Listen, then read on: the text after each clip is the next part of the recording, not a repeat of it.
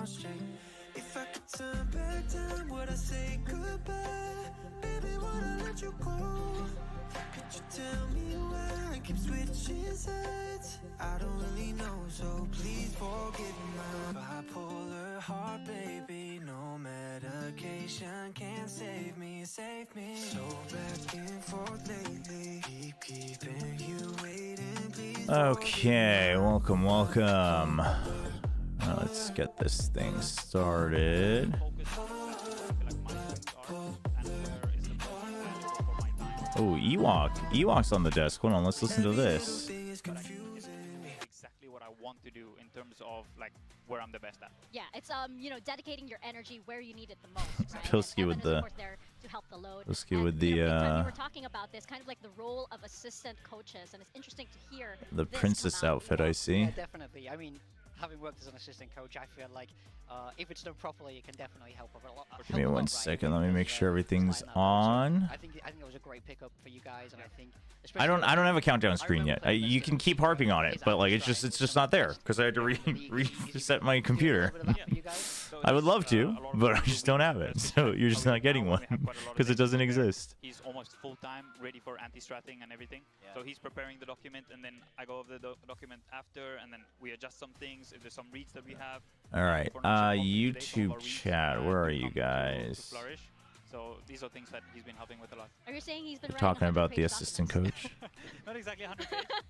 We try to keep it a little bit more like. All right, I think we dropped the 100-page document jokes after today. What do you think, chat? I think 2 times on the official broadcast is good.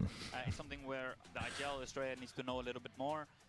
Me and Evan need to know a lot because for timeouts that we can make certain adjustments. Yep. But for players, we also do more specific what they need to know.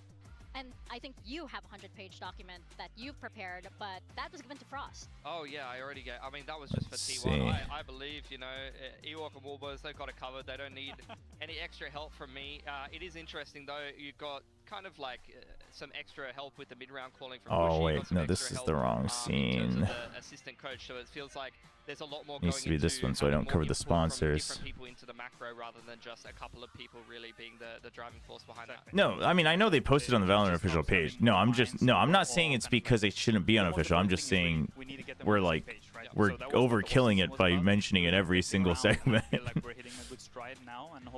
But maybe that's just me. Well, speaking of being on the same page, Ewok, I want to know if you're on the same page with our analysts. They've been doing very long. Oh, they're gonna do the pick my team. Okay, so we're gonna let them do this while we focus on what's more important. Chat.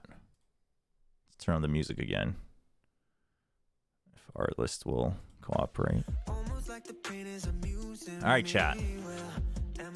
We got Nongshim over here. All right, I purposely got the cup noodle so that it's a fair comparison because the sponsor for RRQ is not Indomie, but it's Pop Me itself. Shinramen is also the brand sponsor of Nongshim, but obviously it's like all of both the cup and the bag noodles. So chat, I can't get these at a reasonable timing or price in Korea. There's some stores that are selling Indomie now, but not Pop Me. So I was looking, you have to pay like $10 to $15 for it. It's crazy. So I had to ask RRQ if they had any. And they had just gotten a restock. And so I went to the studio today, chat, to pick it up from RRQ. So YouTube, you gotta calm down. You gotta go crazy like 2 hours into the stream. I mean, can we just eat you looking like a snack? Holy. Okay, I mean, I appreciate it, but anyway, big W for RQ. They came through. I don't know what flavor this is. Rasa Ayam. What does that mean? Is this the most basic flavor? Oh, you guys can't even read it because of the wrapping. It's all in Indonesian, but I assume you just pour hot water and wait for 3 minutes and then you're good. It says 3 minute, which I assume means minutes. Yeah, just put the, it's the same as everything. Rasa equals flavor, ayam equals chicken. Okay, it's basic. All right, all right. All right, so what we're gonna do is I'm gonna take these, we're gonna unwrap these, and I'm gonna go pour hot water on it. We don't actually have like a electronic hot pot because we've never really needed it because we don't actually eat cup noodles at home. So let me go to the kitchen, pour water in. It has been through a lot because it was, I believe it was brought over. Like it wasn't just like shipped separately. It was like brought over in luggage. So it's a little battered, but you know. And then let me go pour the hot water in, and then we'll come back. What we're gonna do is I am gonna pour the water into both, but we're gonna eat the pot mee first because I've never had it. And I know what Shin Ramen tastes like. Also, Shin Ramen's very the flavor is very strong, so I want to give pot mee a fair shot. All right. You're showing me food. I haven't eaten anything. Google Lens oh, that's true. I could just translate through my phone, but I mean, it seems pretty straightforward. Do I have to translate this? I mean, it just says 350 cc. I assume that's how much water you want. I assume there's a line in there because I ain't measuring that. And then it says wait for 3 minutes. Easy peasy. All right. So we'll leave the music on. I'm gonna go pour the water in, and then we'll be back. All right.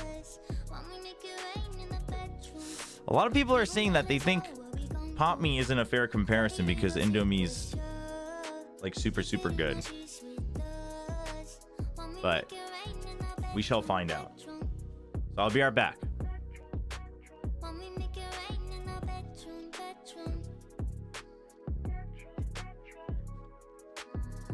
I'm a main squeeze, don't get it twisted.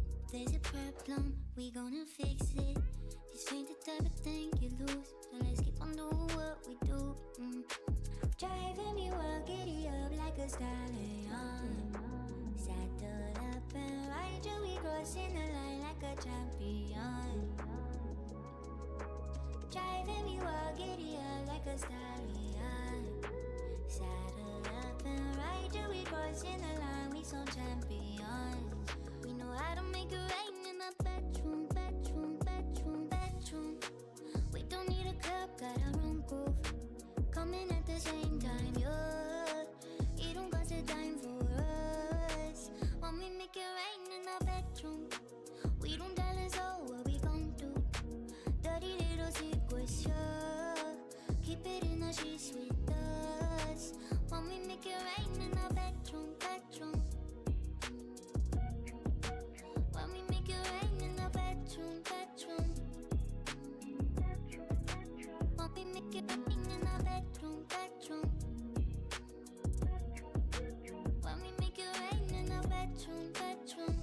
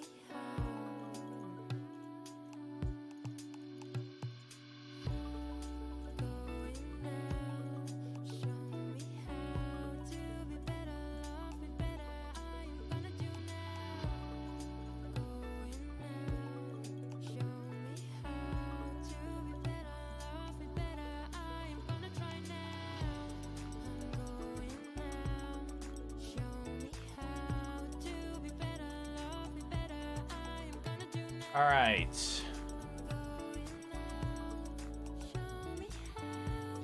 Thank you. Oops. That's what I'm also wondering. What are you guys wondering? All right, we gotta let it cook.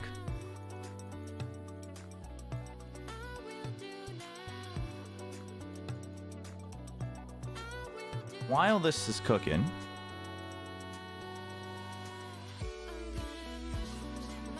let's make sure the camera focus is fixed.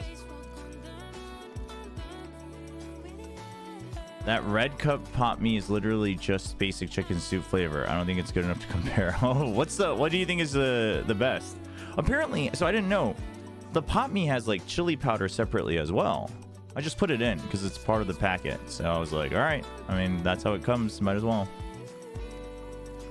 How about mixing it?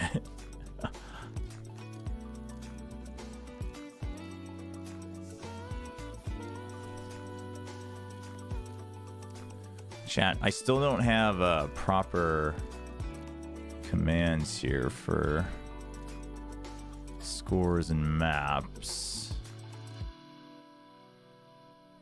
So I'll fix that ASAP. What's the oh, dude, I hate that Caster Labs doesn't show links. Yeah, what's up, Anders? Let me see if I can pull that up here. I'll just put it on my second monitor. General Sun's tweet. What does that mean? Apparently X can no longer translate, so I have no idea what it means. I didn't realize I had Nongshim noodles until I looked for dinner and saw them. Now I gotta buy their bundle and cheer for them. There you go. Hey, what's up? What's up? No, I didn't get to watch the G2 games, but I saw that they were 2-0, so...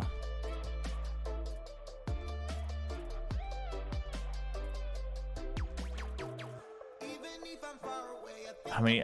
It's been 2 minutes, chat. We're almost good. Yeah, no, I heard Smash was doing really well today in LCK. That's great.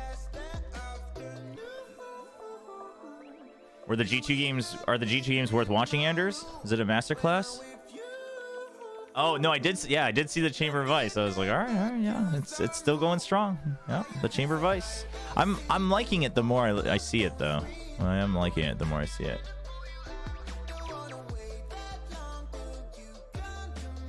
Let me just have the main stream up on my screen so I can see.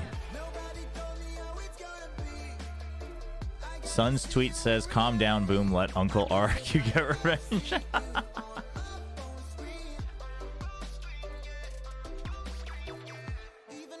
Gotcha. Hold on. One of the Korean casters is asking me what my Instagram story means. They're like, does that ramen sponsor RRQ?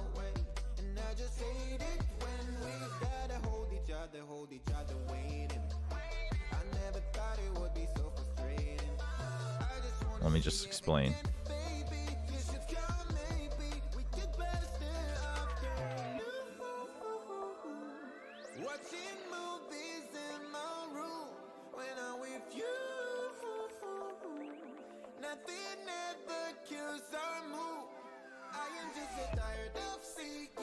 All right. Let's see. Are you ready for the Pop Me reveal? We're gonna have the Pop Me first. The Shinramen, it's okay if it gets a little soggy. I know how it tastes.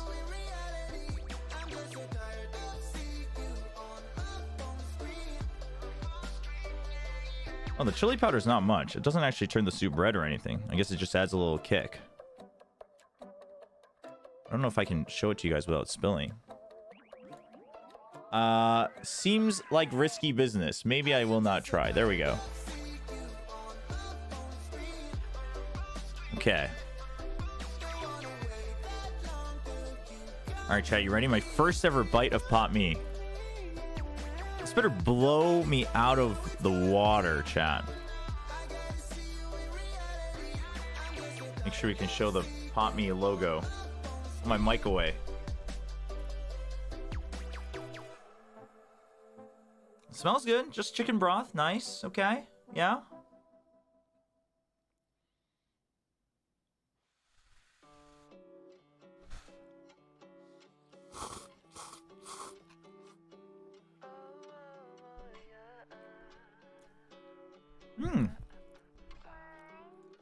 You know, it's very, I mean, it's exactly what you would want, I think, if you just got chicken broth noodles.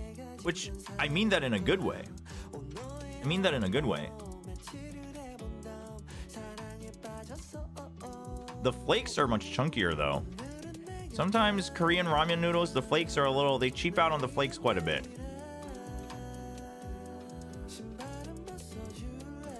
But we got like actual little bits of, I don't know if it's real, but some kind of chicken.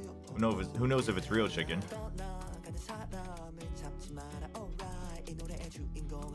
Yeah, you can already tell that there's something in between my chopsticks, which is already a bigger size than Korean ramen.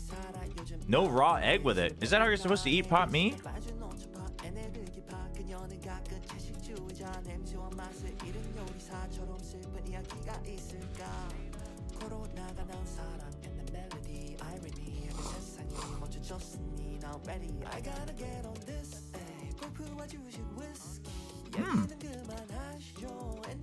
I mean, honestly, okay, because everyone keeps saying that, like, oh, pot mee is like nothing compared to Indomie. I was honestly getting ready to get disappointed. Well, it's kind of nice. It's kind of comforting. Kind of like comfort food.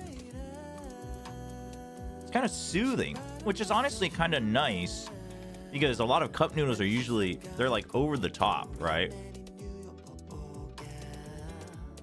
Like they're like super heavy on the salt and the MSG and the spices. Soup is nice too. Honestly, I gotta watch out because my wife wants a bit of this. She wants to taste pot mee as well. Fracture, Lotus, and Pearl, by the way, for the maps.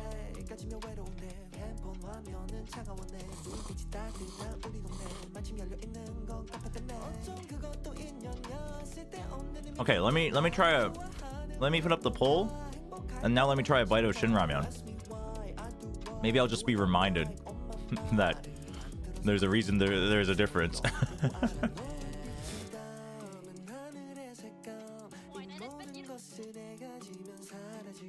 No, pot mee's pretty good. Chad, you guys all downplayed it so hard.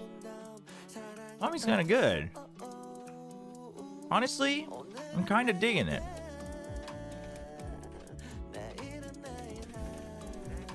Fracture was RRQ's pick, yeah?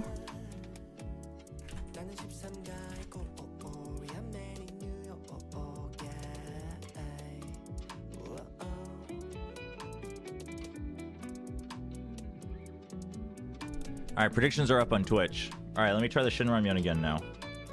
Obviously, Shin Ramyeon is very red. It's meant to be spicy. The chili powder I added for pot mee was... I don't really taste... There's like a slight kick. I'm kind of glad I put in all of it. Alright, so here's the Shin Ramyeon. It's gotten a bit soggy because we've been waiting, but... So, because I'm... Yeah, you guys can't see the soup because I'm trying to show it at an angle. What's the kari ayam flavor? Wait, rasa is chicken. What's kari?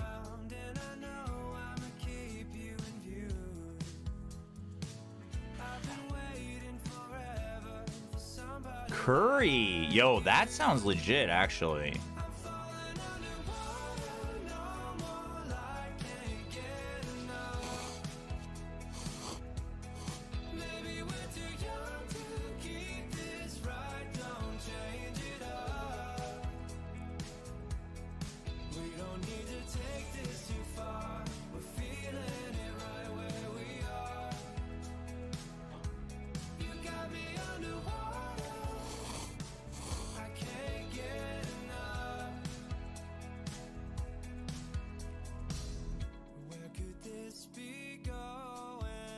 This is tough, chat.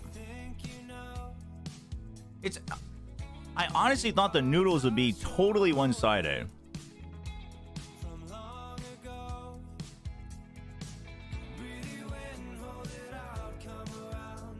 I thought the noodles would be totally one-sided in favor of Shin Ramyun. But I'm not so sure. I'm not so sure anymore.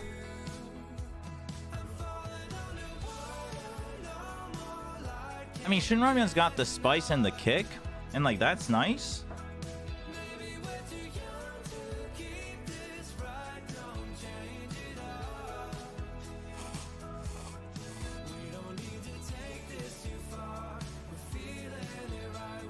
But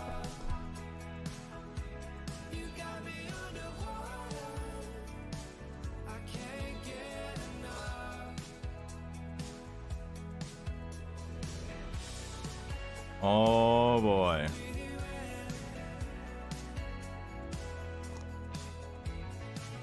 Chat, I think Pop Me's more flavorful. Oh, I didn't think I would do this, but I think Pop Me...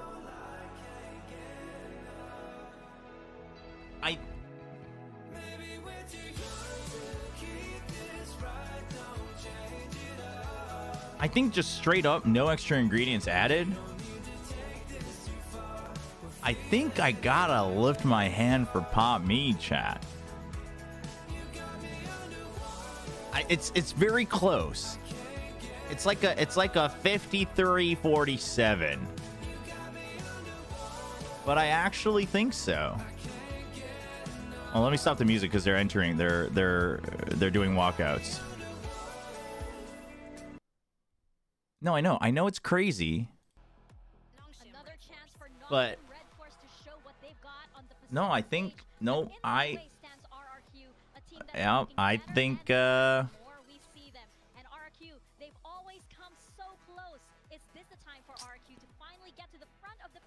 I think we're gonna give the win to Pop Me, chat. It's crazy.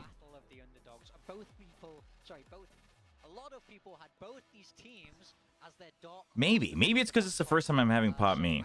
Chat, before the game starts, let me go give the Pop Me to my wife though, so she can try it as well. But I didn't think I would do this. Yeah, I totally agree. I think RRQ have been a team that a lot of people are highly rating. I think both of these teams play some different styles. You know, RRQ can be a little bit more standard, but they mix in some of that double duelist aggression like on the Pearl, and Nongshim playing their patented style with the Neon. Although I agree with the nerf, it's onto Neon, it's looking a little bit more tame from them, and particularly on Bind, I felt like there wasn't as much aggression. They felt very stagnant.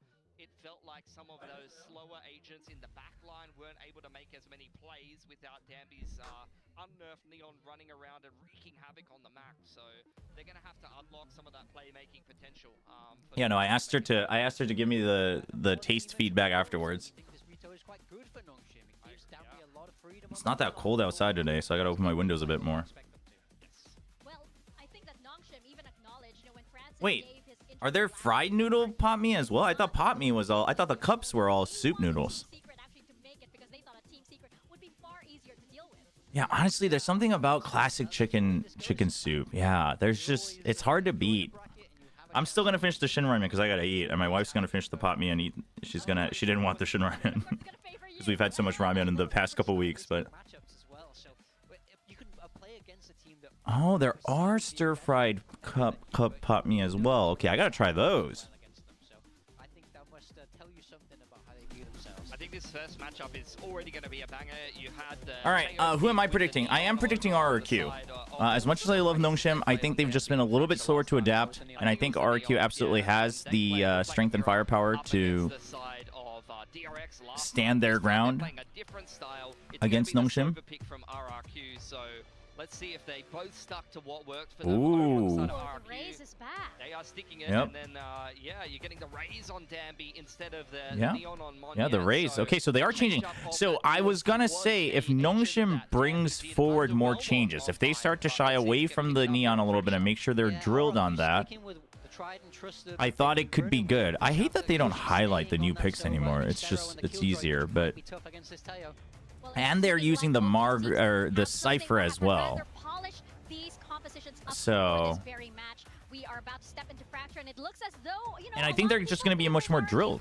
Like, the Teo didn't look that great the last time. to be very honest. Again, because I want that 3-mapper So coming in actually for this series. So we're gonna toss it over to your casters, Paper Thin and Achilles to take us through Frack. that time it was Ivy playing it. They swapped now, didn't they? Thank you very much. Yes, surprises abound. Hey, Kizu, welcome, welcome. Jemkin coming out on Brim. Moniette back over onto that Neon. Some changes here and there, but I think at the end of the day, we're just going to get round after round of average APAC play. It is going to be crazy. Well, RRQ was playing the I'm also Neon hoping on for Fracture, three match sets, so not just in this series, but in both, because we have elimination on the line. So we want to maximize the exposure and screen time for all 4 of the teams here today. Chad, I just want you to know, I'm finishing the Shinra Immune because I had to share the Pop Me with my wife, but I vote Pop Me, actually. It's crazy. But hey, Nongshim, if you want to change that opinion, my DMs are open. And then we go to our second map where it's been Lotus, a great map for Nongshim, not so good for RRQ. Then we go to Pearl, where they have both been absolute world beaters on that map. So this is going to be a really awesome battle. But a big change up for Nongshim here. I do think we do have Dambi on that race. I think Francis's Breach is probably always superior, but I didn't like Ivy's Tejo as much as I like Ivy. So now we got to look and see, all right, what have they dialed up? What And I think Ivy being able to focus just on Dombi and setting him up, and then Francis being the one who's using zone denial to get map control can be good here for Notion. This is going to be a little different look. RRQ is going to have to watch out. IMO, RRQ is going to have to watch out that it's not going to be the same game that they saw from them against TRX. Little shots getting exchanged here. Quick tuck back. Sparrow not eating too much, but plenty of damage. Splash across onto the players here from Nongshim. Jim can work down to 45 health. Worth noting, 4th all-time performance on Brimstone here for Jemkin. So not something that we typically see him on whatsoever. Pretty much on this map, and still a lot of impact he can have for sure. Seems pretty calm and confident, waiting again. Sorry, I was 그래서 맛은 좀 이따가 알려주세요. 맛은 어때? 그냥 뭐 아는 맛이야. My wife says Pop Me doesn't feel that different or special, but it's not spicy, so she likes it because it doesn't overload the taste buds. So I think Pop Me's winning, chat. How did this come to a 1v2? I missed out on the pistol round. What? Yeah. Why? What is this? What just happened? I look away for 30 seconds and there's friggin' 7 X's and attacker spawn. Just gonna come down to this ghost. Everybody's beat up. So Jemkin can isolate a fight to get the kill. Oh, this is huge. That's huge. 6 HP separating the two. Okay, the smoke to make it look like he's watching from elsewhere. Right? Because this smoke, it wouldn't really help you if you're Dish. So just to delay him and make him have to check, like he could be in the smoke as well. He's wondering if he's watching from elsewhere on an angle. Okay, he's not holding it. That's great from Persia. Jemkin knows it, but wait. I think he's a little late. I think he was a little late. I don't think even if I don't know, he hesitated because and for a second I think he wasn't quite sure if there was another left or not. It seemed like he lost track. But either way, I think he would have been late. This is just really good anticipation from Nongshim. They're seeing that, you know, there's kind of an antsiness behind RRQ, and this is really good stuff from Margaret. The way that he's able to use that Give me one to cover second. himself while RRQ is pushing out of A main and set up his teammates while they're wrapping back through after 2 sets of contact over towards B. That's a really good kind of patience play from Nongshim to start here.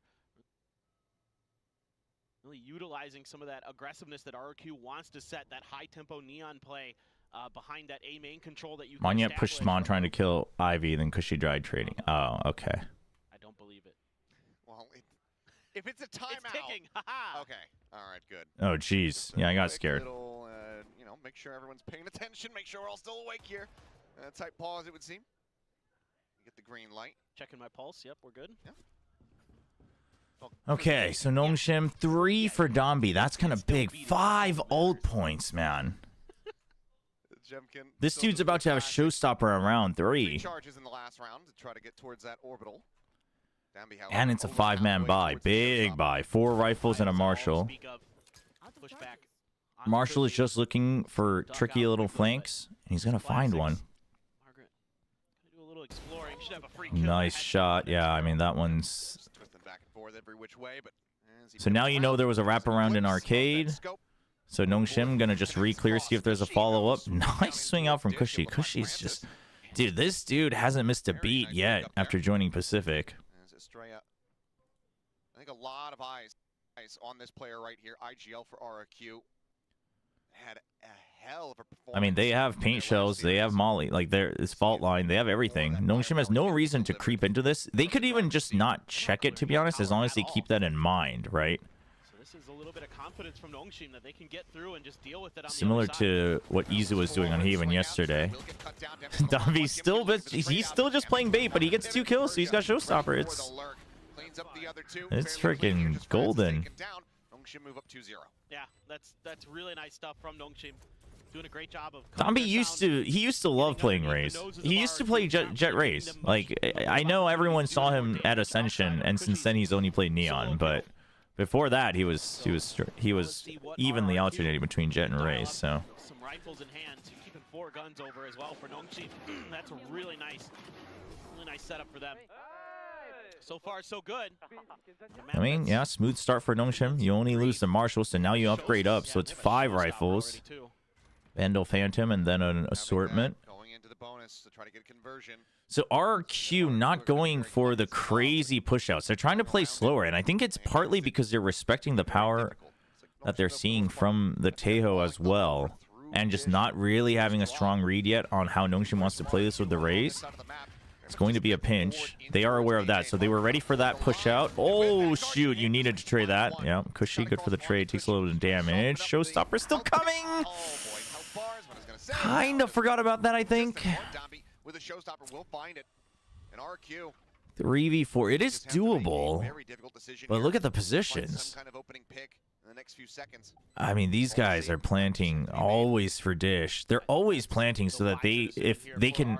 Nongshim's doing this very well, where they're always planting out front so that they can either... I think they planted out front. I don't think it's above, right? So you can either take Dish or main, right? Depending on where you lose space. Oh, it is above. I mean, I guess you could still spam it from either side. Yeah, it's good. It's a good setup. Safe Molly, too, as long as you get the bounce off.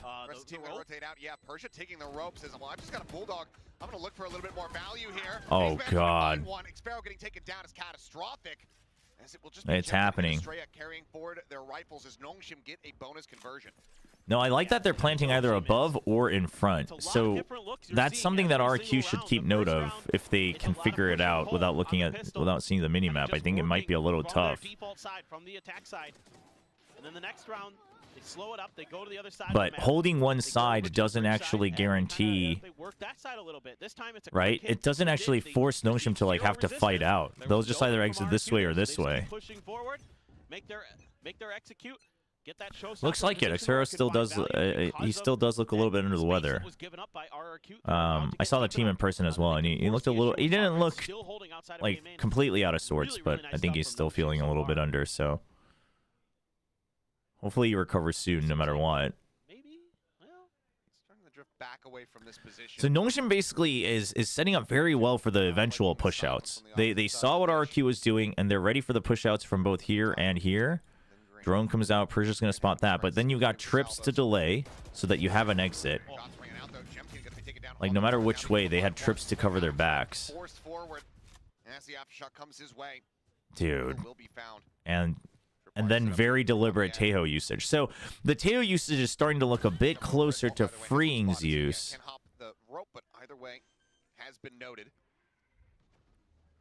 Where they're waiting deliberately until right up close, and then they use it to basically force people out.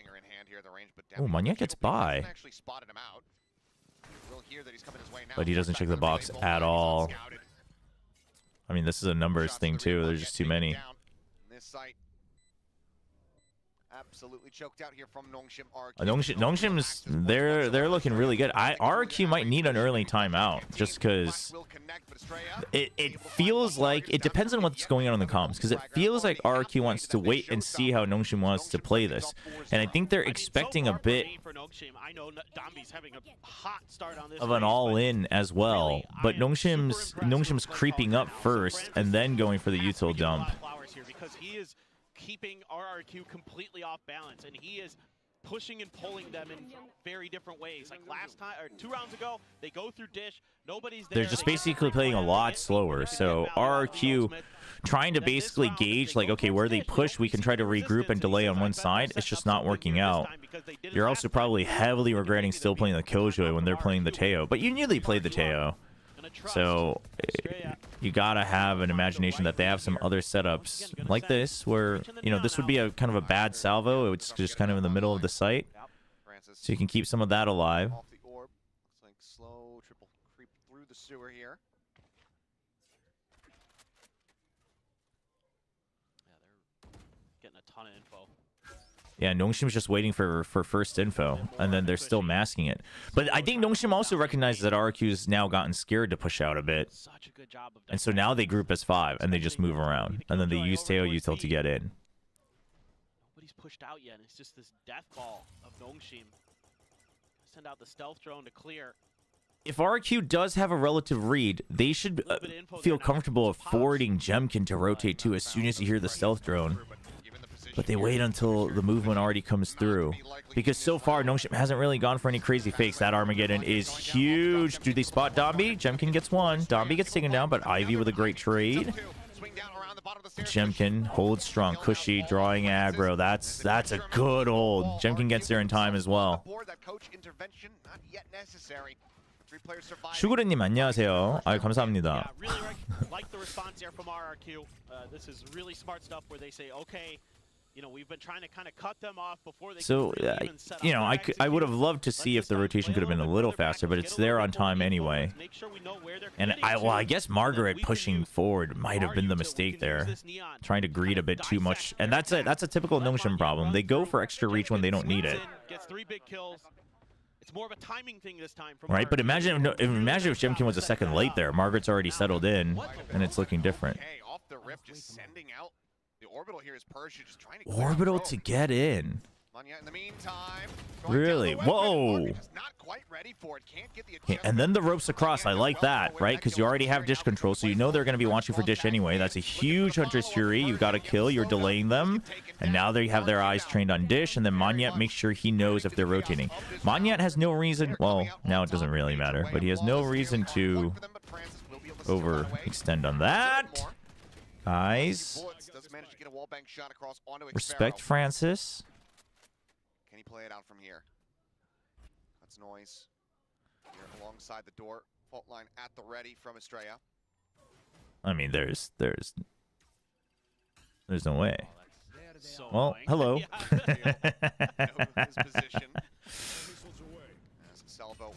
Yeah, he's just trying to see if he can get a pick, but Cushy just walks backwards. Very smart. Doesn't want to give that up.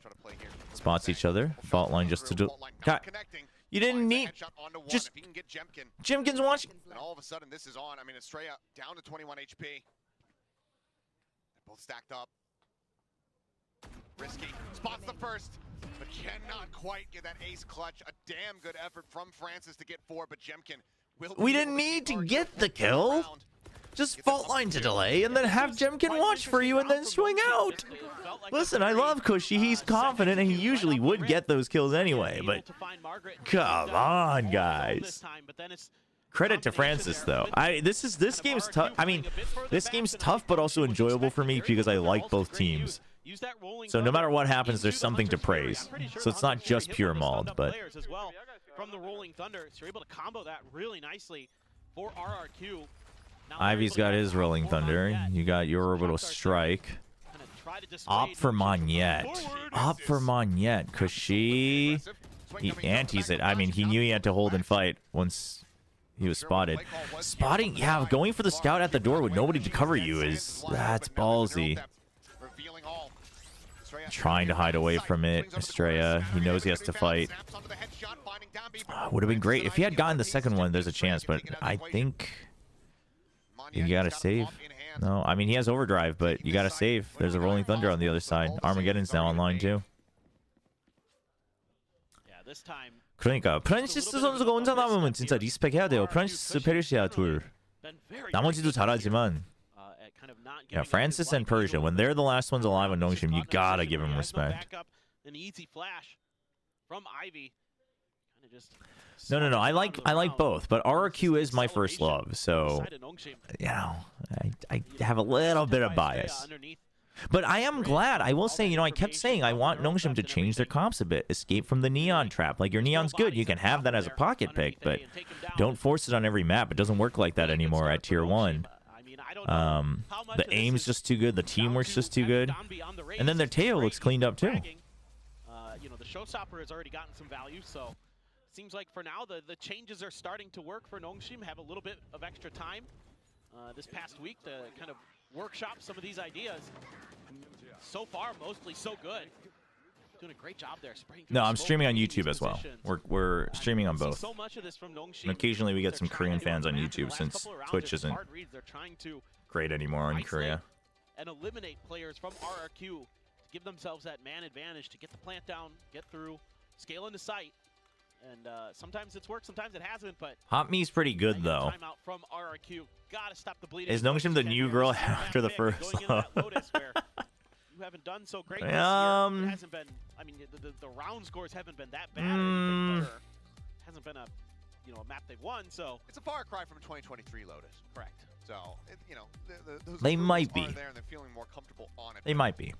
Yeah, not being down. Do you think Nongshim will win 2-0 or 2-1? The fashion that they've been down. No, I still have faith. I still have faith that RQ is gonna win. So I think ultimately the right time. Call this timeout. Question is, how many more rounds can they get in the half? Whoa. We're definitely not thinking of cheating, chat. We're just, you know, with new comps, I think they have a good shot at making it to top 3, if not top 2. Because that would make us really reevaluate, in my opinion, Gen G and DRX as well. Even further. Jemkin on a line staring in towards Dish. Ivy nearby though. Do they fault line this? Do they flash the room? Jemkin on the op. I like it. Keep Monyet. Yeah, keep Monyet mobile. I don't really like Neon ops, Armageddon, but they're already way out of it. And then you still have Estrella on site.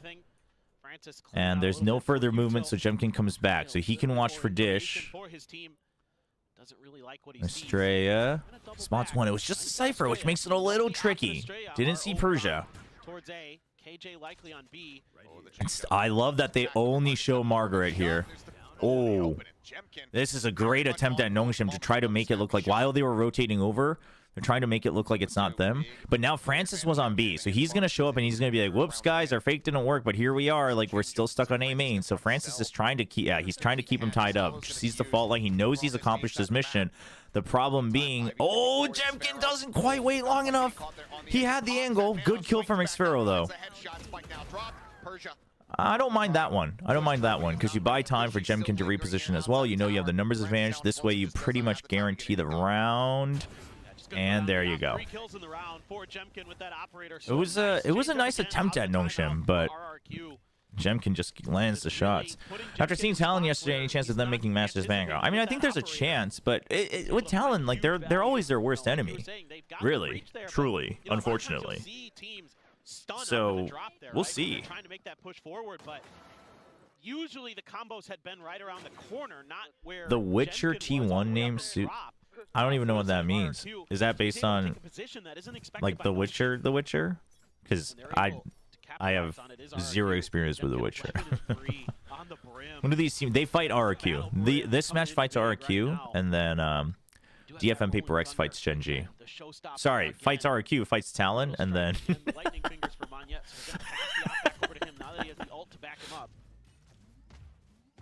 RRQ must finally beat themselves and the demons within.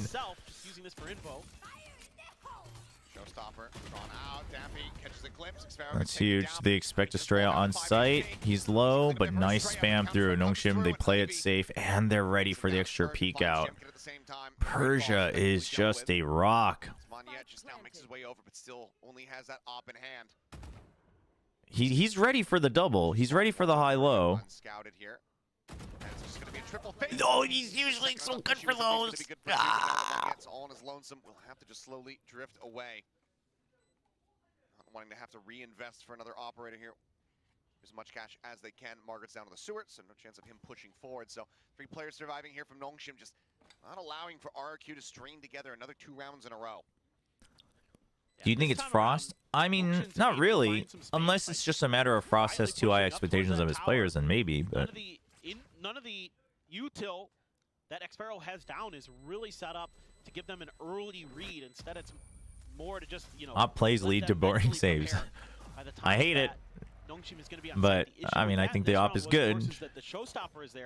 Can you tell me more about Cushy? I actually don't. My Cushy lore isn't that great, but I think we have a couple of chatters who are pretty deep on their Cushy lore. He's not like new though. Like, he's been around, just not obviously on a tier 1 team. And was so ready. That's huge for Nongshim, as you do have a ton of ults. Yeah, you got 3 ults. You got Orbital Strike, Lockdown, but Lockdown just gets deleted by Salvo, so. But Sure. I mean, you can either use it to draw out the salvos in a disadvantageous position, or you got to use it while it's off of cooldown, right? So you gotta consider this carefully. Like, if they use it to get on the site, you escape it and then you plant it somewhere else and then guard it. Like, even if it's here, just guard it, right? Something like that, or here and then guard it here.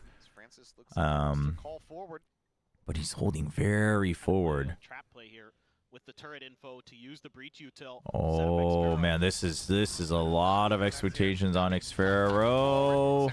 Okay, gets the trade. Orbital Strike doesn't get a kill though. Where was the fault line? Why did we go for the aftershock? Eats an immense amount of damage now, down to 32. Opted to save the fault line there. Yeah, I don't know if I agree with that. Across, but it's not going to connect onto everybody. But I mean, I guess you made it a 4v4. Oh, we saw that. Yeah. Okay. Ooh. All of a sudden, Ivy here at main. The spike stranded. He's like, they'll never expect the big boom after the 2 bzz. And Ivy effectively having no realistic hope. He can try to isolate from here. Fault line gives away the positioning. Chickle Peak not quite wide enough. I mean, yeah, no reason to. There's no time. Would have to kill them all. Yeah, now Jemkin runs away to make sure. Already tucking back just in case that push comes through. Pulls off the angle. No time, but he's gonna just try to get the creds maybe if they don't chase. Yeah. Well, I mean, good on Ivy. Get what you can. Get the ult orb as well. I mean, not that he's getting it in the last half, but last couple rounds. That are really, really good, and it's keeping this so close. This time around, it's RRQ's Estrella with a great dial-up. Doesn't Nongshim's comp look like a potential bind comp? I mean, right now, if you're playing a variation, any variation of Breach Teho, you can play it on. Like, I think it's safe to play it on 5 out of 7 maps, but you could force it onto all 7 if you wanted. As we've seen from DRX. So yes, it can be a very solid. It can be a pretty solid bind comp for sure. One of the least flappable human beings I've ever seen. Let me clear my throat. Do you think Jemkin is top 5 in Pacific? Top 5 player? Top 5 player. Let me think about this. Meteor, not in any order. Meteor, Texture, Forsaken, Divine, Charon, Mako. Who else would I consider in competition? Cushy now. Jemkin's part of the list. I'm just trying to list everybody else. May. Oh, top 5 duelist. Again, just really good understanding of the map. Oh, top 5. I mean, well, but top 5 duelist would simply imply that you're in the top half. I think for sure. They haven't been kind of playing this part of the map recently, and RRQ is a better response to it this time. They say, all right, we're going to give up that space again, but this time we're going to play. Listen, I'm going to be honest, chat. My envy stocks are they are about to start dipping. They haven't dipped yet, but my envy stocks are about to start dipping, and Team Secret's got to they got to figure it out for stage 1. That is very likely because of the map info they had on the rest of the map where Nongshim is going to be. They could push in there and clear them out, and Jemkin leads the charge. Yeah, but in terms of duelists, Jemkin's I mean, what? It would be Buzz, Texture, Primi, May. orbital strike. Smoke's coming down. Um, Quick hit, but widely they do get slowed up, and now that lockdown going to be I mean, I guess Donby wants to make a name for. Ooh, nice cover. Come on, come on, come on, come on. One more. Oh, the collapse. What the heck? And RRQ tie it up 6-6. Oh, man. The attack from Nongshim. Dude, let's freaking go. Let's freaking go. Get him pumped up. Get that adrenaline going so he feels better. Let's freaking go. Shotgun moments. He's out here playing Reaper. Just throws the shotgun to the floor. He's throwing for. He's playing Reaper. Wow. Unbelievable. It's like something you'd see in a game where you're just like cycling guns. And Primi isn't a duelist anymore. True. Still, you know, do be like that sometimes. Oh, Hyunmin. Someone was asking about Hyunmin. Honestly, the more I watch him, he might fill the like Buzz-sized hole missing in my heart for DRX. Obviously, I still like Buzz, but Hyunmin seems like he's talented enough to carry when it matters, but he feels no need to ever overextend to carry. Like, he's very happy to just be that sacrificial, you know, just space creator, whatever the team needs. But then when he needs to, like, you see. Yeah, but it's not even that like he's like losing duels he should be winning. It's just simply he's not really being put in positions where he needs to pop off, right? And then, but when he is, like, he still shows sparks of it. So I think Hyunmin can be very exciting, but I don't know. Because of the way DRX plays, he may not really rise up to the surface for the majority of fans until later, for sure. But my Hyunmin stocks are going high. Yudotan stocks are going high, too. That's true. Actually, Duelist is kind of stacked now that you mention it. But I think I would still put Jemkin in top 5. Especially if, like, Primi isn't considered a Duelist anymore, which he kind of isn't. I think so. Monyet starts coming online here. And RRQ are going to be in a very The thing is, chat, is like his individual play itself was really good last year too. It's just they didn't focus on it, but his numbers were still really good, and not in like a he's just baiting kind of way. 4-1. Oh, jump peek. It's a big smoke. Oh, I like that they try to fault line away on the exit, but it's a good surround from Xfero. That's good timing from Xfero coming up from sewers. They're just keeping him trapped. Double peek. That's good. I love that they send the classic first to jump right click, and then the frenzy can just gun down instead of sending Monyet first and then potentially losing both. Good crossfire setup too. Nice try from Nongshim, but good pistol from RRQ this time. We are headed to an economic downfall. Team Secret is a reflection of the modern day economy. Honestly, not a bad comparison though. But we'll see how they evolve in the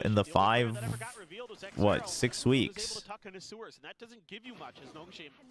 And by the time they kind of were starting to clear A main. Someone was asking about Depp. I still rate Depp as an individual pretty high, but it's so hard to tell because like I don't know if he really has the individual carry power to just like, even if the team loses, just to showcase that he can like outfrag these other younger duelists. I don't know if he quite has that, but then also the team isn't doing well, so it's like it's hard to tell if he's really creating space or not because nobody can trade for him anyway.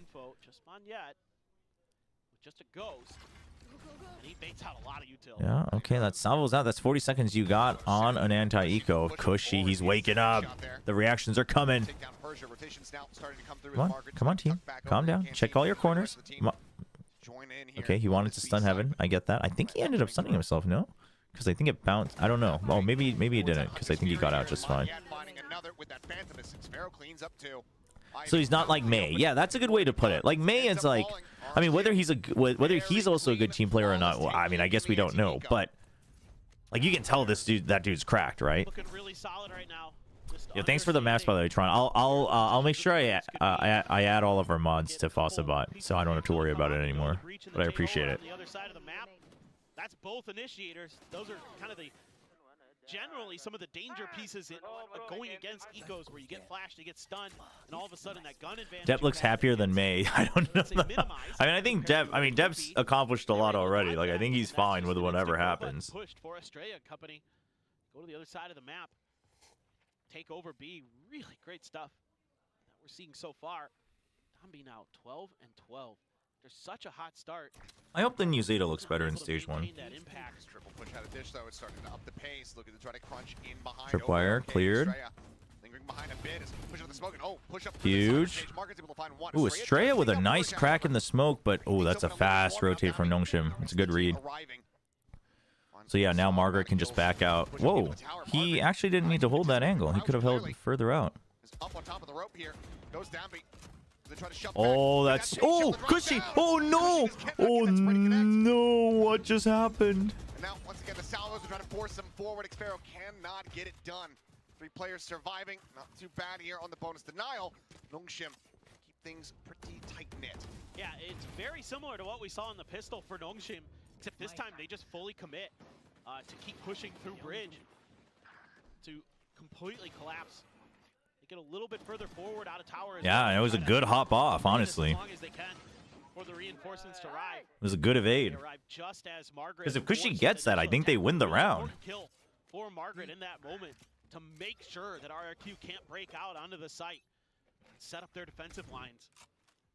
So now they go back into full-man push. The Tejo util to really clear a ton of space. Drone for drone. Gotta be careful. Oh yeah, that's a straight up trap. And they don't mind. They, in fact, they're happy that it's just one, because that means the trap play works 100%. Did they hear the rope? Did Persia make the rope call? Doesn't look like it. Nobody's watching. Sparrow's got a good chance. He knows, yeah, he knows it's a timing. That's huge. He timed it with Monette, so he runs forward because Monette says, I'm going to sprint forward as well. So no matter what, one of us is getting the kills. The real big thing is they still don't know about Margaret, but Spike is planted and you've got time. They're all playing main as well. Oh, I love that they group up. Okay, so even if Margaret shows up, they should be okay. Oh, dude, Xfero is healed. He's healing. Nature is healing, chat. Valorant is doing nature's work. Let's freaking go. Brings the lead to 2 rounds in RQ's favor. Xfero, just the king of A main, just turreting there, knocking players down left and right. Great start for Nongshim. A combo play with the util, so effective. They've done that a couple times in this. Yeah, do you think they brought Table Toe to give to Xfero? Remember who you are. Remember where you came from, Xfero. He just ghosts down a bottle of Table Toe, starts fragging out. Of getting through and getting those initial first kills, but then after that, the plans just kind of start to fall apart. They get a little. Why isn't Dambi on Neon? I think it's good that he's not on Neon. Although I guess arguably Fracture is still one of the better Neon maps for sure. So far, so good. But still a really good Raze map, and I think the Raze just works better. There's just so much going on. You have to be so aware of the map. Because what we're seeing with what DRX is doing is that if you focus too much on just comboing the Tejo, then what you end up doing is you just have very readable timings, and you can play it really well. I don't know how G2 played today, but their first game, like, they played around that really well. But if you just have multiple pieces of mollies and explosive nades and damaging utility, you can just constantly eat up the map, right? And clear areas and get damage and get free kills. And then you can combo with Breach and Raze or Breach and Teo, it doesn't matter. Things like that.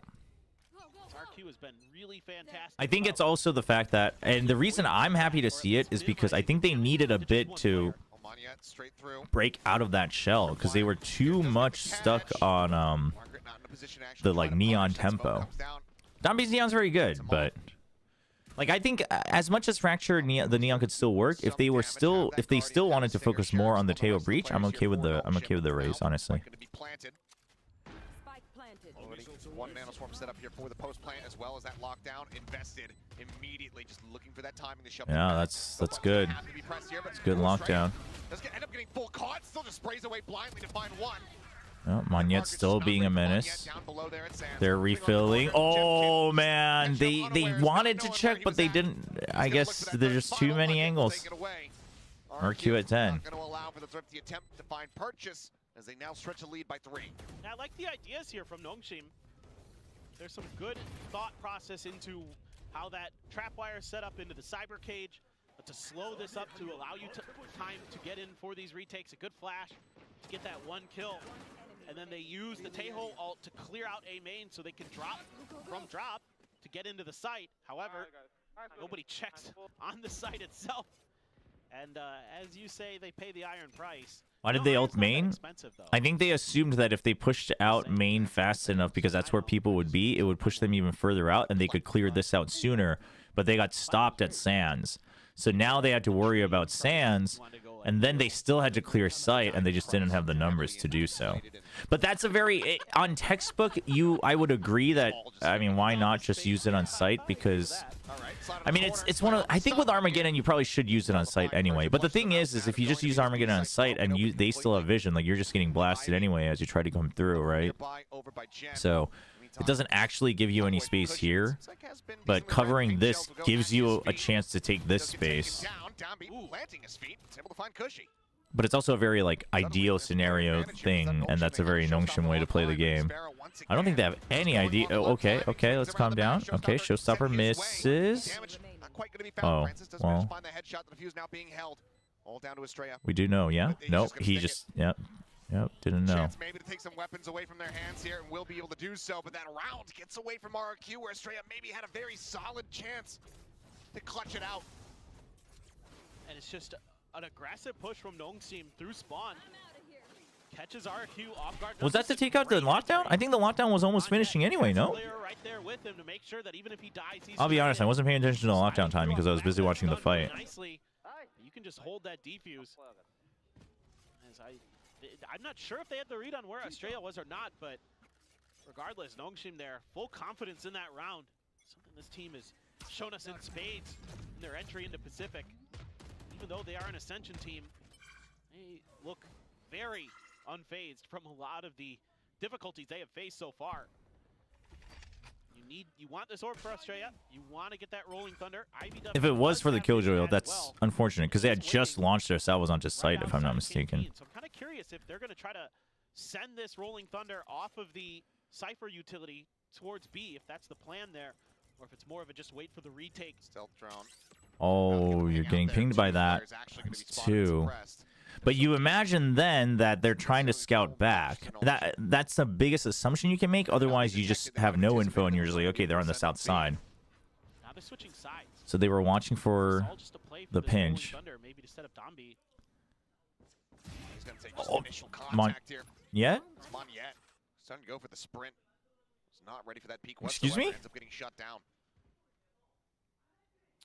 It was for the Killjoy. I mean, then I would argue that it is. I think it is bad. I think you just have to eat it and accept it and then re-clear. But blast back to try to offset. Wide swings out. Huge fault line. Oh, big assumption from Estrella. Bad round from RRQ. Good round from Nongshim though. Does not need assistance. He's looking for an ace, but Xfero will steal it away from him, but he cannot get RRQ back into this round. 1 HP, that's when Table Toe shines, chat. The round's over anyway. At 1 HP. We'll just try to stay tucked here at backside. Actually goes for a swing out. Make it a little bit more expensive, but eventually will fall, and Nongshim now bring the gap down to just 1 round. These are fantastic timing swings from Dombi. Just understanding where the acceleration point for Monyet would be, shuts it down, gets a little bit of help here from the breach. Great setup from Ivy. And Dombi can just keep knocking him down, and then they have a great combination with all those mollies. Wanted that ace. Channeling is into texture. All that util there that they can use. Yeah, this time I was kind of needed. I mean, RQ. It's a very typical. Ivy's playing that.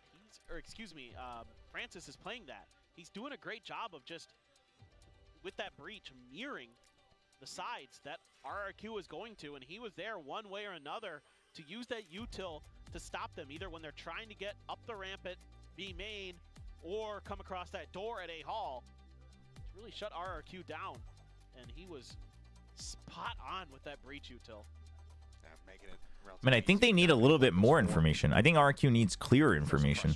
Because drawing out Brim and Brim breach tail util doesn't mean anything. Because, well, it means that you have a timing, but it doesn't mean, it doesn't tell you where they are.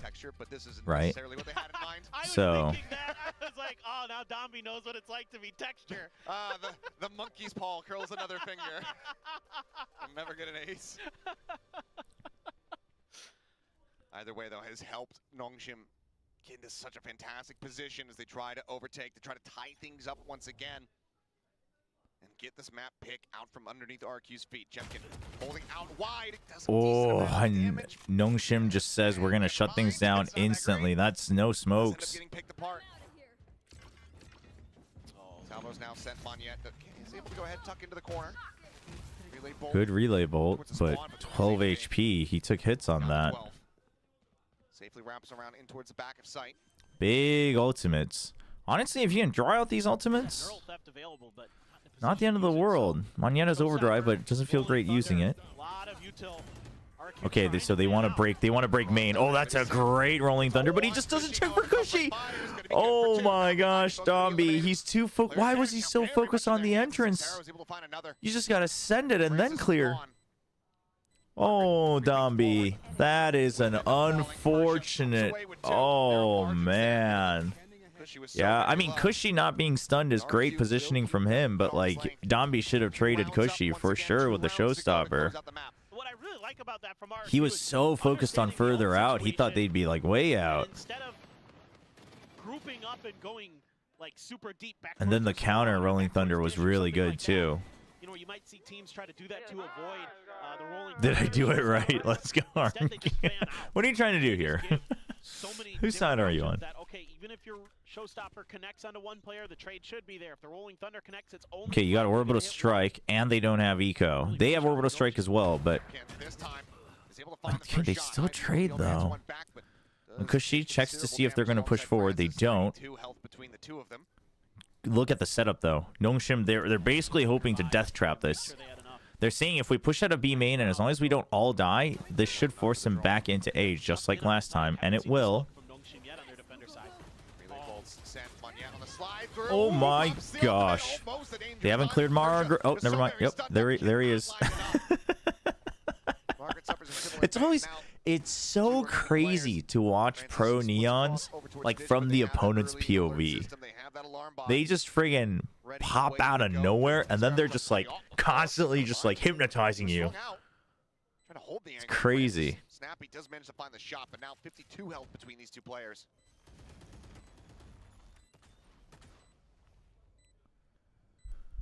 Deploy the what? Margaret. Push back.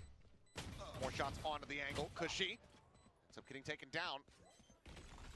Additional damage suffered, but they line up off the back of the fault line. Send and Monyet. Jeez. Collect 4 to get RRQ. I thought he was about to get traded. That one got a little bit dicey there at the end. Nongshim was able to isolate some fights, win some battles. It's an early hold. This time Jemkin's like, all right.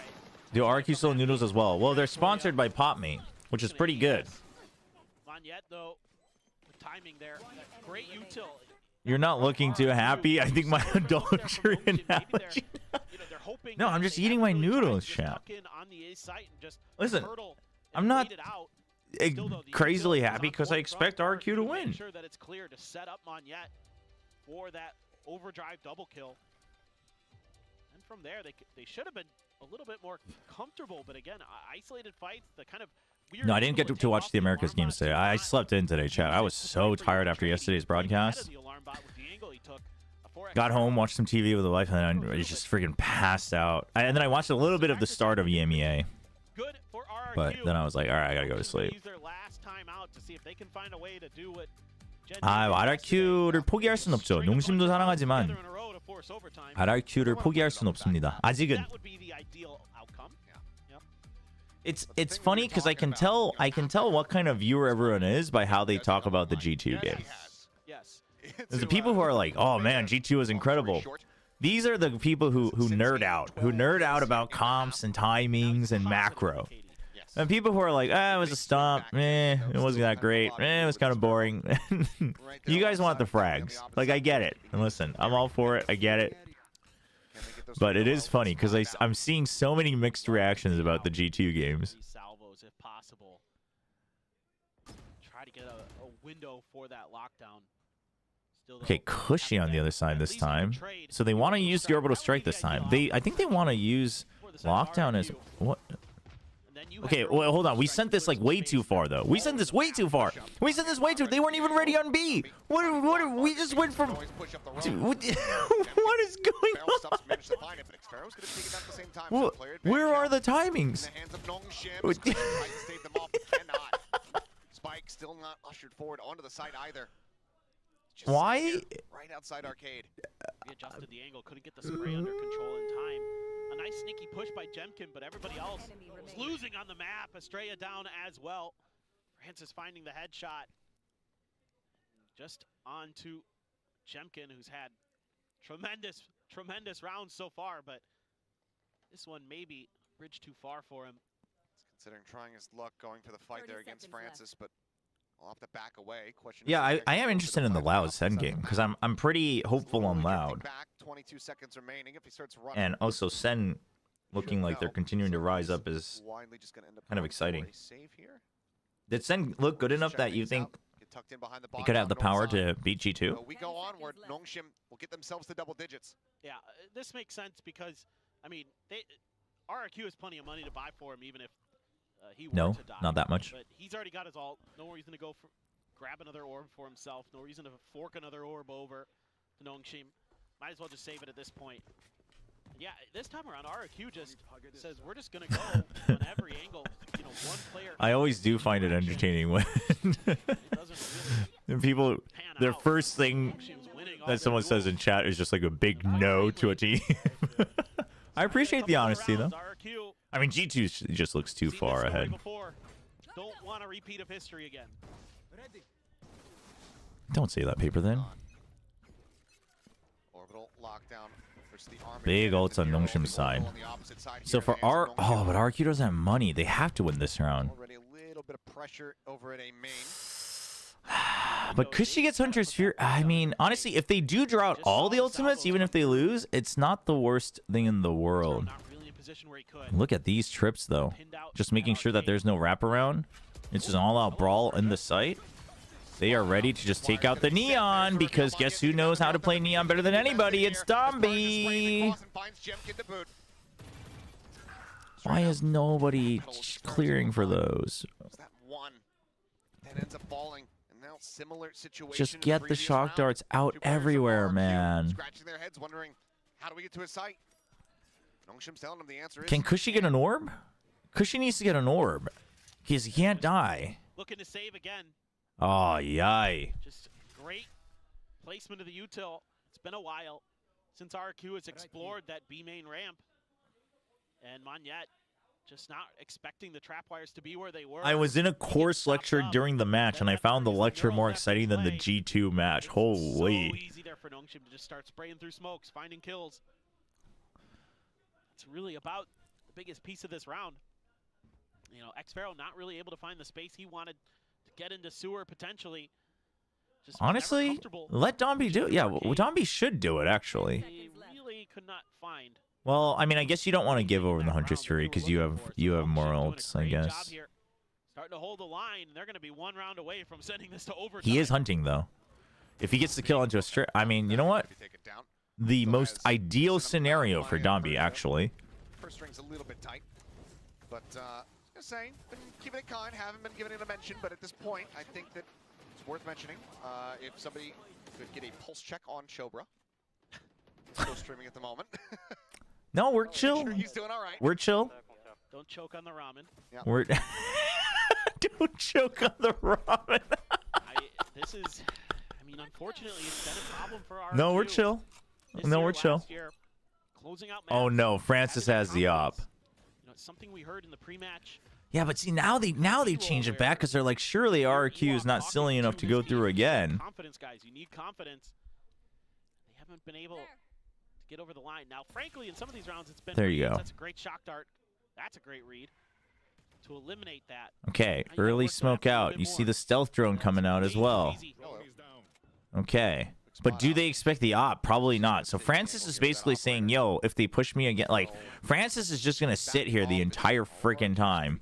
And Domby's got Showstopper. So if they start to rush him, he can hold. So these guys are basically going to solo hold A. It's actually a really good setup. And then once again, it's because they don't have the tripwire anymore. It's just a crossfire and a trap to get the neon. On the opposite side, but Margaret unscouted ends up gunning down one. Orbital now going to be invested, but doesn't clear either player. As the Armageddon just looks to try to flush out anybody over a tower, but as we can tell, one's right here at main. Slow creep across from Kush. He tries to get himself towards that arcade side, but how are you meant to take the site? He's still watching for any kind of backpedaling, any kind of flanks. He kind of rotates out, as into the shoulder. These shots go, the elbow rather, they're onto Estrella. Cushy just doesn't know which way to look. One by one, they fall. As Jemkin cannot keep them afloat here, cannot get them over that line. 12-12, we go into overtime. Ah, what a comeback. Shin Ramyun is the best ramen in the world, chat. Just starting to find their groove, starting to understand the way how? He was trying to work the map. They started fanning out. Why? More information. Francis with the operator just holding the line at Dish. That allows them to really put their attention towards B main and A main a lot more. And RQ's just smothered. Dude, no, you know what it is? No, it's not even. No, the last round was big brain from Francis. But you know what it is? It's friggin' 3 rounds ago. They send this brilliant fake from Monyet, but like nobody is in position to act off of it. That's the problem. Like, they just send Monyet and they're like, haha, joke's on you, Monyet. You're trapped in A main now with the enemy. What's going on, man? They've gotten that first step. What is going on? What was that? What was that round? RQ on the defense, looking to try to stave them off. Thrown up over the top, quickly cleared. They know it's Xfero. They saw him. It was close enough. Alarm bot's still there. You don't need to rush this just yet. Okay. I mean, you know what? Better than you could have. Oh, Jemkin, you gotta watch out. You gotta watch out. Oh my gosh. I mean, he had nowhere to go. He was stuck because the turret was down as well. Persia. Okay. Big backup from Monyet. Big. What? What? Trucks off the stun, finds the headshot, but can do no more. 2 players left standing. RRQ take the opening round here. Oh my gosh. Again, get themselves up to match point. What a victory there for RRQ. Everybody getting involved. Timeout comes out, I think, from Nongshim. The tower push. Xfero there with the shorty. It could be from RRQ, actually, because they couldn't figure out the attack. Actually, probably from RRQ. Doesn't give Xfero that opportunity to find more value out of that shotgun. Monyet hits that relay bolt. That's important for the follow-up kills. Makes it a lot easier there. Margaret can't react and swing as quickly as he would like to. Maybe try to bail out his teammates. We're getting gunned down. No, it is Nongshim. Okay. Nongshim gonna take. I mean, RRQ's okay with this though. I think because they couldn't close out their attack. 14-12 fashion, looking to at least drag this out for another 2 rounds. No. Monyet's okay. Monyet's fine. If they win. I was gonna say, there's no such thing as early if it all ends in this next one. And you'd be kicking yourself for not using it. Exactly. So, needing to invest here to extend this. Yeah, the red and it's because it's like supposed to be like gold orange, orange yellow, like not just straight up yellow. But I guess yellow and red also very next to each other on the color palette. I think RRQ probably talking about maybe trying a little bit more pressure towards A. That seemed to be on their attacker side where a lot of their success was, or at least if you're going to go B, just don't go up that ramp. Okay, what's RRQ gonna do? What's the change up? They gotta get rid of this whole highlight the agent thing, man. Like how do I know who this is when we've covered them up? It's Cushy.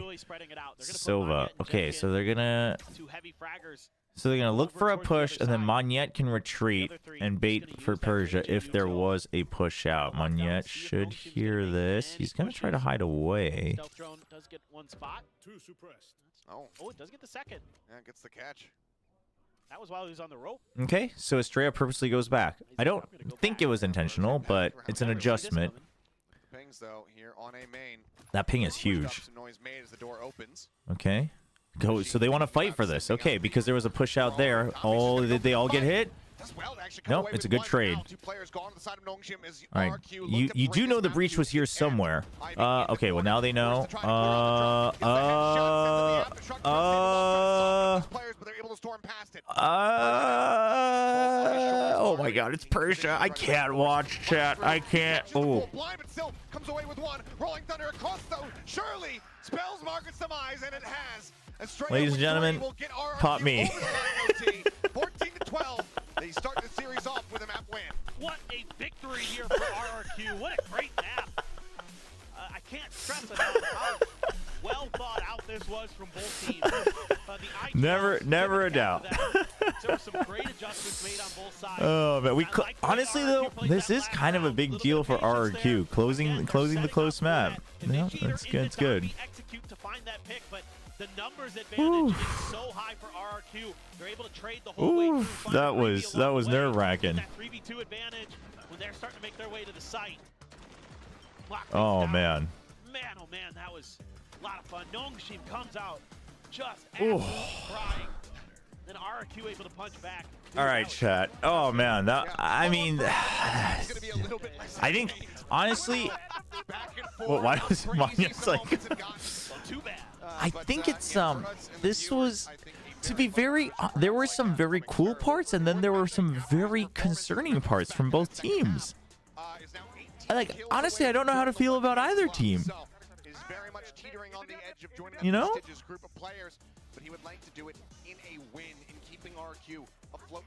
Oh man. Will you go back on Spike Talk with Frost and Baby Bay if they invite me? I mean, I let them know that I'm down to chat whenever. So we had a good time. Originally, I think Frost had asked if I'd be down to do another episode right before kickoff, but they just didn't have time. Oh, wait, I don't have a from command? I have an about command. I don't have a from command. What does a from command even tell you? Where I'm from? Is that what it's meant for? I don't even know. At any one point, we've had so many matches like that. Why are we surprised even that this match is any different? Can we get a heart rate monitor, Arnie? I know. It keeps going OT. I mean, even on Chobra, I did, by the way, for fans, like, kind of check in on Chobra, and by the time it went to overtime, he kind of had his hands up in the air and everything. I was like, okay, there it goes. That's it. But, Mika, that's supposed to be a secret. This is between me and my chat. Mika, you can't just spill that to the world. Closing games is really hard. Calm down. Can't believe she just outed me like that. Like we saw Ewok talking about in the pre-show is that you have to be in that present moment, focus on the round that you're playing. Oh man. When you get to 12 to think about They won with less first kills. That is a plus. That is a plus. Deep in your subconscious. So it's more about grounding yourself, staying. All right, chat. Whoa, that was really loud. All right, we're gonna play some ads. Again, I'm gonna take a quick break. They should just jump right into the next game, so it won't be long. Let me set up predictions for map 2, which is what? What's map 2, chat?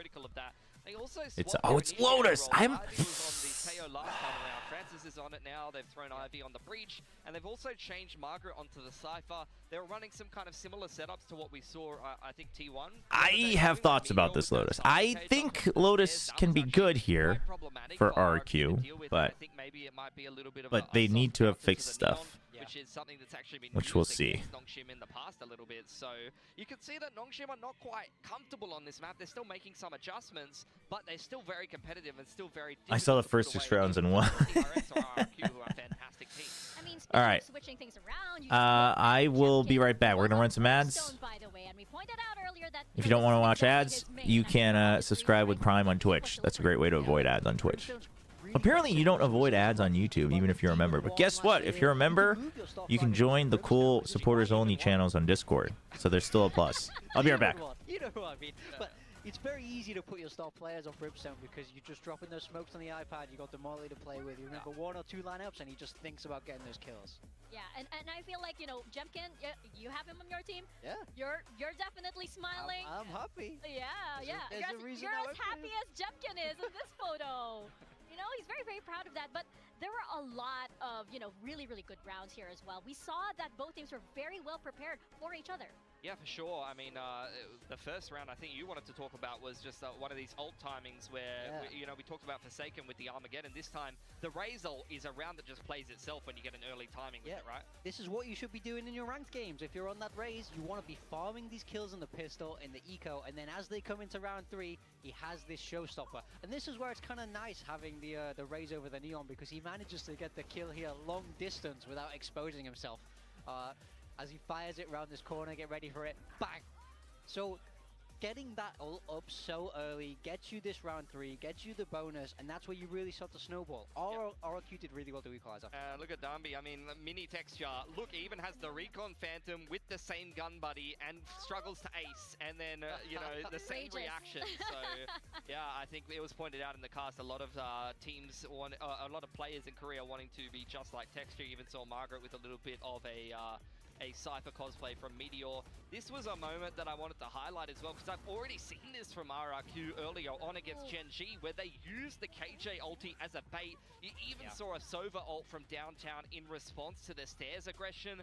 And this is a round we also wanted to highlight here, as the salvos of Teo, and when they're used, really changes the decision making for a lot of players, especially KJ players, right? Yeah, so we see Francis try and cancel this plant here, and then we see Xfero immediately drops the ult because they can't cancel it. So then Francis has to invest that Armageddon to get rid of it. So that's a great trade for Xfero. And if you are playing in ranked, if you're that Sentinel, you need to be baiting out those salvos before you can really use the big hitting util like that lockdown. Yeah, I mean, you just see this round turns into an absolute mess, and Nongshim, they feel like they've got a decent chance of winning it, but they invest a lot more than they might have wanted into a half buy like that. They had to burn the Armageddon, and they didn't even really have that much success at the end of the day. They did trade out the Sova ult that you saw coming from Cushy there, so trading out ults as opposed to taking away the financial economy is something that sometimes you can think about on your half buys, really trying to bleed out as much from the other team as you can and trade down all of that ult utility so that you can actually come out ahead in the long run. And you just really, have to,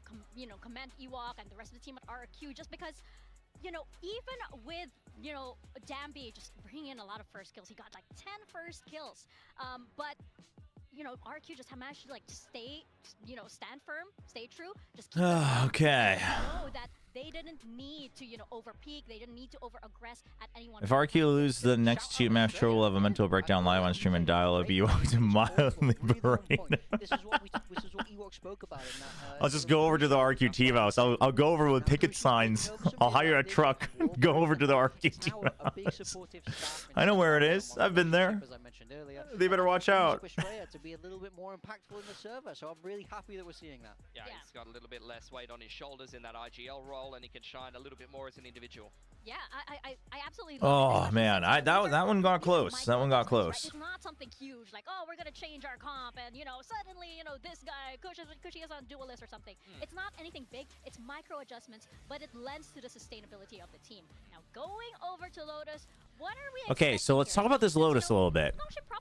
I think Nongshim's Lotus isn't that amazing. This is a map where they can overheat very easily. Obviously, the Vice adjustment was a good change. But I think they might not play the Neon anymore now that they've played the Raze on Fracture. The thing with RQ is I think their comp is obviously just fine. But like, they were so focused on the Rubble fight and how to play that against Gen G that they just, their attack, they didn't really understand how to play the map very well. They weren't very fluid, so I hope that changes. But I think RQ's defense should be fine. But we'll see. If I'm going against RRQ, I don't really want to play Pearl. I don't want to play Fracture, and so it's. I don't hate this pick, Nongshim, and I think... Is there a reason you like RQ so much? Yeah, so basically, there's a couple things. I've had the chance to talk to Coach Ewok several times, even in the very beginning when they first joined Pacific. And I really liked where his head was at, both in terms of, like, the way he looked at the game seemed very similar to how I looked at it, and obviously you're going to be a little bit more drawn to people who, view the game a similar way or prefer similar things. And also, he just seemed to have a good head on his shoulders about like how to grow players and look after them, etc. So I was like, all right, like this guy seems like he's got a good head on his shoulders. Like, that's great. And then also they were a team that basically under that leadership seemed to have a good direction they were going for, but they were an underdog. So it was kind of like I'm kind of drawn to this team to see how much they can grow and what kind of potential they can unlock. So that's why. Compared to what we saw in previous series for them, Lotus doesn't feel like it's at the top of their map pool by any means, but at the same time, I think you're gonna have to cover the Ramyan with the jersey. I mean, we'll see. We don't know who's gonna slip into my DMs yet, though. You gotta keep all your doors open, chat. Do you feel like RRQ maybe have a little less pressure on their shoulders now because the map pool might be getting easier, so to say? I don't think so. Damn, Yisel, you're big on the Nongshim, huh? Chat, just so we're very clear, I'm huge on Nongshim, and I have full faith that they are going to be a really strong team by the end of the year. I would still consider them a strong candidate to compete for champions. But honestly, it's looking tough, right? Honestly, chat, who do you think is going to win DRX versus T1? I don't even know. I think DRX could win. I think they could. But DRX looks good. T1 looks good. Like, Gen G should still be a contender for champs, IMO, right? Same with PRX. And then Talon should still be a contender. Like, RRQ, if they can close out today, they should be a contender. It's stabilizing right there. You had a lot of, Il David moments. And then, like, Nongshim, right? So it's 7 teams for 4 slots, so it's tough, but I would still consider Nongshim a contender for sure. Mellow down a bit, just calm down, and that's where it gets really dicey. Does any team have a different criteria about what's good strategy in the game? Well, sure. Like Gen G was much more CS like last year, whereas DRX took them a while to adjust away from the set play heavy style, right? And like Talon is much more about like team comp, like countering team comps and playing the numbers game and stuff like that, which I also enjoy. There's very like, it's not so much about like does this team think site B is better while everybody thinks site A is better. It's not something like that, but it's much more about how you get there, right? Are you a much more like contact heavy team? Are you a util heavy team? Is it much more about set plays? Is it much more about trading? Are you relying on a star player, etc., etc.? Relay bolt fast lane, cut that whole area in half and try to isolate one side of it. And I know that. So are you an Ewok fan, or is your loyalty to RRQ? That's a very good question. I'm having a crisis supporting DRX's old roster, but as they lose their OG players, I find myself caring about DRX less and less. I've always found this interesting because I've never really had a fandom about anything. RRQ is probably the first thing that I've ever actually had any fandom about. But I've always found it interesting, like, because in esports you don't really have regional tribalism, right? So it's not like a team is necessarily, I mean, I guess in Pacific, like in VCT, you have teams from your country or representing your country, kind of. You have orgs. But, for instance, GE, they're like, okay, well, we're an Indian org. We care about the Indian community, the South Asian community. But, like, now we're saying, okay, we're just going to take a very global roster with no Indian players. So it's like, at that point, the regional tribalism disappears a little bit. So where do you stand on that? Personally, I mean, unless the entire, like, if they scrapped the entire thing, I think I would still support RRQ. But I would still follow Ewok as well, right? So, and then depends on like which side of RRQ or Ewok like continues to grow more in my favor, I guess. There's a reason he goes in the duelist slot. And then there's PRX, just press W and kill. Yeah, I mean, PRX is definitely one of the more unique for sure. But like, if you look at the old EG roster, the champs winning EG roster, they're a very like wombo combo, but not so much like just wombo combo set plays, but like combo team fight-esque, like fluid reaction util team fight-esque style. It was very fun to watch. These teams are running pretty much what they have double controller Nongshim. Okay, yeah. Yeah, that's a big change. They're backing themselves. They also running the different flavor of the double controller. Going for the Ivy on the Astra. And the stars are something that RRQ is going to have to keep an eye out. And then yeah. for RRQ here is they were seeing Monyet on the Viper and Estrella on the Yeah, no, there's some big changes coming in. Very aggressive Omen his whole career. Viper's a much more passive role, so I want to see how RRQ have worked this. This is interesting. Monyet on the Viper. Monyet on the Viper? That doesn't sound right, am I right? I would have TP forward. No. But I will say, honestly, I kind of dig it because it's going to stop him from TPing too far forward. And, you know, on side of Nongshim, I'm excited to see, like, both of these teams are so interesting to watch because it's just these tiny, tiny adjustments. But hey, it could change the game and completely. We'll toss it on over to Paperthin and Achilles. So I think, change the game completely, indeed. Let's see if it does. Yeah, I guess the better question is how's Estrella's Omen gonna look? I think I don't know. Oh, these are some big changes, chat. Okay, RRQ, instead of fighting, they're gonna use the Paranoia right away and still secure this, so it pushes them into C, but it's a trap play. You got the arc rose. There's the timing. Everybody is flash. It's a great. Oh, but the stuns.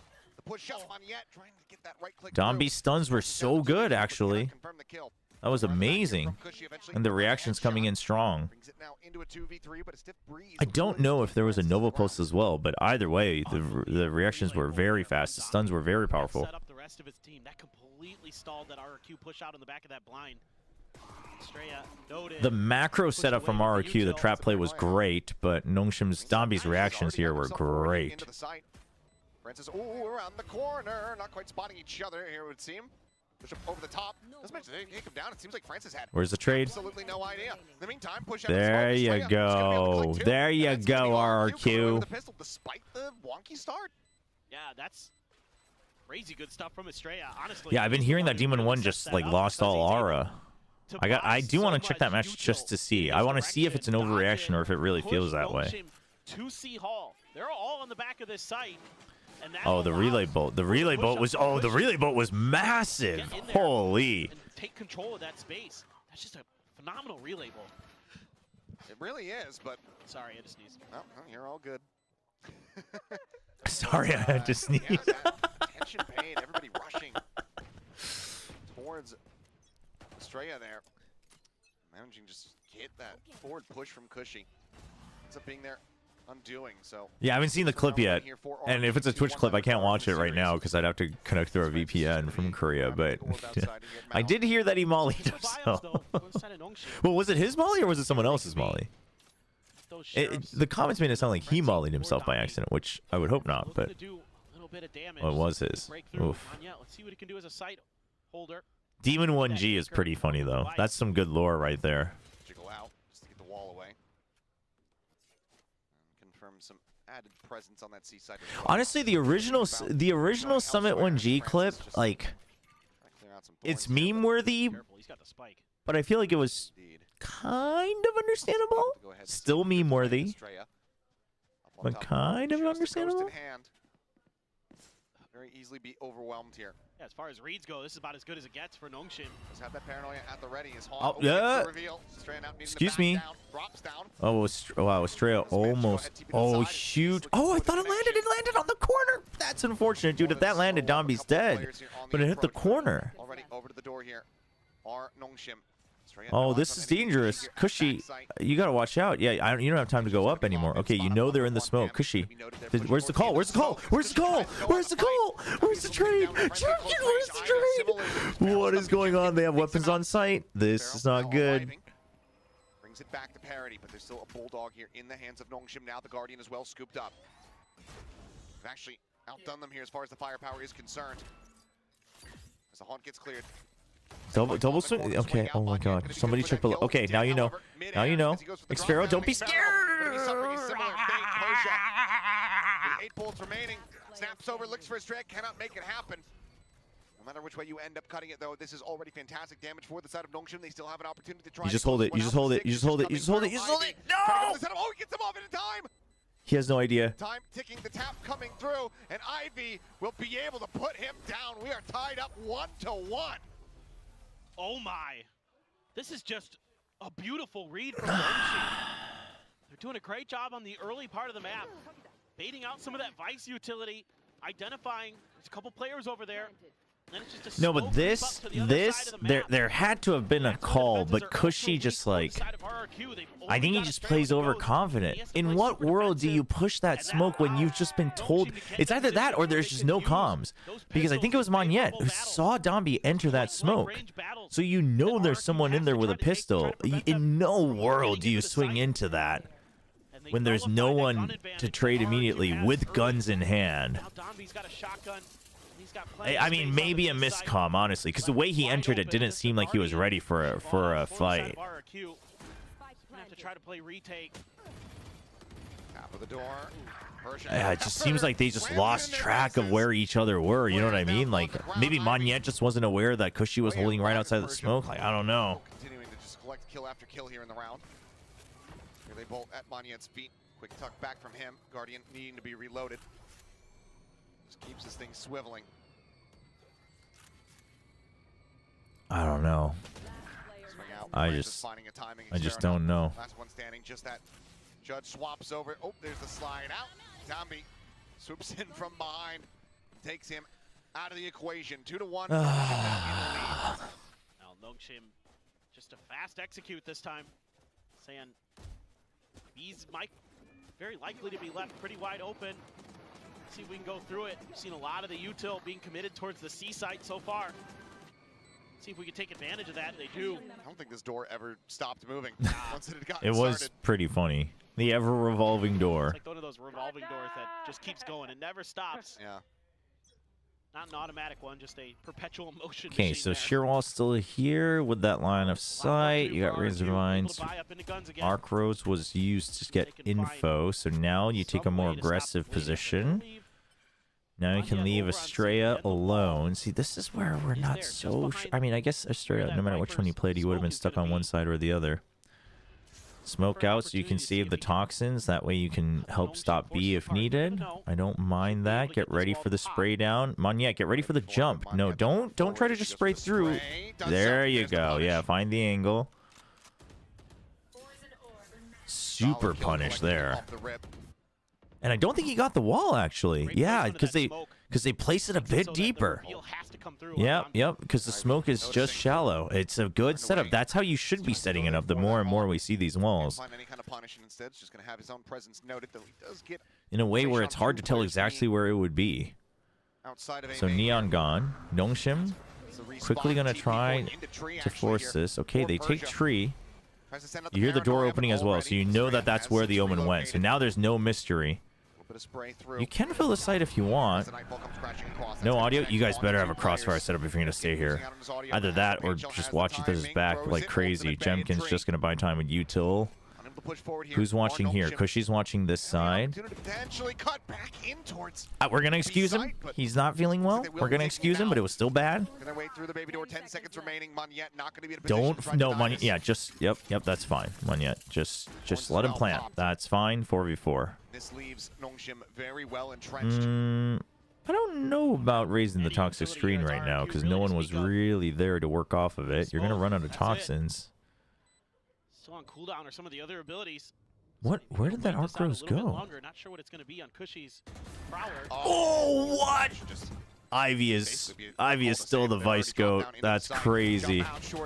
Up close and personal, Francis able to take out Jemkin. Estrella, however, does well to fight back, but he's only got 5 HP. Around the corner mark it goes. As Estrella will tumble 3-1. Nongshim, narrow margins, but they get the win all the same. They're doing such a good job. I thought RRQ was going to be able to knock them out of rubble. But then they had to back off because of Persia's TP, and they didn't really ever regroup in a way that I thought was really going to work that well because of that Nightfall. A lot of their I mean, dude, that span, he hears the hop through, and Ivy just sprays the far side of the smoke. Damn, dude. Ivy's good. Ivy's good, chat. Ivy's good. We've got a rubble control. That means we essentially have B control. Let's swing over there, deal with that. Prowler reveal. Shotgun, I believe, yes. It is going to be the Bucky for Cushy. Just the one singular Bucky. Against Nico, doesn't want to take a risk. trying to push up towards B main through pillars. Diagonal wall this time. Shotgun whisperer. Seems like he might have a decent idea. So you got Arcros if they pass through, and then you've got Jemkin to trade here to hold this line. If you're gonna stack here, I'd rather Jemkin play on pillar, maybe? Big kill. Huge. Okay, he can make the call that they've gone through. Jemkin with a showstopper doesn't quite get... What the... He guns him down. Yes, he dealt so much damage. It's Pharaoh now up and over the top. He's only been turned back as Persia is right there. What in the world? From RRQ, a fantastic way to get themselves back onto the board. It's Persia. Somehow shut them down with the flash okay. Across. Dude, what in the world was that? And RRQ getting much Jemkin, you tank. Oh my gosh. What the hell, man? Sure. But Jemkin, this one, sure. Is outrageously good. Even though the showstopper doesn't matter, it did some damage to Dombi. He's just able to land. And yeah, he lands the showstopper too, but then he just drops and freaking wrecks him. Absolutely ridiculous from RRQ. Holy. Huge breath of fresh air for them. Now oh man. They have Estrella's ult as well, one away from the Steel Garden. That was crazy, chat.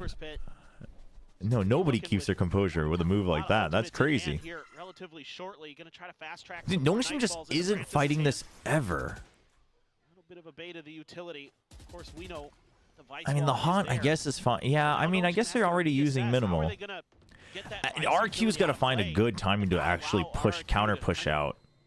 Right? Hold B main, trap play C. Like, just, they need to read the right timing. that Prowler streaking. There's the bait out. Because if you can do that, if you can read the timing to crush it, then Nongshim starts running out of options. But you don't want, but it's hard to read that because you don't want to take that risk. Obviously, right now you're behind, but it's a very risky move to take when this has been working out. Yeah, no, this is great. Huge tag at 50 seconds. So Estrella can start taking a further back position, because if they come late, he can just try to delay with Paranoia. Try to confirm if it's C or not. It's not. All right, he's going to hear the util. He's going to hide out. He's going to try to delay on sight. Starting all back towards A. Risky move. Risky move. Estrella, you got to hide out. You have the Paranoia. You have the Paranoia. Desperately strafing spots, and Francis comes to the rescue.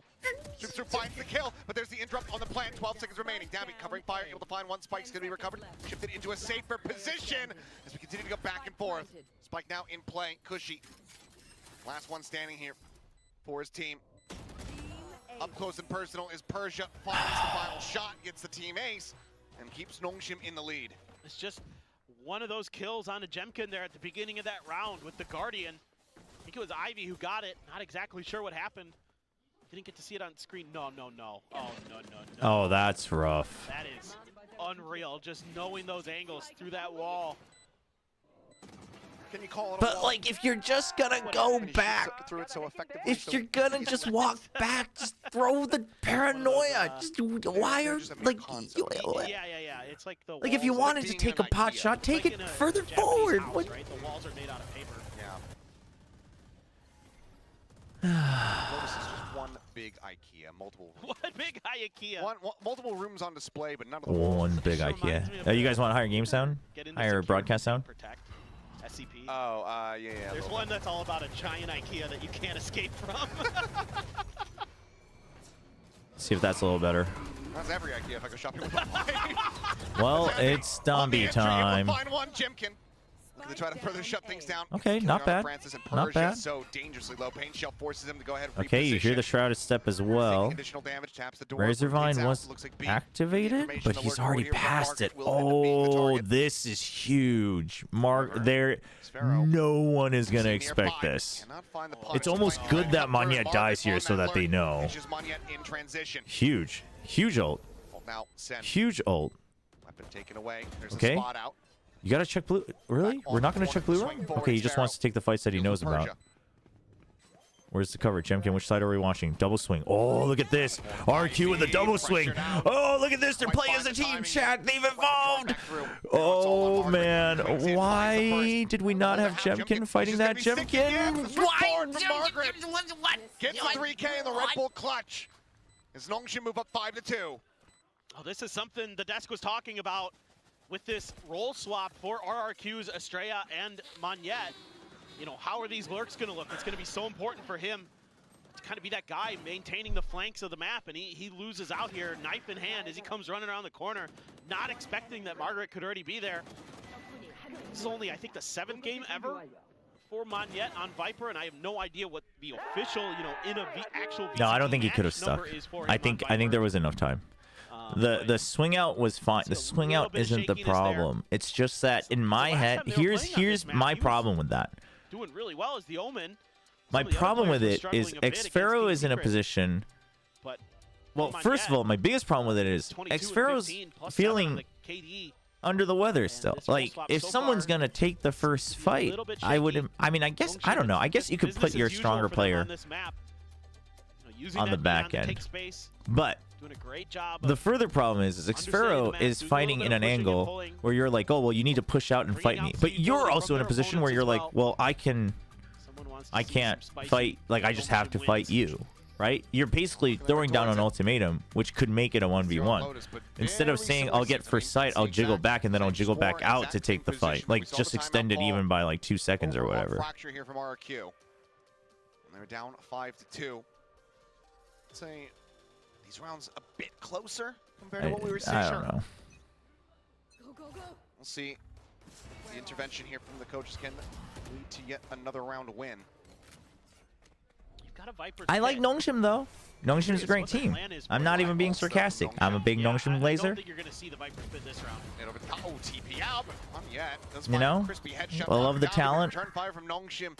It's just a bit They're a too fantastic overwhelming. team. I think they're a contender for Three players champions. I hope left they on the make it grass, there. Monette It'd be silently cool to tucks see them back at over Masters towards A. Bangkok. Goes back on the peak. Shots I, just a little bit it can wide. sound sarcastic, but I'm Sparrow telling you plants it's not. I do like them. You can see all the Nongshim ramen just on display on my back shelf. Their ramen is great. The players are even, well, I don't, maybe I shouldn't say that. Maybe the ramen and players are equally great. I was going to say the players are better, but I don't know if that's something that Nongshim would want to hear or not hear. Not a bad idea. Do you think you would want to hear that if you're a sponsor? Send 4 sheriffs into that door outside Maybe of you a would want to lobby hear and the just hope that reverse. The players are great, but the ramen is even. But that makes it sound like the players aren't that great. Good angles being taken here by the Nongshim players to not really offer up easy angles. To Contender for, find that I mean, fire. contender to go to Isolate a few champions. players here and there. Contender to Their go upgraded to weaponry. champions. Get some damage done, and now, yep. Ults Dude, across the board Persia's for 10 and Nongshim. 5, man. Viper's pit still not popped off the rip. Oh, Margaret. Oh. Oh. Solid barrel. Barrel gets a headshot there on the gym. Oh, dude, Margaret is No recourse locked for the rest of the in players this here. game. I feel like, Margaret, in fact, goes for the repeat and like finds his cushion. awareness and Got his caught up here in the decision making is crossfire. just, Monette will be able to find one poking out from C. it's really good. At 8 HP. Yeah, Margaret just playing those angles better than his opponents. He was able to isolate some of those fights, and a little bit of a positional mistake from RRQ. Trying to set up a trap outside of B. Sparrow with an Odin. Gonna try to find some value out of it. Oh, this all is a fake. the classic Divide looks like Francis it's set for fake. A. The Nightfall as classic well. send, It's gonna full commit send all of ultimate on RRQ A. They over this do side this of the map. every Lotus So game, Francis man. They working do it his at least magic. once every Lotus game, and everybody strings falls of the for it. Because what puppets else are you gonna do? RRQ in this Because map. they do it when they have a numbers advantage, so that they have to Completely bite. bamboozled. Yeah. And from Oh man. just no money, heavy investment with that Odin. I would say that Noodles, as Already good as the RRQ just players, is staying ideal. tucked back here You know over what? at A. That is correct. Hold onto their This is why I'm weaponry. not a PR guy. Question from here is Nongshim, are they going to go on the hunt? We'll have to wait and see on that front, but for now, 7-2. Nongshim is not the tough to play female Nongshim on this girlfriend. I map. was big on Nongshim since So well since coordinated. Challengers Korea, And again, chat. Francis is I was big on such a Nongshim good play before caller. they brought in SPG, Building man. I'm the frost on true Nongshim Fracture. fan. I liked the old Great Nongshim improvements from them too. in that department. I'm the that map. legit He's really put in OG some time and Nongshim effort fan. here to prepare for RRQ. Oh, you guys don't even got know. I was on the glazing him when ropes. Yo Man was Throwing everything at them in this puppeteering round in terms Extros of to carry them Making all the it way to the grand unbelievably finals. difficult to read what the hell they're doing. So yeah, as RRQ, you're going to keep some guns, but you are once again on the outside looking in. You haven't been able to find that bounce. You were back cheating yet, on RRQ like you that did long? on Fracture. Well, RRQ was A little bit of RRQ was ignoring. They were off the table. We couldn't see them since August. They were just gone. You know? I don't know. I don't know when they're coming back. Seems like some kind of like rotational play off of contact for RRQ, where they just want to be able to pivot to wherever.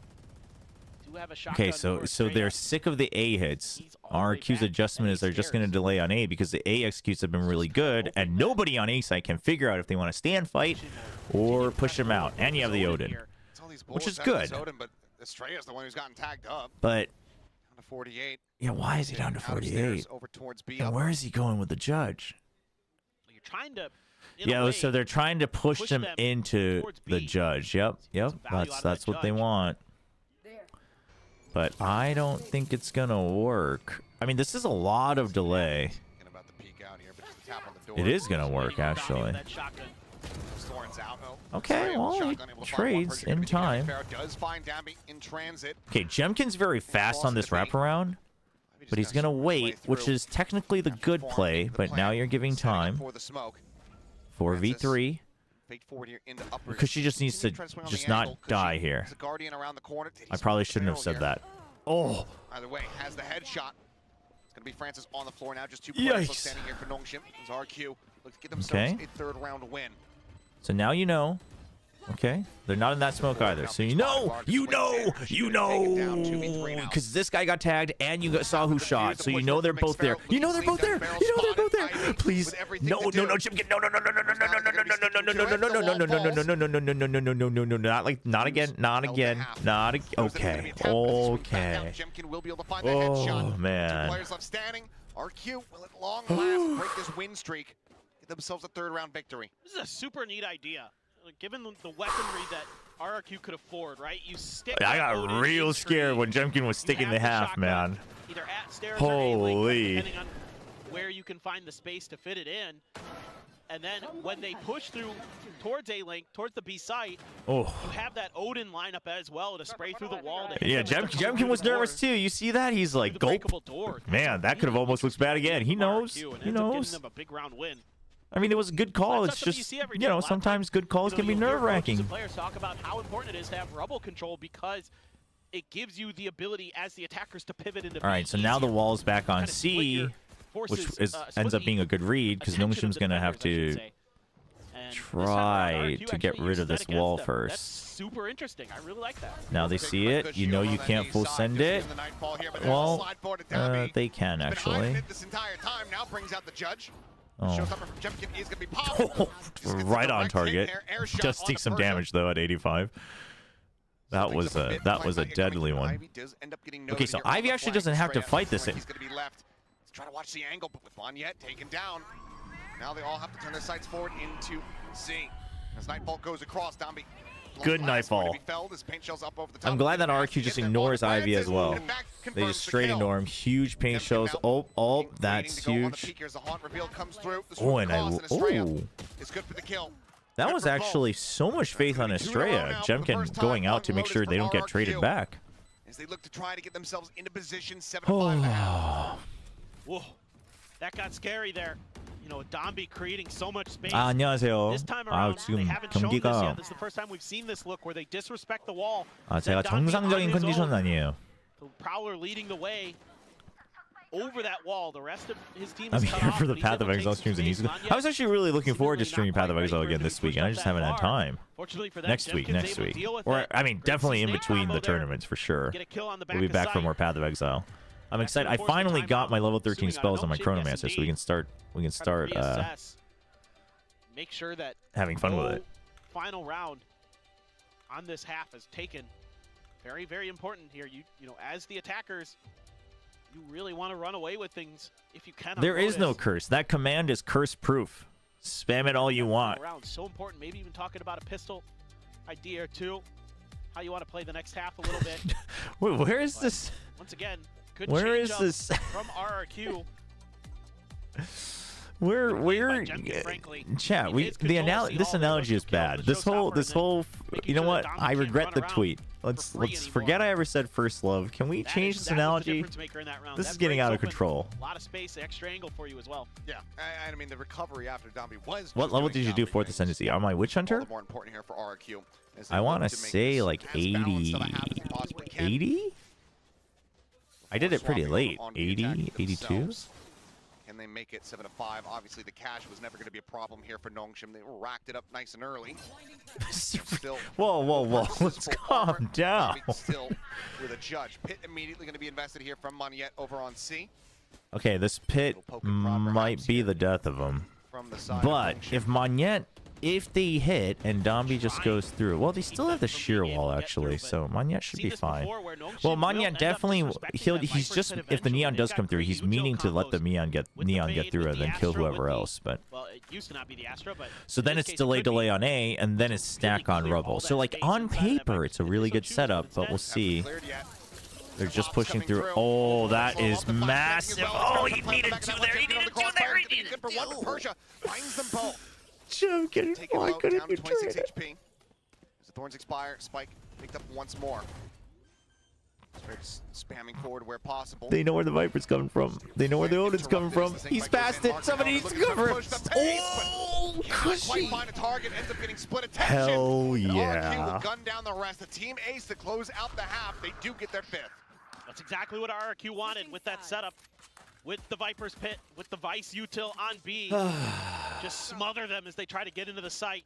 Got the Odin with Estrella this time instead of Xpharaoh over at A main. He's able to swing through. Even though there's some good punch back here from Persia. Dude, Persia is so calm. How is he so calm? Persia's so good, chat. I mean, actually, the entire squad, the entire squad of Nongshim is actually so good. Just smother them out of that. That was a great bounce back there as that half rolled on from RRQ. Nongshim maybe starting to feel the pressure. No, Persia is really good though. No, I'm not doing anything. I've always liked Persia. He comes out and hangs out in our chat. Not tied up 6-6. I'm a big fan. You know? A little bit of wiggle room, but they themselves now need to punish. We're bringing in mythology to this. They want to take this all the way over to Pearl. No. Persia's great. Persia's great. Margaret is playing much better than I normally expect from Margaret, though. To be very honest, Margaret's kind of the most like normal guy on Nongshim. You know what I mean? Like he does his job, but he's always just like he always just does his job. It doesn't mean he's a bad player. I do as well. And I want to see which one has the higher power level right now. But I mean, that's true. Both of them have explosive pearls, but I don't really want to find out. To close it out in two, potentially, we'll have to wait and see. Nongshim still fearsome no matter what side of the map. I'm going to be very honest. This combination of signs feels like they're on a field trip, and they don't really care who wins. Don't know if it's just me. DFM up next. Could be a lot of fans for that one, too. Early pop of a flash just in case there was an attempted fast hit from RRQ through B, but instead. Okay. Exploring B. With this Astra Star here, you have to be very, just trying to check what the setups are. RQ also giving up the Rubble fight, right? They showed a lot of how they want to fight Rubble against Gen G, and eventually it got red. Xpharaoh? Yep. Let's watch out. The Vice wall. Bit further back. Isn't it funny? A lot of players still prefer the old versions of their own classics. The new RRQ classic is kind of clean though. Okay, Prowler, here comes the reclear. You only hear it from afar, but you gotta imagine, because that Prowler was going here anyway, so you gotta imagine that there's two. So they wanna send a fake onto C, but you didn't break the shear wall. You didn't break any of the util. Calm down, laptop. I didn't disconnect anything. Clear the haunt. Persia at the ready. Take some damage from a snake bite. 30 seconds. Shear wall still up. 30 seconds left. Are we really gonna do this? Break things open. This wall is at C. So annoying. And it is. Flash going to be coming through. Jemkin trying to bounce his way over towards water. Cannot do some. Margaret able to find the kill. Do they read, though? There's one tucked in along the side here by the box. Ultimately, it might not matter. Heavy still here. Swing onto the corner. Margaret shuts him down. Finds a third, and it's going to be a flawless pistol win here for Nongshim. to move up to 8. It's that wall. It's just so insane. Oh, good flash too. Switching over to the Vice. Used to be on a Cypher. Looks really well prepared, really well studied, this agent. No. They had to have fixed their attack. There's no way, man. There's no way they're permabanning bind without fixing their attack on Lotus, man. The gaps were friggin' tangible, man. Last year when he was on Shinprisa. Their rubble fights were really good. Okay, your rubble fights are good. You can go back to them every couple rounds. Just do something about this. Just, you know? Scattering of the players of RRQ. Don't want any of this. Oh, just Margaret first shot goes wide, backs off the angle. They're looking for that wall. Should know pretty much I mean, it's tough with the smoke. Like, I get it. I mean, that's what RRQ was doing to Nongshim as well. But supporting fire from Ivy. But you do have to figure something out there. Looking for the kill. Xpero will be able to go ahead and trade it back. Huge gravity well. Holy! Oh my goodness! Ivy dragged across the ball is in. And he that was really good, dude. Ivy's Astra is looking pretty good. What a shutdown here in the anti-eco. Nongshim now up by 4. That third kill, I'm not even sure he registered it. That was crazy fast. That was massive. Huge gravity well. Oh, yeah, I mean, he just... I love it. He got done dirty.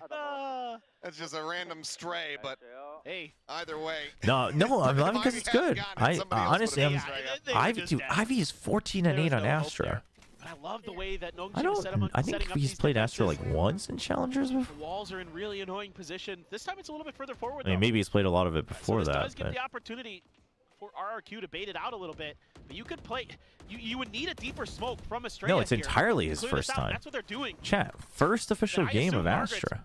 Like very happy for that. Like that's what he was. It's crazy good, actually. He wants them to push forward, to bait out that wall, so he can use this judge effectively.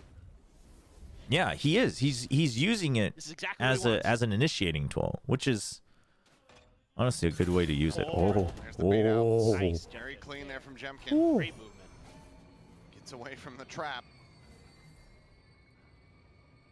Still though, if the defenses hold up at B and A, there is very much a possibility that the spike still ends up going into C. Let's not cross lines, chat. On RRQ side, 44 seconds remaining.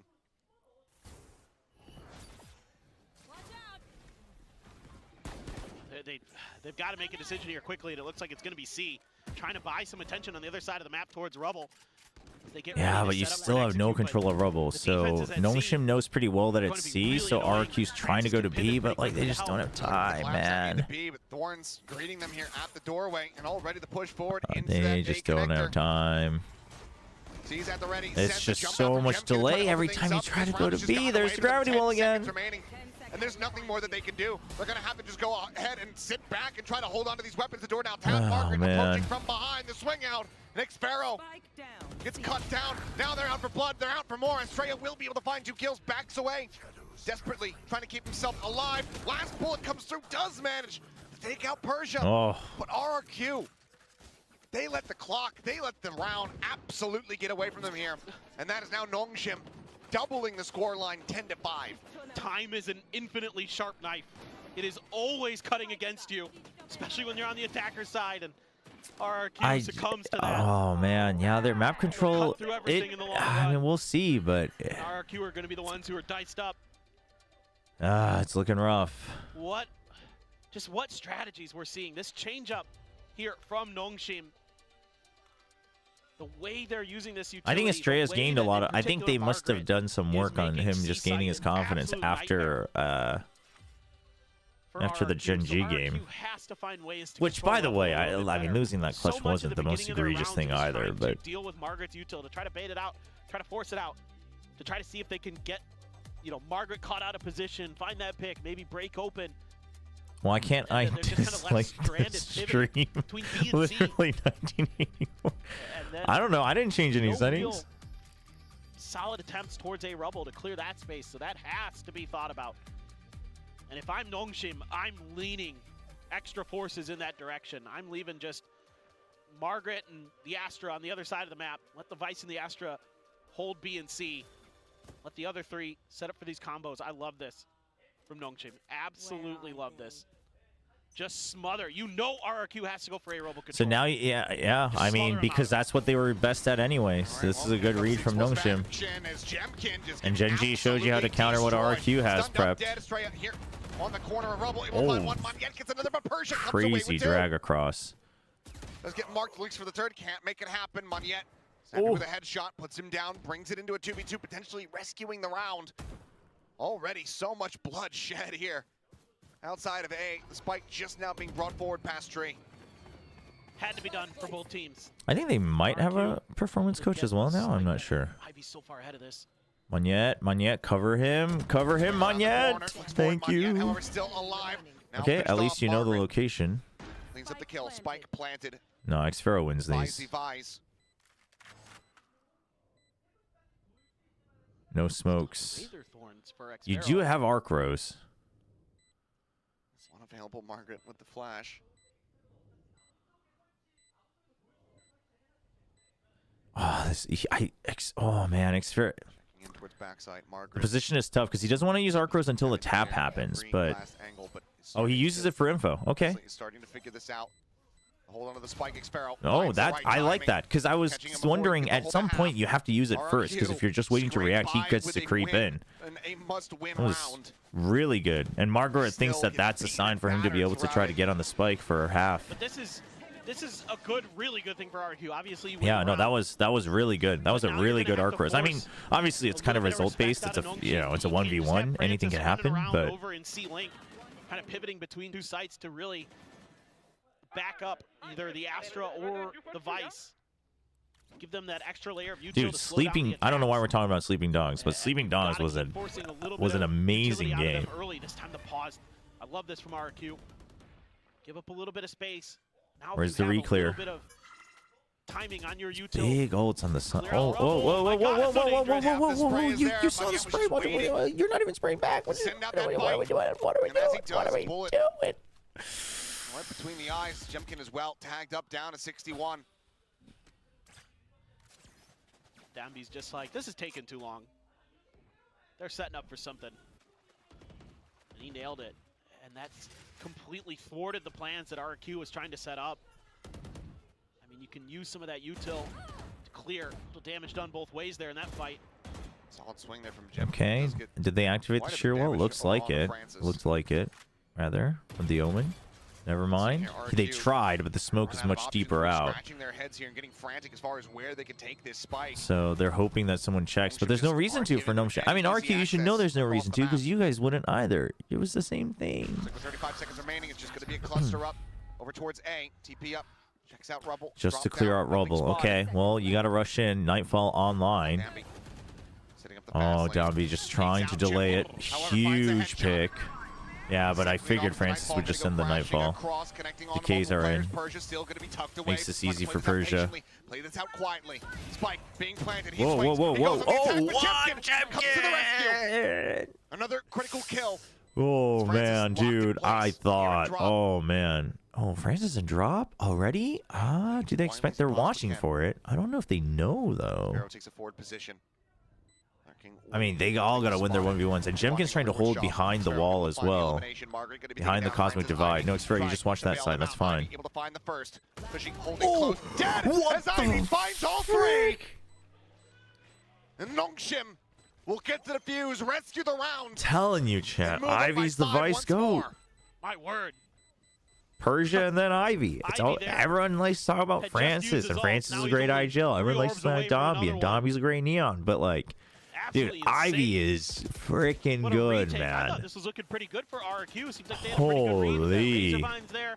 You know, Xfero watching from a top, from the drop, from the rope, and then insane he just triple. gets swung on by Ivy.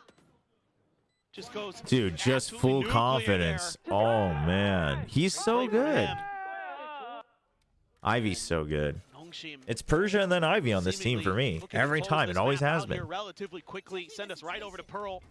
Weaker buy for RRQ. Oh, yeah, here it comes. Here it comes, the grinder. Yep, we've seen... Oh, oh. Oh, wait. Monyet. Timing? Monyet? Where are you going? Why would they chase you? They don't even know you're there. Monyet! Finds the first try and take it down. The showstopper sent his way. Okay. Ends up falling as Monyet will be able to find Oh, Francis, trust in and the suddenly showstopper. it's Ivy Okay. once again. The two players Oh. so very low on HP. Spots out the first. Tries to tuck back. Sees the second. Ivy knows they're both holding close. Gets Monyet as a collapse. Swoops in, but thinks that he's confirmed it on the Jemkin. He has not. Oh, boy. Sigh of relief here from RRQ. Hell? They managed to win out the round, and they finally force Nongshim Dude, onto an eco. what did Monyet ever do to Ivy? And I thought for a second that might have led to the just snowball. Dude, how does Monyet die here? Responds to this aggressive play from Nongshim so well. It's one of those plays, again, Nongshim would love to do when you're on a weaker Oh buy. my God. RRQ very well prepared for it. Good job from the coaching staff preparing Oh, them man. for this map. Understanding that when Poor they have, Monyet, man. you know, close to ecos in that round, it wasn't a full eco, but still able to understand the tendencies of their opponents. Use it Okay, against you them. have ults.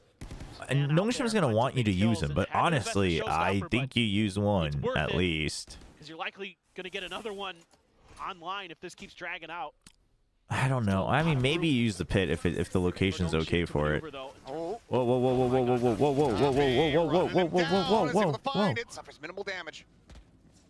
Oh, now they want to guard the gun? I don't know. Do you want to guard the gun? I don't think you really do. It's a bulldog, is it not? RRQ now down to 4. He's fearless. He's a phenomenal Neon player. Oh, he knows it. spots two. Even when they're on an Big jump eco now, check. just come right at you. Shot rang through. So that's going to be the position of Persia revealed. You guys are going to go B against Stingers? Apparently. Apparently. There are no more Stingers, but they didn't know that. Oh, Jemkin. Jemkin's back. Guess who's back? Jemkin's back. Let's freaking go. Positions aren't bad. I like that they're just filling the site, right? Not giving up stray weapons. Nobody is watching main, but I guess they just have full faith. All bang attempts, nothing noted there. Ivy pushing up. It's a little bit of Yep, damage. no reason to greet it. Don't want to give that weapon. NT from Persia. Somebody needs to watch Heaven. Margaret is able to find Okay, Xpharaoh. Needs so much more than that. There you go. There you go. Just Ivy on his lonesome, and looks like he's widely going to be content to go down to the spike. So RQ fighting back, managing to win a second round in a row here in this half. Will get themselves up to 8. Still 3 to go to tie it up, however. 11-8. Still a lot of work to do for sure, but And you still have Steel Garden and like Nightfall, I think, yeah? Understand that They have Steel Garden as well. a lot more. Got to keep pressuring that part of the map. That's where we're getting our opportunities. Zombie, shuts down that push initially, but then they're able to re-aggress right through. Nightfall there, invested. Oh, Again, man, just I to make wonder sure if there's a you're getting these world rounds. where At you this just point, full these send balls have Jimkin to with the be Steel cycled. Garden on C, Because but if it goes long enough, when you're time able out, to that's push going to this make it to a the little point where bit it's more 11-11, complicated to figure out as well. 11-12, you might be able to cycle into another set of ults, so well worth it to use against that eco. Don't give Nongshim any hope, any chances. Well, and the ones with the lead, but at last I mean, timeout Rubble going to Fight be is used really here just on the side of continuously Nongshim. a back and forth chess game, right, between two teams. You use your util, they learn to counter it. You wait for their util, you counter it, they counter back. It's a constant fight of who clears and re-clears, and then it's really just who's covering better angles. Not sure if Nongshim can buy an Odin. That would be a big difference maker. For Nongshim. I think they might be able had a to. good read initially after RRQ's last time out. Just couldn't win that battle over A Rubble in the long run. Just all those bodies that RRQ is able to throw at it. It's just enough. Chat, I am not responsible for anything that happens there. That's all you guys. That's enough to They get are planned looking down, at C-Site. yourself into that nice post-plant position. Oh, Dombey Overdrive. Do they think that it's a screen gonna be set potential up. another push out from C? Is that why? Could be. Positioning. But With the Bucky has the overdrive in the back pocket as well. But this might just be a full send out of A. He's gonna go fast for sure. Okay, yeah, so they were kind of prepared for it because they had C's in hand. But it's just a full send, yeah, which I'm fine with. No Steel Garden. Oh my God, Estrella. What in the world? Why are you playing with our hearts like that? But I'm happy for the full send with the judge too. I like that. It was kind of ballsy actually, but Steel Garden, put the pits up. Steel Garden. Takes out Dambi, Shorty in hand. Immediately tucks down into the smoke. Let's go, Jemkin. Let's freaking go. Cushy at 6. Trying to play together the spray. Okay, guys. I don't know if we. I don't think we all stay in the pit, guys. I don't know about that. They're gonna save anyway. Yep. If they maybe had gotten that kill, perhaps they go ahead and try to play it out. But given the economic situation, this timeout is not going to be delivering the result. Judge Shorty for the win. Liked RRQ will continue to fight back. 3 rounds now in a row for them, with just 2 more to go to tie things up. Just a couple of really good things for RRQ in this round. A, the play call itself to just But hey, didn't I say they should try full sending it? I mean, I did say with the Steel Garden.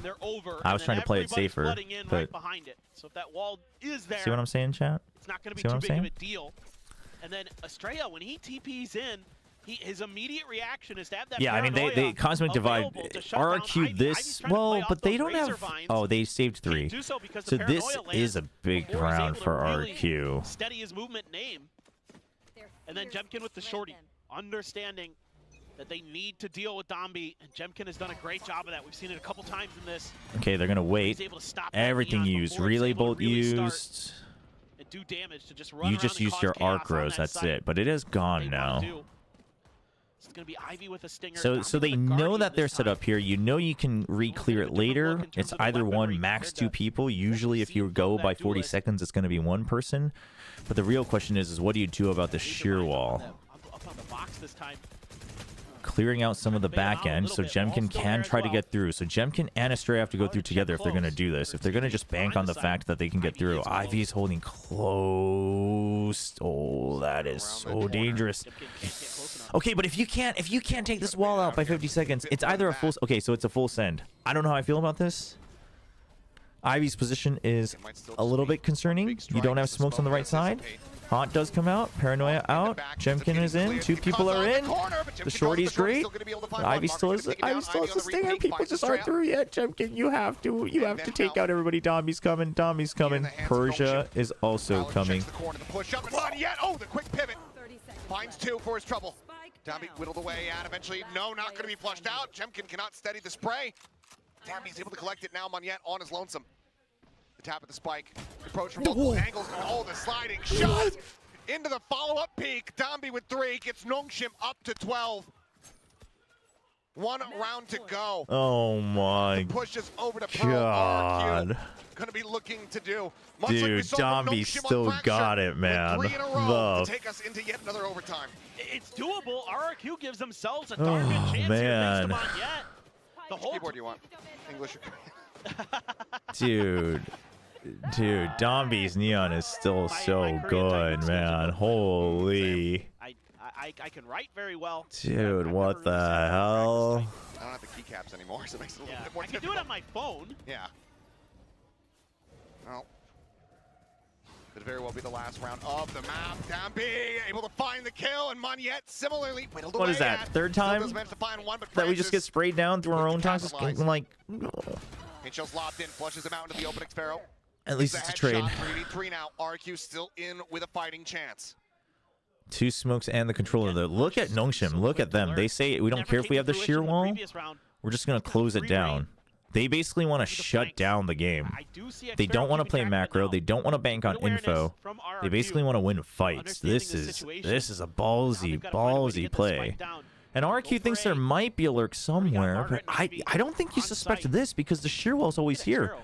I don't think. Oh, he does. A bit of damage here. Xpharaoh, however, on the back, but still manages to persevere. Let's freaking go. Needs to join in with the rest of the team. The swing coming through. Market catching a glimpse there of Jemkin as he blasts back forward Dude, onto the side. and Xpharaoh comes back. Destroyed. Oh my gosh, knife for knife. Sparrow on the peek in. Finds him, and now it's all on Ivy in a 1v3. Ivy still got it though. Asked to clutch once more. If he cannot win this, the team again going to be pushed back. I mean, they got 3 Nobody's chances. already been spotted and dealt with. 10 Fine, to 12 fine. It's fine, it's fine. It's 2 fine for more Nongshim. rounds Nongshim, calm down. to take this into back-to-back overtimes. Oh, this is just all on Sparrow. Potatoes are life He's doing 14. such a I good stopped job watching to do some research into containing mass and Persia, immediately reading that there's RRQ gonna be start. alert. This message is giggle along. Is aware of it Oh, the immediately whole time. RRQ start He's losing. checking that box right Unlucky. outside of Thank you for the C-Logic 50 right bits, away. potatoes. My math is correct with that last kill in the So round. you should stop. You should stop researching. All time in Pacific. Focus on the game. Congratulations Focus to on what's Sparrow, important. but I think that he's going to be looking for a little bit more than just that individual accolade. He wants this map win. He wants a 2-0. That probably isn't Okay, even on his Eco. radar with how close They these do matches are. have the ults. We knew this was going to be a good No one big today. It is ults gonna really be on the Eco way. for I Nongshim. mean, it's ideal if you can They're get way- one of these way far online back. for the last round while winning this round. Scanning out the A area. No real contact to speak of just I don't know yet. if they can, though. I mean, you can't think about it. It's just a side effect. Going to see that Prowler come through, so you know at least Francis is on B. That would likely No, I think Persia's play there normal itself is fine. I'm surprised Xfero was expecting it. Because usually there's kind of I don't think either you expect Ivy it's a or 3v3. It's very unorthodox for a 1 to be pushing out of C main where the sheer wall always has been while the Vice is still alive, right? I mean, at worst, there's probably 2 here, maybe 3 if they just left C completely abandoned. Be unlikely. I guess, yeah, they're playing for time, etc. But I think it's also just a very Nongshim thing. It's just a snowball way to play. Oh, Jemkin, you are stuck. Through tree, the shot eventually will be rewarded with that kill. Estrella able to answer it back. Where are the trades? Oh, the chaos. Xfero's waking up, dude. Xfero is online. He has downed that bottle of table toll. I don't even know if they come in bottles. Do they come in bottles or cans? I don't even know. I've never seen this drink. What he is asked, what he is tasked with. They get the spot out onto each other. Swing onto the side. Stop. With the adjustment, He's is able to good. find one. Turns from Stop the it. flash. Stop. Finds one, and for a second I started believing. Oh. He makes it bloody, but RRQ. They come in bottles. Oh, Make it to glass just bottles. one round Fancy. But they sell it as cans as well. Okay. Sure, why not? Let's do a second overtime. This has been such a good back and forth. I mean, RRQ here reading the map really well throughout. Ivy, though, God, he's hit some nasty shots on this map. Dude, Ivy is looking real good. Ever since RRQ took that time out and realized that we need to maintain a steady Estrella, amount of A focus. pressure. Okay, they got the knife. They run away for the That has show. to be done to force Nongshim from really heavily investing Look at Persia. onto the other side of the map. Last cannon going into the round. Just back out. No, Manya, don't even try to counter spam it. You guys aren't using phantoms. Even with that previous attempt at a thrifty. Just make sure, just know if the Neon is chasing you or not. They didn't use relay boat. Manya has to remember that. Domby still has Neon relay boat, so he can charge through anytime he wants. Could set up for one of those big Did executes. Xfero see the Vice wall here? Trying to clear some util. Because if they did, that's a big tell. That should let you know that this is empty. So sound for squad, money out at the same time. Prodding. I don't think they quite did. Ball goes up, the bite comes through. Downbeat sending out some Okay, you're drawing out the C's as well. That's a lot drawn out. It's the full send with a showstopper. Okay, one taken down. You know one's close. He's pinged. That's okay. Okay. Okay. Now with 3 players left to try to stop this spike from getting planted, but they cannot stop a damn thing. All right, Razor Vines.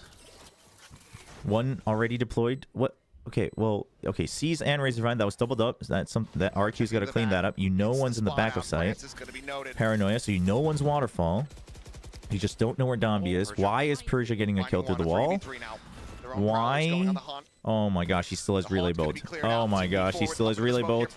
They've avoided it. Oh, eventually, Cushy able to find the kill. Now it all comes down to Francis. Swings out, gets shut down, and here we go again. We are tied up 12-12 as we once again dive into the depths of overtime. I could never run a team chat. I could never. I don't know how team owners coach. I don't know. It's just a different team. I don't know how team owners stream their games. That's crazy. Send it to overtime. Love the setup, and again, this goes back to what I was talking That's about insane. earlier. When you use those ults against Eco to make sure you could cycle them back in for this round. So smart. Such great long-term game planning from RRQ here that comes to fruition. Oh. And Nightball into the showstopper, and they are pumped up in those No comms. timeouts. Odin for Odin is Estrella on the defender side. Estrella. That's going to be the only change up. No op. Okay. Have we even seen an op this map? Really? Nope. Really? Not even Stack here. No info on B. on the defense. Odin, of course, they're in the hands of Estrella. So making it look, because it's always been Xfero, so making it look like it's going to be the Vice over by A. But obviously the Util's always been here, but it's still a double up by C. And then you're just going to leave. I don't like leaving the fade here, but And not much A yeah, I don't pressure, know. So already Jemkins. Oh Wait, my what? god! What? Dambi just sensing a timing. Managing to find that kill. Monyet now similarly eating a bit of damage. back out. It's taken down to 79. God, he's done that a couple times on this map. Just can't strafe out against this guy. Okay, so you know the Odin was close, and it wasn't Xfero, so they should have an idea now that it should be the Omen, because he's usually the one left anyway. Smoke comes up. Wait, is there a shear wall still here or not? There is. Why is it purple? Getting this here would be a huge boon for them to close this out 2-0. Anyway. Well, still there. Jemkins position. Jemkins position. It's good. Showstopper. Oh! Collected together, and it is an ace from beyond the Freaking grave. go. Tank on C site. Let's freaking go. Unreal. Oh my Absolutely unreal, gosh. Jemkin. Let's The setup here, freaking it's go. such good Oh my understanding of gosh. the map. Yeah, Donby, you get yours. Jemkin's had enough. This is over. He's got all three of them. Right underneath the rocket. Monyet on his feet as Jemkin knocks dude, them to their that's- asses. That is a timeout call. That is And amazing. Nongshim are Oh shook. my One god. round away. Oh, and you're from right. The being Vice was eliminated dead. here I totally at forgot. kickoff This is how in 0-2 immersed I am, fashion. chat.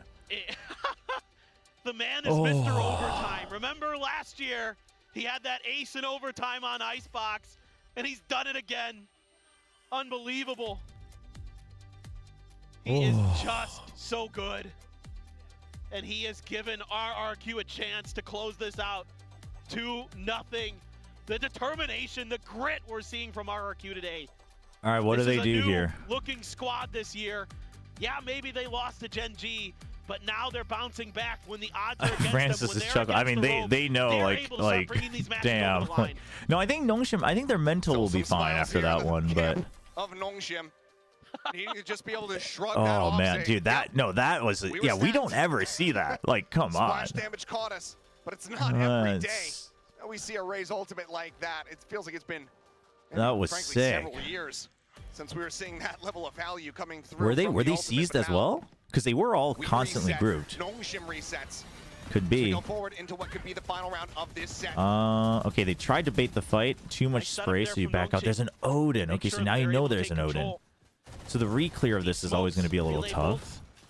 But the Now relay they're boat's able to pivot gone. quickly. Kind of Which is kind of big anticipating the note. response. I wish. You know, Okay, last so he time sees it. He RRQ stuck sees around at that he door, sees Davi the just shear sprayed wall down on Monyet. B. He's pressuring them A on little bit B. careful here. You can go C. Remembering that. They're making it The look like damage they done want to go Monyet. B. Smokes on B. backpedal. Doors turning. You have no ults this But time to nobody's try to going break there through to this quite go to site. C You yet, can't so I don't utilize quite that know what the combo. macro is. She I took some think they damage there as eventually well. want to try to re-clear A, So I think but I'd Monyet like was to see constantly RRQ being work the pushed out match by a the little bit more Prowler. here. Don't have that same ability to get through that Vice Astra combo. So It's gonna be a lot I'm a harder. little Francis is pretty well confused. aware of this. Like Francis is, but he's now out of. Like if Monyet was keeping good track, you know you have 40 seconds now with no util on Rubble because the Prowlers are all used up as well. Dude, they've used all their util and they are banking on the read on B, and they do. Dude, the wall's there. The wall's Change there. up. Is Jemkin this time going to be dead on entry? Walls go up. Blocking. You drew them to everybody out of that B. B site. You baited Tap them onto the into door, B. Monyet. Why would you go Push B forward with here. no other pressure? What is going on? Smoke across, shots exchanged. Persia able to find one. Looks for more. They all line up. Nearly finds an ace of his own, but it will be Francis to tie things up. 13-13. We are not following the same script as Fracture. This time we will go a bit deeper into OT. The whole round here, RRQ is just one step behind. Nongshim is doing a great job. It's the A-Robo control off the rip. It's a change-up of where the wall is even. It's not in front of C. You know, you're seeing all this smoke, you're seeing all this pressure. RRQ flirts with it a little bit to try to keep a couple players planted there, thinking, okay, you know, they've been leaving an extra player over at A to control that sometimes. Maybe we can sneak through into B. Okay, push out for Scout. Now you know the Shear's here. They've seen it. They know it's not deep. This time just Oh, they were ready for a trap play. Nongshim was expecting a trap play. Arcro's still online. Just go for a timing spray and get a free kill. Okay, it checks that there's still people here. Confirming some presence still though. Outside at C Mount. Looking for the util is Margaret. Okay, Razorvine's still online though. For it, but it's around the corner. Not being spotted.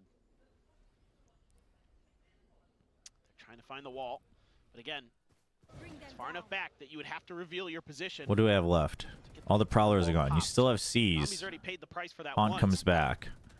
But I don't think you use that. I think you now hold that for RRQ, but Nongshim for a counter hit. looking towards B, it seems like. Okay, good timing. Razorvine as well. The Shear is still online, so you know it should be relatively safe. But the thing is you expect them to come through here. Dude, are you really gonna play here with? Dude, it's a Neon. Oh. Okay, paranoia. Huge paranoia. What the? Okay. Oh, I didn't know where that shrouded step went. Cushy. Shadow, look at this inner Mako. Straight up finds another Margaret now. On his lonesome at 53. Finds the first, but the time is just not there. He's got a hold for it. No. The wall bang shot from Xpero will once again put RRQ up to match point. Both of these teams have it's the same thing, but teams that don't know how to attack well on this map, it's not that they don't know how to attack, it's just that of knowing how to make sure that he isn't giving up his life for free. You either need robo control or you need to destroy every piece of util on C. If you don't do either one of those 100%, you actually just don't have full control of the defender's rotation.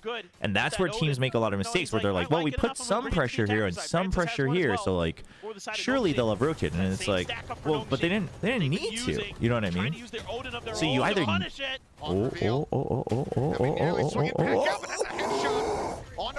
So if you're not going to fight Rubble, then you need to put pressure here and then re-clear this immediately at the minute mark. But if you're not going to do that, you need to get rid of the shear wall, which is why I think the Vice is really good now, because it's indestructible. On the jiggle. On yet, calm down. There on the Danby, realizing how close they are, decides to just go ahead, back away a bit, gives up some more space. This is a perfect. Why don't you want to map 3? Don't you want to see RRQ play more? I want to see RRQ play more tomorrow. Oh, but then I have to shift back over. We're not going to think about it. Still, they're really keyed in on this C hit. Get rid of the wall. There you go. There you go. Oh, what in the world is that? You're insane. But he still managed to come away with the second kill. Holy Player advantage now here in the hands of Nongshim as they look to extend this even further. Margaret waiting, paranoia. God. Colliding. There's the Prowler, the Thorns popped. My mind is blown. Around the back side here of the C site. That's crazy. The flash comes through, but Monyet is able to find the kill. The relay bolt, however, sets up that was just insane. Xpero now here on his lonesome, with players ready to surround. Grabs the spike, tucks back over here towards water. The plant coming in.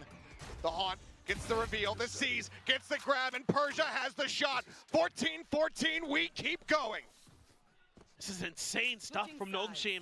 I thought maybe damn, RRQ dude, was going to be able to break through this A-Rebel chokehold. I can't believe he does it. To re-clear that space. Instead, they just sort of stood outside that door, and Ivy, what a smart play. No, that was a timing, I think, because he was like on the basically on the line of the wall and immediately steps forward. That is the way they. You know, that reminds me. I think Nongshim wins this map, because you know what that reminds me of? That reminds me of on Bind against Boom at Ascension, when Francis tells Ivy to block him in on showers, right? So if this is showers, Francis as Sky tells Ivy to wall this off, and they deadlock wall it. Oh no, it walls this off, I think. And then Francis No. It had to be here. It had to be here, right? Gotta dig deep now. And then he just camps out here, and he takes out a double as they swing around. Plays like Ivy just made are difference makers. It might have been a gap. On the minimap, it looked like he just found the timing to get ahead of it. But either way, maybe there was the gap. But who is Normally, teams leave a gap, so there's a little bit more distance, so that they have to jump in deeper. For RRQ, it's been both. But it was straight up gave me flashbacks of Francis getting ahead of their own deadlock wall. I'm looking at the map, and I'm looking at maybe that was sick. I mean, now it's a battle of endurance, man. And if this goes to map 3, like, who knows? No Odin this time. Dude, Persia and Jemkin both at 25. Ivy's at 24. Dude, everybody is fragging. Open up those angles potentially if they get any contact, but none found. There you go. Okay, so RRQ purposely waits, and then it's a trap play. But Dombi's on rubble. Okay, now they know because of the fast lane. They know. Good spray down. Oh, I think he spotted Jemkin's head, yeah. Forced away, the blast pack taking him to safety. In the meantime, Ping is coming down. The pings come through. They are reading this. They ping out upper. They know that Margaret might be there. Oh yeah, but who's watching Heaven though? Who's watching Heaven though? Who's watching Heaven though? You pinged it. You pinged it. You pinged it. Tumby collects Jemkin, and now it is all down to Experiment. Hot on their heels. Shots firing out. They know exactly where he's at, and they're pivoting across over towards the A site. Spike now being planted, down to 59. Takes the rope up. As Margaret checks back over towards the attacker side spawn. Dude, look at where Margaret is playing, man. Sparrow able to find the headshot. Not even suffering any damage. Perfectly even, 91 I mean, health you on know both he has players. to clear every... Dude, Margaret's insane for this. Okay, you gotta expect it's main at this point, yeah. Plant here in his favor, trying to get it through the corner. He's holding for it. And now he's Margaret? just gonna hold it the whole way through! Margaret cannot make it happen! Sparrow gets the Red Bull clutch! Margaret? RRQ scrape by to once more! Dude, Margaret blanked out, man. I mean, this is a nerves issue. This is a nerves issue, man.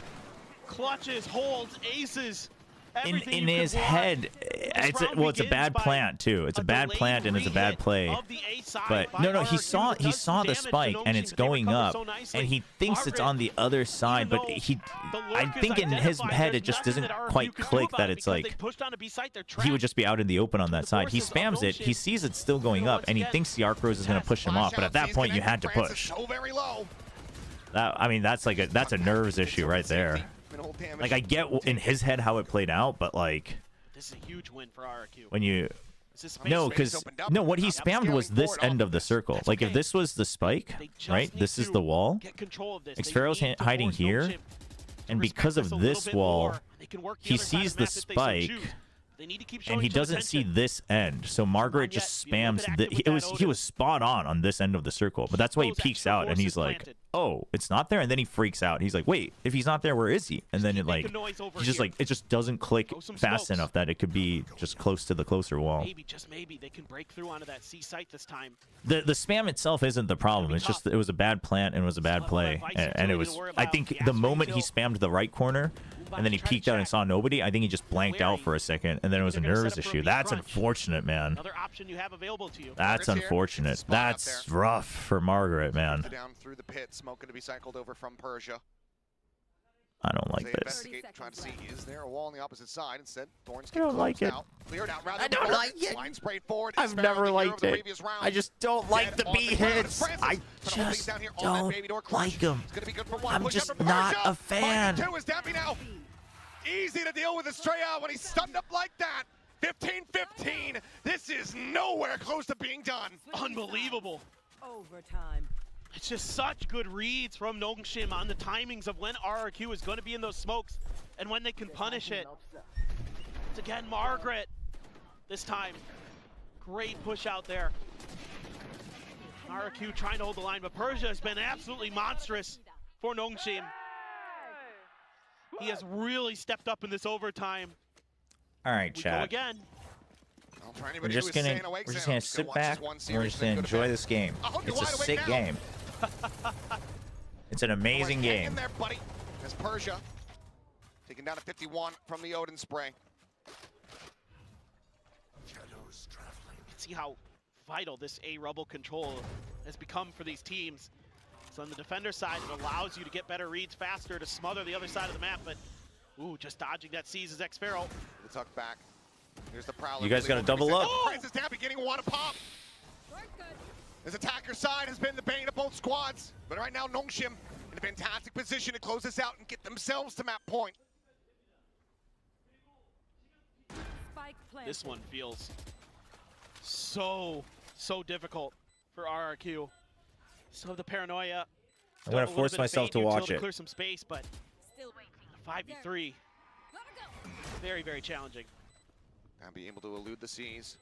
Haunt at the ready from Francis, swing onto the corner. He's snappy with a headshot, shuts it down. I don't want to watch it. The floor, Downbeat trying to stabilize. Can't quite do so. Jemkin applying pressure from the flank.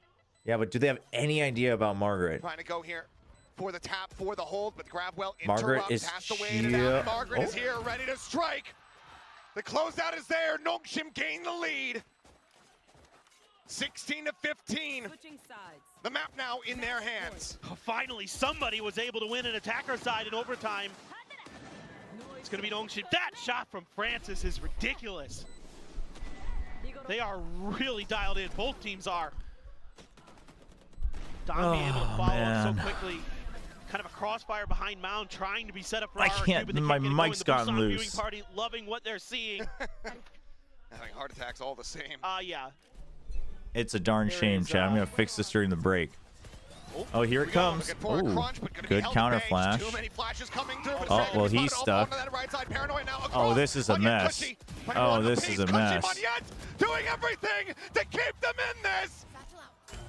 No Pearl, no victories here on Lotus. This map keeps going. It's just RRQ answering right back and C-Mount. It's just blow for blow, punch for punch. And both teams keep landing heavy hits, but the other one's able to withstand and respond. Oh my, Monyet winning that flank. Because they were planning on full sending it to C. The times that it worked is they allowed Jemkin to basically fly through the air and then close the gap and then blast him with the judge, and Estrella goes for the trades. That's what they've. That's the couple times that they've succeeded on attack. They could get this defender side win again. They've been able to push out. They're controlling. I think they both used their timeouts. Yeah, no timeouts. We keep going. Confident that Nongshim would still be fighting early for that rubble control. Now there's a lot of noise being made. Oh, the push out. The push out from RRQ. Everyone's getting antsy, man. Everyone just wants this game to be done, man. Oh! I mean, just trip it. Yeah, make him think that you're coming through. xFaro, just make sure. You know Domby's going to push. You know Domby's going to push. Exactly. But do you know that he's going to push together? Oh, he does. Oh, he does. Wants to try to hound him down with that shorty, but the distance Somebody help him. Somebody help him. Cushy. Cushy. Thank you. Push forward. xFaro finding it. Monyet 2 off screen. Persia dead. There's the cleanup. The fuse coming through. RRQ once again back in control. That was absolutely beautiful from xFaro. Oh, yeah, it's a flawless. That's huge. Nongshim the opportunity to get 2 guns to bear down at him at the same time. Okay. It was just backpedaling, waiting for the reinforcements to arrive. Can we buying more and more time, more and more attention? Win a rubble fight? Huge win for Jemkin off the rip as well to open up some space on the map. There's one of two things that RRQ should do. Either they should figure out how to win a rubble fight, which I don't have the answer for you. xFaro, man. Or they just full send it to C again. What a round. Everybody's having their They're thinking about full sending it to C again. Shearwall is going to be on C. He has a judge, though, so it's going to be the full send. They're just saying, okay, this is what worked last time. Let's do it. Let's full send him in. But look at where they're stationed. High-low to just blast him out of the wall. Okay, he gets through. See, he doesn't. He's able to hold. Shorty in hand. 1 pump, 2 pump, 2 jumps on the floor. As xFaro tries to claw their way back into the round and close things out. Okay, it's still not bad. It's still not bad. Noted. Spike now being planted. The 3v3 coming through. What the cross, and he just catches a stray. What? Player advantage now here in their hands. Reinforce those walls, Riot. What the freak? Jet looking to see if there's any lurks. It's going to be the Haunt out to check. Still the Paranoia in play. Dombi thinking about popping the speed. On cleared. Dombi looking to try to rush forward, slides across the drop down, trying to play Huge. distract here. Persia Francis split the difference. They picked their targets, gunned them down, and we keep going. 17-17. Y'all talking about Zen vs Loud earlier today. Best series of the year. You can get the hell out of here with that nonsense. Welcome to Apex. I mean, I'm just gonna keep quiet because I didn't watch Zen vs Loud, but you know, this one's pretty good. Stray shot. I mean, obviously this is annoying. Ivy's so good on that timing with that shorty, but then Xfero. Oh my gosh. Once again, trying to be the hero. This shot from Francis, just heartbreaking. Dude, what the hell? What is that shot? You know what it is, actually? You know what it is from Francis? It's because RRQ's been planting here. That experience that Nongshim has playing together. They're able to do maneuvers like that so effectively. RRQ having to cede some mound control. Oh, that's huge bait. Huge bait from Dombi. Huge. What the? Why is Dombi waking up now? What? Able to find Cushy. That's a lurker dealt with, so you can lean in a little bit more towards this C site. Cushy's had a relatively rough game. It's not that it's bad, but normally he's the one like fragging out. Right now, no, Dombi doesn't have a slide anymore, chat. Welcome to the Neon nerf. That's right. Suck it. Just kidding. Francis doing damage here. Oh, triple face out. Ready to come through. He still gets one. Doing well to come away with a kill in that position. That's big. There's damage on Amanyet as well. Either way, 3v3. Xfero. Oh my god, Ivy. Ivy's gonna. Yeah, they have no idea. They have no idea. Comes strafing into spawn. Meets his demise. Cover going out. Stray and Xfero now with everything to do. Noted and trapped here at drop. Stray, does he read this at all? Shadows traveling. Wants to offer up the smoke to block. Fast lane just to make sure they don't drop. Huge, but time. But time. You know there's one in the smoke. Yeah, you know you have to try for the spam. Huge. Wait for it. Estrella, you gotta get here. Slides back around the corner. Dobby's a Overdrive in hand. Zippity zap and Xfero on the floor. Red Bull clutch. Nongshim once more here in the lead. It just comes down to the narrowest of margins. Ivy again finds such an impactful kill in this round when he lurks into spawn and cuts off That's That's a difference maker. He's been so crucial about finding those high impact kills. The turnarounds around for Nongshim. Do I look okay, chat? It's actually such a sick game, though, to highlight all the players on the server. And we go again, 18-17. It's actually a sick game to highlight just like straight up individual decisions and a couple good macro round-to-round conversions. Perhaps tied, maybe broken if RRQ. You know, I was thinking of doing a video on the DRX Gen G game, but this one might have to be it. This thing is crazy. Because quite frankly, I'm also just so emotionally invested that I couldn't even tell you the analysis of this game right now. 17 scoring line. In fact, it was. Stoppable force versus movable. I mean, that's a little unfair just because of. Come on. Really difficult start to this round, trying to figure out where that vice wall is.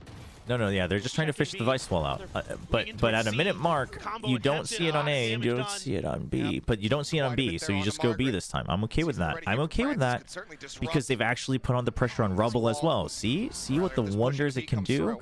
You don't have much time though. You don't have much time. Stop setting it up, Estrella. Just sit your smoke. Oh, he wants to wait for the second smoke. He wants to save for the second smoke. They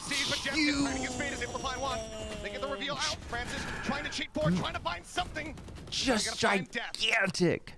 30 seconds left. Oh, whoa, Estrella. Okay. Oh, Estrella's watching it. Okay. Estrella, activate. Okay. Oh, everybody's lined up. I think they all got it. Oh, Jemkin didn't. Jemkin didn't. But Jemkin says no. Paint shells. Oh, dude, look at this. Oh, man, their post plants are decent on B, but Persia in a 1v5. has no hope of bringing this to a conclusion. 18 to 18. He says, "Screw it, I invite you." This map is a never-ender. This is just madness. RRQ here makes a good read on this. Okay. Tries to put some pressure towards C. Switching sides. They don't really feel that it's the same kind of response that they received earlier. So instead they make the gamble that the Vice Wall isn't in front of B. That hasn't been a play that has been consistent for Nongshim. So you keep a few extra players over in that direction. Jemkin does such a beautiful job on the entry. 3 kills in the round for him. Well, and we go again. Yeah, to quote Tug Speedman from Tropic Thunder, here we go again. Again. Whew. Longest game in regulation of VCT Pacific, by the way. If we include LCQ, it was 40 rounds. Yeah, we're gonna have to reload after this. Desk, if there's any laying around, don't mind. That would be appreciated. Either way, though, flash out, double face coming Come on, down. come on. Okay, okay. Woo, woo. Woo, okay. We're locking in. Dude, Margaret's waking up now. Margaret's waking up. RRQ. Margaret's waking up. Cushy. If Margaret's waking up, Cushy's got to wake up. They couldn't get that same play off the relay bolt they could previously. Oh, this is built for Cushy. This is a Cushy round right here. This is a Cushy round right here. Oh, dude, that's cheating. Taking down Francis. Just trading out the Prowlers here as they get cleared. Cushy trying to hold things down, but he doesn't read the pressure from the back. Margaret with 3 here. Sends out the ultimate to plant, now coming through over onto the A site. Moniette, Jemkin glued at the hip. Francis this one's gonna be and the door too makes it even more confusing. Persia hiding close on the tree. This is actually a really good position from Nongshim. This is really good. Margaret still holding though, now on for an ace to take Nongshim up to map point. Can he find it, or can Jemkin somehow dig himself out of this hole? He's anticipating the jump peak, but Margaret swings out. It's another I don't ace. even. As Nongshim get up to 19. He's all over the map on this one. And Am I a little bit behind? I'll try to catch up. A nightmare to deal with. This is a good response by RRQ to start the round. To deal with that early zombie pressure on Mound, something that had befuddled them and caused them kind of lose an early fight. But then Margaret. It's probably because I'm watching on YouTube and he's watching on Twitch. That's probably why. And RRQ gets lost in the middle of all of it. Oh man, that's like the happiest I've seen Margaret. So good. Dude, Persia at 31 kills, Jemkin at 32. This is insane. Whose turn is it? Okay. Prowler out. We haven't seen that from B. What does that mean, RRQ? RRQ. It is a nice attempt at a trap play from Nongshim, though. Let's pause a little bit. Let's make sure there's not going to be another aggressive Yeah, there's push. like nothing on Rubble. What could this mean, RRQ? Okay, so they're going to leave Sphero. Yes, Nongshim reads that it's pillars set up with that Prowler. Yeah, RRQ now reads, okay, they open the door as well. It's a trap play on C. We're going to go fast onto A, but there's the shear wall. It's triggered. Huge paranoia. Ain't shows as well with the Razor Vines. The Razor Vines. Okay, so Xfero's position is big, but Ivy. Oh, he hears him. He hears him. He hears him. If Xfero wins this, they have 50 seconds. I don't think you guys need to. Okay, actually, they can just go into the site. That's totally fine as well. That's totally fine as well. Is it fine though? Snapping with a second repeat, but now his ult is lonesome. Boom! I thought he got that double. But in the end, we keep going. Oh my god. This is awesome stuff.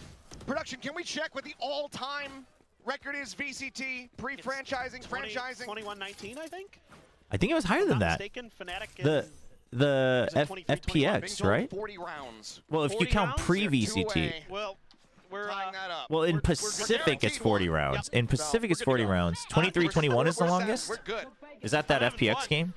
I like the setup here from Nongshim. Even though they lose this round, that wall, the Vice No. Like, there was an EMEO one before. Well, I guess it depends on if you're counting just partnership or not, I guess. They're swinging the corners and 28-26 was the pre-VCT one. Well, that's crazy. We're not breaking that. Just individual moments. Who can hit their shot? Who can break things open? Because the playbooks are out the window. This is just on your own individual skill and reactions. Dude, I can't believe these players are still playing. Yes, there's some micro calls here and there, but And they're playing pretty well. everything you On both prepped teams, for, honestly. let it go because it's time to rock and roll. Okay. Sherwell's still there, guys. Yep, it hasn't been tripped yet. Didn't get Yep. it. Just go for Yep, Monyet, you died there before. Yeah. Nongshim's very good at spamming. I'd like to see a little bit more Monyet's attention. taking damage. I these don't players like it. planted for RRQ. Got a decent read that this could be A. They've left B entirely open, and Nongshim's gonna read it. You have the toxic screen to cut off the front.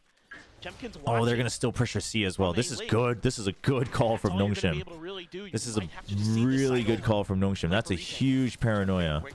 Oh, post plant's gonna be really good because they still have C mount and they're still watching A main. RQ needs to. Oh, they can't lose any. They're waiting for the push up. Some pressure coming in from the back. He's trying to, he's trying to bait them in. No, you still watch back. You still watch backwards. Oh, well, okay, but at least they know. But where, Monyet? The 4v4, Monyet still held at bay, but the B side being broken open as a Okay, so it's because of the door. So Monyet just wants info. He's playing it perfectly. He just got him locked in, taken down. The defuse will just be held. And they blocked it as well. RRQ once again. 이집할 때 26이 이제 VCT 전까지 카운터를 하면 기록이고요. 퍼시픽 내에서는 20이라고 하네요. 그러니까 21, 19? 28-26 was last year in Challengers. Oh, 28-26 was Challengers. Okay, then what was the 24-22 was Forza. Okay. 아, 24대 22가 1티어에서의 최고. 작년 챌린저스는 28-26. Okay, come on. Come on, RQ. Full send. The judge is back. Jemkin, the Russian tank. He's going. They're not stopping. He's tripped the wall. He doesn't get the kill. Cannot confirm the kill. The rest of the team cut off. The tip of the spear broken. Downbeat considering. Goes for that swing out for a brief little moment there. Gets back off the angle. Trying to show a change of pace. They got thwarted by that utility. Oh, Monyet gets cleared out of B as well. Francis finding Sparrow having no idea. One after the other, they push out of the smoke. One after the other, they end up falling, but Estrella 30 HP ace? Ace clutch? 30 HP ace clutch? From the shadows? Dude, I dare you to fake it, Estrella. I dare you to fake it. Okay. It would be, but only we know that. Plant onto the corner, 8 seconds before he has a smoke. Persia encroaching on his position. Dude, imagine. Away the haunt. Oh, that haunt's huge. Coming his way, but so too is Downbeat. 20-20. With no end in sight. This is far from over, but we'll go ahead and say it now. You all were here for this moment. You all were here for this series. History in the making, round over round. It has been just such a treat to see. Dude, longest game in VCT Pacific. Welcome. Welcome, everyone. Yeah. Because 40 was it with Zeta. I think that was Zeta RQ as well, wasn't it? At LCQ? Stepping up for both sides. Dude, RQ and records, man. They've got another Let's at least make this different, because they lost that one. Try to seal the deal. Ivy has been so instrumental. The controllers, Persia and Ivy, have been devastating for Nongshim. RRQ, Jemkin, Monyet, everybody stepping up. Xfero. Don't forget, folks, the first map was overtime as well. Yeah, little bit faster. A little bit. Ah, man. Dude, it's already 7:40 p.m. chat. 2 hours and 40. Okay, hold on. No, focus. They're stuck. Huge paranoia. Big. Trying to sprint out. YouTube stream, stop. Okay. It's just great instincts from Jemkin there, sensing that they might not recognize that they can push that far forward, use their util to get a kill. Ivy trying to go on a bit of a lurk. Oh, it's turning into individual lurks now. Oh, Estrella. I mean, it's a cheeky position, but it's so risky. It's so risky. Ivy wins again. But the trade? Sleep at the wheel here as Ivy comes up with 2. Continues to just deliver in the biggest way possible when Nongshim need him the most. And he is not done yet. A third for him. Enemy remaining. Persia will stop Dude, an why Asian is my coming through, but Fossabot he freaking out certainly again? I'm sorry, I'll is fix that. assisting in Pearl, getting closer on that horizon. Be careful of the ellipses. I thought I fixed it. This is just Oh, man. Dude, Ivy is crazy. Nongshim, can they close it? Sides. Can they make it a 22-20 score? 35. Jemkins 36. The controllers Oh my again. gosh. I love this move from RRQ, but then Estrella just gets outdone by Ivy. Tries to hold an off angle. Ivy's just so ready for it. He's ready for everything. This Persia's turn. Come in and find two for himself. No timeouts to speak of. Just have to Domby's keep got a going. judge. Oh no. Try to find some way Oh through. no. Domby's got a judge. Domby's got a judge. Get aggressive. No, just looked like he was going to try to hold that angle right outside of B main. Oh, Persia. Such a ballsy play here. Given the odds here, given the numbers against It's him, over. but he's still It's over. somehow We're going to persevering. Pearl. Two kills Let's back. freaking He's not go, done yet. He wants to get Nongshim. back up on top of the box, but Jemkin Nope, it's will still deny it. over. He's taken down, but Francis here in range. Strike down Comes up A. with two, and Jemkin now 9 The last one HP. standing. Domby can literally just sprint no forward health, no and hope, win. No way. Calm down, stream. Locked here behind Rubble. The shorty drawn out, but the judge bests it. 22-20. We are far from done. Map 3 coming up as Nongshim extend the series, and they take us over to Pearl. What Damn, a show dude. that we have witnessed. These two teams, Damn. absolutely What no a give up on game. either side today.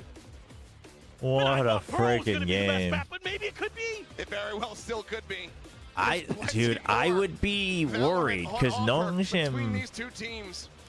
dude, I'm But telling good you, like God. at Ascension an too, like all-time I banger forget if it was of a on map here for Pacific. I think The it was on back and Plat forth Chat where the people whole then way was like, throughout. I mean, I don't The know, record now it's tier breaking 2, number like of Nongshim, rounds. I think the pressure's The gonna get to him. aces But the way I multiple see it players is they throughout this. survived 2 different best of 5s where Crazy 4Ks, the crazy 3Ks. things were not looking the great lurks, near the everything. end. This map had it. And I think Nongshim has The that in sticks on them. the defuses, And everything now you that could they want. won this, I think they are going to look real scary going into map 3. It's not going to get better than that today. Wrong. I'm gonna go I to would bed. be concerned. I would be a little concerned if you're an RQ fan like me. This is a banger. No doubt about it. I would be Get out a of bed, little bit roll concerned. Over, open up your phone, whatever you got to do. Get people tuning into this. Yeah, no, this series is like because full-on this momentum. is Also because absolutely RQ, yeah, their attack is still really How do you weak. have the It's still stamina really of weak. these players to play another map? I thought they would have fixed it, but it's... It's already been essentially 3 maps. We're basically playing a 4th at this point. No. I still believe, how many but I rounds would have be a been little played worried. in I would be a Pearl? little worried. Both of these teams have been electric, folks. I expect more of the same, to be frank. I absolutely do as well. They both look so damn good on Pearl, but for now, let's But pass it Pearl, back I over mean, to hopefully they Hamilton, just who's reset because both waiting teams are for it. really fun to Finally watch get a on word in Pearl. edgewise. Both teams are really fun to watch on Pearl. I mean, we've been holding our breath at this point for what seems like 2 hours Oh because my gosh. 42 rounds. All right, chat. I mean, We're going to, we went up here. run we some were like, ads. we got into position and it felt like it was like. since there's so many you of you know, here. Oh, okay. So we'll be right back. And And I'm going to go get some freaking water and, I don't know, go out and take a walk.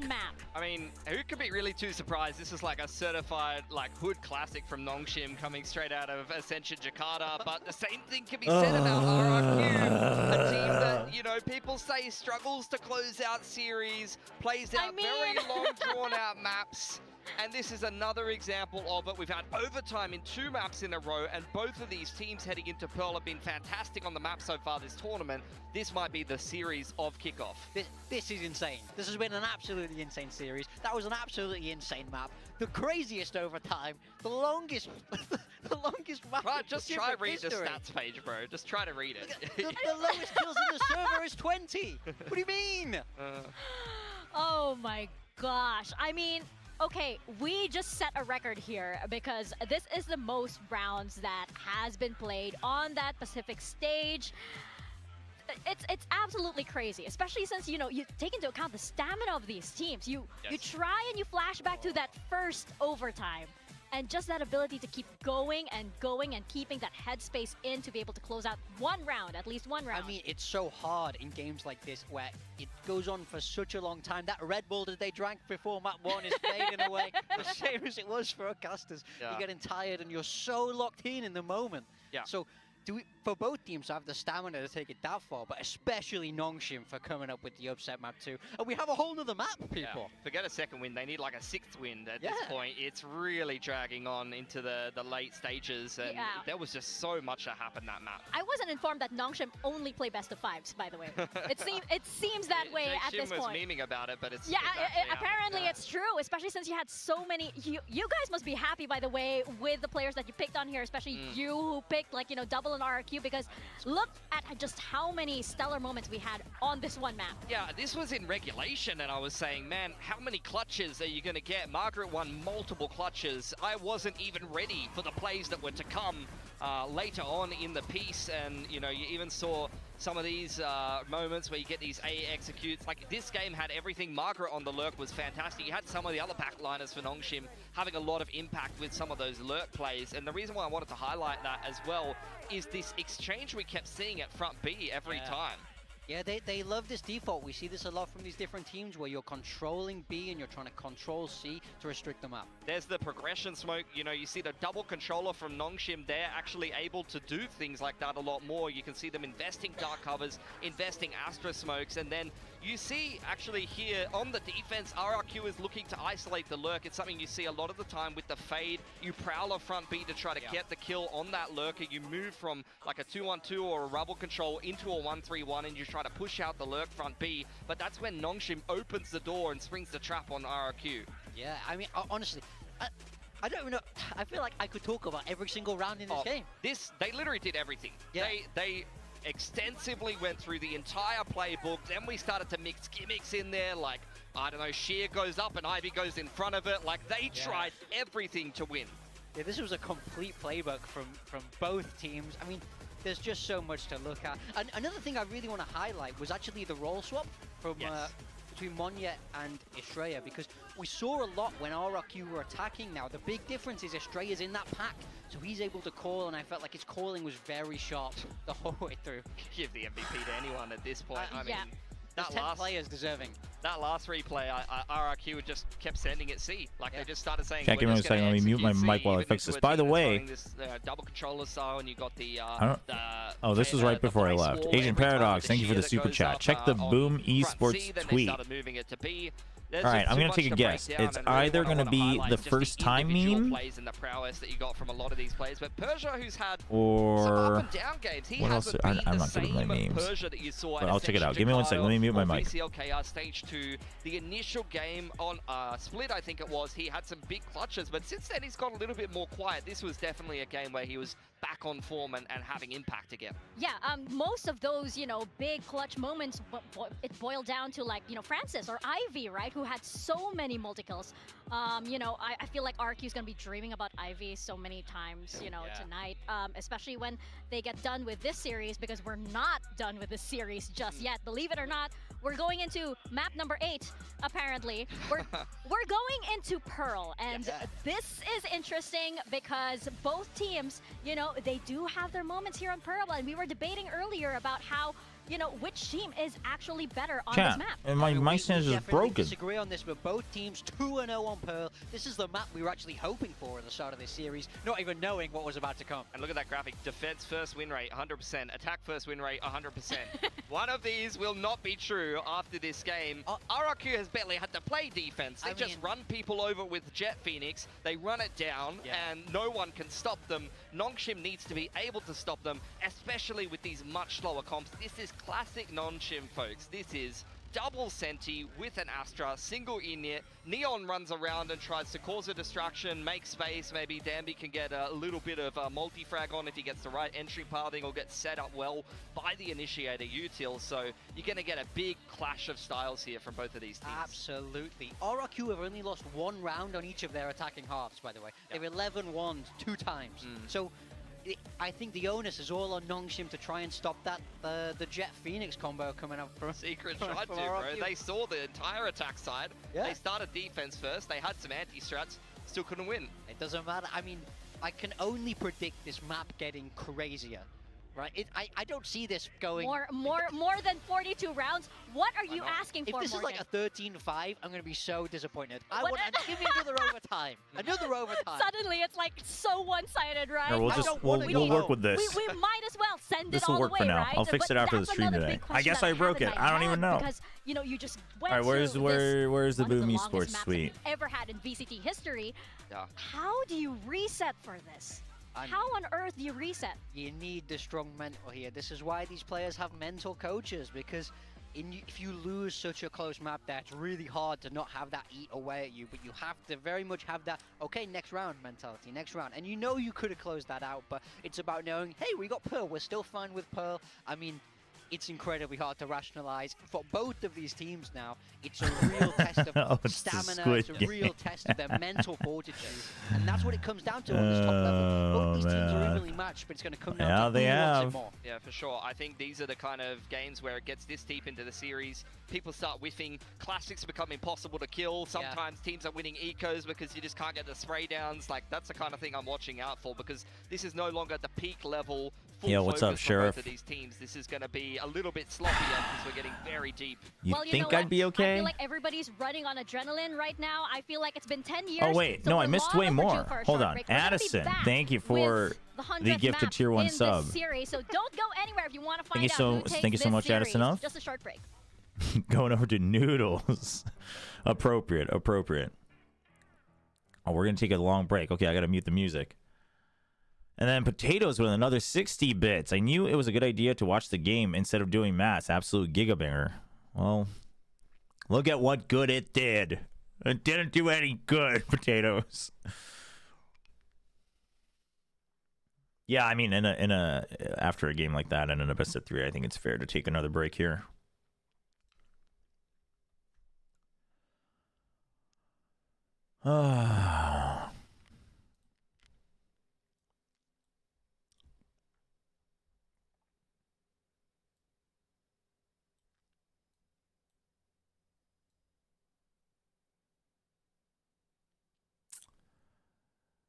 I see Discord was popping off as well.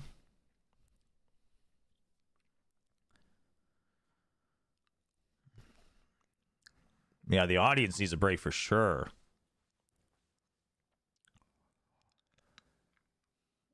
Indonesia versus Korea was the rivalry we didn't know we needed.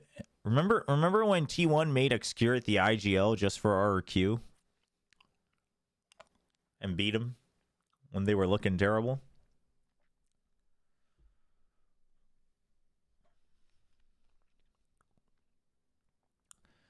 It's a noodle derby between the Nongshim noodle and... Yeah, well, no, it's... no, it's Pop Me, RRQ's sponsor.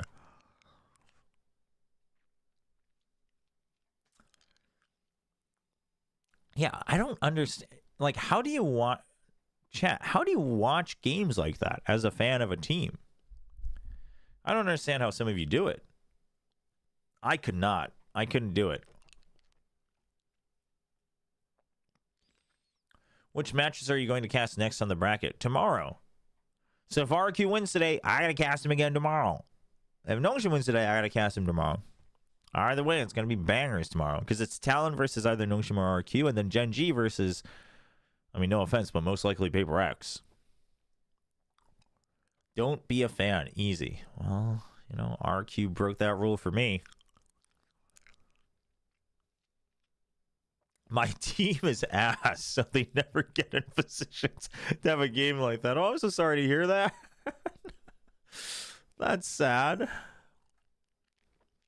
Liz Lotus had the same number of rounds compared to Fnatic Foot, more rounds than... Wait, really? Wait, didn't Fnatic Foot go... Oh, no. Wait, was it a 2-0? It was a... Oh, because they won the... Yeah, because Foot... I turned away and then Foot won the first map. Yeah.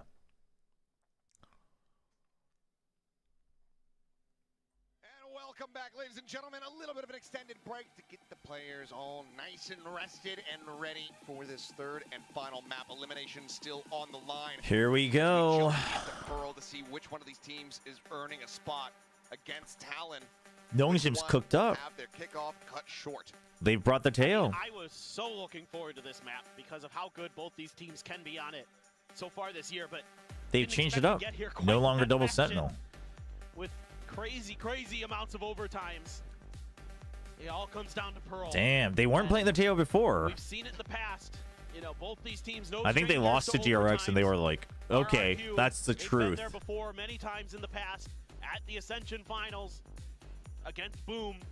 It was Nongshim at the time, Shinpriza. Dude, G versus DRX 2023 was sick. I was casting that with Valdez. On here on Pearl, I don't know. It is a very different clash of styles between these two teams with the way they pilot this map. Put that last map a little bit into perspective for you. We were already in overtime when Jemkin got that ace with the triple kill on the showstopper. Yeah. How long ago do you think that happened? No idea. Yeah, Manyet went crazy in that game, yes. Approximate. I don't know where I am right All right. now. And the game just kept going from there. Anyway, enough about Lotus. Be damn sure All right, both chat. teams Let's have calm down. injected that from their brains. Let's get our bearings. It all comes down to this I right do here. like to consider Doubles gonna be myself an sent out. analyst of the game. Cutting off a little bit of the push. Let's talk about the game. Towards this B link, but RQ widely still just storming their way past is what Margaret. Oh, Margaret. One finds two as Manyet and Jemkin Okay. both taken down. Margaret's feeling confident. Fast on the rotations here on Nongshim Huge. as the remaining three players from RQ get the spike planted. It's a huge play from Margaret. I mean, you kind of just have to win your fights here, right? No one's watching over towards Club. Because she's trying to hold close. He's trying to hide away from the drone. I don't think he was quite spotted just yet. I think he lets the neon pass. Oh, but nobody's even think. Oh, yep, there. Okay, Estrella gets one. Ah, Cushy couldn't get the kill, but they're so low. Okay, 2v2. Huge from Xfero. And then all he needs to do is just hide. With a massive advantage. Massive. Win. A pistol goes the way of RQ. 3-2 in that regard. As they take the opening round here on Pearl. It's so back and forth again. It's so close. Crucial moments in this round. Chat, Margaret just if I miss stuff, you guys gotta tell me, because right now I'm not in the right mental state. I am so glad I'm not casting this game.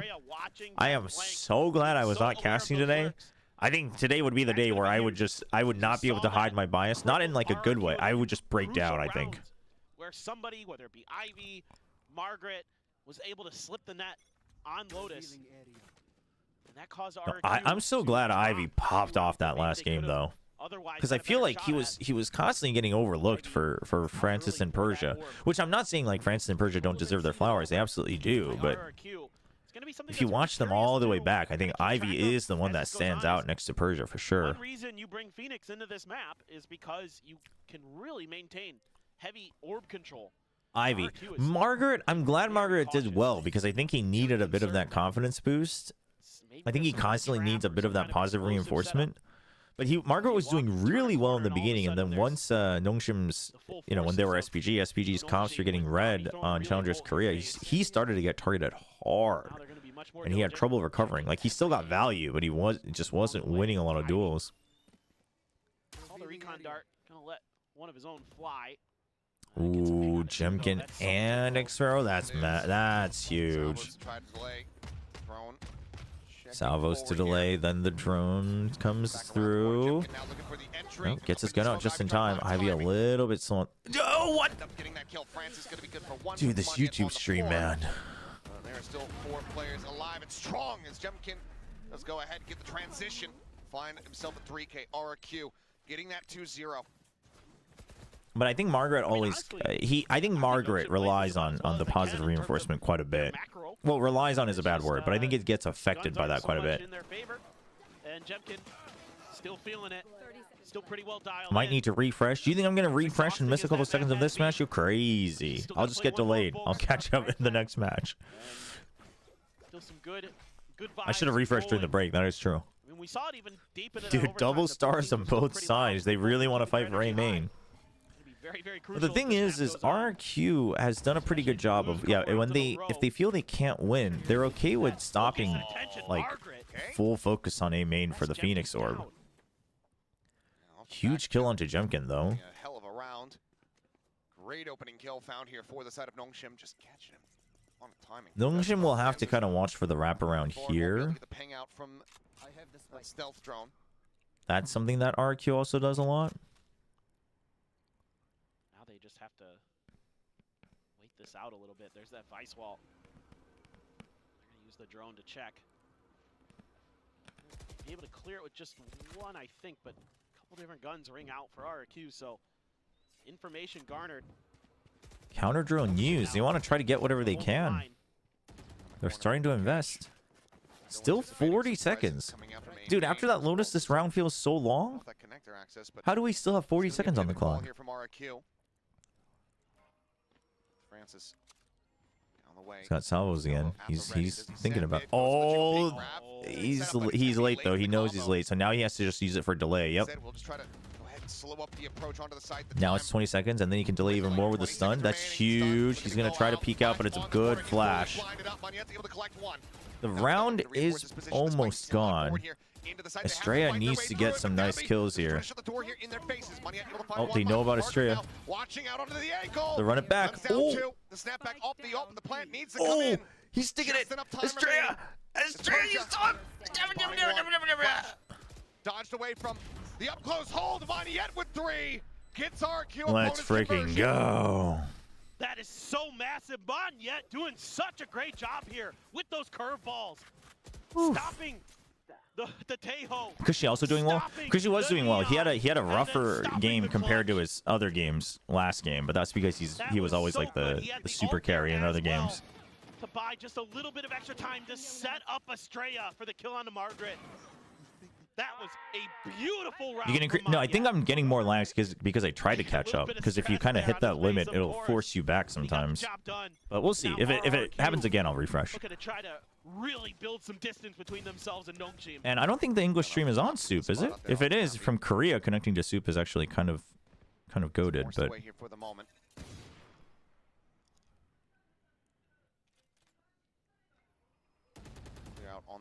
Molly, clear out the close corner. I don't know if that was meant to clear out the close. Yeah, Jemkin's looking a bit shaky, but Moniette looks like he's woken up. They do kind of need to stick around here because they don't want Dombi to pick up a gun for free. Could be hiding in the smoke, but it's actually on the outside. Estrella's gone all the way up to the sheer wall. Oh, really? Do we want to split and potentially give up a gun? I don't know about that. Keeps him in with the man advantage now. Weapons can be recovered. Dombi and Francis could both go ahead and scoop those up. So Estrella needs to get ahead of this and get kills here. Estrella holding close, thinking about going for the peak. Does so. And Nongshim is ready for it. All 3 rifles. Dude, this was an eco, man. How do they have 3 guns in a 3v1? Take down Dombi. 1 kill and he gets the Hunter's Fury. Here's the rotation. Wait for it. Gets the spot out, finds the first one, finds the second. He's got the Hunter's Fury. He's gonna go for the shock, sends out the first one, but the swoop out from Francis. He will be able to make it happen. A thrifty for Nongshim to get themselves online. He didn't want to reposition and then be late for the Hunter's Fury, I think. Is gonna be able to build some distance. Nope. Who am I kidding? We've had 2 overtimes. That's not allowed. This is just a great setup there. I mean, a little bit whiffy, but I'll fix my Fossabot YouTube chat. I apologize. I don't know why it's freaking out about. that second on the it's great, but actually what this, he didn't send the second shock because a bit risky because he knows that he would be off cooldown. He'll be pinned in position and then he'll have to likely go for a cancel. So I mean, because then he might have his bow out. So he sends one, he would be weak, and then he's pressured to refight because if he gets peeked, you can run and gun. So his idea, I think, was there was no immediate peek off of the shock. So if he's going to try to stick it, I'm going to run and gun, but Francis finds the timing. I mean, I think that's a situation where it's like hindsight 2020, but I think you just give credit to Francis, quite frankly. From him either. He's knocked down to 81. Moniette puts up the wall, just needing to get some heals through. First kills. Yeah. The casters mentioned the salvos as well, yeah. Still very heads up. Hey, Sonya. Aware. You gotta rely on Moniette to clear some space. The drone Yeah, see, RRQ loves fighting in B lane. Nongshim's ready for it. They've done their homework. 3v3, Ivy maybe looking for a bit of a timing here. Swing out. Oh, dude! What in the world? Dude, he wasn't even like trying to aim for that relay bolt. Not ready for Dambi's position. That relay bolt was crazy, no? Get themselves a second round win. Combo off of that recon dart. Absolutely brutal. Ivy and Donby The best of 3 kill, a best of 3 kill record. Yeah, I guess everyone talks about full match kill records, but I don't know what the best of 3 kill record would be. Anybody know? Anybody can help out Sonya here? That RRQ could do there. Completely stuck in B lane. So it's a nice counter move from Nongshim. So they're starting to find these moments to get these util combos to really. Yeah, but the texture one was a bit. I think the demon one was technically a BO5, but oh, maybe not. Even if they lose a player, just respond right back with 2 of their own. Everyone's just. I don't know if this is really helping you, Sonya. We're just all throwing out random numbers. My heart rate is pretty high, but hopefully not as high as the kill record in a best of 3. For both teams. YouTube says 101 from Ospas. To invest them to really get this round to go. 101 in a best of 3. Drift across the uptrap, dash in towards the screen. Okay, he finds the. Oh, dude, that salvo, man. Away with a kill off the back of the salvo. Oh, just spray across. Estrella going to be taken down. This the Teo. The Teo. Thrifty attempt here from RRQ. Is not going to be holding water. The Teo workshopping from Nongshim is good, man, and all it took was getting beat by freeing down to a pulp. All the info that Nongshim need has been garnered.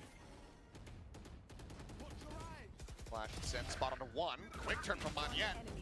And he manages to find 1. Xfero also puts up a solid effort there with the Stinger in hand. They take away 2 weapons. I think if Ewok and Warbirds have enough data, they could call a timeout. But I guess you have all ults. Because the Teo combos on top of the Razor Vine is really killing you right now. Who's going to be able to come on the better end of that cycle? Could be a difference maker, no doubt about it. Map record is 47 Ospas. Best of 5 is Kong Kong 111, but no one knows best of 3. Yeah, I guess so. I guess we don't ever really talk about best of 3 separately. Ivy's done a great job with the yeah, Jemkin's looking a little burnt out. Guys just all over the map. But I think part of it is Nongshim is just very prepared for these early hits. Felt like popping it, but this time around RRQ ready to square up, try to deal with it. They hid their extra forces, but Domby's playing very, very cautious, sliding on back. So they're waiting for a push out because Nongshim's always met them at every corner. You have all ults anyway. Surely we send them. Very strong push. Nongshim's not getting any contact. Granted, Nongshim has their ults as well. Razor Vines. Try to slow up the approach. The side forward, and oh my God, Damby just getting right up on him. Even peeks the backside of the wall. Why are we acting like we've never seen a Vice on Pro before, RRQ? This is going to be making RRQ maybe think twice about this, but once again, time starting to why aren't we just sending the run it back in first? Pivot not really in the cards anymore. Instead, seems like they're really just rushing things. That's a huge Armageddon, man. Allows Domby to get ahead of it because it's going to isolate the fights. Yeah, huge reaction from Nongshim. Nowhere close to being brought forward here into the site. Thinking about saving at this point. Oh, I mean, they absolutely are. Oh, is Frost here? Is that why people were? Is that why people were tagging him earlier? 10 seconds left. Best 3 kill record is Scream with the 89 kills. Apparently, that's what YouTube is saying. Francis will deny it away. Yeah, Sonya. I think that's correct. Xfero makes it a little bit more costly, but I don't think Nongshim are too concerned about the cash. Our chat's good for something. There you go. 4 rounds consecutively. It's just great. Timeout now, surely. This time the Vice Wall in a very unexpected position. Calm the kids down. Get them to think about the Vice util. In that bonus round win, can't get past that wall. Then the Steel Garden comes through right as they're making their execute. Nongshim just makes. Well, I mean, you say it's funny that they're the ones getting red, but they might have anti-strata, but Nongshim's come up with a different comp. So. I have a timeout here because Nongshim is thwarting you at every twist and turn. Slightly better scoreline than we've seen from the previous 2 maps, where it was 5-2, but it's always been after that 7th round of play here from RRQ, consistently having rocky starts to these maps. Yeah, it really does feel like. What do you mean by that? Some What? of the expectations they have. What? Chat being good for something? Chat's good for something. Goes out the window pretty quickly because Nongshim's really Something could be one thing. It could be 10 things. It could be 100 things. In this particular moment, it's like The potential is we're infinite. getting past our front lines, like let's give them that little bit of extra space sometimes, and then let's use our util to really smother them. We have the Teho. We have a really good opportunity to bully them at the Second and Demon 1 hold the record for highest kills in a best of 3 with 101 kills. Utility to do so. From which game? In a best of 3? Running all over the place in front of it, just causing problems.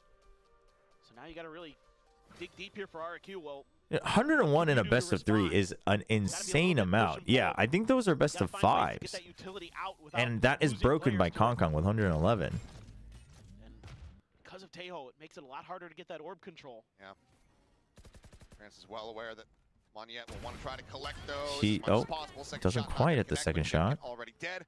Is a very good start. Dude, Jemkin is just getting shut down on every single attempt. Not going to be found. As a flash forward, Francis does get caught by that a bit. Turn on the flash. Sparrow desperately trying to win out this fight here. It's a bit of damage though. That's tough. Reloads and continues to scale forward, taking some space, but the flank is coming his Oh, way. okay. Yeah, closes the gap. That's not bad, but Crossfire is good from Nongshim. Pound of flesh. Francis is going to be taken down. Shot through the wall, however, and Ivy will collect 2. Now just leaving Estrella, desperately trying to find something. No, he did it. I thought they were going for the knife, but it will just be the shorty and a 4-piece there from Ivy. Oh, man. Surf maps. It's absolutely incredible. Dude, Ivy is feeling it right now, man. Just made it so Estrella had no hope. Finding great timings there through that wall. It's been something Nongshim has been really doing so well today. Really annoying for RRQ to deal with. They have the timings down. Keep up. They have these great. I mean, oh man, because they're getting shut down so hard on the A main fight. Seen just about everybody on And then Nongshim knows that if they don't go A main, RQ loves to hit mid. So they've been good with that. Now you have the operator. So B is shut down. The shear wall has always been good there as well. But since you have the op, look at the adjustment. They put the op here for delay, and then you put shear wall here. But your main focus is still fighting here. You're not really too concerned about fighting on art. If they do come through art, you just wait for the shear wall to divide them up, and then you sweep them up, and then maybe you push A main. It's like not a big deal. Moniette's got to be careful, because when that drops, he doesn't get around that corner in time. He just barely does. I think they might have really felt the damage of the double drone as well from DRX. Not spotting anything. Still information here. As RRQ are going to have to find an opening elsewhere. Do you think there's some exhaustion? I mean, I think so. I don't think it's like not exhaustion in the sense that like Jemkin's so tired that he's just full sending it or whatever. But I think exhaustion in the sense that their adaptation is slower, whereas Nongshim is kind of lasered in. He's not quite prepared for it. Oh, those salvos are good. Jemkin's above, so barely avoids it. Persia notes him. Huge wall to try to delay. Only 20 seconds though, so Nongshim knows. So do they poke out or do they try to hold? Huge. Okay, and the Steel Garden. This should be a turnaround round for sure. For sure. We're going to keep 2 people on site? I guess so. Nobody on this side, though. Yeah, Jemkin's going to reposition. He gets spotted, but it doesn't matter. You just need the crossfire for extra delay. And you can tuck into that cranny anyway. Okay, so Xfera knows exactly where the Teo is.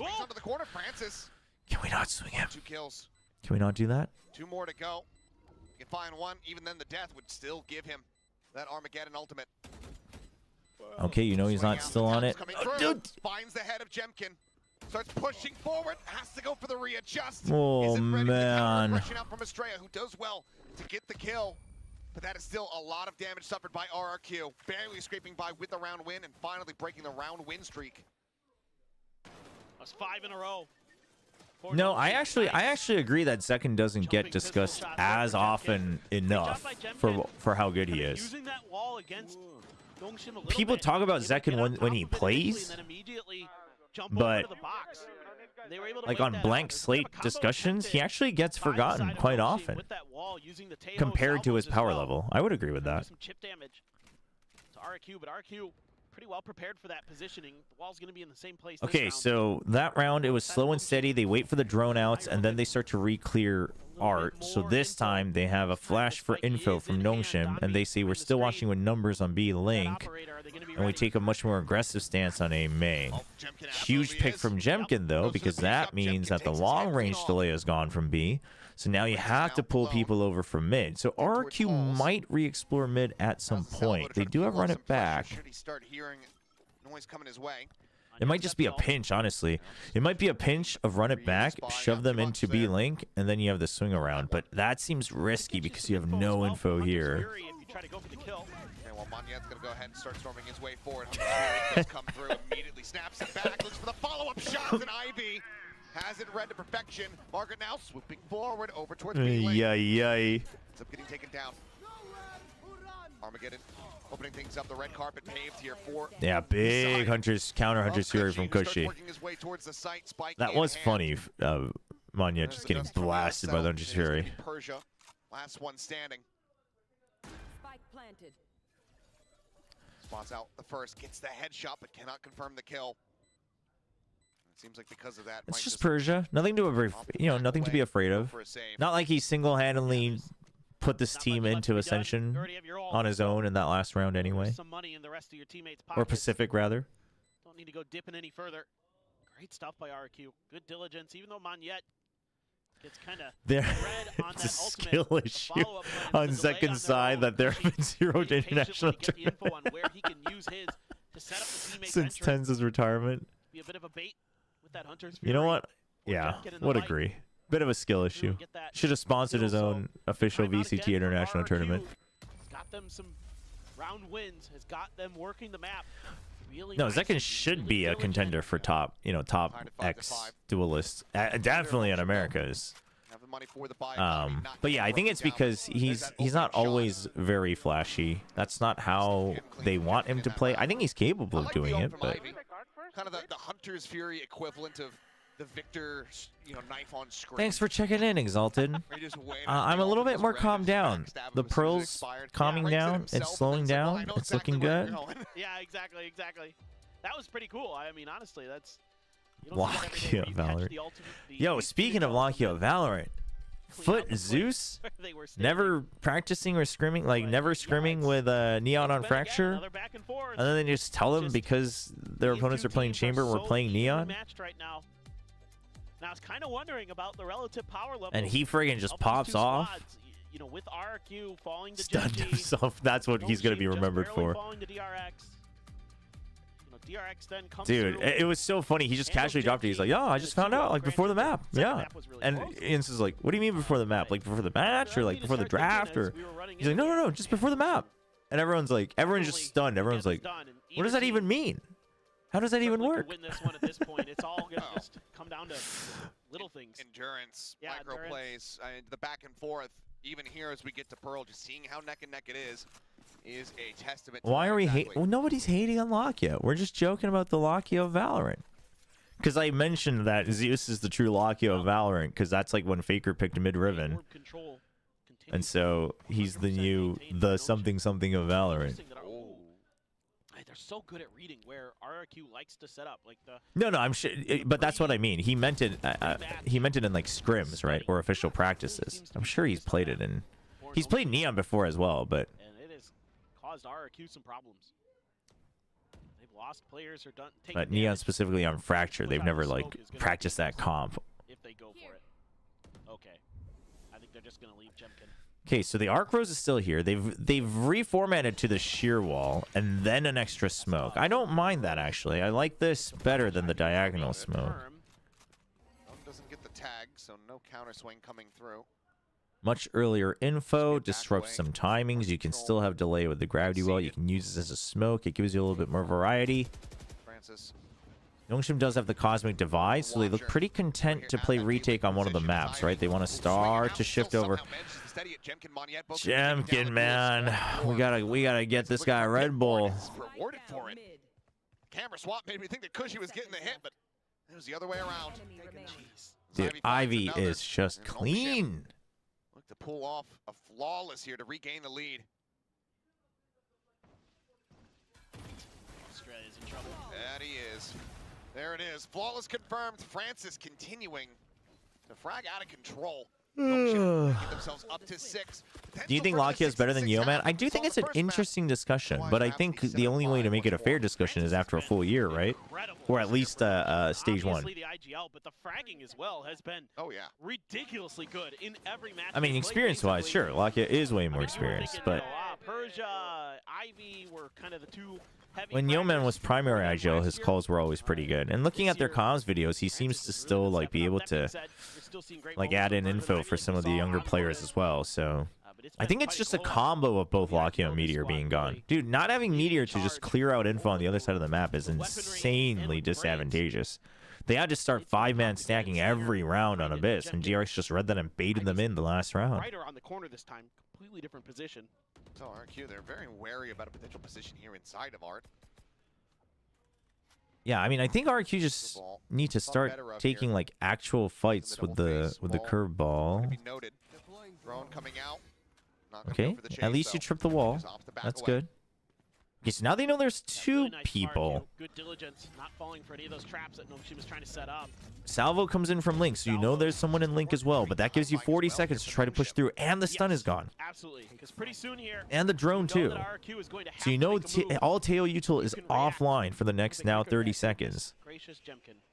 Basically, which means until you enter onto the site. So RRQ has free pickings. They're pressuring B, making it look like it should be a draw to B, but Nongshim is staying very calm. You have extra delay with the Astra Stars, so you keep 2 people here. Teo's just here for info and trade, and then they just ditch mid. If RQ's in mid, they're just gonna be stuck in mid, no big deal. And he flies way too high. Salvos are here now, perfectly on time. Cushy, good swing out. Okay, he knows he got the stun on a couple people. Dude, Domby's got 20 HP, guys. Just pre-fire this guy. Come on. Okay, so you know they're closer to this side. You know they're closer to this side. 90 health between the 2 of them. Last player standing. Tommy. He has a slide. In with the last player standing, and Cushy in the cage fight will be able to close it out. A 4K for him, and we are tied 6-6 at the half. Man, something that Nongshim has done so well today is isolate angles. Oh man. You know, in these odd number situations, give up spots where they're going to be facing 2 or 3 guns at once. But it's Cushy who's even better. The way he's Cushy seems to be locking back in, and it could just be an Asian diff too. As he's kind of looking away He's very clearly much more comfortable on Silva. Always has been. A tremendous pickup for RRQ this year. He has been outrageous. Absolutely. If you looked at the VLR ratings, he was the highest rated player in Pacific going into today. I mean, it's looking like one of the front runners for sure in the region as far as, you know, Rookie of the Year is concerned. And he's playing against Cushy for sure. I would argue that Cushy so far is the rookie. Like, so far, he's way out in the lead for rookie. Well, I mean, I guess if we're, freeing is there. What's interesting is both of them have so much experience in challengers. Round victory for him to keep things neck and neck. But where do things look? My hairline's about to disappear. 6-6, RQ currently 3-2 in the lead when it comes down to those pistols.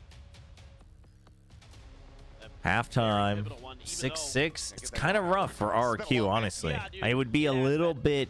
There's more to work on for RRQ on the second half. Quite the series. I have no idea what time it is, and I'm afraid to look because I don't want to know.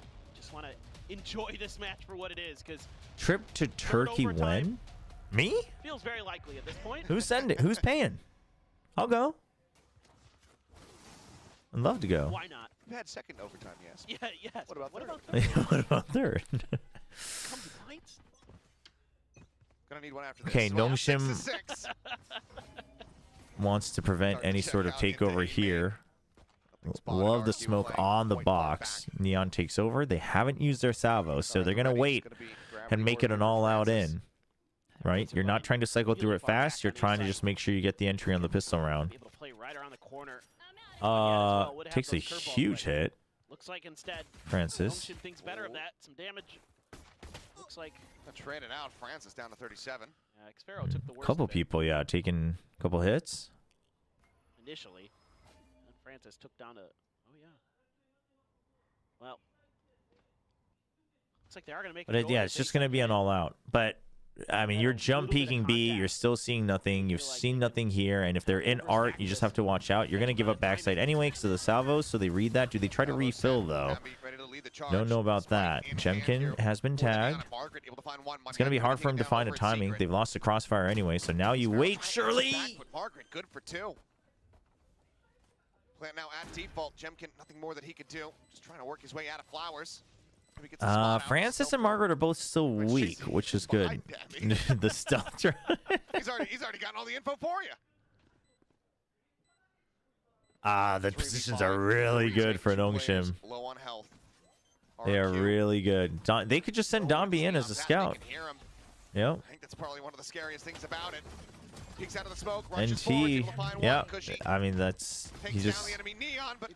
You have the numbers advantage. You got salvos. You just send them in. Ties it as far as the pistols are concerned in the set, and Nongshim will gain the lead once more. Well, even though RRQ had a decent inkling that this might be they're caught at a point where they're kind of backpedaling a little bit, and then they try to challenge that angle, and Margaret wins it. It's just a pistol, chat. Pistol rounds can't hurt you. They're not real. Up those 2 kills towards Secret. Well played from Nongshim though. I mean, I think there is definitely a momentum gap right now. Nongshim is feeling great after that map too. 20 and 22. What a crazy game. He's able to find that big moment, get that big multi-kill. A little bit of a spot there onto some of the players of Nongshim, but they're just happy to take the orb and move on. That's been another big thing that's really... Okay, so because of the speed, dude, the Teo plus Neon basically makes it impossible to RRQ to actually initiate the fight. It's actually such a good comp against the Phoenix. Control that A orb. You just never have priority as RRQ. Normally can play because of the Phoenix. The longer range utility that Nongshim is able to bring to bear makes it very tricky. Now over towards this A site again. Couple different stars this time. 2 in a row. Positioned kind of to push forward past the salvos. Oh, it's a different salvos, though. Keeps him. Yeah, you got to make sure that you don't draw him to Jemkin. So he makes it look like he's left bunker. There's still enough time passed. What is Monyet getting tagged by? Okay, big kill. Opens up the flank. That's a huge curveball. Huge curveball. Opens up timings. Now, when people come back, you can go for the crossfires. Xfero. Oh, okay. Comes away with that elimination. Oh! Interrupts the plant. All of a sudden, it's just they know he's close. They know he's close. Hell of a reply from RRQ. Winning out the eco to keep things neck and neck. Oh, and break down man. The economy snowball from Nongshim. That was a massive win from Cushy and RRQ. That was huge. Yeah, this was the big one. Because now you don't have that extra angle. Yeah, and then Monyet getting there in time for the curveball. The curveball was huge too because he couldn't react. And they're able to make it work really, really nice. That's something you should have in spades as RRQ, is the ability to play tight angles with the curveballs. Okay, so now they have long range on B. They've got the outlaw. Jemkin's gonna watch for the jump across. Spots one. Yeah, trying to get the shot on the Neon. I don't mind the confidence. Yeah, I don't mind him actually backing out and giving up backside, because getting this stuck there with the Neon is just death. Typical B vice setup that you'll see. Okay, so Tejo. Oh, nice shot. Yeah, as long as you get away or get rid of the Neon. And then the Razor Vines, you know they've been caught up here. Along the thorns. Very good combos. Very good reactions.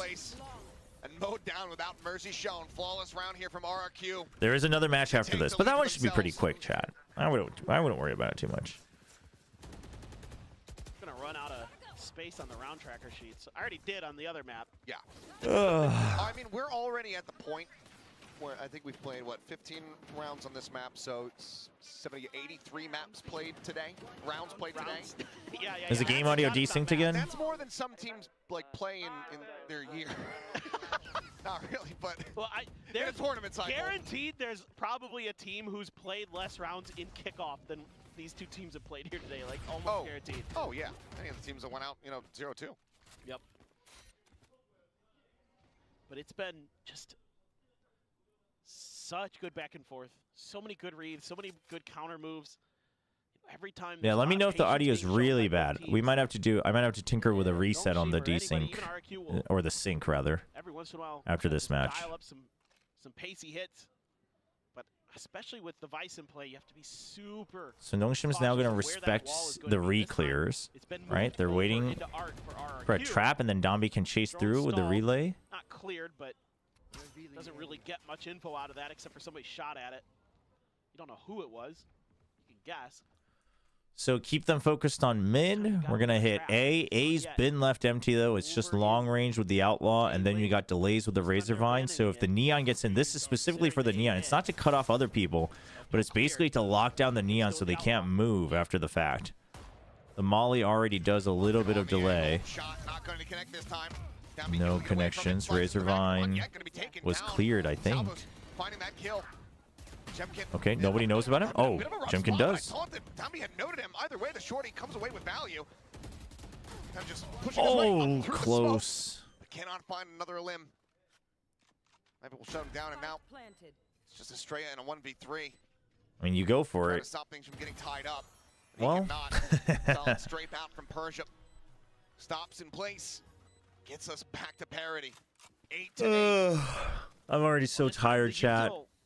Maybe deeper than Emotional investment in these VCT matches is not good for me. Monyet puts himself behind the box on A site. This time he gets caught by the salvos. That's good adjustment from. No, Dombi saw him, but I think he thought Jemkin might not have seen him, and Dombi wanted kills elsewhere because he saw the shorty in hand. About making sure that that space is clear. You know, force Jemkin off the angle, get the kill on him on Monyet. That's basically round over at that point. Outlaw again? And he does get a hit there. Francis take it down to 6. Yeah, but Francis was one of the ones with half armor already. They narrowly managed to escape. Just a step late. Jemkin himself eats a little bit of damage, but now he's on a reposition towards mid, where Margaret is going to be noted. I don't know how I feel about that. You lost the fight on A main. You've given it up to them. You have no information. You have jump peaks. The only real thing you have is the jump peaks in B main. There's a ping out right onto Cushy. He's got to get out of dodge. So now you give up B link. Estrella is stranded, chat. Shrug off the slows here, the days. I don't mind the pinch though. The pinch onto B link. Pushes Estrella into the corner of the Rayleigh. Bolt will be able to connect. The Thorns, however, keep Dobby locked Did they hear him? Yep, they hear him now. IGL protected here for the moment. Yeah, he knows it's a pinch and he's just trying to pick which side. Arriving, finding one, but then cut down from Persia on the flank. Oh, he saw the. Yeah, okay. The shock dart kill onto Francis, but not before the spike can be planted. Still a chance. 2 people, 1 shot. It's a trade over to the Vandal. Get it down to just you versus Persia. But this position is deadly. Very doable, especially with Dombi so weak. Oh, the timing around that corner. The exploration. Dombi repicks for the kill. Yeah, Dombi was playing a little scared because of his health. Got to draw out the gravity well. No body block in position there for the gravity well. Okay, so they got to win the fight. Recon close. Goes across the swing out. Oh, huge. Half done. It's held to half. It's all down to Jemkin now. Retaps at the time is not on his side. Oh, damn, Persia. As Nongshim retake the lead at 9-8. Holy. The Princess of Clutches is back. He has been so good today for Nongshim. Last year, damn, man. Persia's so good. They're all so good. They again coming up big when they really need Yeah, it. Cushy needed to win it, truly. Just good isolation of players again by Nongshim. You know, RRQ is spreading the map. And it even gets pinged, right? Oh, man. Used against them very, very nicely. Clear some space. Make a good hit. Okay, so now it's early salvos. Keep them at bay. Boy, trying to up the pace here, it would seem. Okay. NT. I like the idea. Oh, the spray down for Margaret, though. That's big. Cosmic Divide gets invested. Jemkin wanted to play forward ahead of this. Seal Garden invested. Takes away the weapon. No, no, no, no, no, no, no, no, no, no. Clear out the thorns, cannot make it happen. Shot Oh into the wall, Cushy. no, Cushy. It's okay. It's okay. What could end up being a very critical That's chip okay. damage. Strea's here. Nongshim gets disconnected back into main. Salvo at the ready. RQ needing to get the tap out soon. There it is. Okay, salvos are here. Forces them back.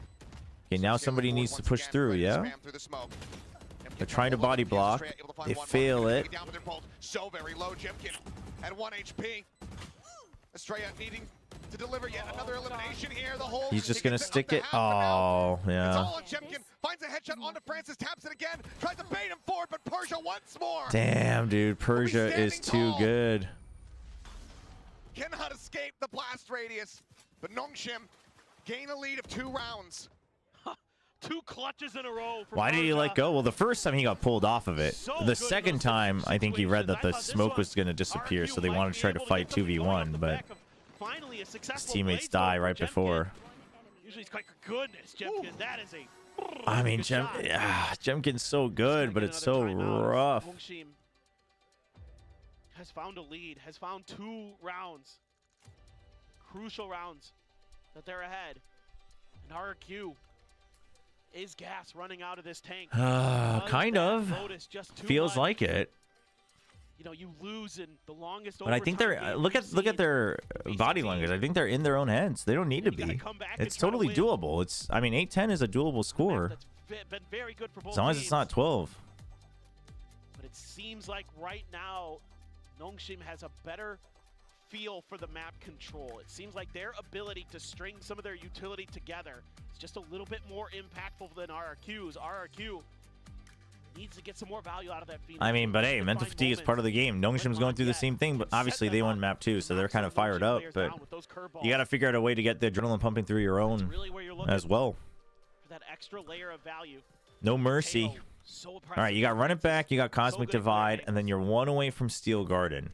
Helps when Francis is it would be good for them to figure out, like you could still do the Molly lineup and maybe a star here to ruin, or a star here and then a Molly lineup here to ruin the Neon push and the timing for A main. I mean, they're choosing to wait, but they're choosing for a high-low wait. But they're basically waiting for fights, which I think is risky. I think you got to take more space. Okay, so there's no info. They're going to start push out A main. That's not bad. Do you guys re-clear elsewhere or what? What's the choice here? Spider drone or stealth drone? Being noted. Ooh, getting suppressed there is kind of rough. But that's going to draw Monette over, and Estrella remains. But Estrella's positioned to basically join him in A main. Sending all that util to the other side of the map to set this up, but finally, which he has to consider, but now he's going to hold back because Monette's been pulled over, and Nongshim is going to say we're going to go over to B because we've pulled them over to A. And they're going to keep that pressure with the drone and the Neon, but then the Neon can run through B link. So it's a really good setup from Nongshim, except for this fact. But I think this Razor Vine doesn't quite prevent everybody from going across. I think you still could if you had gotten across the wall just around the edge without taking more than 1 hit. Setting up to try to feel some pressure here, but already the flood onto the site begins. Down being sliding comms? Okay. Cannot get the second. Monette going to be taken away out of his ultimate as Ivy refills space. Monette. Takes out Xfero. We're rushing. Just Jemkin and Estrella left to try to play this one out as Nongshim look to get up to 11. Their economy about to be in the dumps. What does the call look like? Jemkin's been spotted for Estrella. You just simply have to run away. You have to hold on to this weapon. Nongshim with 4 left alive. Oh, I mean, Nongshim is playing it slow. Nongshim is actually... They learned a lot from DRX's tail. They really did. The impatience is our greatest enemy right now. Well, welcome to every RRQ game, quite frankly. Over by any stretch of the imagination. But man, oh man. So that hurts it. There's a lot going on goes for that extra kill as well. Really keyed in on the minimap, and that's particularly the Tejo utility. It's looking rough. I mean, I think it's okay. So they're gonna force up, which they can, thankfully. Because I think if you let it get to 12, it's definitely over. While they're shifting today, but they still don't feel comfortable with it because Manyet's actually not doing a bad job trying to be in position to be. Honestly, it hurts because it's RRQ, but I'm glad that it's Nongshim, you know what I mean? When they've gotten all the way to A-Link, that's when they make the double back. But right now, I am more invested in RRQ. As much as I'm happy to see Nongshim do so well. And they're going to need to find ways to get a little bit better info. But I think RRQ, like, basically RRQ is getting played into Nongshim's hand, right? So they slow clear out, but Nongshim keeps putting pressure on other parts once you take control of A main. And Nongshim basically forces him to look at A main, and then ever since that timeout, Nongshim just doesn't hit A main, right? You got this sheer wall, you just have no intention. Unless you get blocked from somewhere else, these guys aren't even going to look at A main, they're just going to put fake pressure onto it. Finally, they're going to get a little bit of space. But now they're going to hit it. I mean, if Jenkin keeps holding Imagining if it's enough time. Another very quiet attack. Which of the Korean teams is your favorite? Nongshim. Although the new DRX is looking spicy as well. And I mean, I love a bunch of individual players on T1, but I think Nongshim is just on top in the mental game. If you're going to fight this, Estrella has to come out of that smoke instantly. Otherwise, Manyet, you got to take a different position. Otherwise, Manyet, you got to take a different position. Okay, in the smoke is a different position.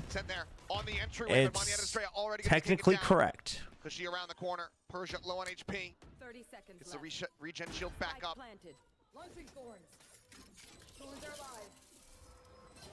Kushi's just waiting for the peek out here.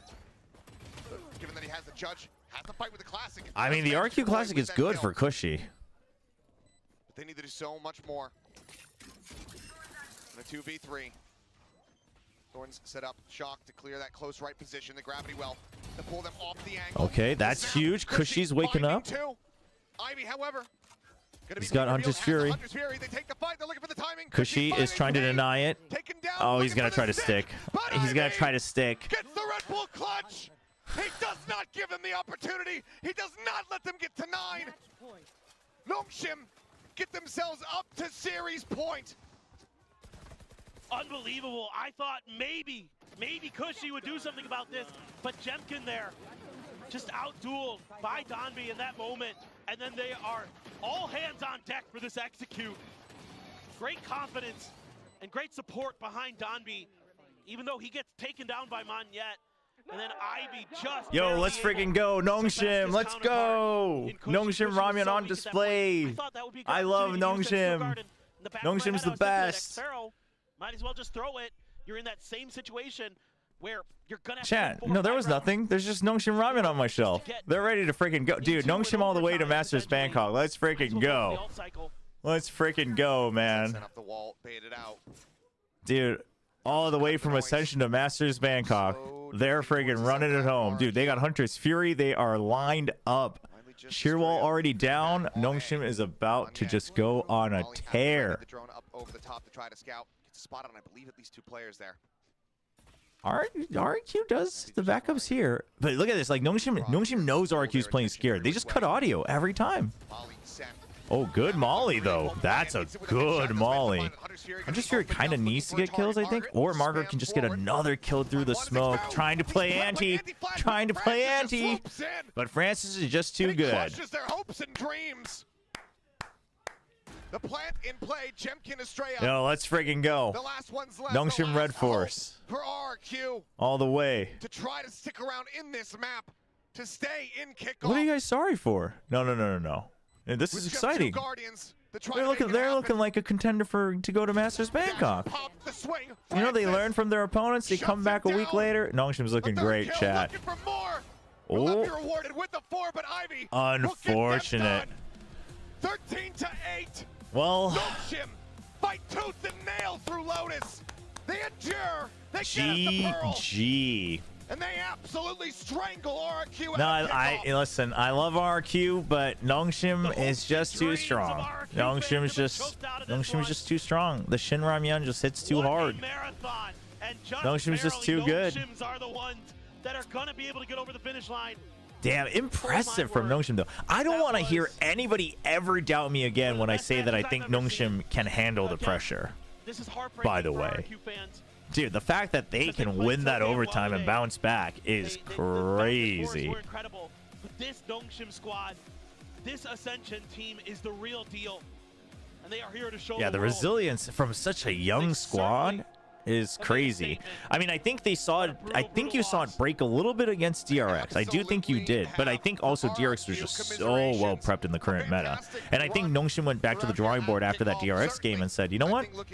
We got to learn from that. And with a bit more time to get prepared for changing map pools, continuing to develop, and really utilize. There's no world where you play anti-flash there? No, I think there is a world where you play anti-flash there. I don't think it's too crazy because they were still stuck behind the smoke. They came for boom. They got rid I mean, we see plenty of more egregious anti-flashes, I think. They stick around. They'll be playing against Talon. So let's go ahead and hear from one of our winners as we get ready to send it down to Bella, who's going to be standing by on stage. The same VCT Pacific no more 4 Korean teams would dominate. That is true. I actually like all 4 teams for different reasons, right? And I think there's good reason to like all 4 different teams. Hi guys, it's Bella with the post-match But interview.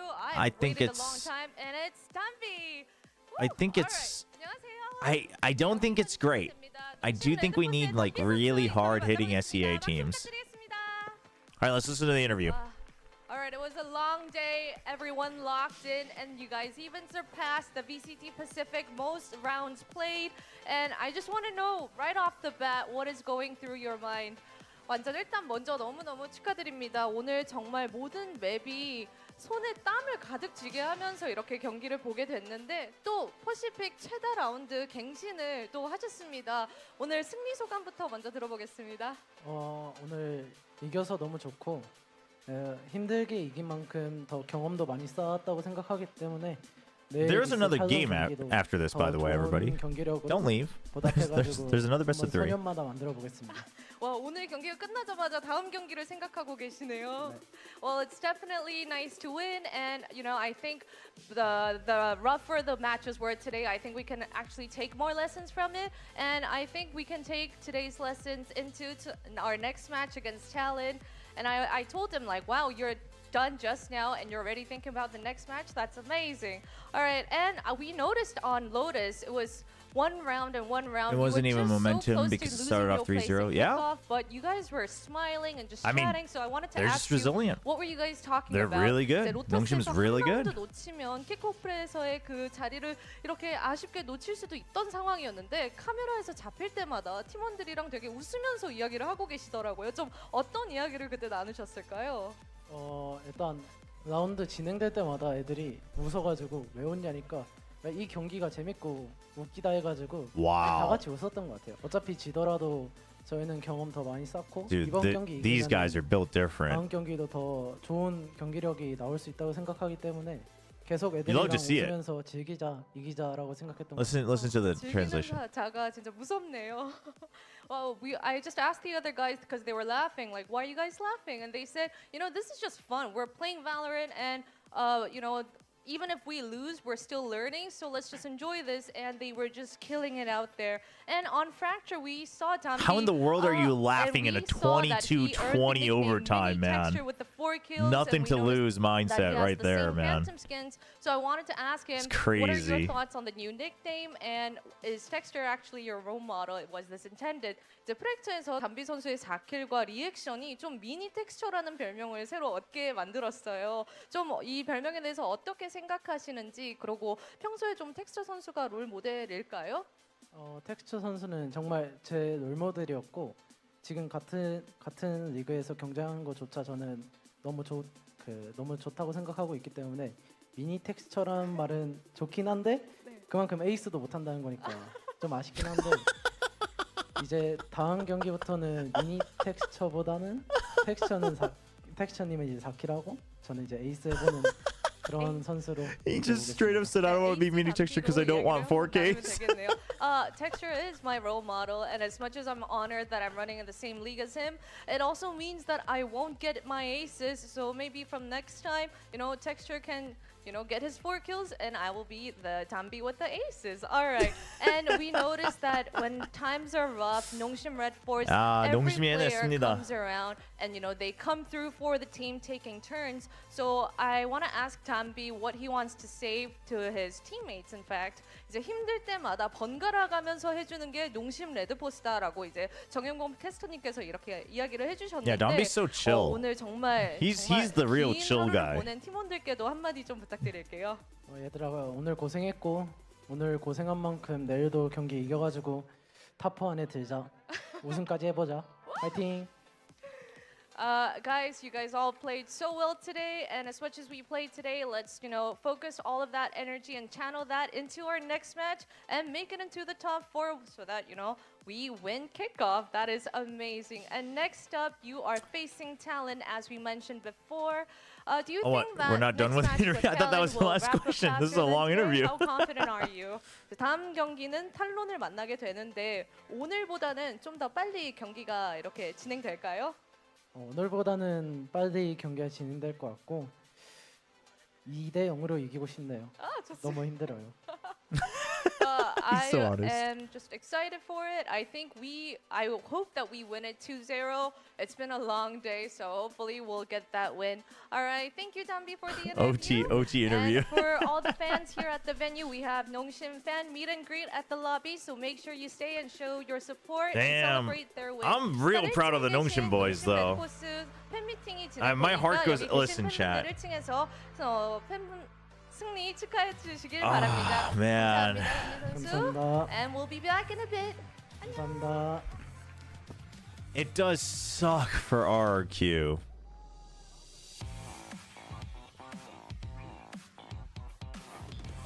Rounds later, Nongshim You Red have Force to imagine. I finally think. prevail over RRQ, and this. I think there's definitely some form of mental and performance coaching that is needed for RRQ. I mean, obviously we don't know what's going on, like in the game and outside of the game afterwards, but they do have it. Yes, I was double checking. They do have a performance coach, but maybe they just need more time. The best way to approach it in those long games, you just got to remember you're playing Valorant. You know, it's fun. It's a video game. This is one of the most fun jobs in the whole world. So It's just, to enjoy it, even enjoying that stress, yeah, the mental game really gets to him. Whether it's just mental endurance, whether it's a confidence issue, whatever. I mean, it's not just any one player. Like all of them kind of have dips. All of them have kind of noticeable dips. And like obviously every now and then like players will have that. I mean, you know, last year Shinji had that. Like Texture had that. You know, Charon has that. Like everyone has it, but it's like it's very consistently a bigger dip for the RRQ players. And I don't think it's any just one person. I mean, I would say that so far Kushi has looked the most consistent, I guess. Well, Jemkin too up to today, but today both of them also kind of hit their limits. On Pearl though, we did see RRQ kind of stumble a little bit. This wasn't them on Lotus. But it's not so much that like one person's kind of like feeling the fatigue a bit and then they need someone else to like carry their morale for a bit. Yeah, it's much more that like you're in your own head. That's what I mean. I think that's what I mean. Because if it's a matter of like, oh, I got a little tired, but then, or like, oh, I'm just not hitting my shots and I'm plateaued, then if someone comes in like aces or whatever, like that can get you up, right? But if you're constantly, it's kind of similar with say like when Yeoman was playing against Yeoman playing against RRQ, right? Like there was no recovering from that Haven because he was just in his own head. Like he's got his head in his hands the whole time. Like he's thinking if we lose, it's because of me. Like that's in his head the whole time, right? And you just don't see him recover. They win because the team eventually recovers, but it took 4 other people. It took the 2 rookies like popping off to recover for that. But I think with RRQ, it's a matter of like I think it's kind of a domino effect. Again, take this with a grain of salt because we're speaking from the outside. We don't know what's going on inside the team. But what it feels like to me is that a couple people have dips and then other people feel that they need to like overextend to make up for it. Like they need to do something crazy but they get impatient because they're like, oh, I got to do something crazy. And then that doesn't work, so they dip. And so it just becomes this domino effect of like everybody dipping. 11-1 attack halves where they just bursted sides. They just weren't able to do that today. Yeah, so in this style, yeah, I think they need to lower the pressure a bit. Yeah, I think that's a big part of it. And I feel like that's normally Magnette, but when Magnette feels that he needs to go out and he feels impatient and he's dying, like, then obviously he can't do that, right? Yeah, I don't know. You've got a relay bolt, multiple cells It's rough. backside in B. The A executes were almost Jemkin was 76, 61, 30. I mean, who did have the most kills by the end? It was Jemkin with 76, 10 over Ivy, and Ivy was popping off. Yeah, it's not a matter of like necessarily everyone's firepower dropping. I think it's much more the decision making. Much better. Those executes looked almost impossible to stop, and I'm actually interested to see another team take on Nongshim when they're playing their attacking side to see who's got the answer for that, because that looked almost impossible for RRQ. No, yeah. So listen, I think it should be obviously Xfero being under the weather for kickoff is it's rough. It sucks. I will say if Xfero was feeling better, would that have automatically made them beat Gen G or? After that game, yeah, he's had a rough time. I think he's got the RRQ jersey in the background here with his name on it. That was a rough day at the office for Chobra. Yeah. I'm gonna let him have some rest. Actually, he should get some rest. He definitely should. Yeah, I hopped it over to Chobra's watch party, by the way, and like at one point he's cheering, and then at another point his head is in his hands, and another point he's like, you know, he basically like went back to the hospital. Emotional day to be an RRQ. Oh yeah. Oh, it always is though, man. Like. Anyway, listen, RQ still looks really good. I think they still look very promising. It's just, I think the part that hurts the most is that RQ just feels like they're missing that 2%, right? Just to cross that one, like they just don't have that breakthrough. And they thought that maybe they got it last year by getting to playoffs, and then they had to play Gen G, and then they got shut down again, right? So it just feels like they just need that one breakthrough where they can tell themselves, I'm telling you, the habit of winning, the winning mentality, it's a very real thing, and it can be trained.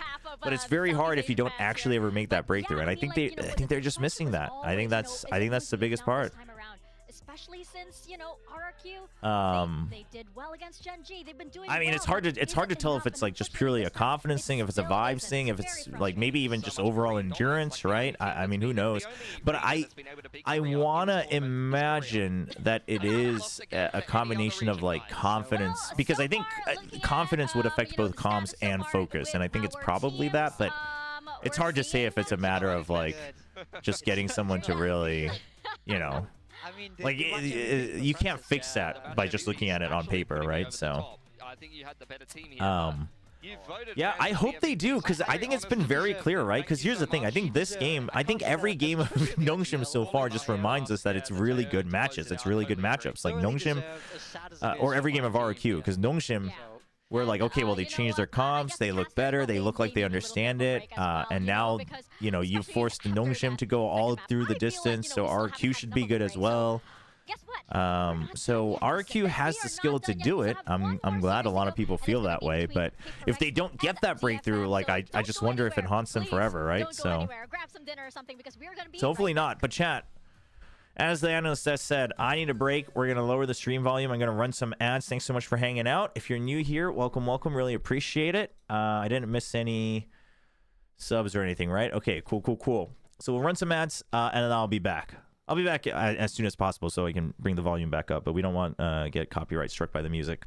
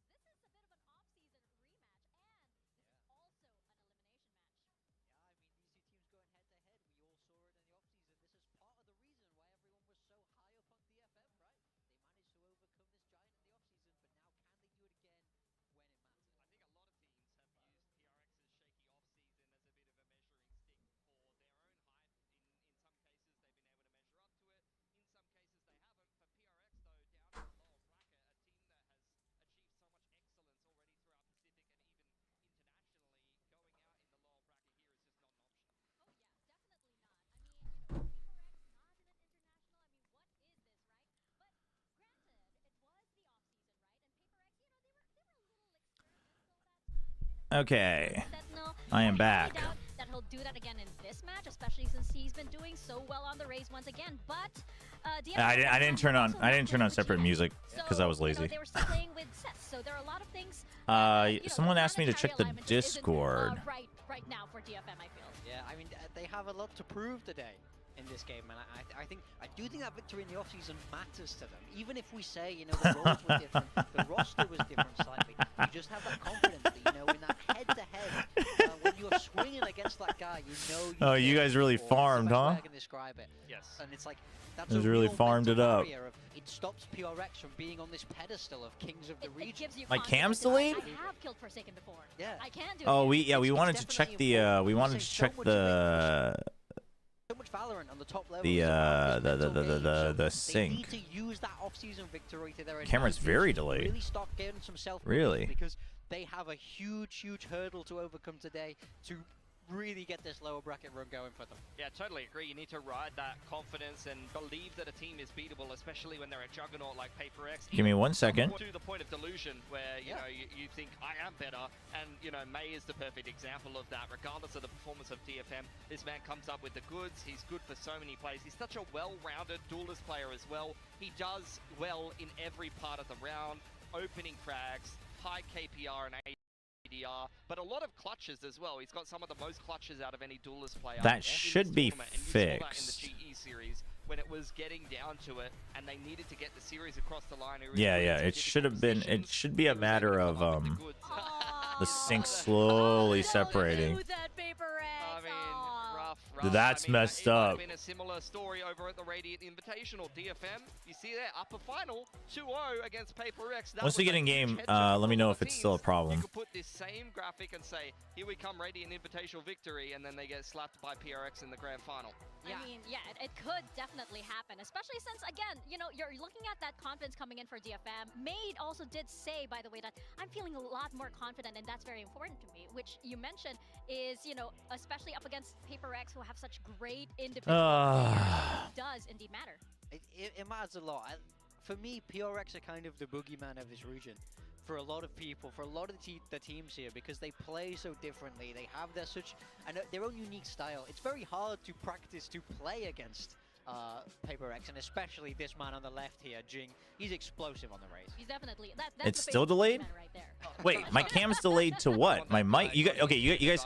Here, whenever you guys give me audio feedback, you have to give me feedback across 3 different categories, or 4 different categories. There's game screen, cam, and mic, and then game audio, because they're all being fed through different things. You know, maybe edging him out, and the headshot percentage is. I mean, May is So tell me what is delayed to what? I've seen it in some of the rounds where he's holding backside Abyss and he's able to like one-tap 3 people who are coming around. It's 2 from every region. Mechanics are just that good, and he's got very patient aim. Whereas Jing, you'll see him just. Because I can't tell what's delayed because on my screen everything because the delay syncing is being matched through OBS, so I can't tell you. I view these as very different styles of duelist in a way.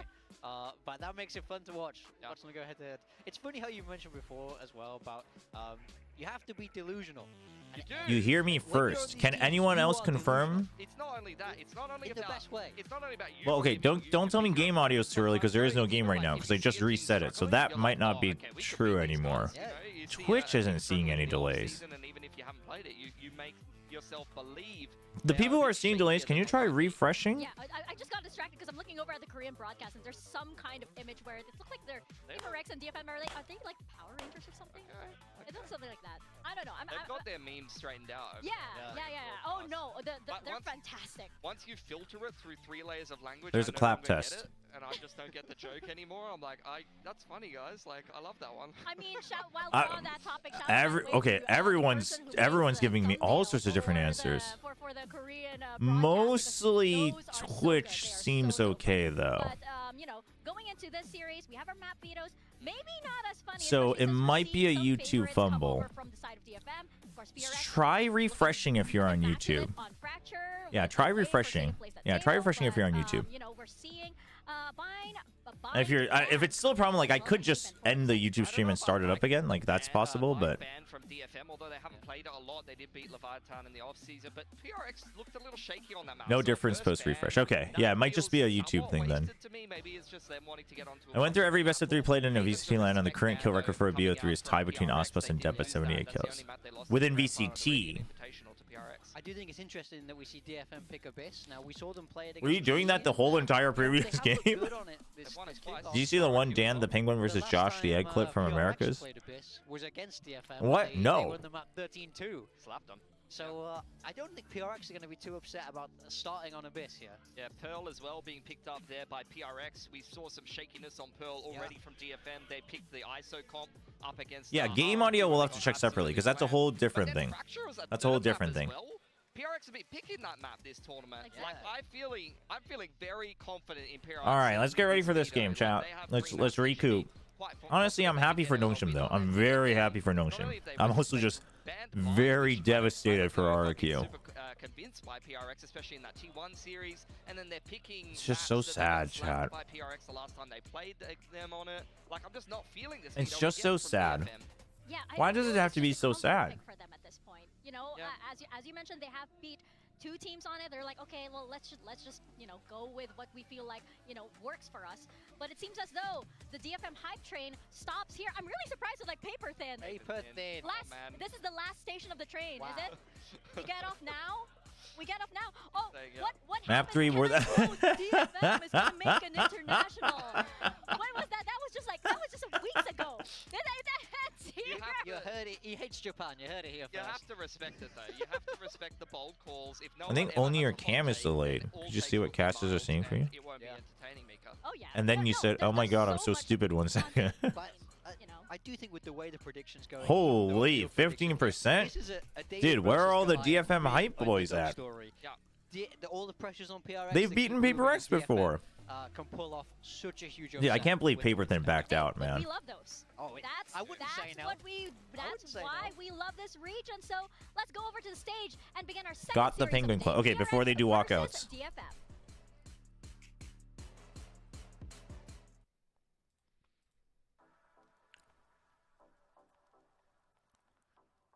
Wait, is this the right timer? Oh, whoa. I have a deep-seated hatred for this penguin. I want to disembowel it. What? There is something about these shots where the penguin is like around in front of the screen. I want to destroy that penguin. I remember him just saying this too. I have an uncontrollable hatred for that penguin.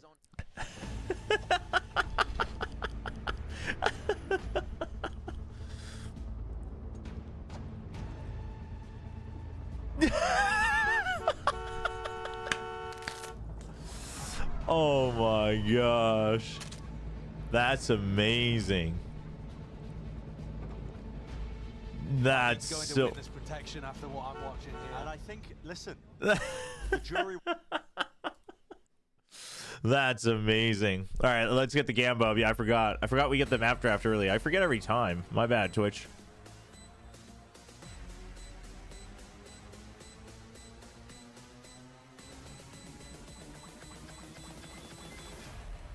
VCT Pacific 2025.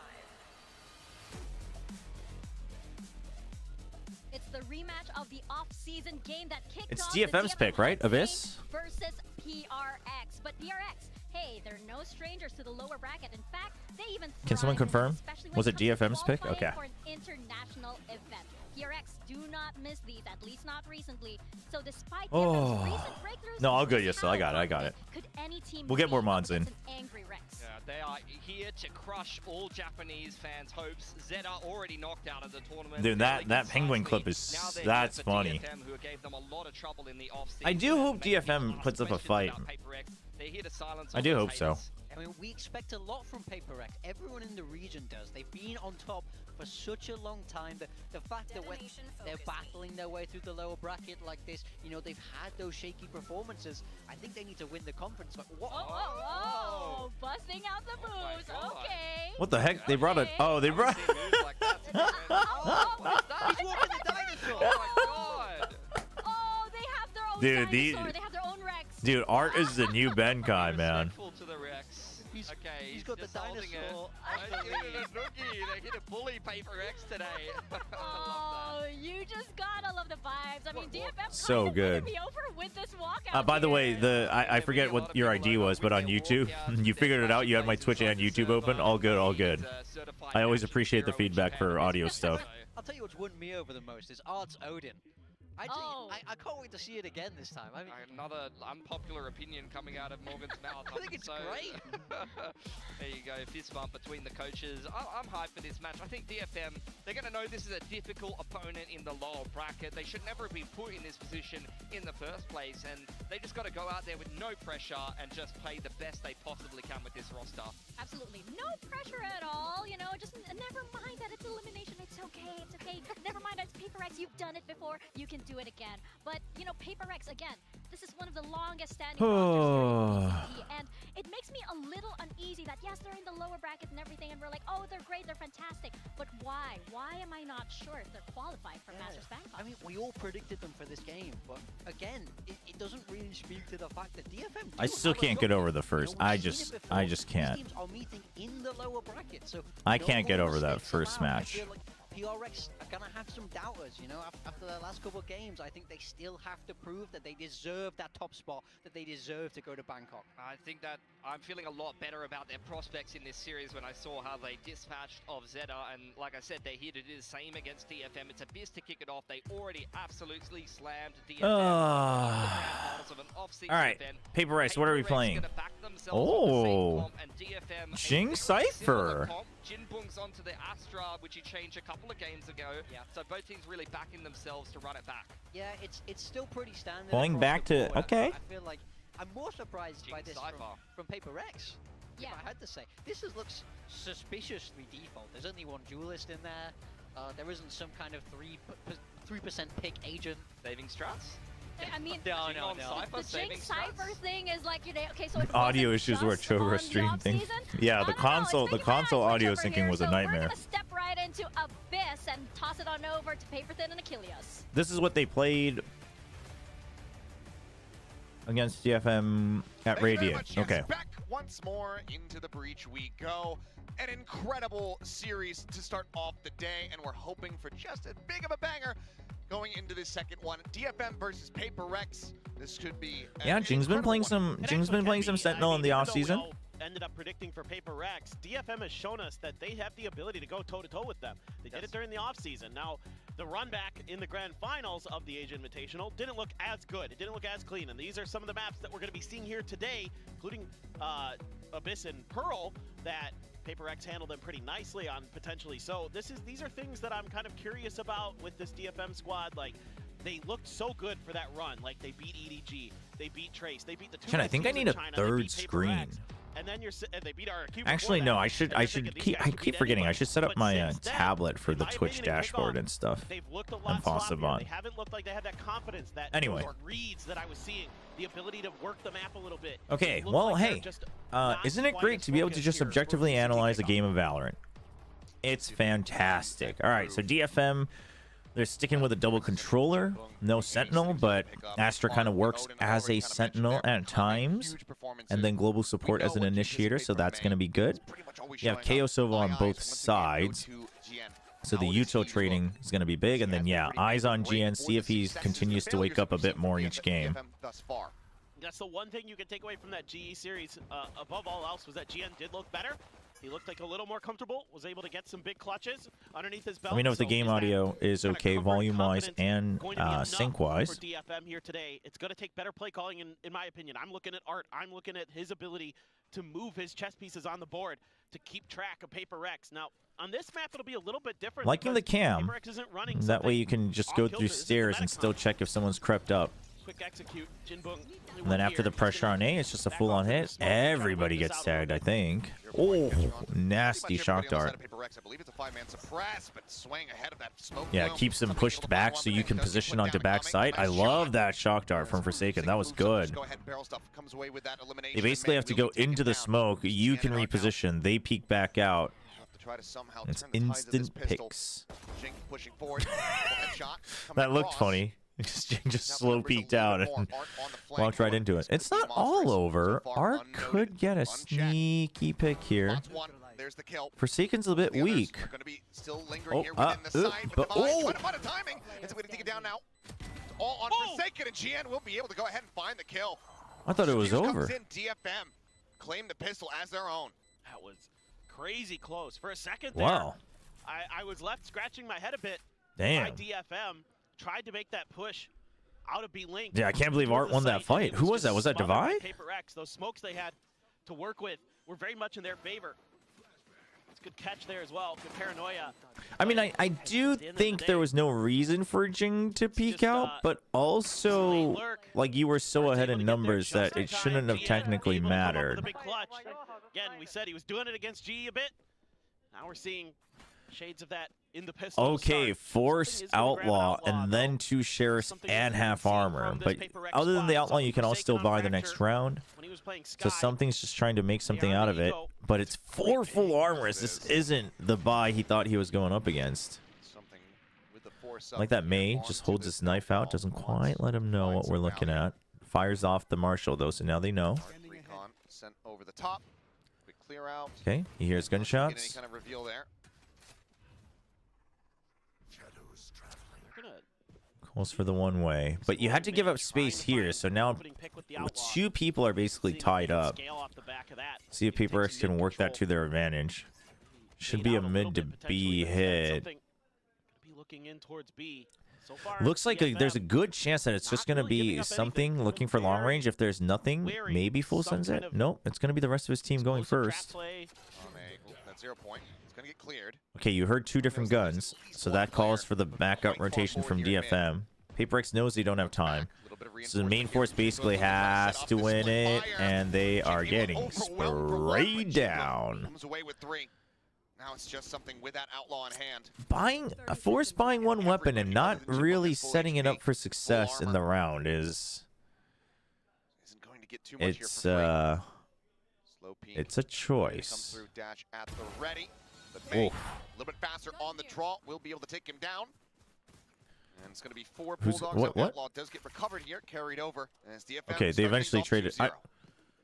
This is going to be interesting. The money that was like a weird. PRX to see what they're that was a weird situation where. Combined fire, even though that knife gets cleared. Still gives a lot of information. Oh, he had already swapped to the Bulldog. I was like, what? Good patience, good diligence shown from DFM. Okay, so 3 half armors and a Spectre. But it looks like they're just going to full send it, and he's going to hold back sight, which should be okay. Something that was revealed in the previous Triple match. Bulldog and an Outlaw, though. You gave over an Outlaw, so 3 people having half armor is kind of rough. Back off Jinbung, but everybody from DFM is stepping Good into break this. by Jinbung. He's still got Crossfire, and he gets some picks. Great support from May. Don't know how something got that kill. I mean, it's a big ult, but you're already taking so much damage. Oh, if he had gotten that kill. Jeez. Shot actually might have connected for some slight damage. Yeah, what the heck? Either way, the smoke dissipating, something not going to be noted here. They're also weak. Oh, dude, if man landed that shot, this was anybody's round. So, GN, what's the choice? I mean, ideally, you're just taking away all 3 opens at the very least. We put GN under the microscope to see if he can try to make this at least He's past it. Something not dying in 1 burst is rough. He could have had 2. So only 2 players surviving. PRX get themselves on the board, stopping the bonus conversion. Yeah, Jing here doing a great job finding 2 kills. He's having the confidence to step out of that smoke, knock a couple players down. Hey, dude, is so fast. So difficult to deal with. It's a great adjustment there. Forsaken, calm, cool, collected. Yeah, Forsaken's playing very nice. Had the Hunter's Fury as well, so. For DFM so far this season, but a lot of their damage gets done on the attacker side. They're How does Jing nearly have his ult? 4, 5, 6 in a row. I mean, Forsaken just used his ult. They've been ult stacking. Attacker side to start here. Try to see if they can set DFM off kilter early. DFM goes for a stack. Other than Jinbung, he's just gonna eat it. Just wants to hold on. Where's the backup? Where's the backup? It's rough. Okay. Oh, Akame needed to be ready for the extra trade there. Now it's just a 1v1. They've just been going in step by step. You have an Odin. I think you save this. Yeah, it's just too big of an investment. Seems like they might be thinking about trying to go for a few picks. Paranoia forces him back. Oh. Mind Freak's able to stabilize. Gets the kill, and now it's all on GN, finding one, finding the other. Looks for that. Okay, we're starting to see a little bit of why some fans of DFM are still trying to hold on to GN. Yeah, that's still nice kills in a way because Paper X's economy is still kind of clinging to life. But Forsaken, so fast here. Oh, Forsaken, really good. GN though, impact. That's what you're gonna need out of this rookie player, out of this prospect, out of ranked games that they were able to kind of. It's another full send on to B. Like Gen G had done with Karan last year. Other teams have been just going A. You know, EMEA, they've just been going A site every time. Paper X says we'll show the rest of the world what the B site looks like. Never mind, JK, it's gonna be A. Hero rifle for May. He's the sole player. There weren't big reactions though. He's gonna have to go absolutely nuclear. Well, now the recon comes out. Not much ambiguity about Pacific. Paper X's movements. They stomp around the map. None whatsoever. So will be a back pedal. May rotating around towards back site. Ready to go on the approach. Let's push up into the smoke. May able to find one. Good timing from May. Gets ahead of things. That's huge. That delayed the plant. Now you know they haven't planted, and you know you've got 3 people on the flank, even on an eco. This is a pretty good situation. Crazy to me that Paper X chose to plant there despite holding on to back side. How do you try to break yourself back into this position? I think they assume that it's just one on the rotate, but it is way more than that. Pushes out of the smoke, finds the buy. It is way. A little bit frazzled here. It all comes down to GN. Can't find more impact. It's going to be Mind Freak with 3. Get Paper X the same on the board. That's a big round win for Paper X. Starting to finally get that economy.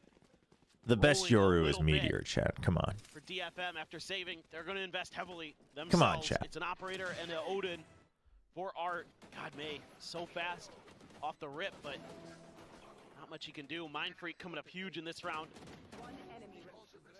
Locking those angles down, finding the final one. Not giving GN a chance to do any more damage with that cheeky TP on top of the box on A. Yeah, dude, second Hunter's Fury? What the heck, dude? How are they outstacking this hard? That's actually insane. 5, 6 rounds, 2 Hunter's Furies? Yep, we just full send it again. I mean, they just can't fight. They just can't fight. Something in Mind Freak. Start to rotate towards this side of the map.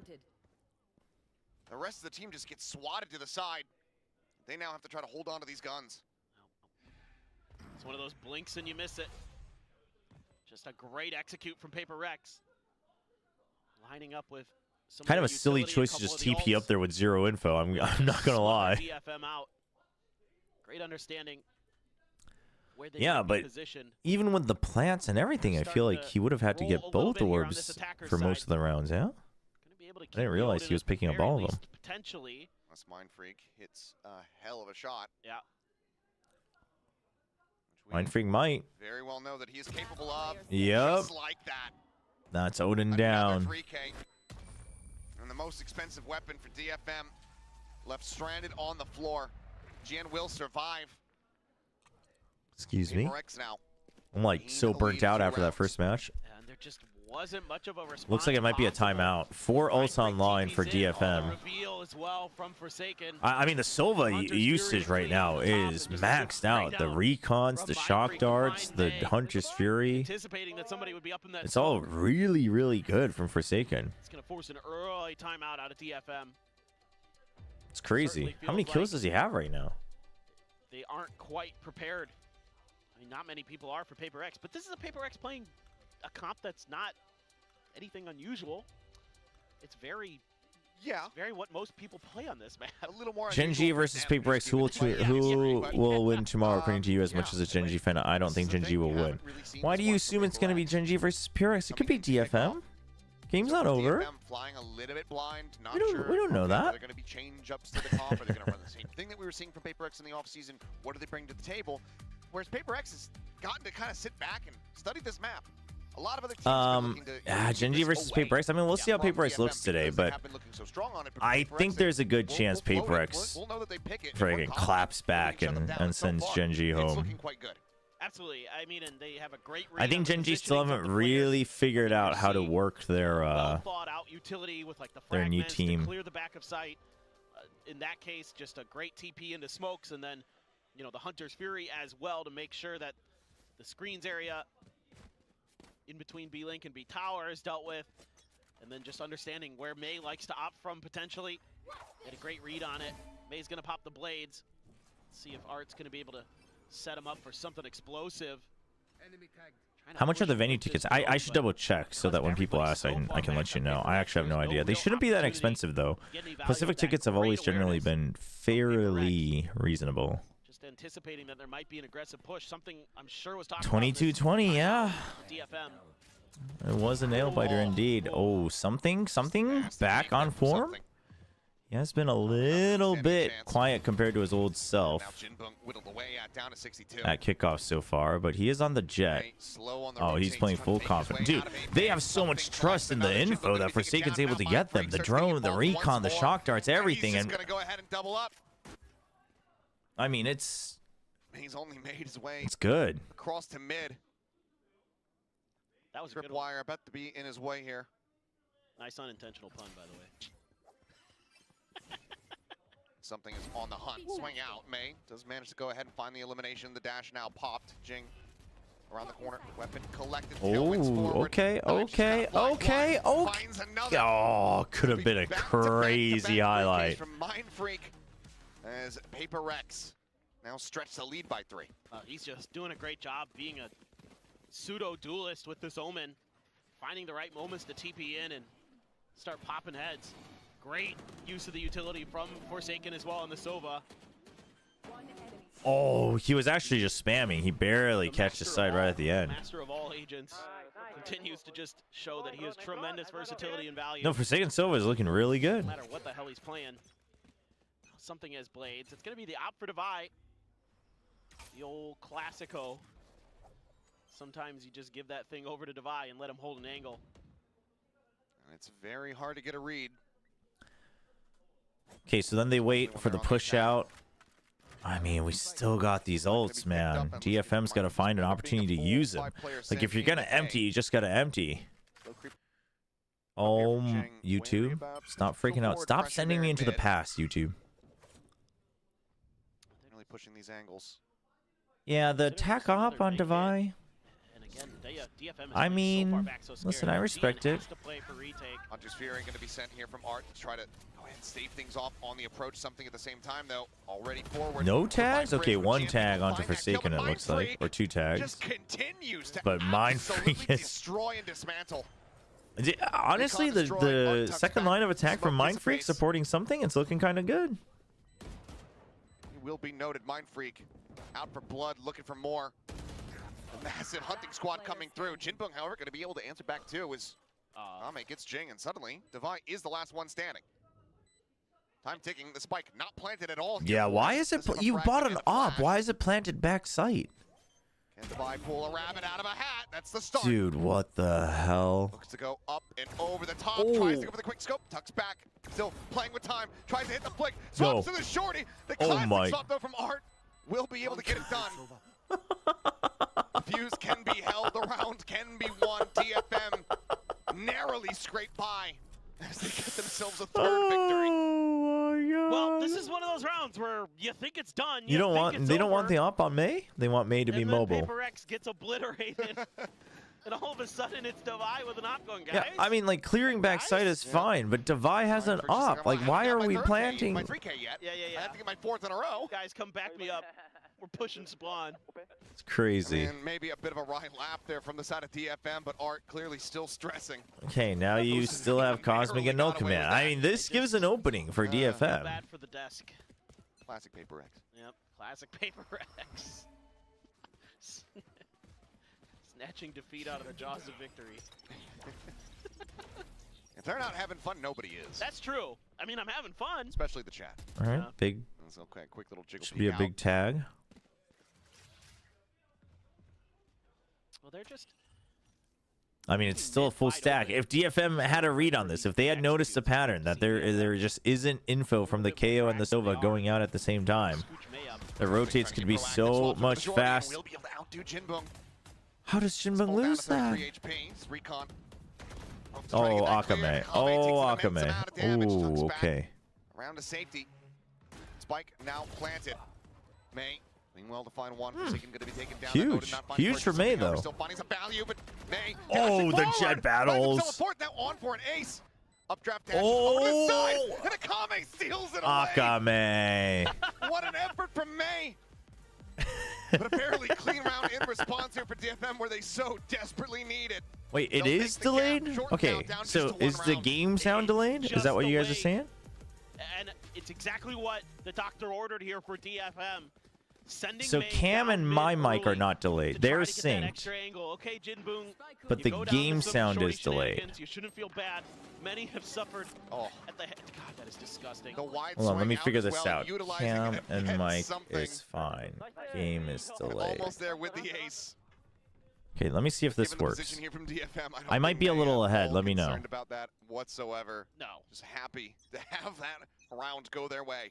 He is talent. Just one of the best we have in Pacific. Oh, Jing. Okay. Not quite at risk of getting pinched there. As the Cam to go ahead and further note. Meanwhile, oh, it might be because my YouTube line, but I'm not noticing the delay. No, they pinged it. They know. Let me know if this is better. The audio, there's a good chance the audio is ahead. It's going to be confirmed. Something quick movements. Trying to sell that this is going to be A. Breaks the door and yep. Well, it's worse. What do you mean it's worse? It's either the opposite or... You guys got to give me clear feedback. His orb's going to be taken. Forsaken now one off. Okay, audio's way ahead. Okay, so if you chat in the future, unless it's like a full second delayed, I can't really fix this accurately. Back away. Gets the dink through the corner and sprays down for 2. So I would ask that you bear with it, unless it's like nearly a full second. But let me try to fix it again. Spot out onto one. The smoke dissipating the cage there to obfuscate for now. The problem is my capture card. So my capture card delays the video feed. So I have to delay everything from my camera to my mic to the sound. That's why. That's why it happens, just so you guys know. It should be better now. It should be a little bit more in line. 3 players once again surviving. DFM tie things up at 5-5. There's no way it's 4 seconds ahead because that's not the amount I change. You guys have to stop over-exaggerating because then I'll over-exaggerate my face. When you guys tell me like, oh, it's like way behind, then I'm like, oh, like it's like 5 seconds behind. Yeah, it should be better now, or at least it should be better than the audio being ahead. But I don't know. And instead, he's just able. Look at this. The way he's playing. No, it's all good. Like asking, like, is it delayed is fine. But then other people, like, if you guys all agree that it's like super delayed, then I'll overreact. So, you know, just let me know if it's like just a little bit or. Realizing that he'd taken that headshot. All good, all good. 5-5. I told you that round. It was a way for DFM to get back into the game. I believe the graphic is wrong. This should be a PRX timeout, given that we have 1 subtracted from both. Yep, there's the graphic update. It would be, yeah, there we go, updated. I was gonna say, it would be bold, to say the very least, and to be kind.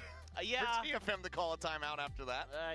I'd probably be pretty irate. PRX's colors are nice, that is true. I might just take the headset off and walk downstairs. Go have some words. Alex, he's going at it. What are you doing in Japanese? I don't remember. Well, for now. It's non-desu ka? I don't know.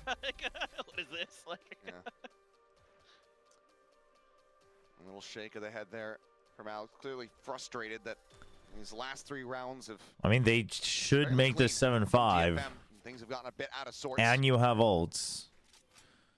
Not much to work with, but you have Blaze Storm. This is a very doable round. Thing is they first need to figure out the Odin as well. Okay, Odin spam. Oh, and you saw the gunfire. You know someone's pushing up. Pushing up into the smoke. GN up over the top of the shorty in hand. That cyber cage plant was not it, man. I mean, that was... You let him know straight up that you were close by. It was also a very good jump peek from GN. Safai just goes for the plan. Cosmic Divide going to be called in from Jinbung as he slowly makes his way across. Oh, May, what is that dude, May is just so good. On the ground. Can be revived potentially, but here comes Art. Mows him down with the Odin. And that's the defuse and the lead going the way of DFM. Man. Oh, man. This is just such better patience now from DFM. Than Rip. I mean... Wait, was he close? Why? Did he think it was the last No. of the half? Hunter's Fury. Hunter's Fury. It has to be for the Hunter's Fury. He didn't have it previous round, right? It's a Chad maneuver. Yeah. I'll give you that. I mean, this is... I mean, he's so annoyed with that Odin. But it just... Yeah, so he gets the kills and then he jumps off, right? No, but he gave the kill to Mind Freak because he was damaged. So you do get the orb for that because we've seen that before on Pacific. They have the money for it, so you know. Please tell me you read this. Oh my God, GN once more. Dude, I mean, this time it's all GN. Immediately TP's out to safety and May beams down Mind Freak. Hunter's Fury opened up for Forsaken. I mean, gone fishing. YouTube. It's the drone, but that doesn't. We do have to do a refresh. At halftime, let's do a refresh. Into the side, but May. Another great shot. Push up into the top and Defy.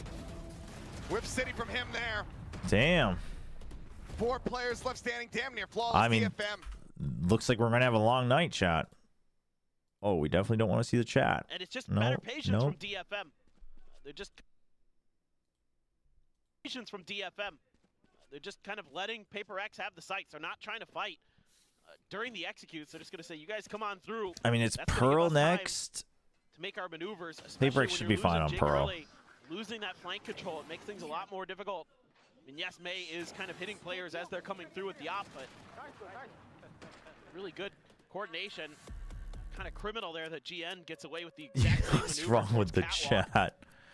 Epic Lows, I haven't set up the format for my maps commands yet. That's my bad. I had a thought. I took a look back. Yeah.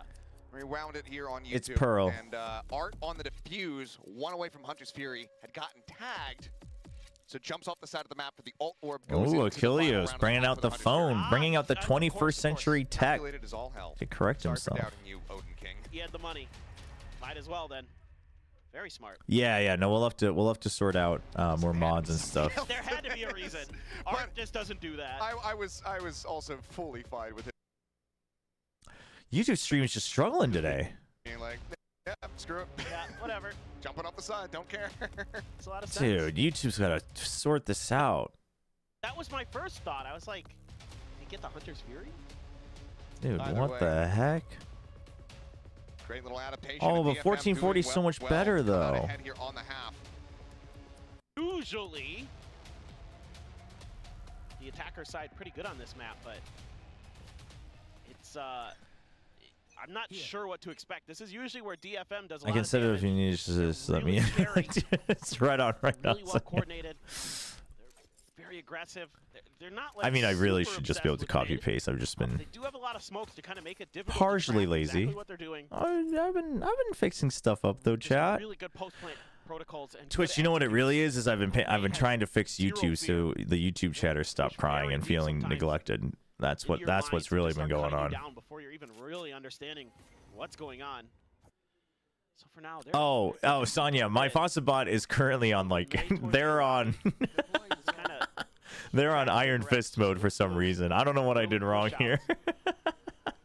PRX is I'm spotting too. Full on thinking that it might be a B hit, but I gotta fix that too. They have no mid control. So there just isn't a ton of information for PRX to work with. You're just gonna have to settle in and kind of wait this out.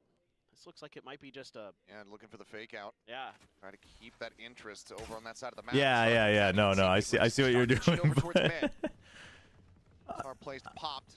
No, Tron, it's okay. Sometimes it's okay to cry. Oh, massive paranoia, dude. Mind freak. Spike's still stuck here. He needs back up. Able to fight for one. Akame gets the other. And Mindfreak and Forsaken both hit the floor. Little questionable. For the taking, DFM get the plant in as they look for another pistol win. I think it almost would have been better for them to either push out or have Mindfreak here, but maybe that's just hindsight 2020. Good retake either way so far. Nice attempt at the... Okay, so they want to check for more, but it's a good wraparound from May. Does anybody suspect it? Divide... Oh! I believe they're on the Jing, and something with just no HP. May's feeling it. DFM will, in fact, take the second pistol and now move up 8-5. Again, May, this is what makes him so tricky, is he's so aware of the map where he can find space, and he will push angles, and he will find those opportunities to strike you from the back. Not only is his mechanics outrageous, map awareness is very, very good too. They just smother PRX out of this. Great hold from Jinbung. And this map has been so fruitful for DFM so far this year, and seemingly going to be four-man by double. Oh, double Phantom, double Bulldog. They're not going for any of these long-range fights, and I think this is good for DFM. As great as May can be, until you know that you have a good read on the setups, you want your superstar to be mobile. It's merely all a ruse. Jinbung stays alive. Noodle Derby. Oh yeah, I gotta change the title on Twitch. Well, the Noodle Derby was fun while it lasted. Like the idea from PRX, you know that there's no Cypher on the other side, so you might have an opportunity to slip the net, get past the flanks of DFM, and see if you can find some freebies. But Jamesy, I keep forgetting that you drop by every now and then still, so I don't think you're added on Fossabot. So Issa will probably have to copy paste that. Have to assume that this could be pretty difficult. There is a share for Devi. Could do some damage. We know how good he can be. I mean, 5-man stack. Considered there. Devi now sending it. Rush in. Not going to be cleared, but doesn't get. I mean, at this point, spending more time is not good for you, DFM. You just got to make sure you set up your util correctly. You just got to dump your util, though. That's the important part. There you go. Staying put. There you go. There you not go. Dropping off the top site. Plants his feet, finds the kill. I don't know.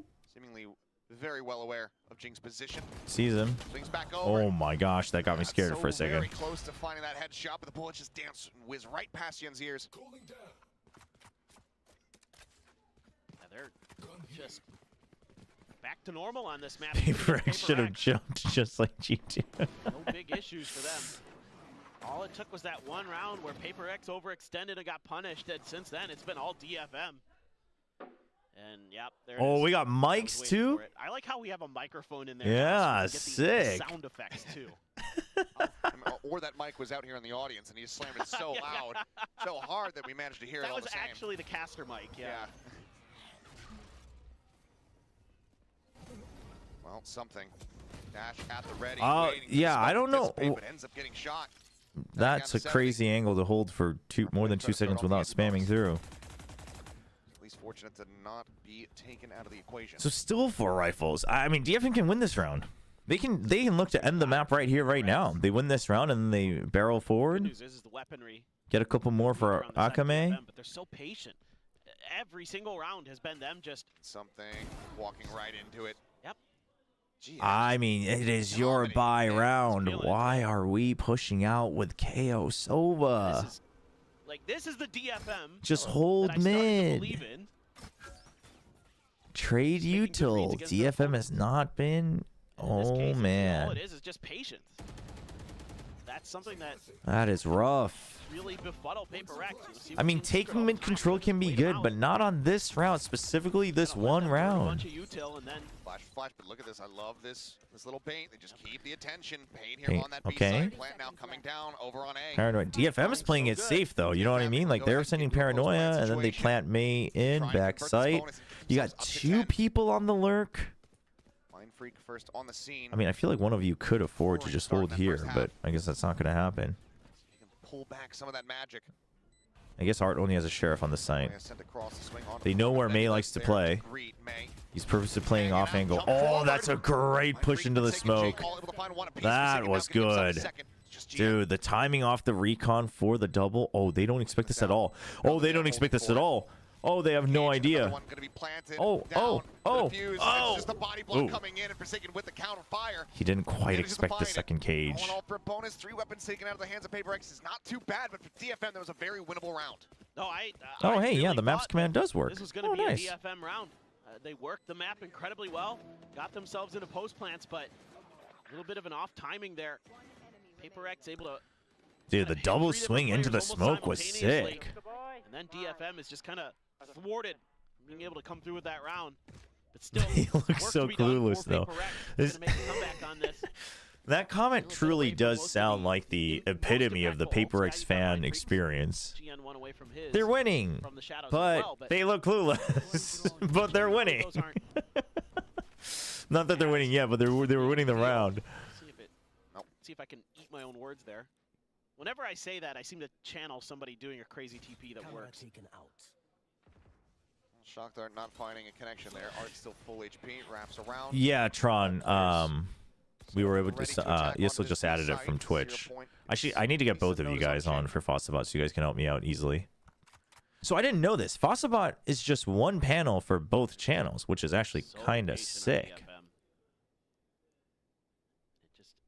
The good news is for this time for That was something that really annoyed me about Nightbot. Towards A, you've got something checking. I think the only thing I'm The not DFM is taking strong mid control. Okay, so DFM, something they're doing is they set up at the line of scrimmage and then they pressure mid. And if they're able to get through, it's just a pinch. It's easy peasy.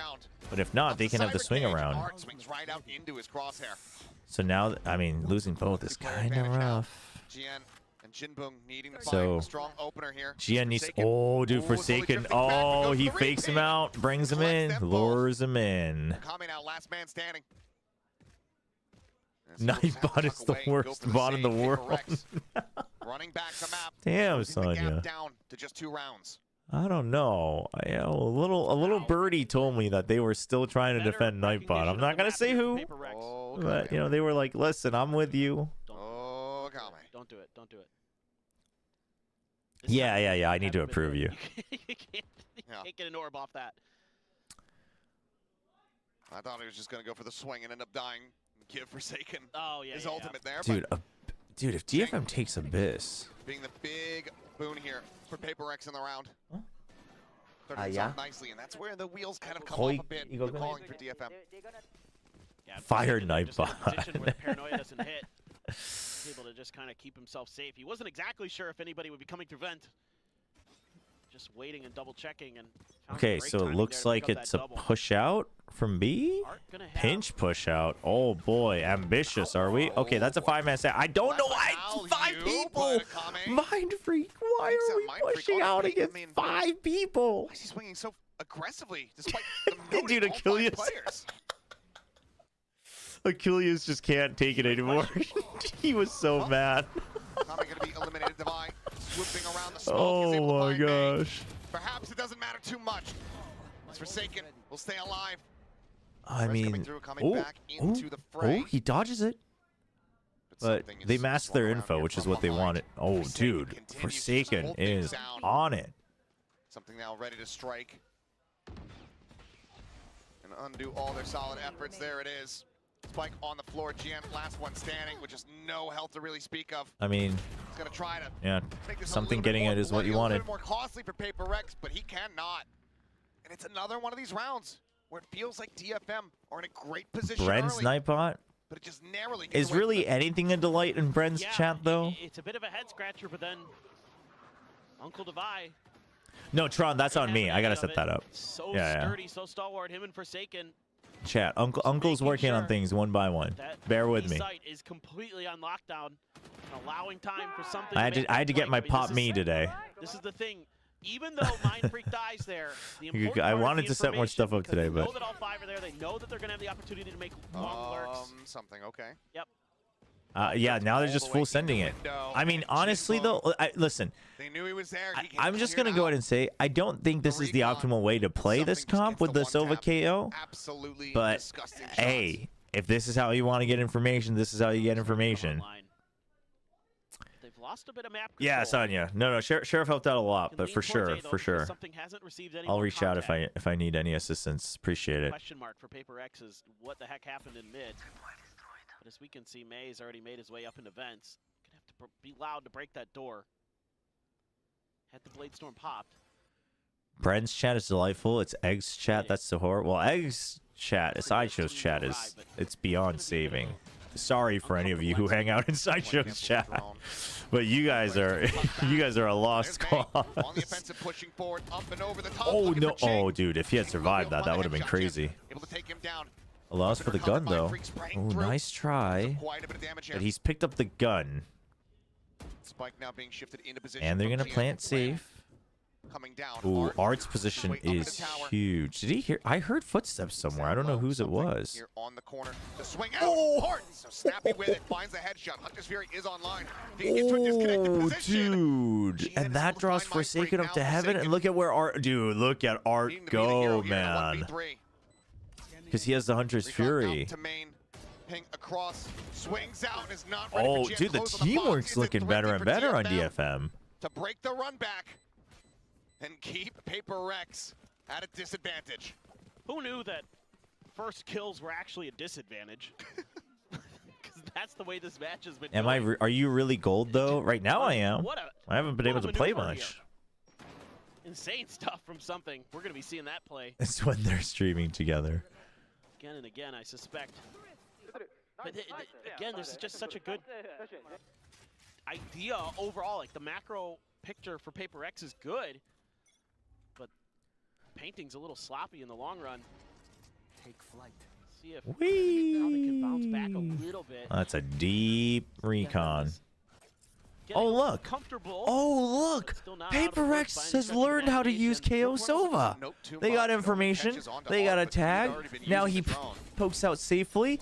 They go for the fast rotate. Oh, this is beautiful. This is Valorant. Oh, and they've got decent aim. Great aim, you know, same thing. It's looking great. Oh, it's fantastic. Now they cover mid for the fast rotate. That's crazy. I've never seen Paper X do that. Dueling Hunter's Fury coming out. Oh. Looking for a little bit more. Yeah, I mean, there's still a full minute, so taking them off of it, I guess it draws out the Cosmic Divide. Caught trying to play aggressively, trying to push forward. Divine something, finding a kill apiece. And they, how did something get a kill? Finding one. Attempted a caterpillar smoke forward. That shorty in hand. He knows. Cosmic Divide is not going to last too much longer here. Dude, I'm surprised something didn't chase. He realizes it's not planted yet. How does he decide to play it? Goes for the tap. The knive's going to be popped out. Something spotting if they spot each other. Oh no! Not gonna connect. Draws out the short. Oh, that's the something we know. Something fashion. He will manage to find the kill as he slowly drifts down 2 HP. The difference maker is Paper X. Keep things so tight knit. 1 round separating. He just has tremendous confidence. And dude, the shorty king for sure. Dude, what is going on with Mind Freak, man? It really just feels like Mind Freak said, there's not enough W keying in here. Since Jing's on the Sentinel, let me W key now. Damn, the little head shake. Confident about that one. That was the literal narrowest of margins. Bit of a spot there onto a couple different players, but now they've got backup. Yep. Unless he's passed it over to Devi once more, but not as likely at this point. Yeah. The real question is the drone out? Pushed, would you have anticipated him to be on that box? Okay. Doesn't spot the jet, but it does let him peek out because there's nobody on the wide angle. Oh, they assume it cleared everything. Operator now on the floor. I mean, just an unassisted peek. It was so good until it wasn't. It was so good until it wasn't. Okay, they immediately re-clear though. This okay. It's stuff like this that made me think Paper X is going to be really good in the kickoff meta, because it's like even if we lose first contact, we immediately push out somewhere else and we go aggressive, and then you just keep on pressing on for the fight. Like that's what they're good at. Dude, Mind Freak is just literally dropping into deaths. What is going on? takes them out of the equation as we get tied up 10 to 10. Just every time I see Mind Freak, he's like landing somewhere and dying. What is going on? Everybody else is in mid. Just watching to see if there's going to be any follow-up off the back of Art. Art was seemingly on a solo mission, which is very interesting for the Sova IGL to make that attempt. Forsaken, though, clean as usual, and that's going to bring out another timeout here. So this early game patience, again, netting first. I need PRX 2-0 for my fantasy team. Oh, TMV's fantasy? TMV's Valorant fantasy? PRX is just yeah, I might have to. They're doing it weekly, right? I'm gonna have to try it for next week. And just methodical, the way they're clearing through. And it's just like it's just a waiting game. Like who can outpatience the other? Who can Texture though usually gets flicks even at the uncleared angles. Oh, something, you hear that? Texture would have hit that flick, man. He would have broke his wrist for the kill. Things like that. Meanwhile, something out here, not even flicking. Oh. Then again, first kills don't matter. TMV and his mods have created a kind of an alpha version of a fantasy draft thing. Nothing too crazy yet, but you can try making a team and see how many points you get. I'm like, oh, you got the first kill. That's cool. And yeah, it is weekly, so you just have to go through once tomorrow's games are over. I don't know, man. This map is so difficult because there's just I mean, I think it's fun. I like even if there's no money involved or whatever, I think just having like leagues so you can actually compare and stuff would be cool. But obviously, it's just an alpha. I might do it just to test, maybe provide some feedback as well. Punish your opponent for it, but this one, Texture won't dance around an enemy with a shorty like a honeybee, though. Also true. Also true. Take your pick. Do you want the super sick flick with the op, or do you want the dancing honeybee with a shorty? I don't know. That is a tough one. Drone cleared. Yeah, op was not noted. Drone was. That's a tough one, actually. Paying attention to that direction. Yeah, the dancing honeybee with a shorty sounds kind of charming. Seeing just how cautious they are, though. You know, that much noise being made outside of A. Dude, Fossabot, you gotta chill out. I don't even know who you just deleted. Has the line, has the advantage. Ooh, Tailwind's almost a little bit too far to the side, but in the weaponry, it's not going. I don't know what I did wrong with the symbol spam. Hold on, this game is. I'm losing my mind watching this game. Let me fix Fossabot. Don't do that to me. Tripwire still set up. Jing not getting caught by the 0 point. Paranoia flies across. Cage now gonna go up. And it's looking to try to flash out. Oh, Jin just rushes him down. Right click claims the kill. Numbers evened up. Weapon in hand. Spike does get planted here on B. With just the classic, but op shot not going to connect, and Kame manages to find the kill. Okay, it should be fixed now, I think. Just trying to hold them at bay, contain these PRX players back here into mid. Suppress onto one. Jin desperately backpedals, gets himself out to safety, and Forsaken somehow comes away with an elimination onto Art. Jinbung trying to tuck What back. is going on, chat? Second dead head spotted. Debai on the ground. Mind Freak time just not quite there to try to go for the res. Maybe a res just to carry the weapons into the next round. Seems like that's yeah, Forsaken's only got 50 creds. Same with Jing. I don't think he's going to get out in time. They're going to go ahead and reestablish a lead as they get up to 11. Ooh. Who was the first player to die in that round, Achilles? Yeah. Yeah. Right here. Oh. That's so disgusting. Man, are we going to go full 6 today? Up close and personal. Chat, what time? It's 10 p.m. A frightening opponent. He has been really frustrating for other teams to get a read on. I'm starting to learn to read Alex's lips a little bit. Using those classic right clicks. Got an op for something again. Then you have to buy down a little bit. Opt to watch mid.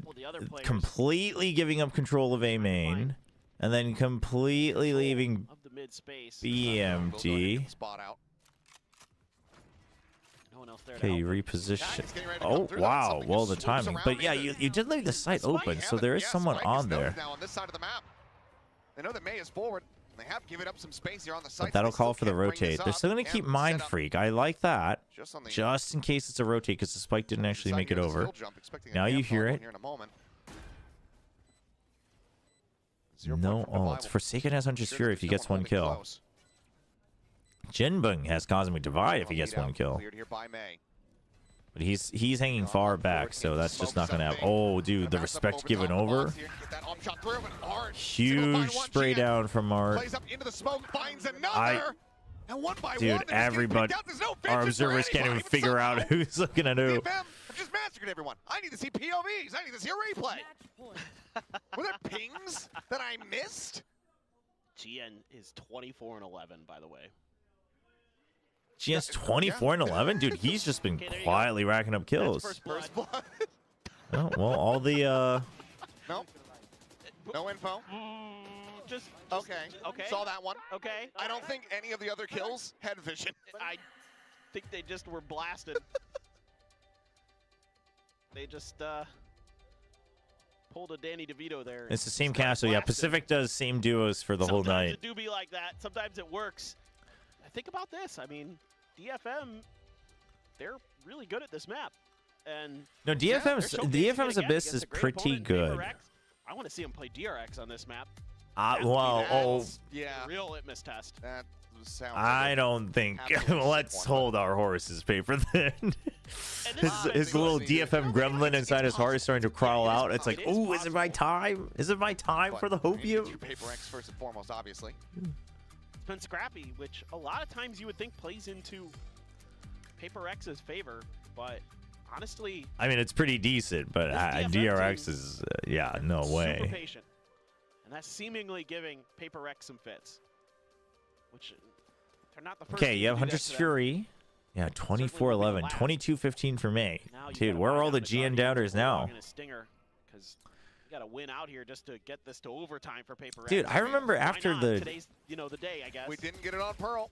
I know. I'm already the GE we were game. getting it on Pearl again for sure. People were like, yeah, I mean, I don't know. It was, I was like, I mean, I think it's like...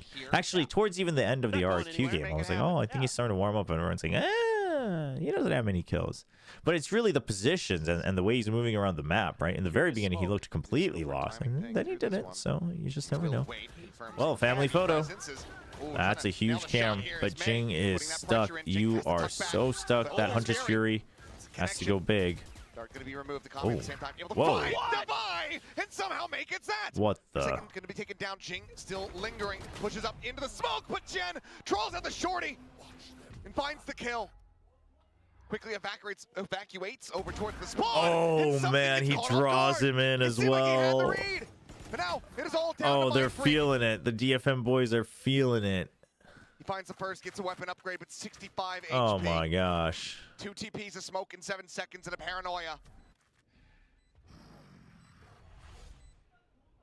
He has worked miracles in the past, but this one is a bridge. They broke the stream. DFM broke the stream. GG. No, GN looks good. He looks like he has just enough of that confident whimsy to bring some life for DFM next to May. This team has taken a huge level up this year. So far, they've been unbeatable, unflappable on this particular map. The real question is, what the heck are they going to do on Pearl? I mean, it's... because that has been the map where PRX What's has the made next the map? best of the best in the world look silly. Think about their wins. Oh, the Pearl? The I think PRX is fine on Pearl. On that map in the okay, let's give you guys your points back. I don't know how many people are going to get points here, but Phoenix again, and it is a fearsome composition that PRX brings on Pearl, and meanwhile DFM did not look good their last time they played it. I mean, you don't want to lose to PRX on Pearl. Look what happened to those orgs that you named after they suffered those losses. Yeah, been great the last 2 years. okay, let's see, what did I miss? Agent Paradox with another super chat. Texture hit those flicks, and Texture hits those flicks, and something gets the aces. Oh, so true, also true. I don't know, but thank you, observers and replay editors. All right, chat. I got the predictions up on Twitch. Let me run some ads. I gotta go give our puppers, not puppers, our pupper, her meds for dinner. So let me sort that out, and I will be back. Good God, what performance. Outrageously good. 27, 11, and 8 at the end with 5 first bloods. That is a hell of a performance. But now we take a break, we get ready for Pearl, and we get ready to pass things back over onto the analyst desk so they can break down all of the action from this opening map of Abyss. I feel like people should go for Seth's role.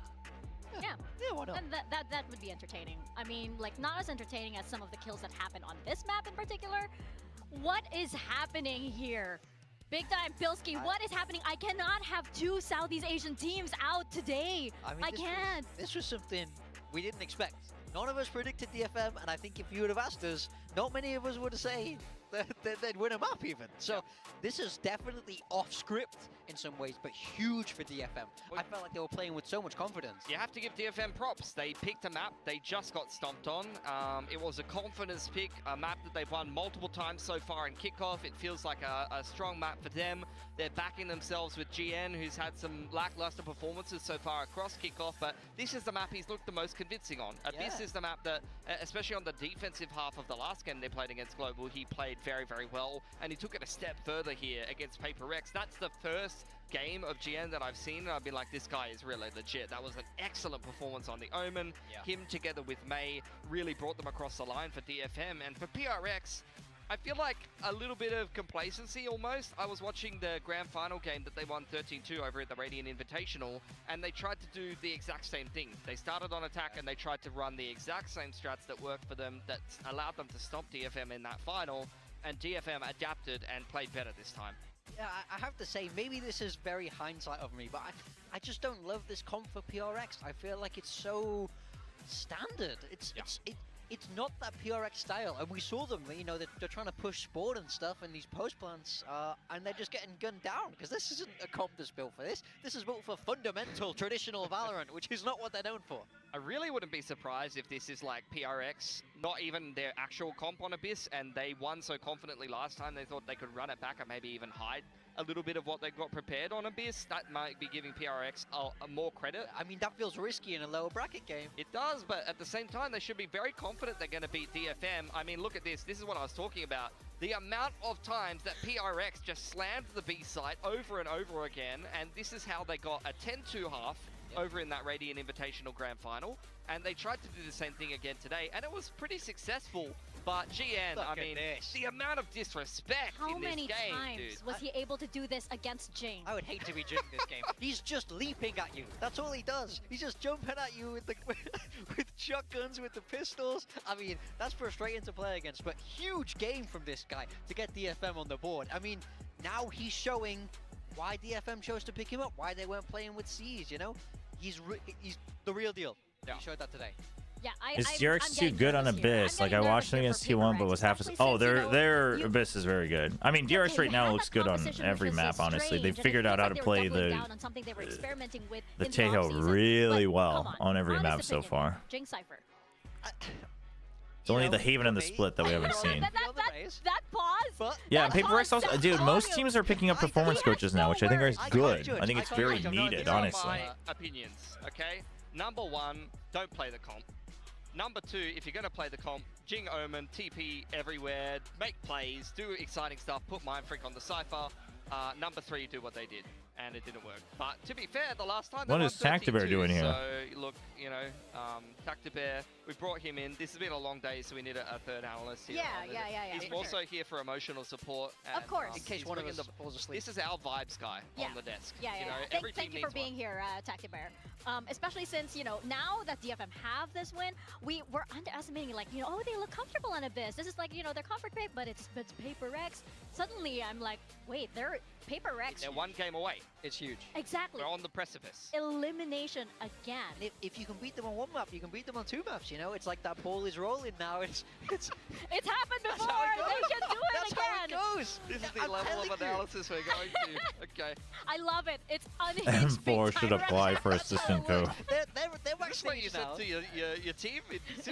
It's all about that feeling in your heart of your backstage. You're going, we just beat them on, we just won map 1, so why can't we win map 2? I get it, they're different maps, there's all this detailed strategical analysis, but Valorant at the top level, it's vibes. It's vibes, you have to feel good. And right now, DFM feel good. I'm not feeling good, Mr. Stark. I am not feeling good at all for PRX. What are they saying? To Pearl though, and you know, as Paperthin was saying, you know, they do have a big history on this map. This is their map. People have known, fans have known them to be powerhouses on this map. Am I sure they're taking this one? I don't know. I'm definitely still leaning in the direction. From what we saw from DFM on Pearl, it was not good. No, look, they did play this in the grand final. Again, okay. The same one as the Abyss game. The lack of performance coaches is an issue across most competitive games. Yeah, I would say so. I mean, I think it's also hard to find good performance coaches that would be willing to join. There's not that many. Good performance coaching is not easy. Exact comp that PRX is playing by RRQ. So I'm not feeling so good about Pearl. If DFM win Pearl, I'm going to lose my mind. I mean, there's an argument that they, you know, they could have learned from that game against RRQ. Yeah, but it was a different comp, bro. Pick any of the 4 duelists instead of ISO. Pick something else, please. I mean, you know what? If DFM win this map, wouldn't it be the funniest thing if like Paperthin just got off the DFM hype train as soon as they win this map? And it's like PaperX is eliminated. Wait, they were playing ISO. Well, they played Euro ISO against RRQ. It was a very big failure, so I don't expect them to have the same comp. So I'm getting really. I mean, look, usually I never back rookies in a lot of different esports titles, but what I've really observed, especially after coming from a different TAC FPS before this one, Valorant is the game where rookies can just come out and make incredible things happen when you least expect it, and you've seen so many different rookie runs over the years, so you always wonder if you're on the precipice of another one. Yeah, I mean, like, it happens. It's just life, right? Change happens. And YouTube chat, by the way, for whatever reason, you guys are disconnected on Caster Labs. So I might be missing chat. So let me see if I can fix it. Have this tenure and it just feels so strange to, you know, suddenly have them one map away from elimination, especially since we don't see that. We don't see that a lot. Like, I mean, none of us thought we'd be in this situation. It's opening a new window. 1 second. Fans would have believed they were in this situation. Yeah, I didn't know we were gonna get 42 rounds of Lotus today. You know? I mean, I do think PaperX weren't at their best in that map one. It's really important to give props to DFM. I felt like they played a great game. They just need to carry that momentum through now into that map too. But it does get harder from here. That was their own map. Let's see if it going into PRX's fixes map itself here. And it's a tougher map, you know. It's a map that we spoke about PRX being very good on in the past. So, well, hey, you know, you have Pearl and then you have Fracture. This feels like it should be PaperX's domain. But like, equally, even if it is leaning towards PaperX from the veto, you know, there is a mental side of it now of DFM are just going to be feeling it. They're gonna be sounds like you two got reconnected. So good right now. You're making so we'll see when You're making me someone says something. I gotta be honest, Mika, there's nothing to be nervous about, okay? This is a map that DFM just played not well at all. They've got to change what their comp was back to something else. If I see the ISO Yoru again, I'm going to be very surprised. We're 32 on Abyss against PaperX last time. They lost against PaperX last time in the Radiant Invitational. There's no way. What do you think they're going to play, though? There is literally zero chance. I don't agree with you there now. I'm getting Why do you use Firefox? I don't know. What should I be using? Well, I think it depends on the compositions that we see picked here. So PRX, the Teo. And they're playing the double duelist, and there you go. Okay. Gonna double in it, but instead of the Sova, but with the KO, I mean, there it goes. We literally spoke there's about different ways. Right? Nongshim had that answer on how to You've shoot got down the Phoenix. Now, Nongshim did have the Vice, which I do think helps a little you've bit. got more damaging utility, but you don't have the double drone, and Sova has damage util as well. I used to think the KO Teho was quite good, but honestly, I'm getting more and more on board the Sova Teho. Deal with PRX's aggression with the double duelist on defense. Opera GX. Wait, really? Whoa, I don't know. You guys are giving me very, very different than Jing Crop Top. You guys are giving me very, very different vibes about Opera. Into our second map for this series. Is this going to be DFM's era, or will PaperX start making their comeback? We're going to toss it over to Achilles and Paperthin. I used to use Chrome, and then it started giving me problems, and then I used Edge for a long time, and Edge was actually pretty good to me, but then it gave me problems, so now I'm back to Firefox. I used to use Firefox way back in the day, the early days of Firefox. Showing it now for the first time here at kickoff. Art showing us his Well, one thing is for sure, it's that Goblin God feels very strongly about Opera GX, apparently. One appearance on Sky. Now moves It's like the over to reverse Mateo. psychology is almost working. really You're like almost this making me change for want DFM, to put May back into a find tougher out. role of Jet and just kind of try to make a go of this. Obviously, the Teo we saw earlier, pretty effective, potentially, like the desk was pointing out, against this double duelist comp, but All right, let's see if DFM can play this well. Early stealth drone just to put pressure on B Link, get some information. Nobody holding close. from that stealth drone, but that's all just a But bit that of a gives ruse. them This is something such a that good Teo is opening really to good push at, out of art. selling This fakes, is because good. And they're you can use they're those covering each other. It's a utilities to go in a 5-man different stack. direction, and then It's pretty good. your opponent The only just problem I kind of have with this is there's like well, literally surely no you're gonna be bringing up information the back of the here. Teo So utility. you don't know if PRX is pushed out or if they've gone backwards. Ooh, considering a swing on the corner. Looks back around A site open for the taking here. So it's just going to be a smoke off. Yeah, so now you need to check for this. It doesn't actually clear all of it, so you can't be certain. For the lob in there. So they're just going to take this space. It could be a wraparound from GN. Popped. Out here at Secret, but Wait for everybody else May. finishing up through Flowers as Okay, there's oh, a he gets a headshot by. dink. Down to 12 HP. The swoop forward, Oh, Tail and the into dash is wall. out Something too. goes Good on a swing out wider from swing, something, in the but meantime, GN's Jet already still be... continues to put Oh, up solid figures. Finds two. I mean, it was a nice Something turns back and forth. Find that kill. But the wraparound from Akame, okay. Shots being exchanged here. Forsaken eating a bit of damage. He's behind the wall, no? You guys planned it safe, no? Oh, okay. Akame, jeez. And that is 3 for 3. DFM win another pistol. Hey, YouTube. Yes, chat's working. I'm doing okay. I could be better. I'm doing okay. Full-on retake, and GN has already slipped past their defensive lines. It punishes them. May trying to buy as much time as he can. And then you're just deep in the post plants. You know, if Oh boy, they're fired up. As they should be. Yeah, I would be too. if It's just a Marshall, no outlaw. RRQ had won, it'd be even better. But Nongshim winning is also great. I like Nongshim. Can find a So, little bit more value.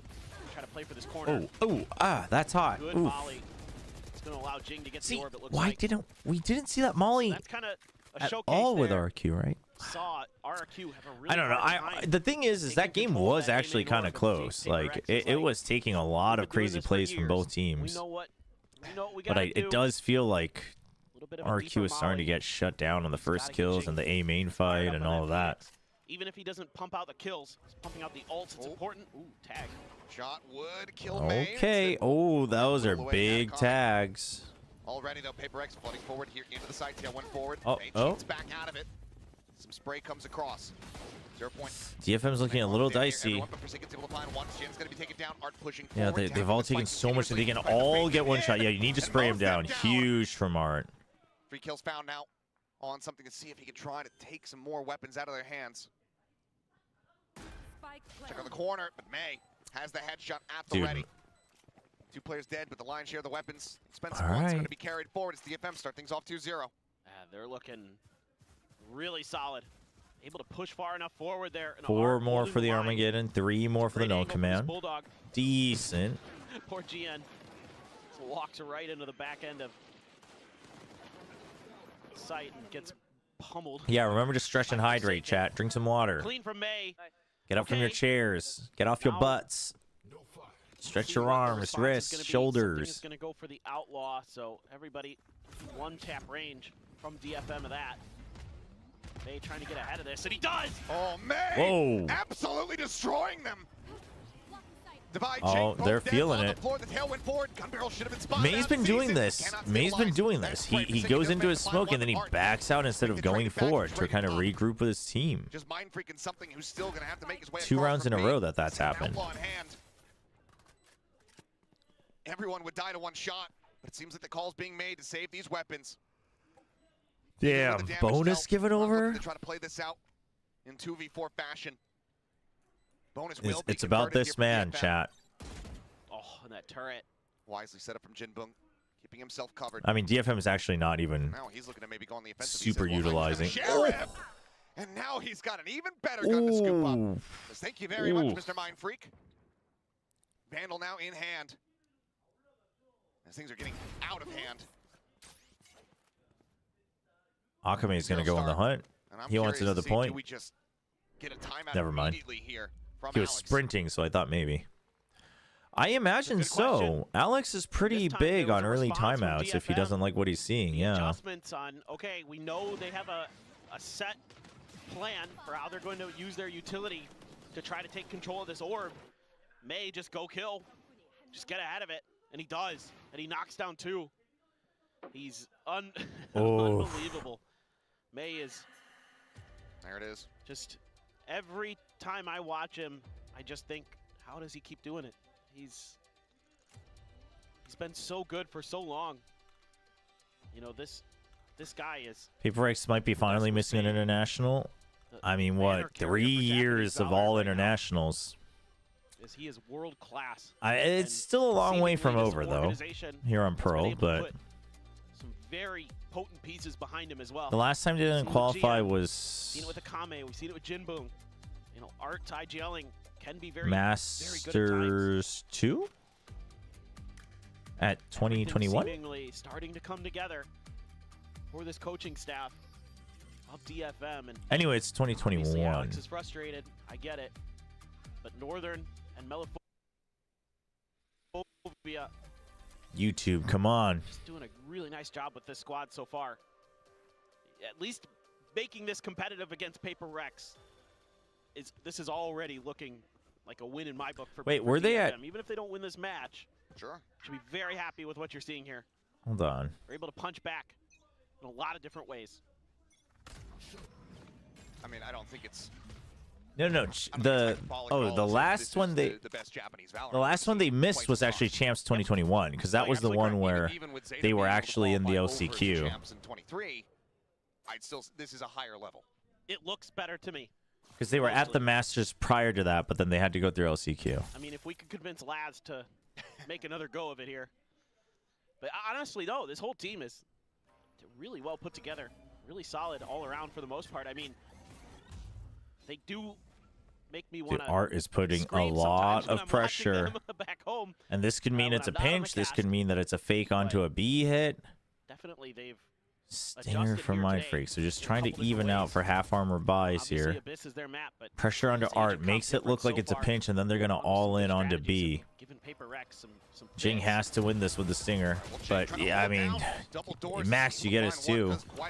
Doesn't even get that. Art tagged up to 56. Something now waiting on this angle. It's going to be flushed out. Pushes up in front of the salvo. And manages to catch it onto May, but Kame quick to That was a reply. nasty catch, though. Keeps them in the round. Guardians, however, can still do some damage. As there's the spot out. Mind Freak trying to just get the pinch here. Dude, he waits for the call and then they double swing out of that? Dude, DFM's teamwork is looking locked in. Okay, 2v2. 10 seconds. He's gonna try to plant safe for. Oh, dude, you gotta stick this. You gotta stick this. What is going? Okay. His weapon recovered, can do some damage, but he's got to split the targets. And Forsaken is only Oh able to man, find one. dude, DFM is playing so good off of each Still other. standing. Keeps DFM in, is not allowing that purchase, that half buy round to come through to fruition. It's going to be a 4-0 start now. I thought this Yeah, was no, the looking really calls nice for PRX. and the comms are looking really Gets good one, today. Does a lot of damage. Something follows up. And then Divide just, he had a ping out there when he was in the smoke and didn't feel comfortable enough to go for the shot. Not sure if he thought he'd.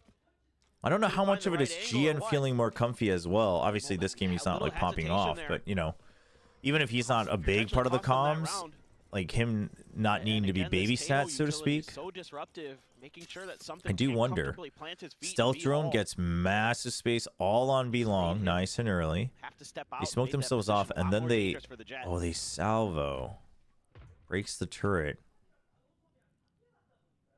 So now, if you want, so now there has to be somebody watching B, right? So it's either here or here that somebody has to be watching B because you salvoed in case there was a turret. Doesn't even have to jiggle out anymore. Here's the curveball and can just back away. And then you stealth droned all the way up. So PRX, they finally answer back. They say, okay, something, it's all to you. You got to push out, get us info. We're going to have you rotate over in case it's a clearance and then a fake. So they need information. But he's not set up for it, so something just has to wait and fight. That is all but going to confirm that PRX thinks they have the read. And then Akame gets the peek with the Phantom. Akame with that Phantom. Takes his head clean off. Mind Freak, however, on a decent lurk spot, but Oh, yay. I'm speechless. I mean, the pre-fires are just insane right now. Some spray coming through. Forsaken does manage to Not like this. I mean, even if DFM wins, surely more of a fight than this. Yep, just shoving them back. Jing now going to be Okay, uses the run it back to try to get space and survive the Armageddon. Back up into the tower. Oh, May saw him. Playing on this narrow line, that's rough. And then it's a crossfire. Forsaken and Jing now just trying to backpedal, but look at Art. He's creeping his way through sewer. Swing onto the corner, May going to be taken down. Art actually swinging out wider. Wanting to have a better angle of approach here, it would seem. Looks like he might just cut all the way across in towards Secret. Art wants more points towards his ult. DFM's locked in. Jing needing to hold on. They're min-maxing. They've got everything. And he cannot. A fantastic readjustment from Art. Takes DFM out of the hands of PRX. Do you see what's going on here, chat? The teams who took the early losses, they've been retooling. They've taken this time. And regardless of who wins, it's a really good sign that the weaker teams are learning how to adapt quickly within a tournament format. All control means that trying to push out from tower or underneath tower means you're walking into a crossfire, and then they know the situation. That's kind of huge. Just wants to get these kind of guns out of huge. PRX's hands. 8-1 and 3. Meanwhile, the teams that are stronger kind of sticking to their guns a little bit. 0 point, identifying at least 2. Unclear if the and whether it's just because they took a loss or whether they've been working on it and then they decide this is where they have to pull it out, who knows? But it's just gonna be slow. Either way. Set up. Curveball sent May. But I wouldn't even say it's necessarily the comp change in the way that DFM. I mean, the comp change helps, I'm sure, because it changes how you play inherently. But DFM mostly is just looking better. Want to take the first fight. But the Teo does like. I think it's a big thing. I think both Nongshim and DFM have looked carefully at how DRX was using the Tejo. Because again, it's much more about we work off of what areas we've cleared. He knows it's coming close. Something doesn't. Okay, that's very good mind games from Something. We'll be able to go ahead and take him down. PRX get themselves on the board here in round 6 by very narrow margins, but they do it in thrifty fashion. This time they gambled again. It was just a full 5-man stack towards A. I mean, I wouldn't say PRX is washed, but on the flanks pretty early. I would argue that oh my God, he's full you know, chaos and individual firepower is no longer keeps you at the top, right? Not to say that that's the only way PRX won, but it kept them going by even when they weren't like doing well in the meta or the maps or whatever, right? And then the times where they would be on top of the meta or things like that, they would win, and then other times they would be top 3. But now what we're seeing from a lot of the top teams is that like individual firepower just isn't enough to keep you at top 3. Because either everybody else is firing just as well, or they're so ahead in making changes and adapting to the meta that the positions are better. I think what we've seen a lot from Pacific is just how much positioning and information matters in your gunfights. It's not that like, oh, see, like this team just caught up on their reaction time. That's not what it is. It's just it's just the way that you know where to keep your crosshairs, where you want to pre-fire, what corners you want to check first. Something eventually inched his way forward into the crosshair. This time it looks like he's going to be makes a massive difference. Oh, is it going to be a full send and then it's a B-link? This is a good adjustment from PRX because you haven't been seeing the Teo Salvos try to clear close. Keeps them trapped in as well. Just Fury trying to keep them at bay. Oh. Yeah, you know it's something. You know it's something. That's actually so funny. Oh, man. Oh, that's good from DFM, too. They need to get away from the lockdown. They flash out. Sending out the stun. Knocked down to 29 dead. Very fast retake though. This is good from Devi. Oh wow. May getting ahead of it. All knives expended. Shocked out on the corner. Looking to try to whittle away at him, but the spike still not being held. It's an op, so he can't really. He needs to try to get. Oh. Able to find Devi. Until the happy dashes forward, and Mindfreak is down to 2. It's not looking good. They drop around, but they're right back into the driver's seat. It's unreal. Akame and Art are just fragging out of their minds. I mean, I do think PRX is also going through an identity crisis. I agree. Which it depends on how you look at it. If you look at it in the long term, I think it is better for them, no matter what happens. Right? It's a long-term process. He's so clean. I think it's better for them in the long term, but obviously it doesn't feel good in the short term. In the driver's seat, now May can go for the Outlaw, knowing that it's going to be another eco for PRX. The economy just cannot get anywhere for them. At least get that. But DFM reads it, so they put some pressure over on B. Spike is moving nowhere, and then they're waiting. Do you push it up further or not on A main? And then they're ready to inch back forward once you have that 0 point. They'll land it over on A main, shove out anybody who's there. With some pressure. Ooh, they're clearing out. Dude, because it's an eco, they're trying to get them to peek out. Wise to it. See if there's a flood out because of the salvos. That's so much pressure. Now they know it's no good. Crossfire means trying to get out of the, trying to break out in the mid was just going to be way too difficult. The whole time something has been sitting over on the other side of the map. He did just get noted by a 0 point, but it hasn't fooled PRX. They're pretty wise that this is going to be a B hit. The real question is, are they going to be ready for this quick flank? Where does Jinbun go? Does he join the Tejo? He does. No info on this whatsoever, but May does. Did they just nano swarm B link to make it look like they're not coming from there? Shock dart confirms a bit of it. Back screen.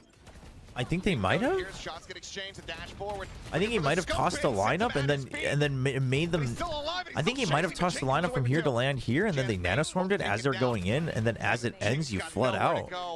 A desperate bid to try to turn the tides, pops the ult, but he's locked in position. If so, I mean, DFM is running laps around him. Another buy round here for PRX. But the gears need to start turning sooner rather than later. Great dash there from May. Create an extra angle, make it that much more difficult. Oof. They're just shutting them out. They're just smothering PRX right now. Yeah, Nongshim will fight Talon. The winner of this fights Gen G. The team that we saw in the offseason. I mean, chat, it doesn't actually matter whether you have players from the country that your organization represents. Obviously, it depends on how your fan base takes it, but that just buys him enough room to. But I don't. Grab the orb. I don't think he got it. I mean, roster. I don't know. I think they haven't tried enough to necessarily validate that they need a roster change, but I think it takes a lot more time as well. So, oh no, dude, GN is starting to thrive, man. Reads it to perfection on the final swing this is kind of sad. Keeping DFM. We've never really seen PRX just 8-1. But this is what happens. This is what happens when the enemy team has a better read on you. They have a read on your patterns. They have a better read on the map right now. They have a better read on the team comms. It seems like there is no riding of the ship possible. No. Every twist and turn, there's just that extra layer for DFM. You know, they're able to spread out just enough that some of those curveballs. Yeah, I mean, it's just hard reads on how PRX wants to play this. Able to follow up. They're not really able to have those explosive entries. Seemingly, some of this double duelist comp starting to get figured out on Pearl, a map that has just. Remember when I said that I was super big on this team chat? For PRX during 2023. The meta, the maps, it all favors them. On this map. And now here in 2025. I don't know what happened. The upstarts of DFM have completely thrown all of that out the window. Just forget it. And right now, I mean, they're looking to run the gauntlet. Yeah. They've been here in this lower bracket. If they win. I mean, listen, I don't regret saying that. I don't regret saying that. Sliggy and I were both on board with it. I think Sliggy was hesitant to maybe rank them #1, but before the matches started, I think a lot of people agreed. They absolutely could make it happen. If this carries forward, but it just seems like they were trying to evolve, and they just never quite broke out of the shell, and they're just still in their cocoon a little bit. The limit with PRX, they want to put an end to that. It's stuff like this. This is why I was such a believer in this team coming into this season. Once again, looking for an aggressive. Paper, then he's bringing it back out. He's bringing his Japanese card back out. He's like, I was always a believer, but I didn't believe enough to vote for them when it really mattered. Make sure that no one's continuing to hold forward. But they're just so ready. At least go down with the ship like me, Paper Thin. With that play. Have some guts. If PRX commits, that poor drone. Poor little guy is just trying to do his job. Just trying to check a corner. Swing out from Forsaken. I mean, they're trying to. So I think a big thing that they probably told him, that Alex probably told them, was to just play more confidently, right? If there's contact somewhere else, you got to clear something else, which is something that they used to be good at, and now when the meta favors it, they're not doing it. They take a lot of hits, but at least they took main control or mid control, and you have tons of delay on A. Why are we rotating when you have all the delay here and no delay here? What are we doing? Get back here. Oh my. He just knows. He just knows everything. The lockdown keeps them spread back. It should be 9, yes, because it's all the internationals in 22, 3, and 4, and it should be 3 each, so it should be 9 internationals consecutive. And with something at 21 HP, the call for a save. It's getting closer and closer to having to be made. Something does well to find. Oh, I mean, you should be happy for DFM 100%. Like, they're playing really well, actually. Like, it's not just May fragging out. I'm really happy for GN. Like, I'm happy that GN's finding his confidence, because people were just railing on him after the first game, which he did have a very rough first game, but, you know, I thought it was worth giving him time. The economy. You guys think back, even people in my chat were like, well, like, how much time would you give him? Like, do you think there'd be a roster change after kickoff or stage 1? And I'm like, I mean, I don't know. I think if I picked him up for a reason, I'd keep him for a year. But I guess if it's really bad, maybe stage 1. But, like, at least until the end of stage 1.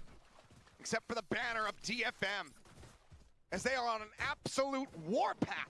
Yeah, I mean, I don't think anyone's trying to take anything away from DFM. I don't think people are necessarily saying that PRX is like PRX is just making it easy. I think it's just that PRX is so iconic. It's kind of sad to see this, right? And the speed and the confidence. And May said it again, going back to his interview. I think about that a lot because he just said, we just need that confidence. I mean, you saw it with the way that they played.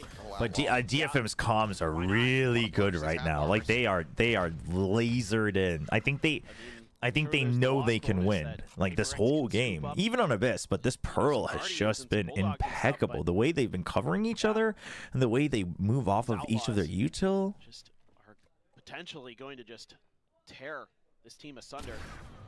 There you go. And now they know PRX has been overextending. Because why? Because Forsaken pushed out super far the previous round. And so you're like, okay, well, let's see if they do that now. And now it's a push out. And now PRX, the overconfidence gets to them. Now they have to fall back. So now they're going to fall back beyond the halfway point. So all you have to do is slowly re-clear. 0 point comes back. You're ready for it. You could just clear out main if you wanted. He's got a lineup, it looks like. Yep, sends it from here. Take time. Wait out PRX. They're impatient. Oh, it's dude, where does that land? It's perfectly covers every corner. No one can hide from that. So nobody on main. Okay, so they've been pulled back towards mid. So much mental pressure. And then they decide, okay, well, we just play with numbers. So instead of taking the long way around and giving them time to react, this is so good. They send it. There's nobody here. So you could have just instantly started running, but then you have no idea how to entry because you don't know if they're here or here. So they just say, okay, there might be a chance that someone tries to react to the 0 point. We know that people should have been elsewhere, which is most likely here because of where the kills happen. So let's just swing with numbers.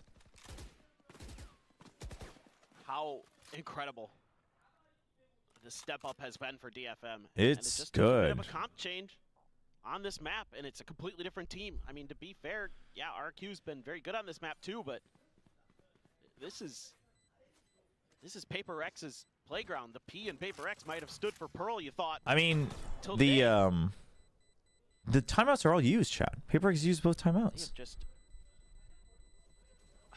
It's a nightmare to deal with this team right now. I mean, I think it is a change of guards in a lot of regions. They're just as good as anybody.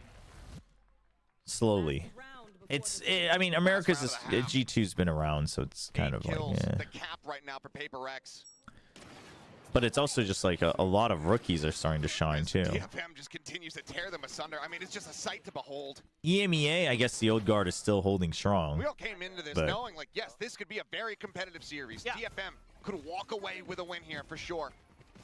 But this is not the circumstances that we would have anticipated it taking place in. And that's why 10-1, holy. I mean, I'm the biggest DFM believer on the planet. And I still predicted PRX today because is he though, chat? I didn't see a DFM vote from the. I'm gonna freaking hang this over his head forever. So up and over the top here is May, catches out a glimpse of that shoulder.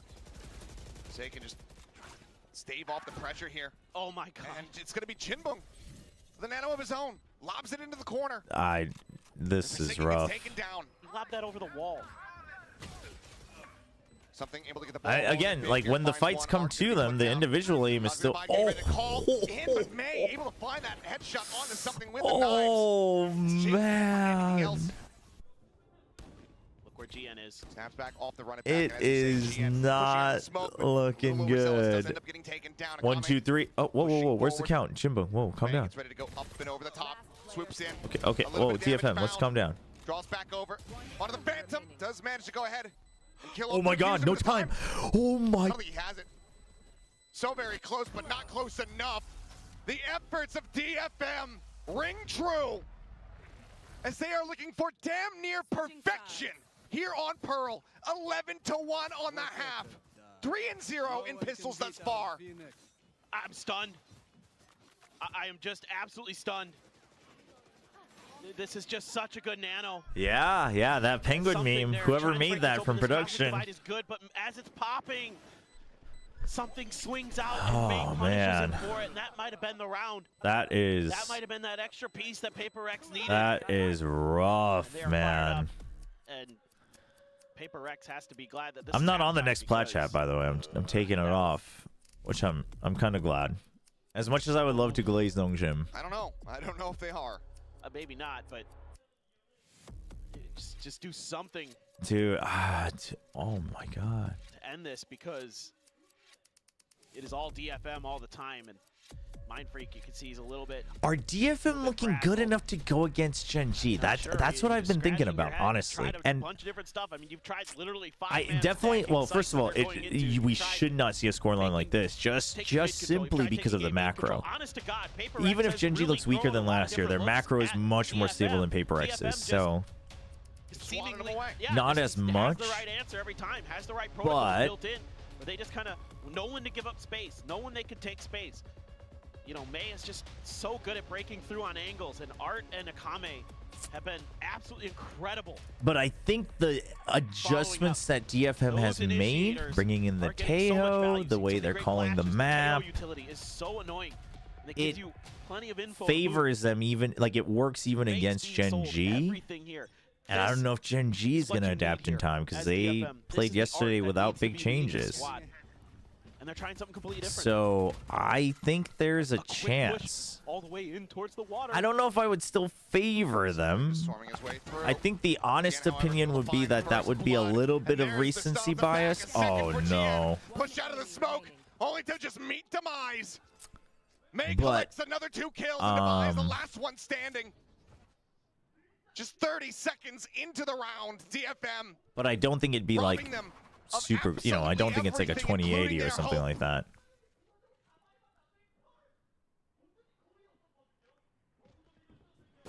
Jump under the corner. Cannot be done. 3 from May out in front. DFM. That should be game. Are 1 round away from eliminating. I mean, but they did this against T1 too. Remember that showers push they did against T1?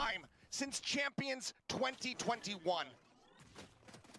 Where they smoked off the end, they got smoked off, and then they were like, no, they smoked it off, right? And then they're like, let's freaking go, and just nobody checked their corners, and they all just died. And winning like this against they keep thinking that they're just ahead of the game, and it's just been a team that could compete for that. And it's not working out. They are so fearless. It has to be a buy on PRX, and you have to know that. as DFM. Yeah, look at how much space they're giving. They're like stingers? No way, Jose. Like let's freaking fight at range. No breaks on the paper. Oh, it's just a spray down from Jinbo. Spray through the smoke, a little bit of Oh, damage and done. then they swap with Jian with the judge. It's actually such a good setup. Fragment to delay, pushes Oh my gosh. through the smoke, able to find Forsaken. Dude, DFM, it's just everything's working out. It's actually so good. One then taken down, Mind Freak Jing trying to desperately to fight back, but the judge aforementioned will be the thing that seals their fate. 13-1, where were you? DFM have eliminated PRX from kickoff. They will not be going forward to play Oh, I thought he was literally They will not be going to Bangkok. Japanese Valorant is back. I thought Seth was gonna say, "Where were you when PRX is killed?" DFM has given them something. I was like, "No way, you're just about to shout that meme out, man." Season DFM is back, baby. Dude, this is a historic moment, The though. real deal, and you better believe it. And the damage Dude. dealt up to this point. They can go into the series versus Gen G tomorrow, play a close game. I mean, dude, this proves that the win they got at Radiant wasn't a fluke. Even if PRX clapped back. Region, like you said, a nation on their backs, and by God, are they bearing the weight? I mean, this in chat, I know obviously like PRX is so iconic, and there's a lot of people are very invested in PRX, but you gotta give the DFM played real well. But hopefully, and every time they play well, they play real well. It's just that this time, like throughout the offseason, they've shown it multiple times, so it's looking believable. we can see a return to form from them in stage 1. They are not a lazy team. We can anticipate that they are going Let's focus on DFM for now, just because I think they deserve it. I think they deserve it. Dude, this guy deserves it. This guy, GN, deserves it, man. He was getting. I can't believe how blasted he was getting. Like, dude just comes off of rank. Everyone thinks everyone can just show up like Charon. And everyone's like, "Where's Cess?" And it's just like, I get that Cess did well at Radiant, but he didn't do that well last year. Like, to suddenly tell GN that he doesn't even deserve a chance is crazy. That confidence Dude comes back and he is freaking killing it. Incredible day of Valorant here. Not the long series that we were anticipating. Who's the guy who's? You mean the guy who's shaved his head? We don't know if he's balding or not. That's Art. This is Art. It looks like they're going to close the things Odin, the Odin guy. As Art takes a much-needed rest here, but for now, let's go ahead and hear from one of our winners as we send it back to Bella. I mean, this is huge, dude. They got to be so happy to survive the lower bracket by knocking out PRX, and honestly, not looking impossible to beat Gen G at all tomorrow. Given how they've looked. 포스매치 인터뷰 지엔 선수 만나보겠습니다. 박수 부탁드리겠습니다. Here you go. Here you go. 와, 오늘 경기 많은 분들이 예상하셨던 거와 반대로 DFM이 업셋을 하며 승리를 가져갔습니다. DFM이 복수를 성공하기도 했는데 좀 더 의미가 달랐을 것 같아요. 먼저 승리 소감부터 물어보도록 하겠습니다. That was a surprising match event. That was amazing plays from DFM. And it must have been more meaningful because you got your revenge in a way as Everybody, well. calm down and chat. Yesel can only ban so many people. I'm gonna ask him what's running through his mind. How special is this? And Shori 오메데토 고자이마스 규현 선수. ジエン選手まずは勝利おめでとうございます。ペーパーレックス相手にオフシーズンの大会もあって今回リベンジを果たした結果になると思うんですけども、今回の試合について簡単に感想をお願いします。そうですね。ペーパーレックスは正直めちゃめちゃ強いと思っていて。I mean, Pacific is all over the place for sure now. 上位のチームだと思って。Yeah, DFM faces Gen G. 自信つけれたかなと思います。So PRX is a top tier team in the Pacific League, and from this match, from winning this match, I could acquire the confidence. 이제 아무래도 페이퍼렉스가 퍼시픽의 탑2 안에 드는 강팀이다 보니까 오늘 경기를 통해서 YouTube chat so clean. 기쁘다라고 이야기를 했습니다. 안 그래도 Which chat truly is 여쭤보고 supreme? 싶었는데 메이 선수가 지난 경기 인터뷰에서는 이 자신감, 경기의 승리가 지엔 선수의 자신감 덕분이다라고 이야기를 했고 오늘 경기 지엔 선수 자신감이 정말 넘치는 그런 플레이를 보여줬습니다. 오늘 뭔가 보여준 것만으로 자신감을 이렇게 유지할 수 있는 그런 비법을 터득했는지 물어보고 싶어요. May also mentioned that on their last Intel Sama, thank you for the gifted sub to last. Well, that's not the real last, but There's no way. Is that the real Laz account? That's crazy.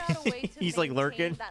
He's like, what are the English speakers saying? Is that the real Laz? That's crazy. Well, thanks for the gifted sub. 自信を持ってプレイする上で何か秘訣だったりチームとしてやっていることなど Dude, what a big win though. They looked good. I'm like hesitant just because I said they looked amazing after their Ascent win against T1 last year, and then that didn't go so well. But it's a little different because it's not just like a hard read or anything. 試合勝ったっていうのが一番大きいと思いますし、やっぱり最初は自信なかったんですけど、1回でも成功体験を積むと自信がつくのかなと思います。 So last time I was watching the May's interview and I figured out that having the confidence is a important thing to have the win. And so That's from huge. the last time winning experience, that is like the important things from what acquired throughout my journey in the league. So it was like a motivating factor. 이전 메이 선수의 인터뷰를 자기가 보면서 That's incredible that he's picking things up like that though. And yeah, like winning this, getting the winning shot against PRX, knocking them out 13-1, man. That's massive. 계속해서 쇼티로 찡 선수를 괴롭히는 그런 모습들이 많이 보였는데 오늘 작전이었는지. No, I think not just DFM winning, but GN performing well is so much hope for Japanese Valorant. Almost picking on Jing with a shorty on A ranked demon coming in, keeping up with 5 fraggers on PRX. Alongside May, like it really eliminates all the memes about May. I think it's huge for the Japanese fans. Like this is really big. I think, regardless of whether PRX looks good or bad. 完全にチームとしての作戦なんですけど、ショーティーは僕が上手いのでやってやったかなと思います。So that was actually a team plan, but I am good at shorty, so I had a win against Jing. Oh yeah. Honestly, so probably what they prepped was like get ready for them to rush smokes, right? Basically, like PRX loves to double jump peek into smokes and stuff. So let's always meet them there and hold close with shorties and judges. Probably. I mean, good call. Who are you planning to pick on with your shorty? 今回の勝利という結果を受けて明日ジェンジーと戦うことになると思うんですけども、ズバリショーティーで誰をキルしたいと思いますか？ Why is this guy so tall? Who, Jian? 最初めちゃめちゃ下手くそで勉強 He's pretty tall. He's not like a giant though. カロン選手をショーティーで倒していき Bella's not that short. I don't think. I mean, she's not like super tall either, but. And I watched a lot of Karon's moves, so I'm gonna pick on Karon with my shorty. 아무래도 오늘 이제 지은 선수가 스모크를 담당하면서 이렇게 오늘 플레이를 했는데 카론 선수 For Japan, he's tall. I mean, maybe, yeah. But in Korea, like everyone's been getting taller and taller as the generations go by, so it's hard for me to gauge, I guess. I've never been to Japan, so I don't know what the average height looks like right now in Japan. He does look like he has long legs and long arms, though. Like he does look like he has, like his height comes a lot from his legs. Dude, he looks so relieved. You know, he kind of looks a little bit like my brother-in-law, kind of. Man, what a showing. And for those wondering, Bella's been doing Pacific interviews since last year. She joined the squad alongside Jen, and they basically, you know, take rotations on days. Maybe he is your brother-in-law. Like, call him up. Call my sister. Hey, where's my brother-in-law? What's he doing? Where's your husband? She's like, oh, he's on a business trip. Oh, really? Interesting, huh?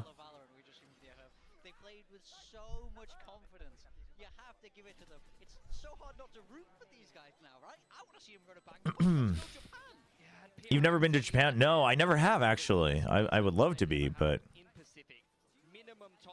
longest and shortest match of VCT Pacific. PRX가 그쵸? 야, PRX가 무너지다니. 이렇게 정말 이 정도일 줄은 몰랐는데. I honestly did not think that PRX would fall like this. almost ever. Yeah, and you know, you just look at the performance, right? I don't know. 13 to 1, 11 first bloods on DFM. It's kind of crazy. I've never seen them both in the same room. That's true. PRX got a first blood this whole game. Have they won a duel at all? Did not feel like it at all. It felt Are you stream just Twitch and YouTube? Just Twitch and YouTube. I've seen enough DFM going to Bangkok. Our resident overreactor, Tuya Kami on YouTube. DFM are going to Bangkok. Yeah, I mean, we still ended at 11 p.m. Yeah, it evens out. It evens out. When am I gonna start streaming to Soup, dude? 379 on May, 1910 with 4. Dude, everybody, Jinbeng 12 and 5. Holy. Yeah, but you saw DFM play this RRQ comp on the opposite sides of the map, and they got 13-3. Oh my gosh, you're right. The Plat Chat overreaction title, PRX end of an era. Dude, Kurt knew all along. What a resurgence from this team. You never see anything like Oh, they knew all. He knew all along. Kurt is the true. Oh my gosh, it's Kurt Al-Gaib. He knows. We gotta get Kurt's predictions. That's crazy. Gert. You were a DFM fan when they had 0-1s? That's a big payoff. Congrats to you. Truly, truly. I mean, I know how much it hurts sometimes to support a team, so... W keying as hard, but when they do, they're still getting shut down. But they're not W keying as hard, but it's not like they've got amazing set plays or really good info gathering either. So it does feel like they're a little bit in flux, but you would wonder that would be what you were working on during the offseason, which it kind of looked like they were. So I'm not quite sure. That's a big thing. I feel like DFM understood how to play against PRX. PRX want to push you. It's who they are as people. And it's what Yo, Alpha, I've responded to your chat like 3 times, man. You got to keep your ears open if you want me to read your chat. But PRX, would they change? I mean, I don't even know.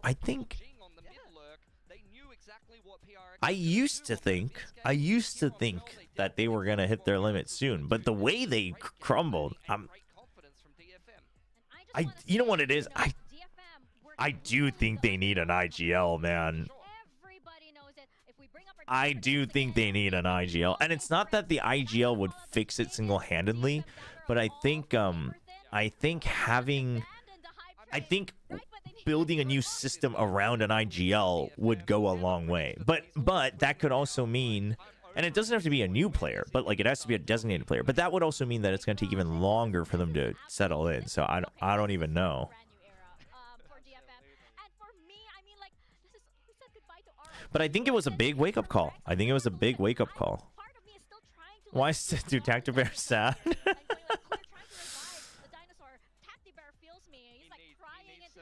I mean, I'm very happy, by the way, for DFM. You know, congratulations and very well played. But this just feels. Your translator said that you should keep your ear open, but actually I'm deaf, so I can't. Well, I'm sorry for that, but your translator needs to keep their ears open. Then I'm sorry to hear that, but your translator needs to do their job. If it's an AI translator, we got to get better AI. Dude, 326.5 average ACS. Damn. Dude, 1.6 across both games. Dude, no, actually, this is what's crazy. 212 ADR across 2 maps? That's crazy. Yeah, on Jet, not Rainies. 212 average? Holy.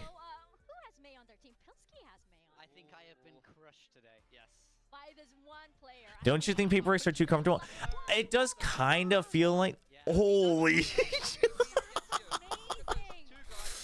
118 new double MVP. I think that's the first time we've had someone get double MVP. Oh my god, damn. Pilski, damn. He struck back today. He said, I'm done taking big times crap. That's crazy. Because I thought Big Time had a pretty good team, but holy cow. Absolutely cooked, except for Jemkin. I mean, the fact that Jemkin's got more points than me here. Yeah, I'm curious to see the casters' results as well, especially since wait, sorry. Okay, there's a couple questions that came up. What was I talking about? I can't remember what I was talking about. Another question is why does Pacific have the same duo casting both games? I'm gonna be honest though. Bring that back for tomorrow. I feel like it suits you. Quite possibly. I don't know. I'm gonna be so happy. So guys, tune in tomorrow for that because you know the princess stuff. I'm just gonna speak frankly. I would be afraid of a Korean company giving actual proper balanced compensation if we were to do match-to-match rotations, and then that would also mean that if there's only 2 casting pairs, that everyone needs to show up every single day, and there's probably schedule conflicts because we don't have as many talent in Pacific. Presumably, you know, wouldn't know. But, you know.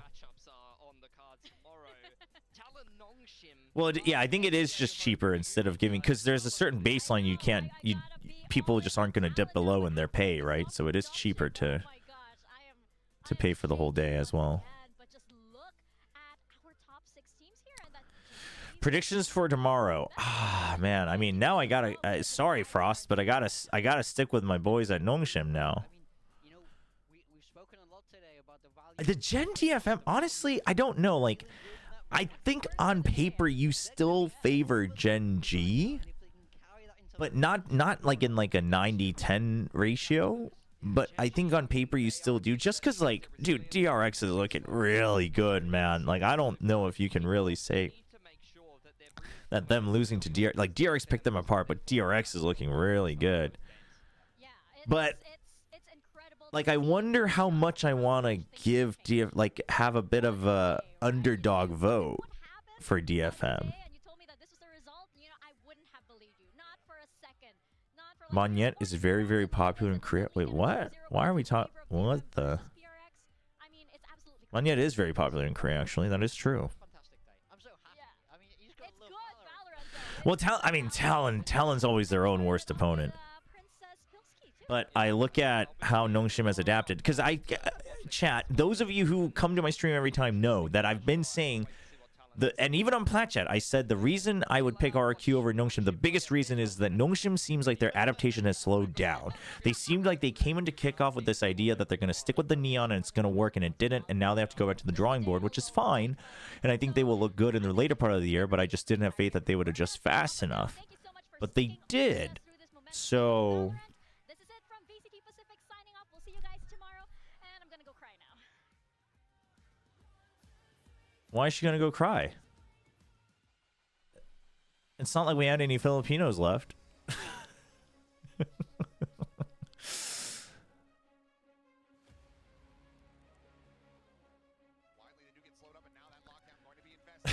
I mean, I'm just saying.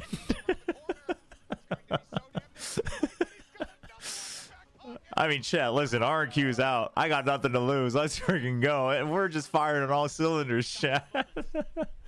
Oh, because the last C team. Oh, I wouldn't know as a Korean.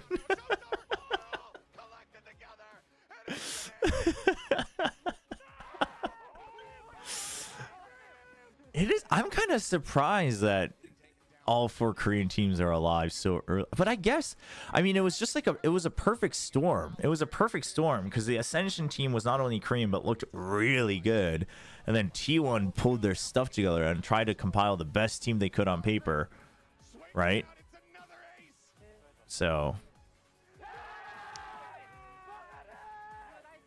yeah, oh, that was the question. Is PRX's ceiling down, or is everyone else's floor up? I mean, I think it's a bit of both. But honestly, it's kind of hard to ask if PRX's ceiling is necessarily down, because that's always relative, right? For instance, freeing and Mako snipes Dombi out of the air as he's sliding and jumping in on Neon. Well, did Dombi's Neon movement get worse? I wouldn't think so. I don't think so. The way he was playing against DRX, I think his movement was just as good as ever. But I think DRX just outsniped him, right? So it's like, it's always a relative thing. I do think but I will say PRX does look a bit more lost, less confident, well, no, not confident, but like they look like they have less conviction. I think that's the better word to use. Yo, thanks, Tron. Get some rest. I think PRX looks like they had less conviction, and that it's hard to tell. Like, is it because they're getting too lax? Is it because they've been together for so long? You know, are they stagnating? Are they getting overconfident? Like, who knows? That we have no idea. Only the team knows. But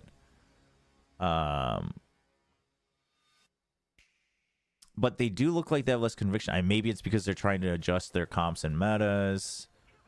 Yeah, but there's definitely less W gaming, which is funny because in the long run, that's good for them, right? This is kind of like when DRX was trying to change their roster last year and they were struggling to find their color.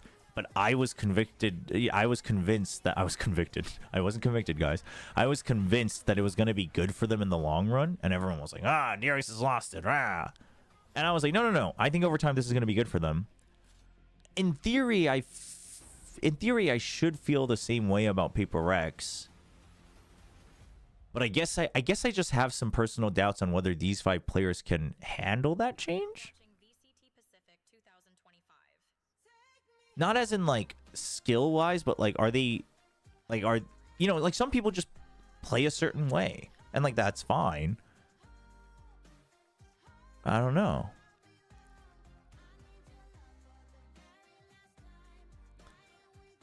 Yeah, it's hard to but will they stick together? Yo, Sonya with the tier 1 sub. Thank you. Welcome.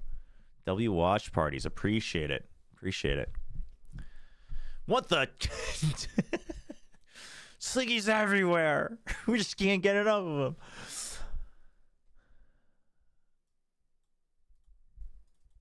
Yeah, I'm not so sure. I don't know how to feel about let's turn some music on.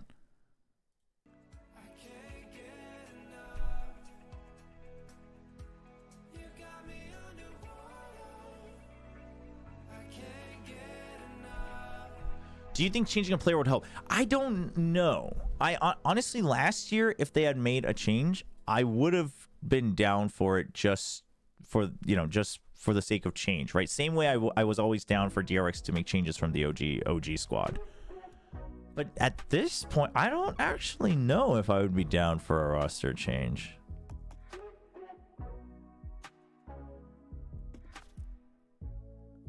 Let's watch Lotus again. Let's not. Haven and Lotus. You know what? It's these 3-site maps, chat. Riot's got to get rid of these 3-site maps. That's what they got to do.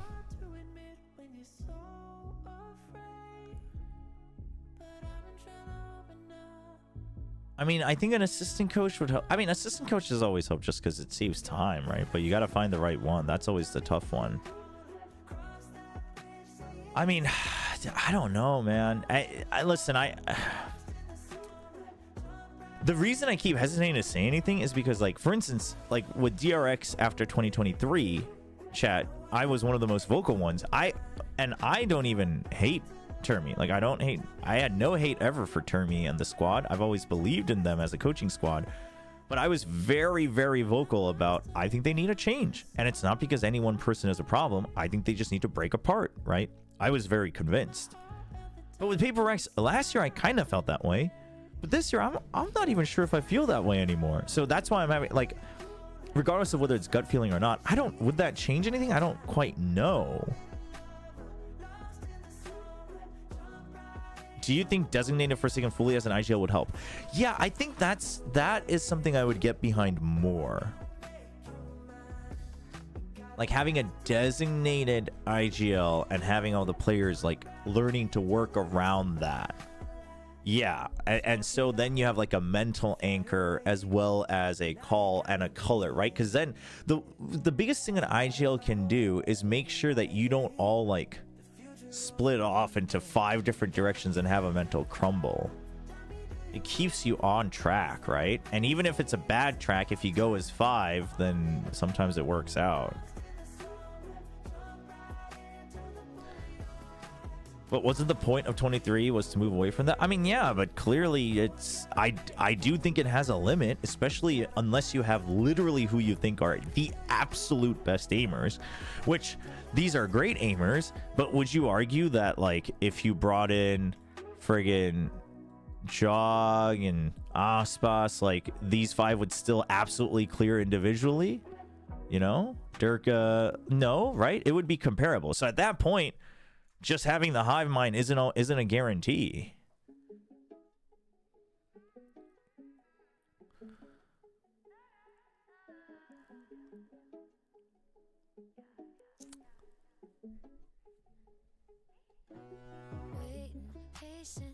Yo, Paradox with another super chat. You're going at it today. Thank you. Appreciate it. They are playing the default comp. They were known for innovative comps and they just dropped it, which might have affected. They should get Benkai as an assistant coach. I mean, listen, I don't know Benkai's capabilities of coaching, so I couldn't tell you. But, I mean, it's not even about losing their color, though.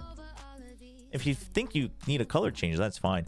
Someone was saying that Sliggy was talking about something chamber is an option. I think something chamber could be very good. I think something chamber could be very good. But...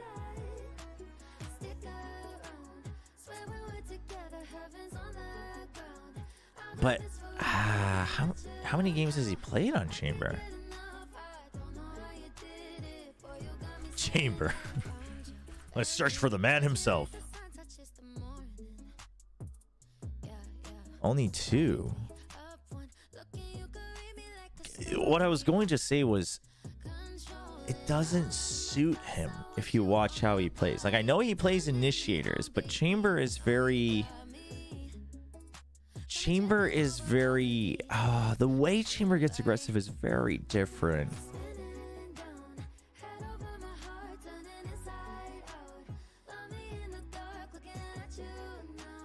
Dude, this meta and this map was perfect for PRX. You can't tell me that you thought I was crazy when I said that. It was. But not the player, but something has broken apart. They do have a performance coach now, since the off season, it seems.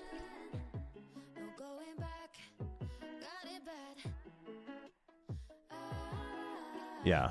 For a second, I don't know, I blanked out and I was like, oh my gosh, they're not there anymore, but no.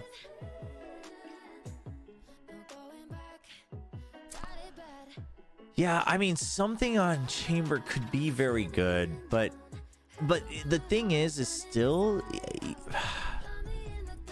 that's under the assumption that something learns to like play the Chamber style, right? Which that's, I mean, I think he's capable, but whether he wants to is a different question. But 2 is you still need people like Jing or even Forsaken, you know, depending on the agents they're playing, to never really go off rails. Like they need to, I think a big part of it, it's kind of like Nongshim coming in to kickoff, where the limit test was much higher at Ascension for Nongshim. So they came in with the same idea, and it looks like it's gonna work out until it doesn't. So now you have to adjust, right? You have to adjust your standards on like what is overreaching and what isn't. What is a high risk reward situation and what isn't. Like, what's a just high risk bad reward situation and what isn't. And I would argue that they adjusted that a decent amount, so it looked very good today. But you would need, I mean, quite frankly, the entire team, but namely these 3 players to relearn that, because I think they're so used to just being able to full send it every now and then if things aren't working out to carry the team, and now it's just that just doesn't work.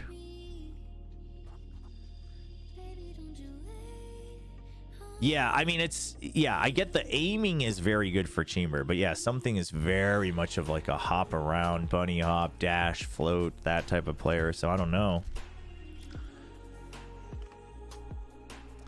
Yeah, I mean, I think something needs to change. Whether it's, whether it's team comps, Asian pools, players, coaching, additional coaches, whatever, or maybe it's just literally learning new limits and whatnot, but it's hard to say. What I'm trying to say is it's hard to say from the outside. With the 2023 DRX squad, I was pretty confident even from the outside that you just needed a change, like it just needed to happen, right? But with PRX, I don't even know which I would, like, if I was there just from the outside, I couldn't tell you what I think I would do.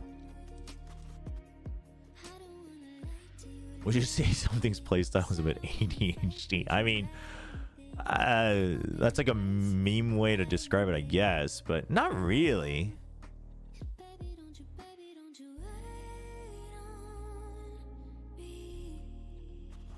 EDG did a style change and won champs. Yeah, I mean, that's true.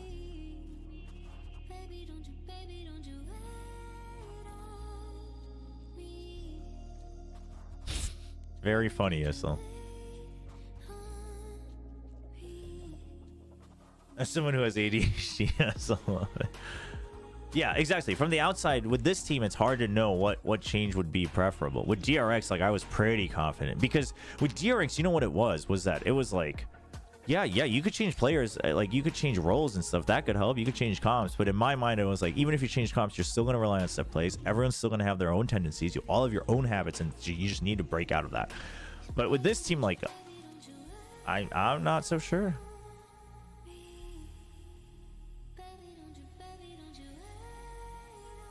Oh, I guess I could turn on the alerts at this point.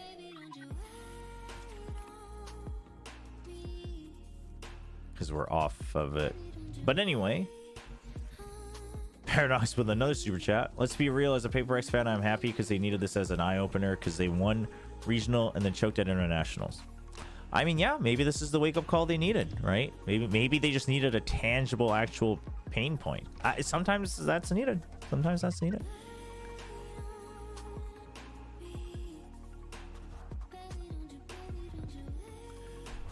No, but same thing was said by people. Okay, the people who were complaining about DRX's roster in 2024 were the non-believers. I believed that it was a worthy long-term project. They still made roster changes afterwards, which I think are working out even better. But I think that was the ripping off the band-aid that they needed to go further, right? The people who were complaining about 2024 DRX were not the ones complaining in 2023. And I wasn't complaining. I was just saying that if I had to do it, like, from the outside, I'm going to tell you that you needed a roster change just as a refresh. So I think the people complaining in 2024 are the ones who are like, ew, why did you change it? The team was so good. And it's like, no, it's not that it wasn't good. It's just that if you wanted a breakthrough, you needed something new, right? So, I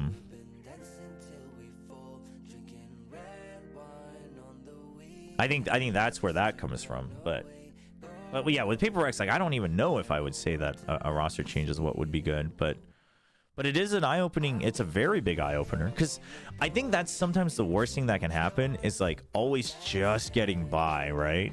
Because then you don't really ever actually feel the pain point. So we'll see, because this is obviously a massive wake-up call. I think even as individuals, like, even just for the players, and that could be enough. Like, that could be enough where they're like, okay, I really got to lock in, and, like, I got to sacrifice things for the team, whether it's like agent pool or roles or whatever. So, I mean, as fans, I think we just have to wait and see. But I think you have to believe that this will cause changes, whether it's, like, internally within each player or, like, as a team, right? So, yeah, I mean, they're mechanically skilled. That, they might not be able to stomp through mechanical skill anymore, but it's not like they're like, It's not like we're looking at them play and be like, oh yeah, maybe they just can't aim anymore. It's not that. It's not that. They're just getting read like a book. They're just getting controlled on the map like nonstop. And I think they just need to learn that. I think there's just so much macro now in Valorant.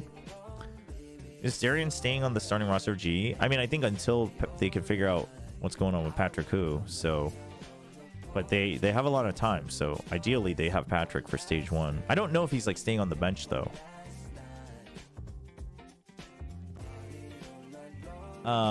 TS also needs an eye opener to start changing a certain someone. They keep. Oh, listen. I'm not going to try to read into your implications, but I think Team Secret also had an eye opener. But then there's like the whole like, well, they just changed coaches because they did make roster changes in the middle of last year, and I thought those were pretty good roster changes. So.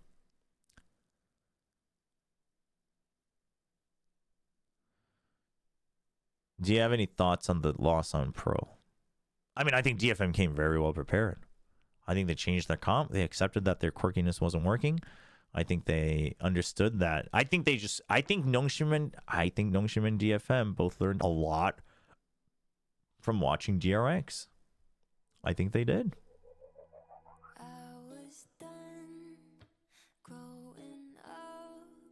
Who would you change in PRX? I mean, I don't know if I would. I don't even know. I don't think it's like it's hard to say it's a roster problem. How is it that the Southeast Asian teams have consistency problems? I do think I am gonna go ahead and say this. Asian Paradox with another super chat. I like how people are now blaming Alex for PRX's downfall. I'm pretty sure they're not even PRX. I mean, yeah, I wouldn't read into anyone like flaming any individuals, quite frankly. Like, especially like that, like out of left field, I wouldn't read into that too much. There's always going to be overreactions. I'm going to go ahead and say this, and this is nothing about Southeast Asia because I don't know enough about like Southeast Asian culture. But what I do know is I know a lot of the players and the team environments and the team vibes that I've seen, right? I really do think the strictness of Korean orgs and some semblance of seniority goes a long way in team games. And this doesn't have to just be by age. It can be captains, it can be IGLs, it can be coaches, etc. But like, and you need to like, that doesn't mean you can't talk back. Like we looked at the IGL videos from the Korean IGLs, right? And like Munchkin, Munchkin talks about how he would like, he's happy to storm into HSK and Solo's desks and argue with them about stuff. And then I guess Ambition, I don't know about that part. I mean, it's hard to say because I mean that one sometimes yes, but like that, I'm not gonna make assumptions that like the Korean squads in any esport are very famous about like not even ambition, but like basically you're either first or you're last type of mentality. But for instance, I would say Nongshim doesn't work with that. Nongshim wants to win, but you look at the way Nongshim talks, they're not like under pressure that they need to win, right? So that I think is a little different. It's good to have ambition, but you don't need to be like an all or nothing guy like the stereotype of Koreans. But I do think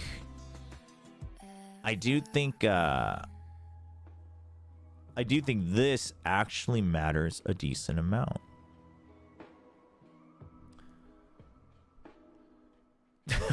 Paradox, you're just like sprinkling little crumbs of super chats. C teams thank you though. C teams have low mental strength than Korean teams. Sure, but I think part of that comes from this. Because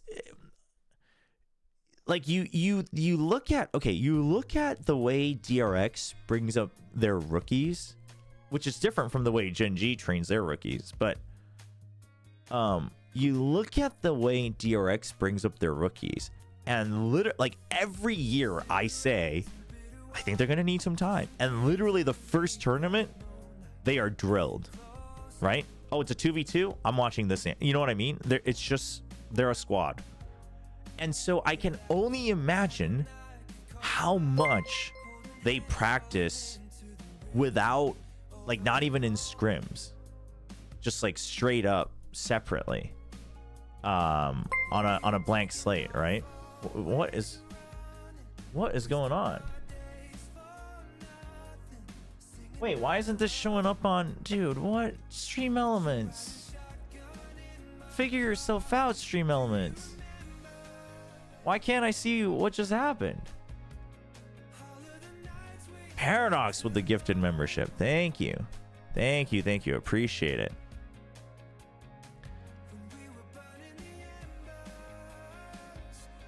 Yeah, I don't know why it said gifted 0. I don't know. My Stream Elements is going crazy. I got to fix that too. See, Twitch, I got to fix so much for YouTube. You guys got to wait. But yeah, but you hear how they operate, and like, while they'll joke about, oh, our coaches are too strict or whatever, but they get to a point, but clearly they build a good enough, you know, like Foxy9 feels comfortable, like telling Termi, he's, you know, just wait, I'm gonna show you guys what I can do, and then they lose, and Termi, like, I don't know if you guys saw that video, because on the interview when Genji won to go meet DRX, Foxy9 was like, yeah, like, well, I'm coming for you, Termi, like, you just watch. And then DRX beat them, and Termi had a response, like shorts or like a Instagram story video where he's like, oh, that's cute, you know, you're cute, Foxy9, you're adorable. Like, clearly they're close enough, but very clearly there is some level of massive discipline going on. Do you think the CN teams have a similar mindset? Have you seen Trace Esports as coach? Oh, for sure. Like, you can talk back, but there is a strict, like, push comes to shove, you do what you do what we think is good. And this is where it's very important to have good coaches as well, because it's very hard to, like, have that authority but also listen. But I think,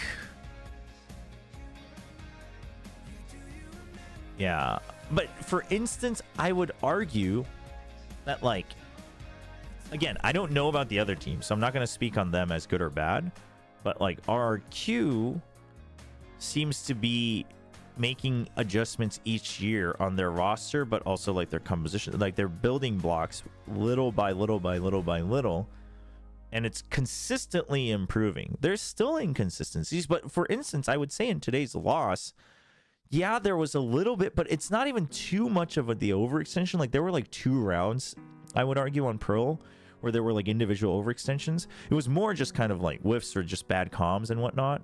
But like in the past, in 23, like these guys would just suddenly play ranked, like just randomly, right? So clearly the management and the coaching staff is doing something right, where they're finding the right players that work with their vision, and they're building a system where you don't deviate from that too much. So I don't, like, I think it's doable, but I mean, I don't know. I mean, it sounds like Frost is pretty strict and Tal is one of the more inconsistent teams, so I mean, who knows? but Frost has also openly talked about, like, he's openly talked about the troubles he's had with, like, finding that cultural gap where you can have the right amount of respect for each other, right? So there's definitely that too. There's definitely that. Could it be ego? I mean, maybe. But if it's ego, you got to pick a different player, in my opinion, because your players have to be willing to be molded. If not, they've got to be literally the best in the world. You know what I mean? So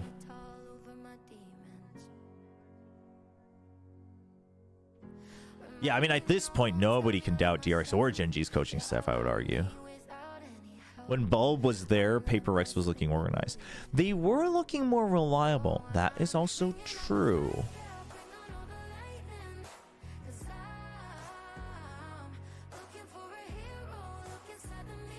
Yeah, I honestly, I've got big hopes. It's kind of scary to have big hopes for DRX, but I've got big hopes for DRX this year. They're looking really good. Oh yeah, you gotta watch the RRQ Nongshim game. I mean, the whole match. I think even map 3, as long as you're not too invested on the RRQ side, is worth watching. I think it's still a good game.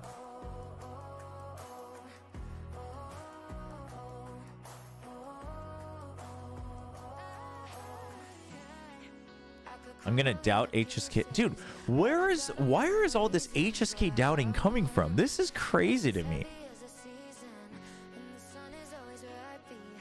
There's so many people that are doubting HSK. What is going on, man? This HSK slander is crazy.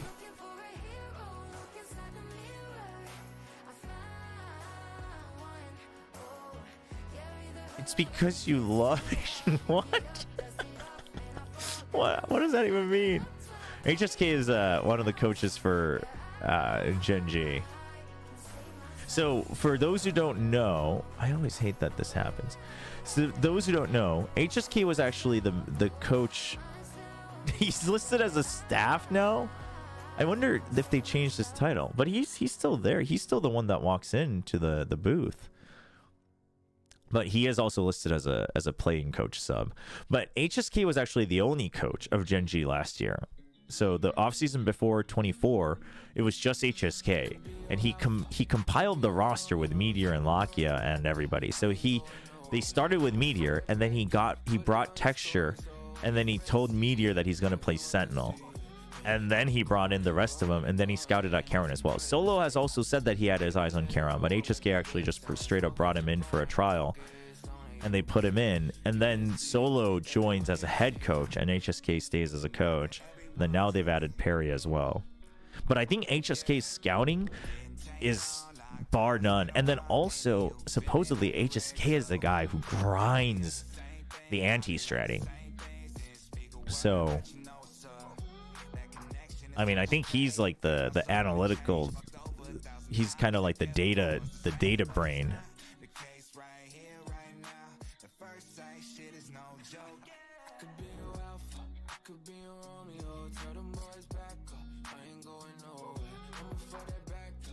If DRX had not been born, Korea would have been in eternal darkness.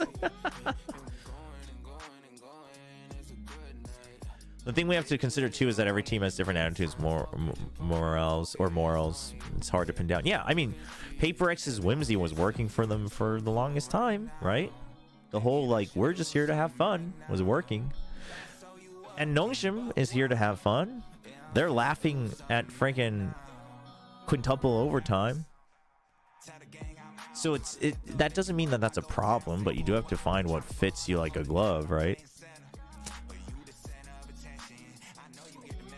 And I don't think playing snowbally is necessarily bad. I actually think you kind of need to a certain extent. I mean, EDG played a little bit snowbally, and you know, they won champs. Oh, DFM's comp changes were great. Can an APAC team win or top 2 at Bangkok? You mean a Pacific team? Because we don't even know if an APAC team is going to get there. I assume you mean Pacific when you say APAC. Generally, APAC means SCA, right? I don't know. It's always weird because different games use different categorizations. If you mean Pacific team,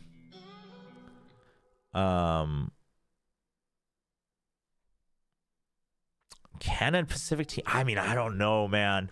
Vitality, Heretics, EDG, G2, they're all looking great. And supposedly, maybe Sentinels. I don't know. I haven't watched their game yet, but they're all looking really good. They're all looking very good. And I'm with Sliggy. G2 is playing like the most ideal Valorant we've seen for a long time. So I think it'd be tough. But listen, I think if DRX beats T1 and then they cook up more, it wouldn't be the craziest thing. However, it would be very early. So, I mean, G2's looking crazy good. What's the difference between APAC and Pacific? I mean, technically there's no... It's just how you identify because like we used to have Korea, Japan, and APAC for SEA, and then now it's combined as Pacific, so it's just terminology. And then someone else was asking if you didn't watch the matches, what's your concern level for PRX? I mean, it's not even concern. I just think, you know, whether it's the mindset, the players, the Asian pools, comps, whatever it is, something needs to change, I think.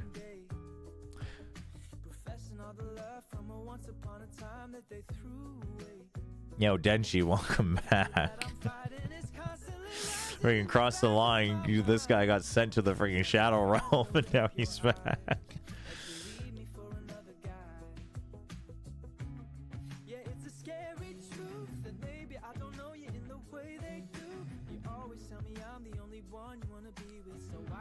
Isn't that what Nadeshot said? I didn't watch the full clip from Nadeshot. Why were people mad at Nadeshot? Because did he make it sound like... No, but he clarified... Oh, because his tweet made it sound like he was going to make another roster change, and they don't have a great track record with that. That's why.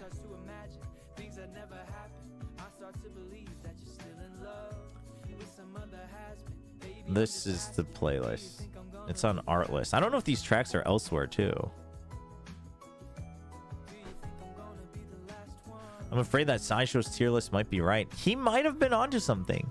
But I told you, I got where he was coming from, although I wouldn't have agreed. And now we're thinking maybe he was right.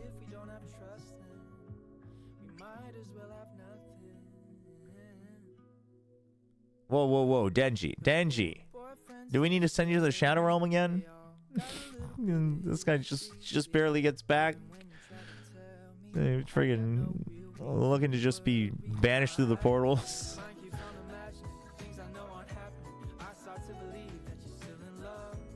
The same list where he ended up with... Oh, that's true. Why'd you... Canstar, you... Oh, man, you've ruined my night.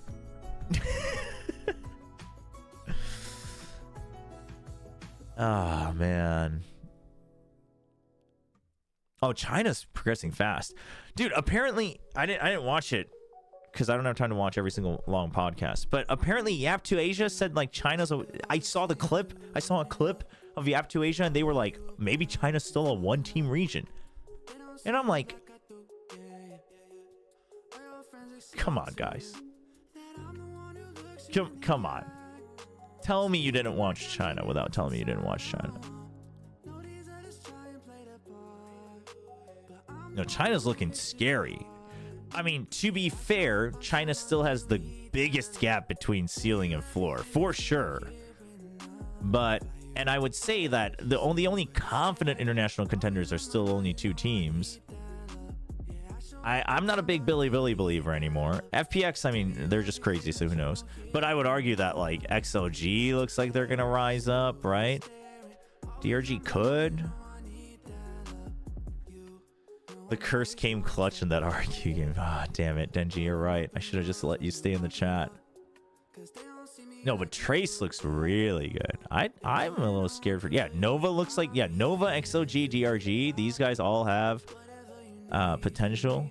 Did you want... Well, okay, but like, when we say floor, we generally mean more than one team. 2G versus AG? Oh... Oh, who am I picking in 2G versus AG? Oh, that's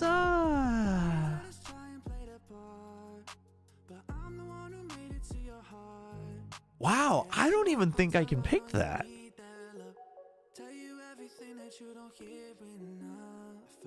I don't even... That's actually like the most shocking question I've been asked today. I don't even know.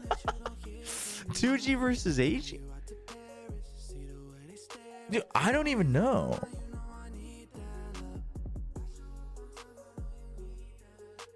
I want to say, yeah, I want to say all gamers.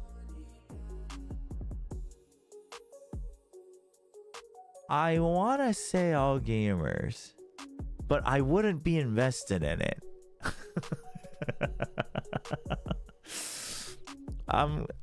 I'm gonna say AG, but not invested. DRX, DFM, Nongshim go to this year. I'm not yet convinced with T1. I'm not convinced with T1 yet either, but I am also willing to accept that that's because I had really high expectations. But I don't think they're going to reach my expectations. They could still be very good. I don't think they're going to reach my expectations. DRX, though. DRX is... Whew.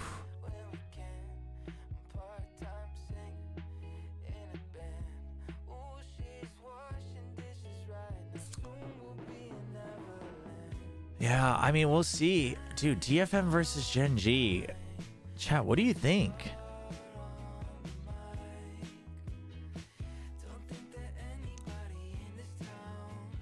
What are the chances, chat?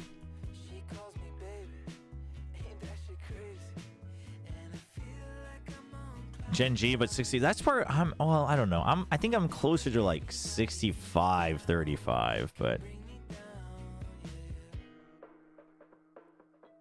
50-50. Paradox with the hot take.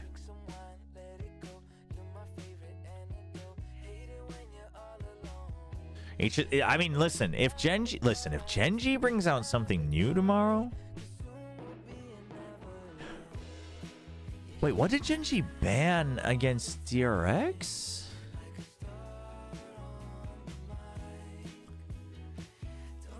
The fracture.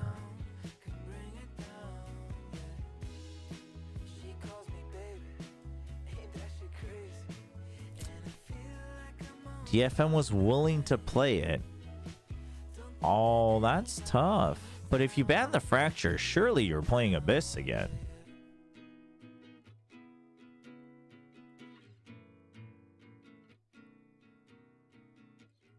DFM banned fracture against RRQ.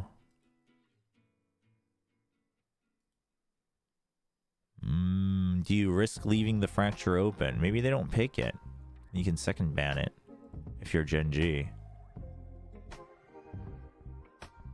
I mean, it's either Abyss or Pearl. You're playing one of them. That is for sure.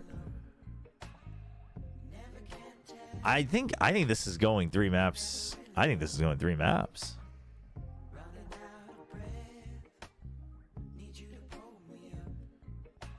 Oh, you want to know what mouse I'm using, chat?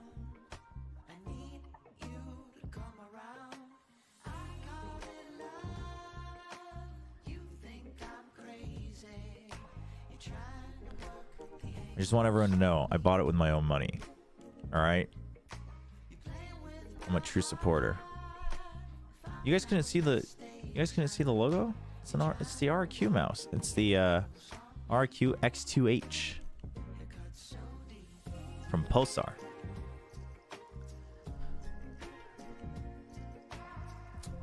I don't know. I think this is gonna be a 2-1. You're a billionaire. Okay.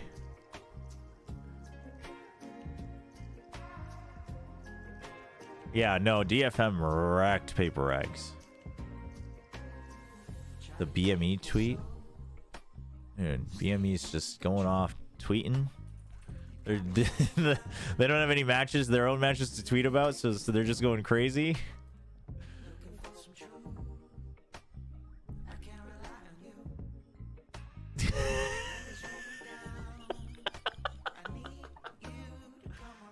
That is messed up, man. Oh, this is brutal. Oh, this is messed up, man.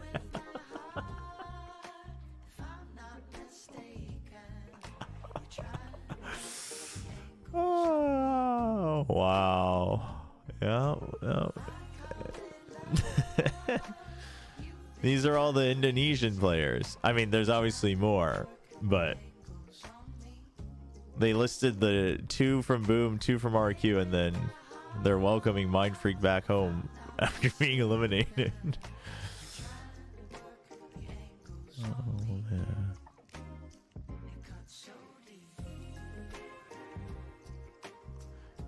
Yeah, it is interesting why they chose Mind Freak. I wonder. He might just be closer. I mean, it's just one Squirtle, so they're just gonna put one face, but.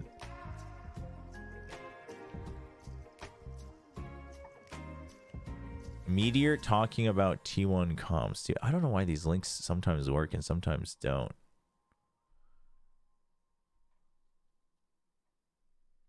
Oh, former Boom player. I didn't quite, you know what? No, I didn't quite make that connection. Yeah, no, you guys are right. I didn't even think about that. Yeah, no, you guys are right.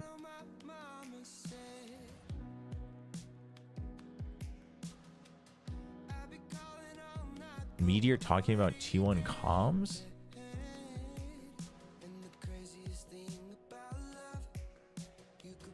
Which tweet is it?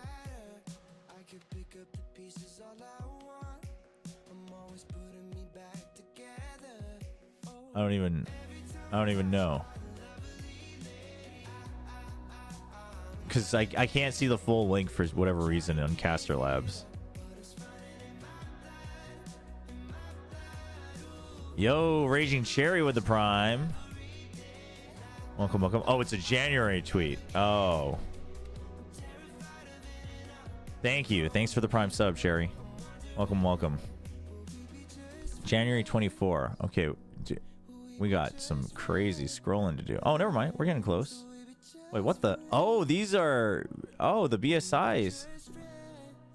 Chat. I'm thinking about doing these for stage 1 after watch parties. Maybe we can do like Korean players and I can just translate for you guys. I don't know if I'm allowed to apply for them, but I would hope I can. Yeah, like but Artist doesn't do it like officially through, right? He just like calls them up. I saw the Heretics one where Weber completely roasts him. Yeah, dude, this person is a true fan.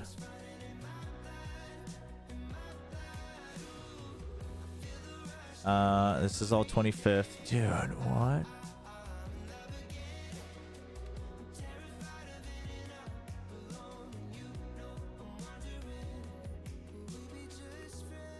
Oh, T1's timeout. Here, let's listen to this.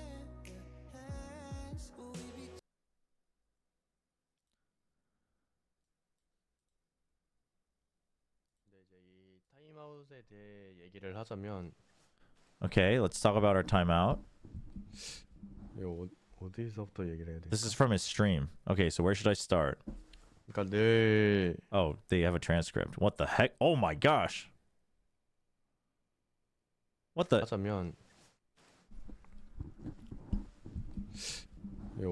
어디서부터 얘기를 해야 될까? He's very serious. 뭐랄까? 그러니까 예를 들어 게임 내 누군가 실수를 Okay, 하거나 so as an example, if someone makes a mistake, 이제 좀 정신 차리라고 얘기를 해주실 때가 좀 있는데 이제 and the coaches Autumn will sometimes tell us like, wake up, like pay attention. 아니 게임 내에서 실수한 거는 우리 선수들이 더 잘 아니까 이제 게임에 대한 그러니까 우리가 해답을 못 찾을 we 때 know when we've made mistakes because we're in the server. 정답지를 내려달라. So I want you to give us 했거든요 이 전날. answers 그러니까 분전 끝난 다음 날에 on stuff that we can't figure out. And I told him that after our boom match, that was the feedback he gave Autumn. 그러니까 작년에 좀 이렇게 하라 했다가 좀 안 좋은 그림이 좀 많았었다 했었나? 뭐 아무튼 그런 식으로 얘기를 Autumn said something about maybe last year, things being different, and 내려줄 사람이 필요하다. Meteor said, well, sure, that can be last year, but right now, our squad, we need someone who's going to give us answers. 제가 또 거기서 we can't find the solutions. 감독 코치 이렇게 한 명씩 올라오는데 and then he 이것도 said, 그냥 그 감코진들 분이 coaches come up as well, 좀 더 생각을 해서 진짜 누가 올라오면 우리한테 도움이 될 건지, 그러니까 되는지 이런 것도 좀 깊게 I want you guys to discuss amongst yourselves to figure out who would be best to be in that coaching booth. 나온 게 감독님이랑 이제 재혁이 형이 and so the conclusion. 저는 근데 이게 나쁘지 않았다고 생각을 했던 게 they said that Carpe would be 플레이어를 a great choice. So that's what they're trying for kickoff.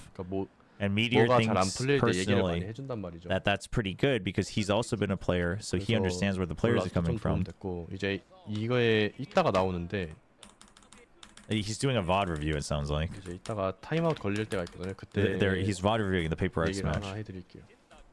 So they're watching a 이 timeout. 타임아웃이 이제 저희한테 승리를 Oh, 가져다 right, the 줬는데 11-11 timeout.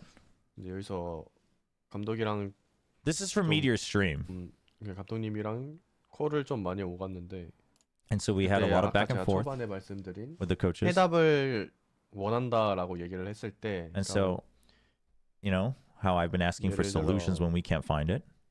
그러니까 뭔가 작전 타임 때 늘 선수적인 피드백이 많았단 말이에요. 그러니까 And 선수 so there used 너 in the 지금 past 예를 들어 뭐 we 이 used to have 선수가 more 정신을 like 못 차리고 있으면 정신 individual 차려야 된다. feedback, like hey, 그런 like 식으로 let's say 얘기를 if 많이 Izu's 해주셨는데 making mistakes, like you gotta 제가 focus. 여기에 있으면서 And so Meteor 그런 부분들은 felt that 저도 캐치를 해줄 수 while he's 있는 here, 선수라 like during 생각하기 his time on 때문에 T1, he's felt 대회 that 때 피드백을 this 좀 is stuff 많이 that 하긴 하는데 we can give 제가 feedback to each other as players. 이제 Like I can do 우리한테 that. I 그게 can fill that 없어. role. 나도 플레이어니까 막힐 때가 있을 거 아니에요. But you know, 뭐, I'm a player too, so 뭐 A sometimes 가봤는데도 안 돼, B like we just 가봤는데도 keep 안 돼, hitting a B wall, 가봤는데도 안 돼. and none of our 그랬을 때 strats are 해답을 working. Like our 줄 reads just aren't 사람이 working. 필요했었는데 So that's what 근데 우리는 I felt 그게 we 없었어. needed, T1은 and 지금까지 T1 just 제가 didn't have 느끼고. anyone that did that. 그래서 이제 딱 이 전날 분전 끝나고 And so, 얘기를 많이 해본 결과 right before the day before the paper X match, after the boom match, 얘기를 해서 딱 이 he 타임아웃 때 wanted that, and Autumn said that, okay, I'll do that in the next timeout. 감독님이 생각하기에 A가 진짜 쉬운 것 같다. 이렇게 얘기를 And so, 끝내시는 거야. 그래서 in here, apparently, they call the timeout, and Autumn's like, I think A is easier. 감독님 그렇게 얘기하지 말고 And Meteor said, A 가라는 거예요, 말라는 거예요. 이랬는데 A를 가래. And Meteor said, no. So apparently Autumn opened his mic and said, I think A is easier. And he just stopped talking. So Meteor was like, no, don't just end there. So should we go A or not? Just tell us, go A or not. And Autumn 그래서 said, 이제 go A. 저희가 A를 갑니다. And so 얘기하시죠. we decided to go A. Yep, so they're talking. 그래서 이제 A를 가서 All right, and now 2라운드를 따냅니다. they go A, and they get the 이제 round. 이런 게 모아서 좀 더 저희가 더 단단해지고 그런 거라서. And Meteor thinks, you know, it's stuff like this that 얘네 really 팀을 이기면서 helps them grow. 저희도 좀 혈이 뚫린 느낌이랄까. And he thinks beating Paper X really felt like a breakthrough for them. Because even like the timeout stuff 솔직히 이긴 게 was a 기적이라고 breakthrough. 생각할 정도였어요. 저는 And 솔직히 Meteor 제가 thinks 이 personally that it 저희 was even a 대회를 miracle 보면서 that they beat 분전 Boom. 대회를 보면서 이제 이 타임아웃 한 번이 But he thinks that that one timeout at 판을 그냥 11-11 가져와 준 것 같다. was what carried them into the victory. 결국 막나 또 A 가죠. And then they go A again.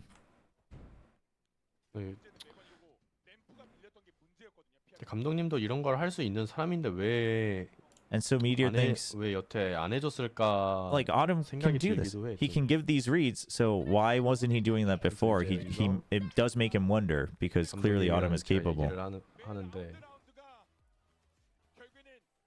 여기서 이제 제가 그러죠. 타임아웃 때 차라리 이런 콜이 진짜 더 훨씬 도움이 됩니다. 이러니까 이제 끄덕이시면서 사랑한다 태호야 이러고 안아주시더라고. Oh, so apparently right here on stage, Meteor straight up just told him right away. He's like, yeah, it's calls like that really help us during a timeout. And Autumn just nodded and gave him a hug and said, you're right. Thank you. I love you. 내심 뿌듯했어. And so Meteor felt very proud. The conclusion is he felt very proud because he made the right call. he gave the right feedback. 이기면서 좀 성장해 나가고 있다는 게 느껴져. 그러니까 다 그냥 다 이 지금 무대 위에 있는 사람들이. 근데 그래도 아직 끝난 게 아니기 때문에. No, this is a really interesting clip. No, this is a really interesting clip. This actually just straight up explains so much about Meteor's value as well. And I think it also goes to show, chat, you guys talked a lot. I hope you've behaved, but I can't scroll back for any extra questions. But it explains a lot about people wondering, because there used to be a lot of question marks about T1's timeouts in the past. There were. like last year, right? There used to be a lot of question marks about, like, dude, are you even using a timeout? Like, are you gonna use it or not? Like, what are you doing during it? And then yeah, and then explains the IGL musical chairs as well. Yeah, but then Meteor having the experience, I think a big part of it is not just him speaking up. I think there's a couple things here. Meteor, I think, has the experience, but also he has power, right? As someone who was most likely given a very big contract and someone who was brought over as a trophy winner, right? So this is where, chat, by the way, like, even if you're in any organization, if you're like the big shot, like, you hold a lot of power and authority, and so you have to be the one who speaks up. But Meteor probably also had good experiences speaking up and going back and forth with Solo and HSK, given how Munchkin talks about his relation with Solo HSK. It seems like that's the dynamic they had. So for Meteor to say that, but also I think a big part for me was Meteor saying, I can do that stuff, telling other people to wake up, focus, fix this, fix that, like the micro adjustments. Like, we can do that in the server, and I'll do it. Like him saying, I'll do it. Like, players are capable of doing it, and I will do it. Because that now gives your coach the comfort of, like, oh, I don't have to, like, micromanage, babysit, because now I've got someone who's going to do that. And that probably explains a lot on, like, how much value him and maybe even Lockheed was adding, because it's not that Munchkin can't do that, but, like, you only have so much time to share what you want to say, right? And you can't keep, like, being like babying one person and then being strict on another, like, you all have to have a certain role. So him saying, listen, I'll do that, so give us answers. Like, we want answers in timeouts, because when we're calling a timeout, it's because we don't have answers.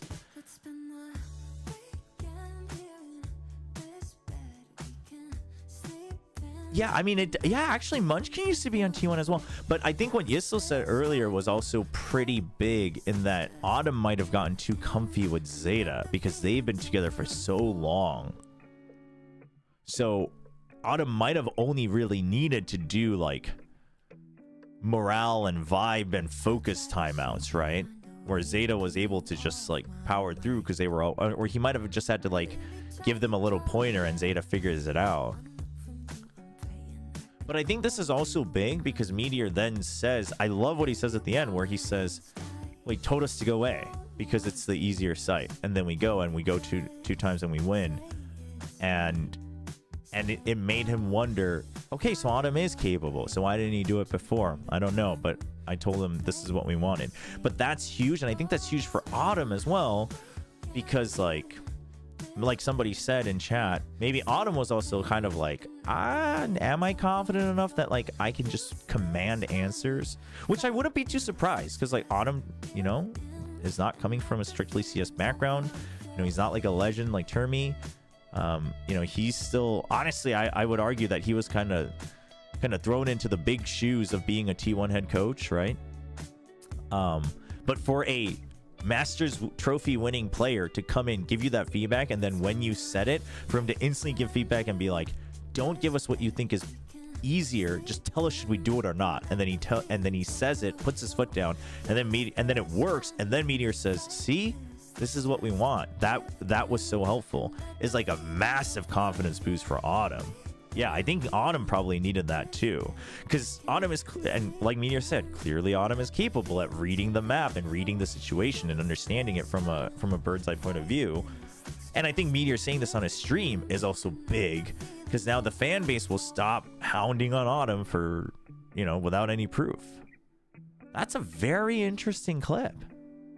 That is a very interesting clip. Yeah, Meteor, by the way, I saw someone say that Meteor has a very deep voice for sure. Actually, yeah, like, Meteor saying that gives me a lot of faith in T1. And it also gives me a lot of faith that they know that they're not performing up to their max potential. And Meteor feels that way. But the fact that Meteor is, like, taking it upon himself to be that change that's very reassuring. And, it's just it is true. And this is true for anything. Sometimes people just need that one big breakthrough. You know what I mean? Like, Meteor was also always just in jail on different rosters. But you have that one big breakthrough, and that's what they need.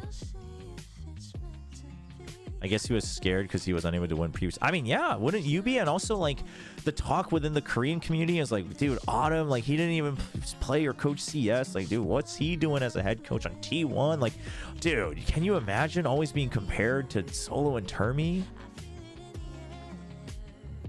And then he's still out there standing up for his players? Like, did the RRQ game take away 10 or 20 years of your life?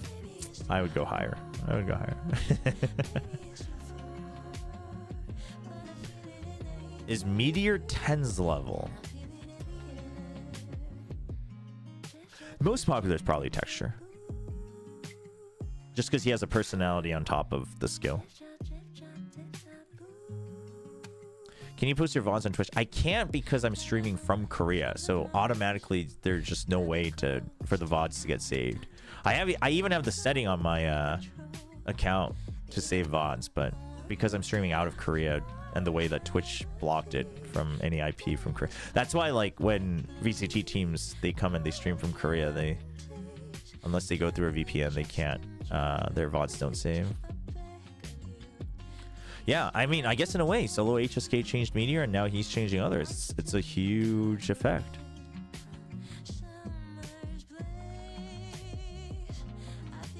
I mean, I think Meteor can become a big part, but...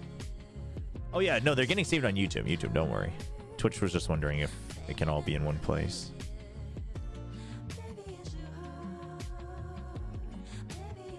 As Autumn says, trust the process. I mean, I always wanted to believe, but you know, I always wondered because we're not in the team. Like, what does need to change even for T1? Like, I always wondered. Yeah, I'm with Canstar. I think Yeoman can be that guy for Gen G, but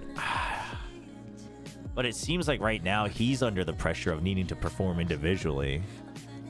So I don't know. We'll see. We'll see, chat. I'm not sure.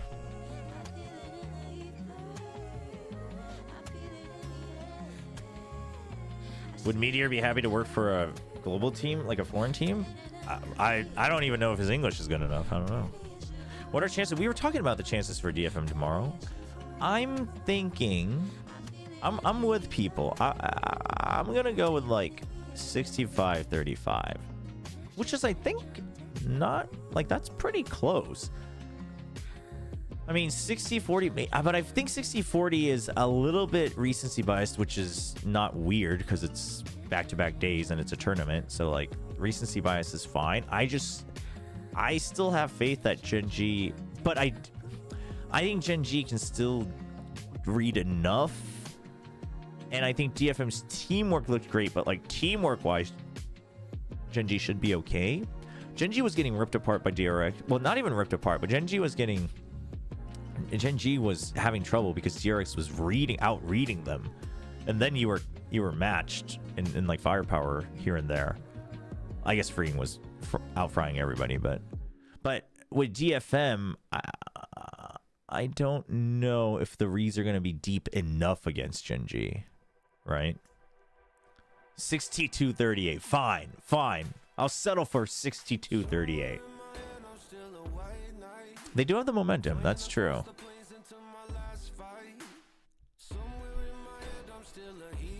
Foxy 9 versus May.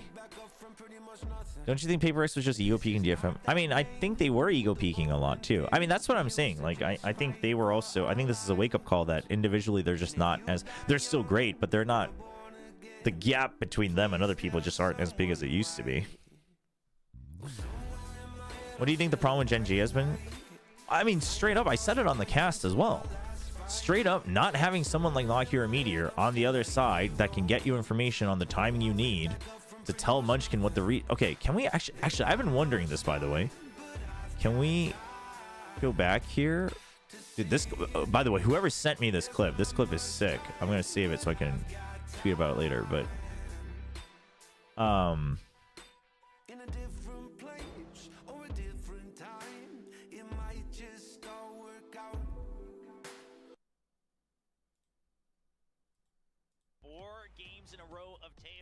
Oh, we gotta listen to my voice. Wait, oh, that's Bind. No, I want the ending of Abyss. There's a much heavier setup as well. Good start up 3-1, and DRX are on as now.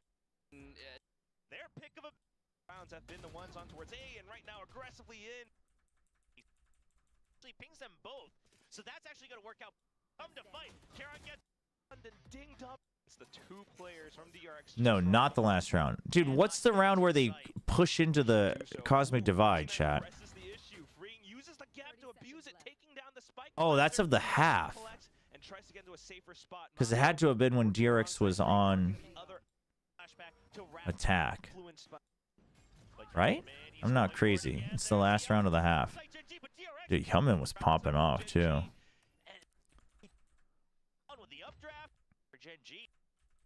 This time with the blades, maybe just playing against each. Oh, yeah, they had the timeout. Dude, this was off of a timeout? A lot of these ways are Yeah, I don't even remember. They have a lot of space. We don't know if Genji's pushed. G have yet to solve. Okay. So watch the... Okay, I just need to confirm. Was this straight up intentional bait? That's what I wanted to confirm. Because during the cast... And this is when DRX kind of stacks up closer towards B. Yeah, it is going to be the fast push out, though, from Gen G, right? They clear out A main. They were looking for a pinch onto A main, so just fighting... Yeah, that's fine. That's a good change from Gen G. But then they all rotate. They tell everybody to join up. Foxy9's going too. They leave that empty. And the only information that DRX has is that the recon comes out. So they drone out on B. They see nobody. I think they break the cam? No, they don't even break the cam. They throw the cloudburst, make it look like they're creeping in. Nobody spotted on the cam yet, by the way. They get smoked off. They redrone. Yeah, I remember up to this part. But what I want to know is the Cosmic Divide comes up. You got the orb. They know they heard that. It was 100% calculated bait. I just wasn't sure because I missed things because this happened so fast, and then Munchkin just full sends it.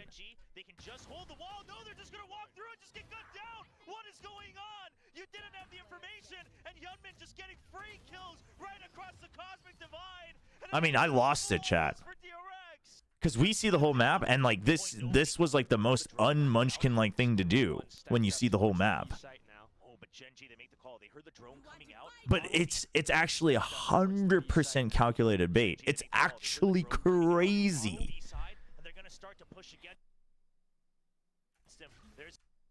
Dude, they're way backed out before the 0 point even comes.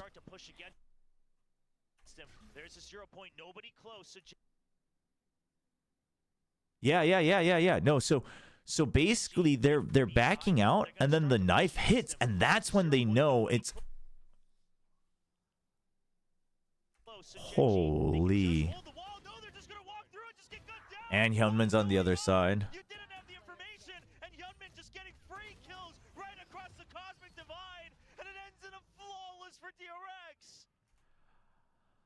Okay, but the reason I wanted to talk about this round is this round basically exemplifies what is different for Gen G. No, it's 100% read. Termi had to have told them. So here's... Okay, what happens in the They even win the previous round. Wait. Oh, it's Gen G's timeout. It was Gen G's timeout. Right. Okay. No, but Munchkin usually plays calm, which is why I called it a blunder. But I mean, I talked about it a little bit, and I don't think what I talked about was wrong. It's just I didn't catch that it was 100% calculated bait. It's a hard read, but basically what happens throughout this first half is that DRX only go to B site when they know they have the advantage, right? So what happens is they keep hitting A site, and Gen G is constantly caught in a 2-1-2. And DRX, a team very well known to craft up some of the best set plays, they have all sorts of different ways to break open the site. And even if they don't get all the frags, they take all the way to backside. And during that time, it takes time for these guys to rotate over. It's a long rotate over. You still have a lurk in mid. And Foxy9 also not strongest if he's not able to just anchor down, right? So this happens back to back, just like several rounds in a row. Once again, they're pushing through. It's still a 2-on-2, right? What's crazy about this now that I know that it's 100% hard read, most likely commanded by Termi, is that Termi has a read on this without seeing the full minimap because he probably sees what's happening on the map. So now they go for it with the knives, right? And again, they just funnel in because they're trying to flood. They think they're fast enough, but they're just not because the map's just too big. And now Foxy9, like, this is DRX just saying we're never gonna fight Foxy9 on his site, okay? So after this, a timeout comes out, right? And basically, this has to be Termi saying the thing that Solo's gonna fix is the fact that they don't have information. And so they can't rotate fast enough. So they're going to go for information, right? So they wait. They wait on both sides. I don't know if he doesn't see the paranoia, but oh, maybe he notices the paranoia over here, over the gap, but then he notices the recon as well. Okay, so they pushed out of A. All right, we're gonna drone towards B, and then they go, but there's no actual chase through. If there was a chase through, it's a rush towards B, right? That's why Flashback's still waiting. But there's just nobody. It's just a recon check. And so, I feel like Termi probably commanded even this too. See if they push out. If they don't, then just go for the full send. It's either that or it's Mako reading how Munchkin likes to call. Because if you're not going for this, you got to get information elsewhere because you ditched all information and there was nobody on site. So now they read that it's got to be a rotate, right? Or it's a push out of mid as well. So they drone out. But this has been smoked. So you know that they now have an inkling that they're trying to re-clear onto B. And then you're going to see the drone as well. You think you catch a sight of the drone? No, maybe Hillman hears it at the end. But either way, you think, okay, nobody's pushed out of mid and nobody's pushed out of A. So the worst case scenario, it's either a 5-0, a 4-1, or another 2-1-2. In any case, if we do the fake, we have numbers advantage depending on what the read is. Spent already for Gen G though, and that's a little bit worrisome as everyone's stacked up towards the B site now. Oh, but Gen G, they make the call. They heard the drone coming out. So, well, the second level to this is Flashback, right? So if this happens, so you are pretty confident. DRX just makes the read that there's no push out. And most likely it's not 2-on-2 because they overinvested, right? And because they just did a timeout, Termi probably said these guys are going to act in groups because they don't have any info.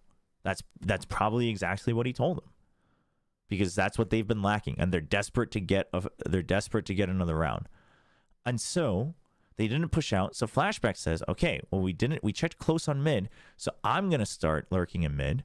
We're gonna go for this fake, and if it's like util being sent out, they're basically willing to wait all the way back in case it's like a deep dart and deep 0 point, something like that.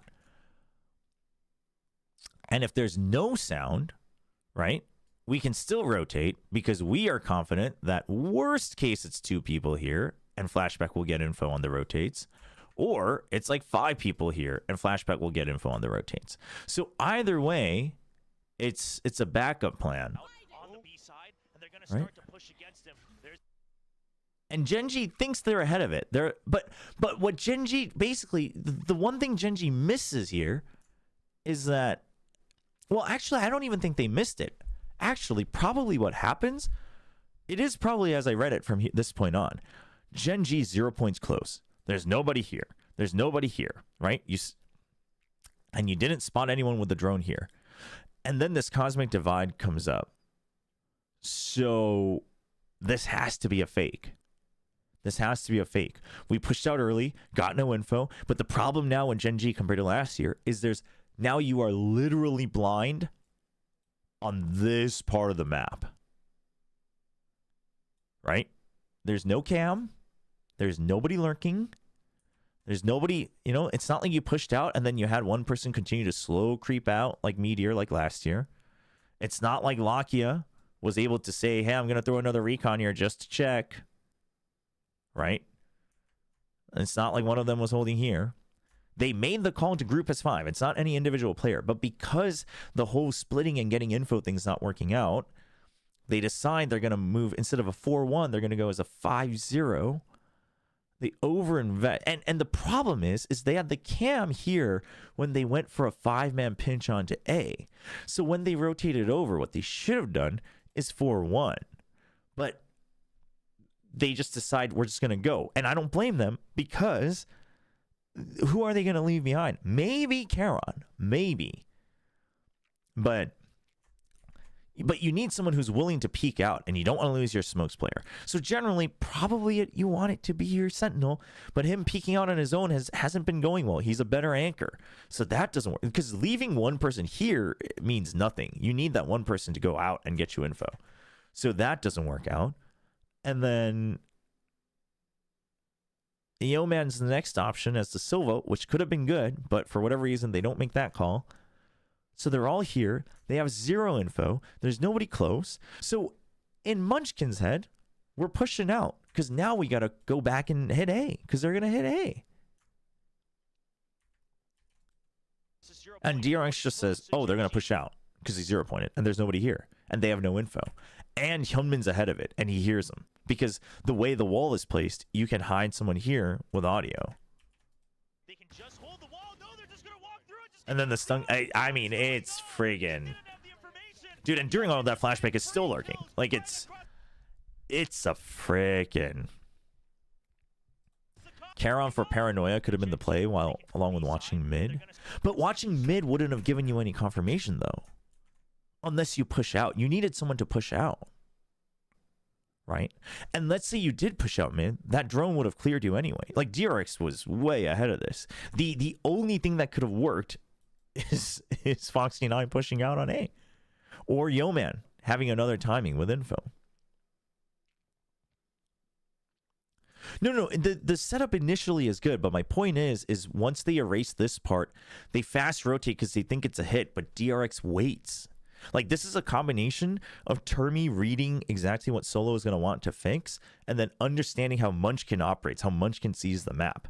If you think about the 4-1, it was always like, push out is 4, rotate over, now we swap, 1-4, push out, rotate over, now we swap, 4-1. That's how Gen.G operated. And obviously it's very, there's different variations of it, but that's like the bottom line. Yeah, you can find the VODs on my YouTube, and even though I'm still live, you can just rewind back.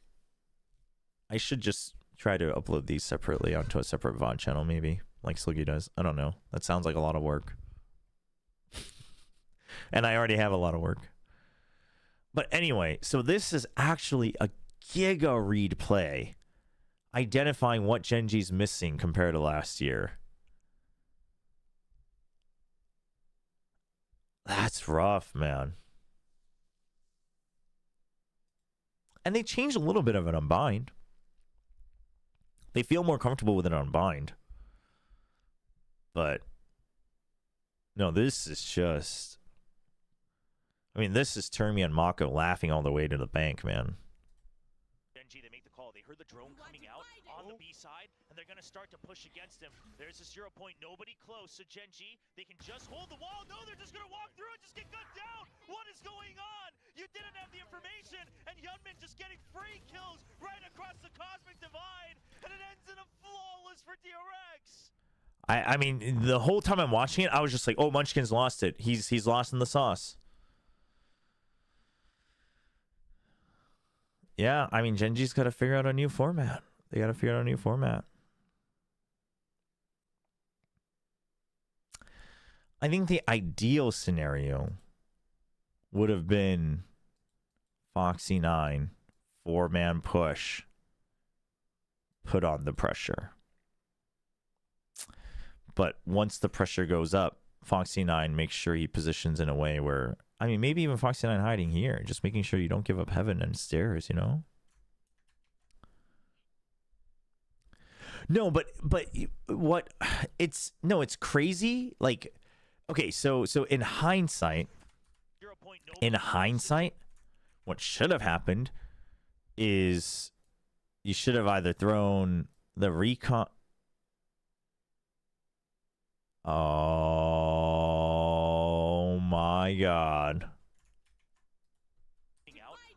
The recon.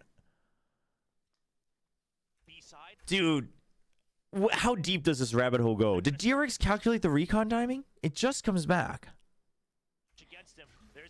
The way they back up makes it feel like they're waiting for a recon. I don't know. Maybe it's the 0 point. I don't know.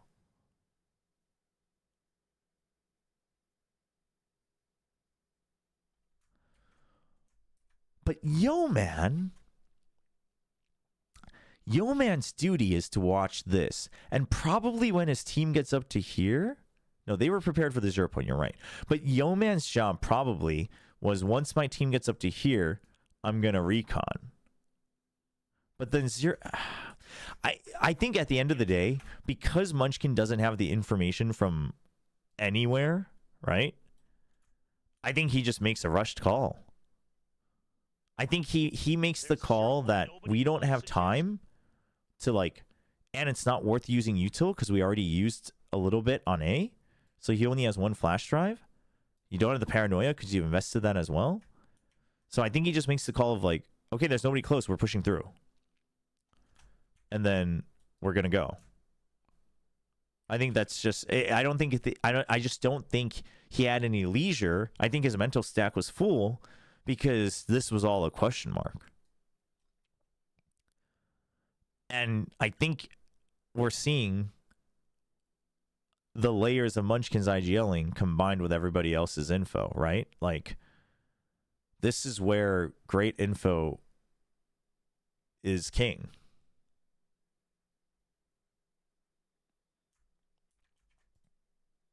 They can just hold the wall. No, they're just going to walk through and just get gunned down. No, I don't even think, I think it is a mistake. No, I don't think it's like a calculated gamble. I think it's just a mistake. But what I'm trying to say is the mistake happens because you have no info. So you're thinking like, oh, do we just like sit here and like from the shadows? But like you're already in the middle of the site. So like then you got to tell Omen to reposition somewhere. But Munchkin doesn't want to lose the initiative. You know what I mean? Like there's so much going on. And suddenly this Cosmic Divide comes up. As everyone stacked up towards the B site, because they were positioned to push out. You know what I mean? They were positioned like, dude, these guys are moving as a death ball. They were gonna creep up if this Cosmic Divide didn't come up. And this Cosmic Divide comes up, but no one pushes out. 0 point immediately, nobody close. So you're like, it's a fake. And at that point, I mean, you have no other information. What else are you gonna do? Should you have still at least thrown a flash drive? Probably in hindsight, sure. Start to push against him. There's a 0 point, nobody close. So Gen G, they can just hold the wall. No, they're just gonna walk through and just get gunned. But it's, I mean, I think it's just, I think you're seeing the holes. It's just a lack of info. Like they had tools to fight better, but quite frankly, at the end of the day, unless they waited for a long range recon, like the flash and stuff, I don't think would have mattered because Hyunmin's above, and they're not even thinking about that. What is going on? You didn't have the information, and Hyunmin just getting free kills. Dude, and then the close salvo as Hyunmin jumps down, like, dude. Cosmic Divide, and it ends in a flawless for DRX. A flawless? Yeah, I mean, I think it was a matter of like, we don't want to overuse. It's a fake. I have the read. Let's go, and then. How often do you monitor your casts? Every time. But depending on, sometimes, you know, it's just like, I just kind of leave it on 2x speed sometimes. I like to do it the very next day, but obviously when you're doing every 2 days, it's, or like back-to-back days, it's tough. So then I'll just kind of do weekly, and then I'll just kind of like, I will always start with games I think I didn't cast well, and then go from there. But like, I spend a lot of time monitoring my casts. I mean, yeah, I think it's a combination of Meteor and Lakia missing, and what they brought to the system. And I think Yeoman I think he's capable of filling one of those shoes. But right now, I think he's overwhelmed with trying to perform individually, especially after that stinker of a Haven against RRQ.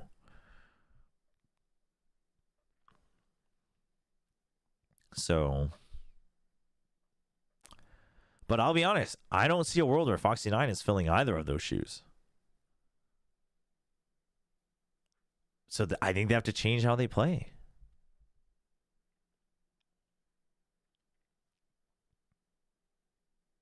Oh, no, I'm with you. I'm with you, Frontier. I'm just saying in hindsight, I guess, but yeah, you're right though. Like if they use that flash, they just don't have any more flashes, right? So they over-invested into A and it didn't work out, but then they like, instead of chasing through, they double backed, which is such a Gen G way of doing things. But it hurt.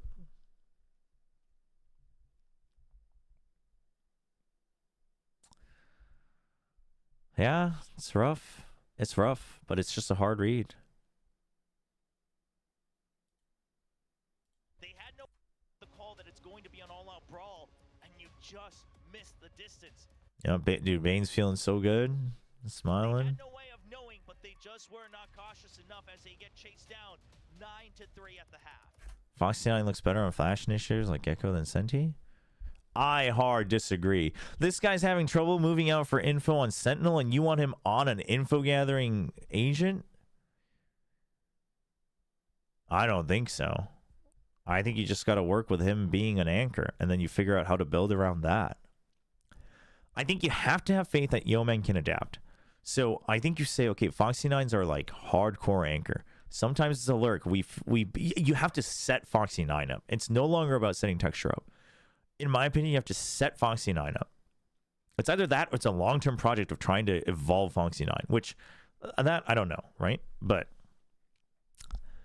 you have to set Foxy9 up, and then you build around that.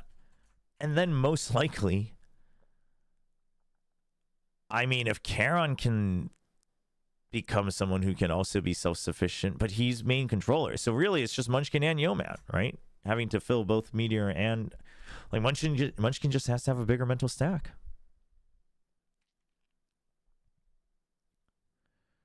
Hot take, DRX and DFM going to Bangkok. That is a hot take. I would wait on DFM. Yeah, I mean, listen, I was pretty high on Foxy9's mechanics, and I think he proved that in the later half of the RRQ game. Even this game, there were moments where he proved the mechanics, but why would you pick him up if you're building a new system? If you are building a new system, or you're not? I mean, I'm going to assume, I think they picked him up because of the mechanical skill, and they probably thought they could craft him. But so far, that's looking a little rough.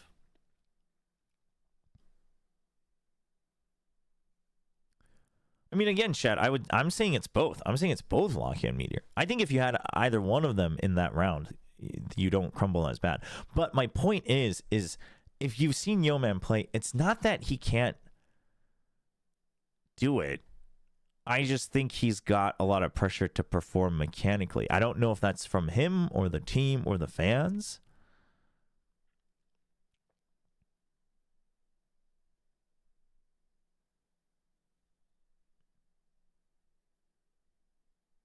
But yeah, but Yeoman I think is a matter of chemistry. Like, I'm still willing to wait on Yeoman. And I'm not saying I'm not willing to wait on Foxy9. I just think Foxy9's strengths and weaknesses are very, very clear. But I think Yeoman, I'm willing to wait. I think he can evolve. I agree that he's not having the same util impact, but I think he can evolve into it.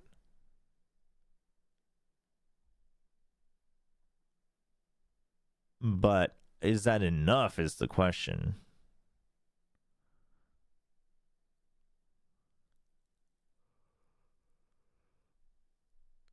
So, yeah, I don't know.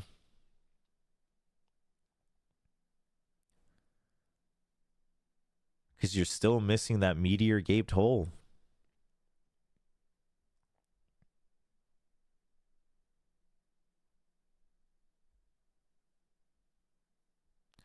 I still stand by the statement that Genji not going after RB was a mistake. I mean, we don't even know. Maybe they did, and they were like, RB's buyout is $3 billion. I mean, I don't know. No, I'm not on next week's Plat Chat. I'm not on next week's Plat Chat.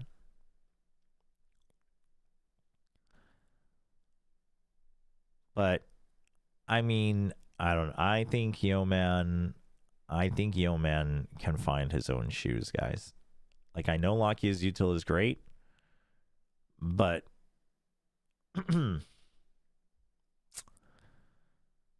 I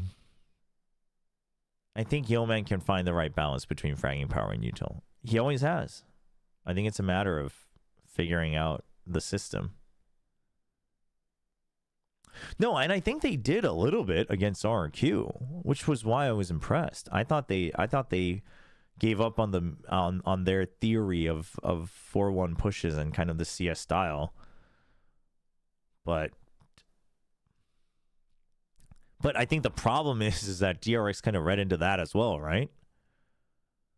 And I think they also just don't understand Abyss very well. I think Genji still struggles with Abyss, but they definitely need to let go of the meteor mines. They definitely need to let go of the 4-1-1-4 rotations. You just can't do that.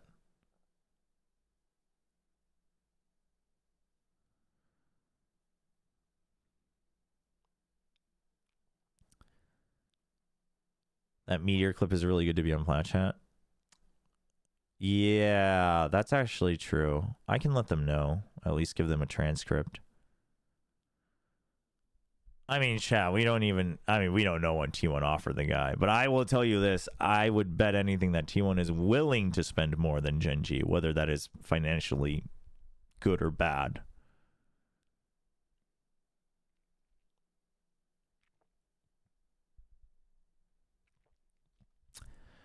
I mean, chat, I think this roster can work, but I think you kind of have to build around Foxy 9. I do. I think you have to work around Foxy 9's strengths.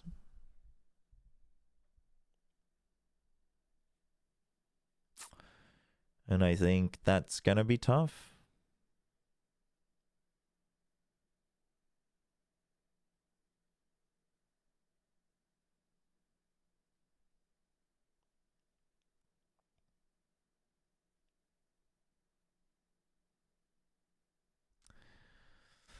Yeah, Arnold also talked about it. You're right, on Smite Talk.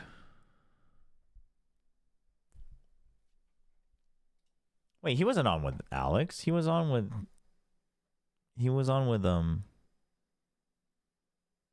Kojo. I mean, I think Genji did autopilot a bit, but I think that's where you're starting to see the limits of Munchkin trying to IGL everything on his own, right? And then I also think Solo and HSK, I will say this. I was a big fan of their 1-4 mentality last year. I thought it was a good base. I thought it was the right thing to bring over from a CS style of reading the game. And I thought they had the right players for it. One thing is you don't have the right players for it. But two, I think 2025, you need to use util is king. We're back to util being the basis. And it doesn't have to be Teo, but we're seeing all sorts of different comps. But you need, just contact isn't the answer anymore. And whoever gets more creative with util is going to win. Yeah, we're back to info gathering. But with Tejo, info doesn't necessarily mean pings, right? It can be forcing people out right when you need them. But I think Gen G is going to have to accept that because the reason they need to accept that is last year, if this is your basis, if 1-4 contact rotates work, then you don't ever have to change your comp, right? You just use the same comp on like 5 maps and then have 2 different comps for other maps, which is great. But if this, but in the current meta, you gotta have a different take. Now with Tejo, DRX has figured out that they can have the same, pretty much the same comp on every single map, which is crazy. But you see what I'm saying? Last year, them not changing their comp, I think, was actually a benefit for the most part. And even at Champions, I really think if it wasn't friggin' Sentinels Heretics, like, who knows how they would have leveled up in the playoff stage. But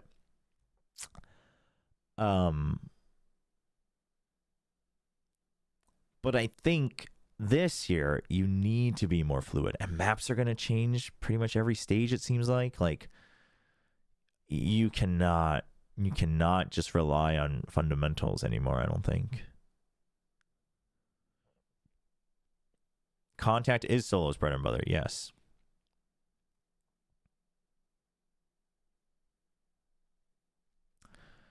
Foxy9 on Teo. Yeah, but that would mean Munchkin's playing Sentinel, and I don't think he will. No, but as an IG, the way he IGLs, I think that'd be tough.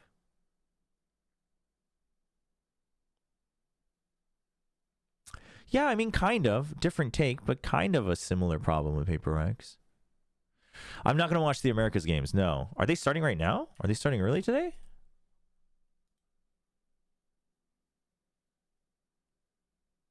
No. They're at 7 a.m. No, I got to cast tomorrow, chat. I got to hop off, chat. We're freaking done here. I got to hop off. I got to get some sleep.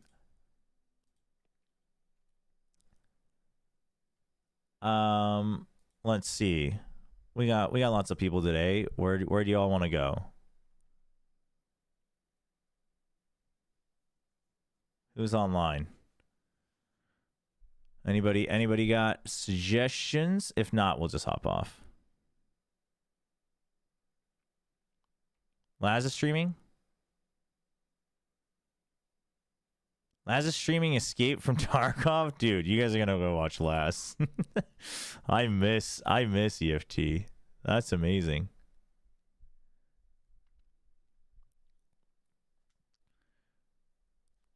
Oh, Mini. Oh, Mini's a good shout too. I mean, Laz's stream is all in Japanese. But we gotta keep it in Pacific, chat. Don't you dare try to run away to a different region. Yeah, no, thanks for hanging out. Go say hi. Go say hi to Laz. Tell him you got a gifted sub on the channel. Thank you so much. Thanks for all the new subs today, all the new memberships, the super chats, everything. Really appreciate it. You guys are lovely. And I will see you guys on the official broadcast tomorrow. So no watch party tomorrow. That's going to be it. Hope you guys have a good one. And I will see you tomorrow.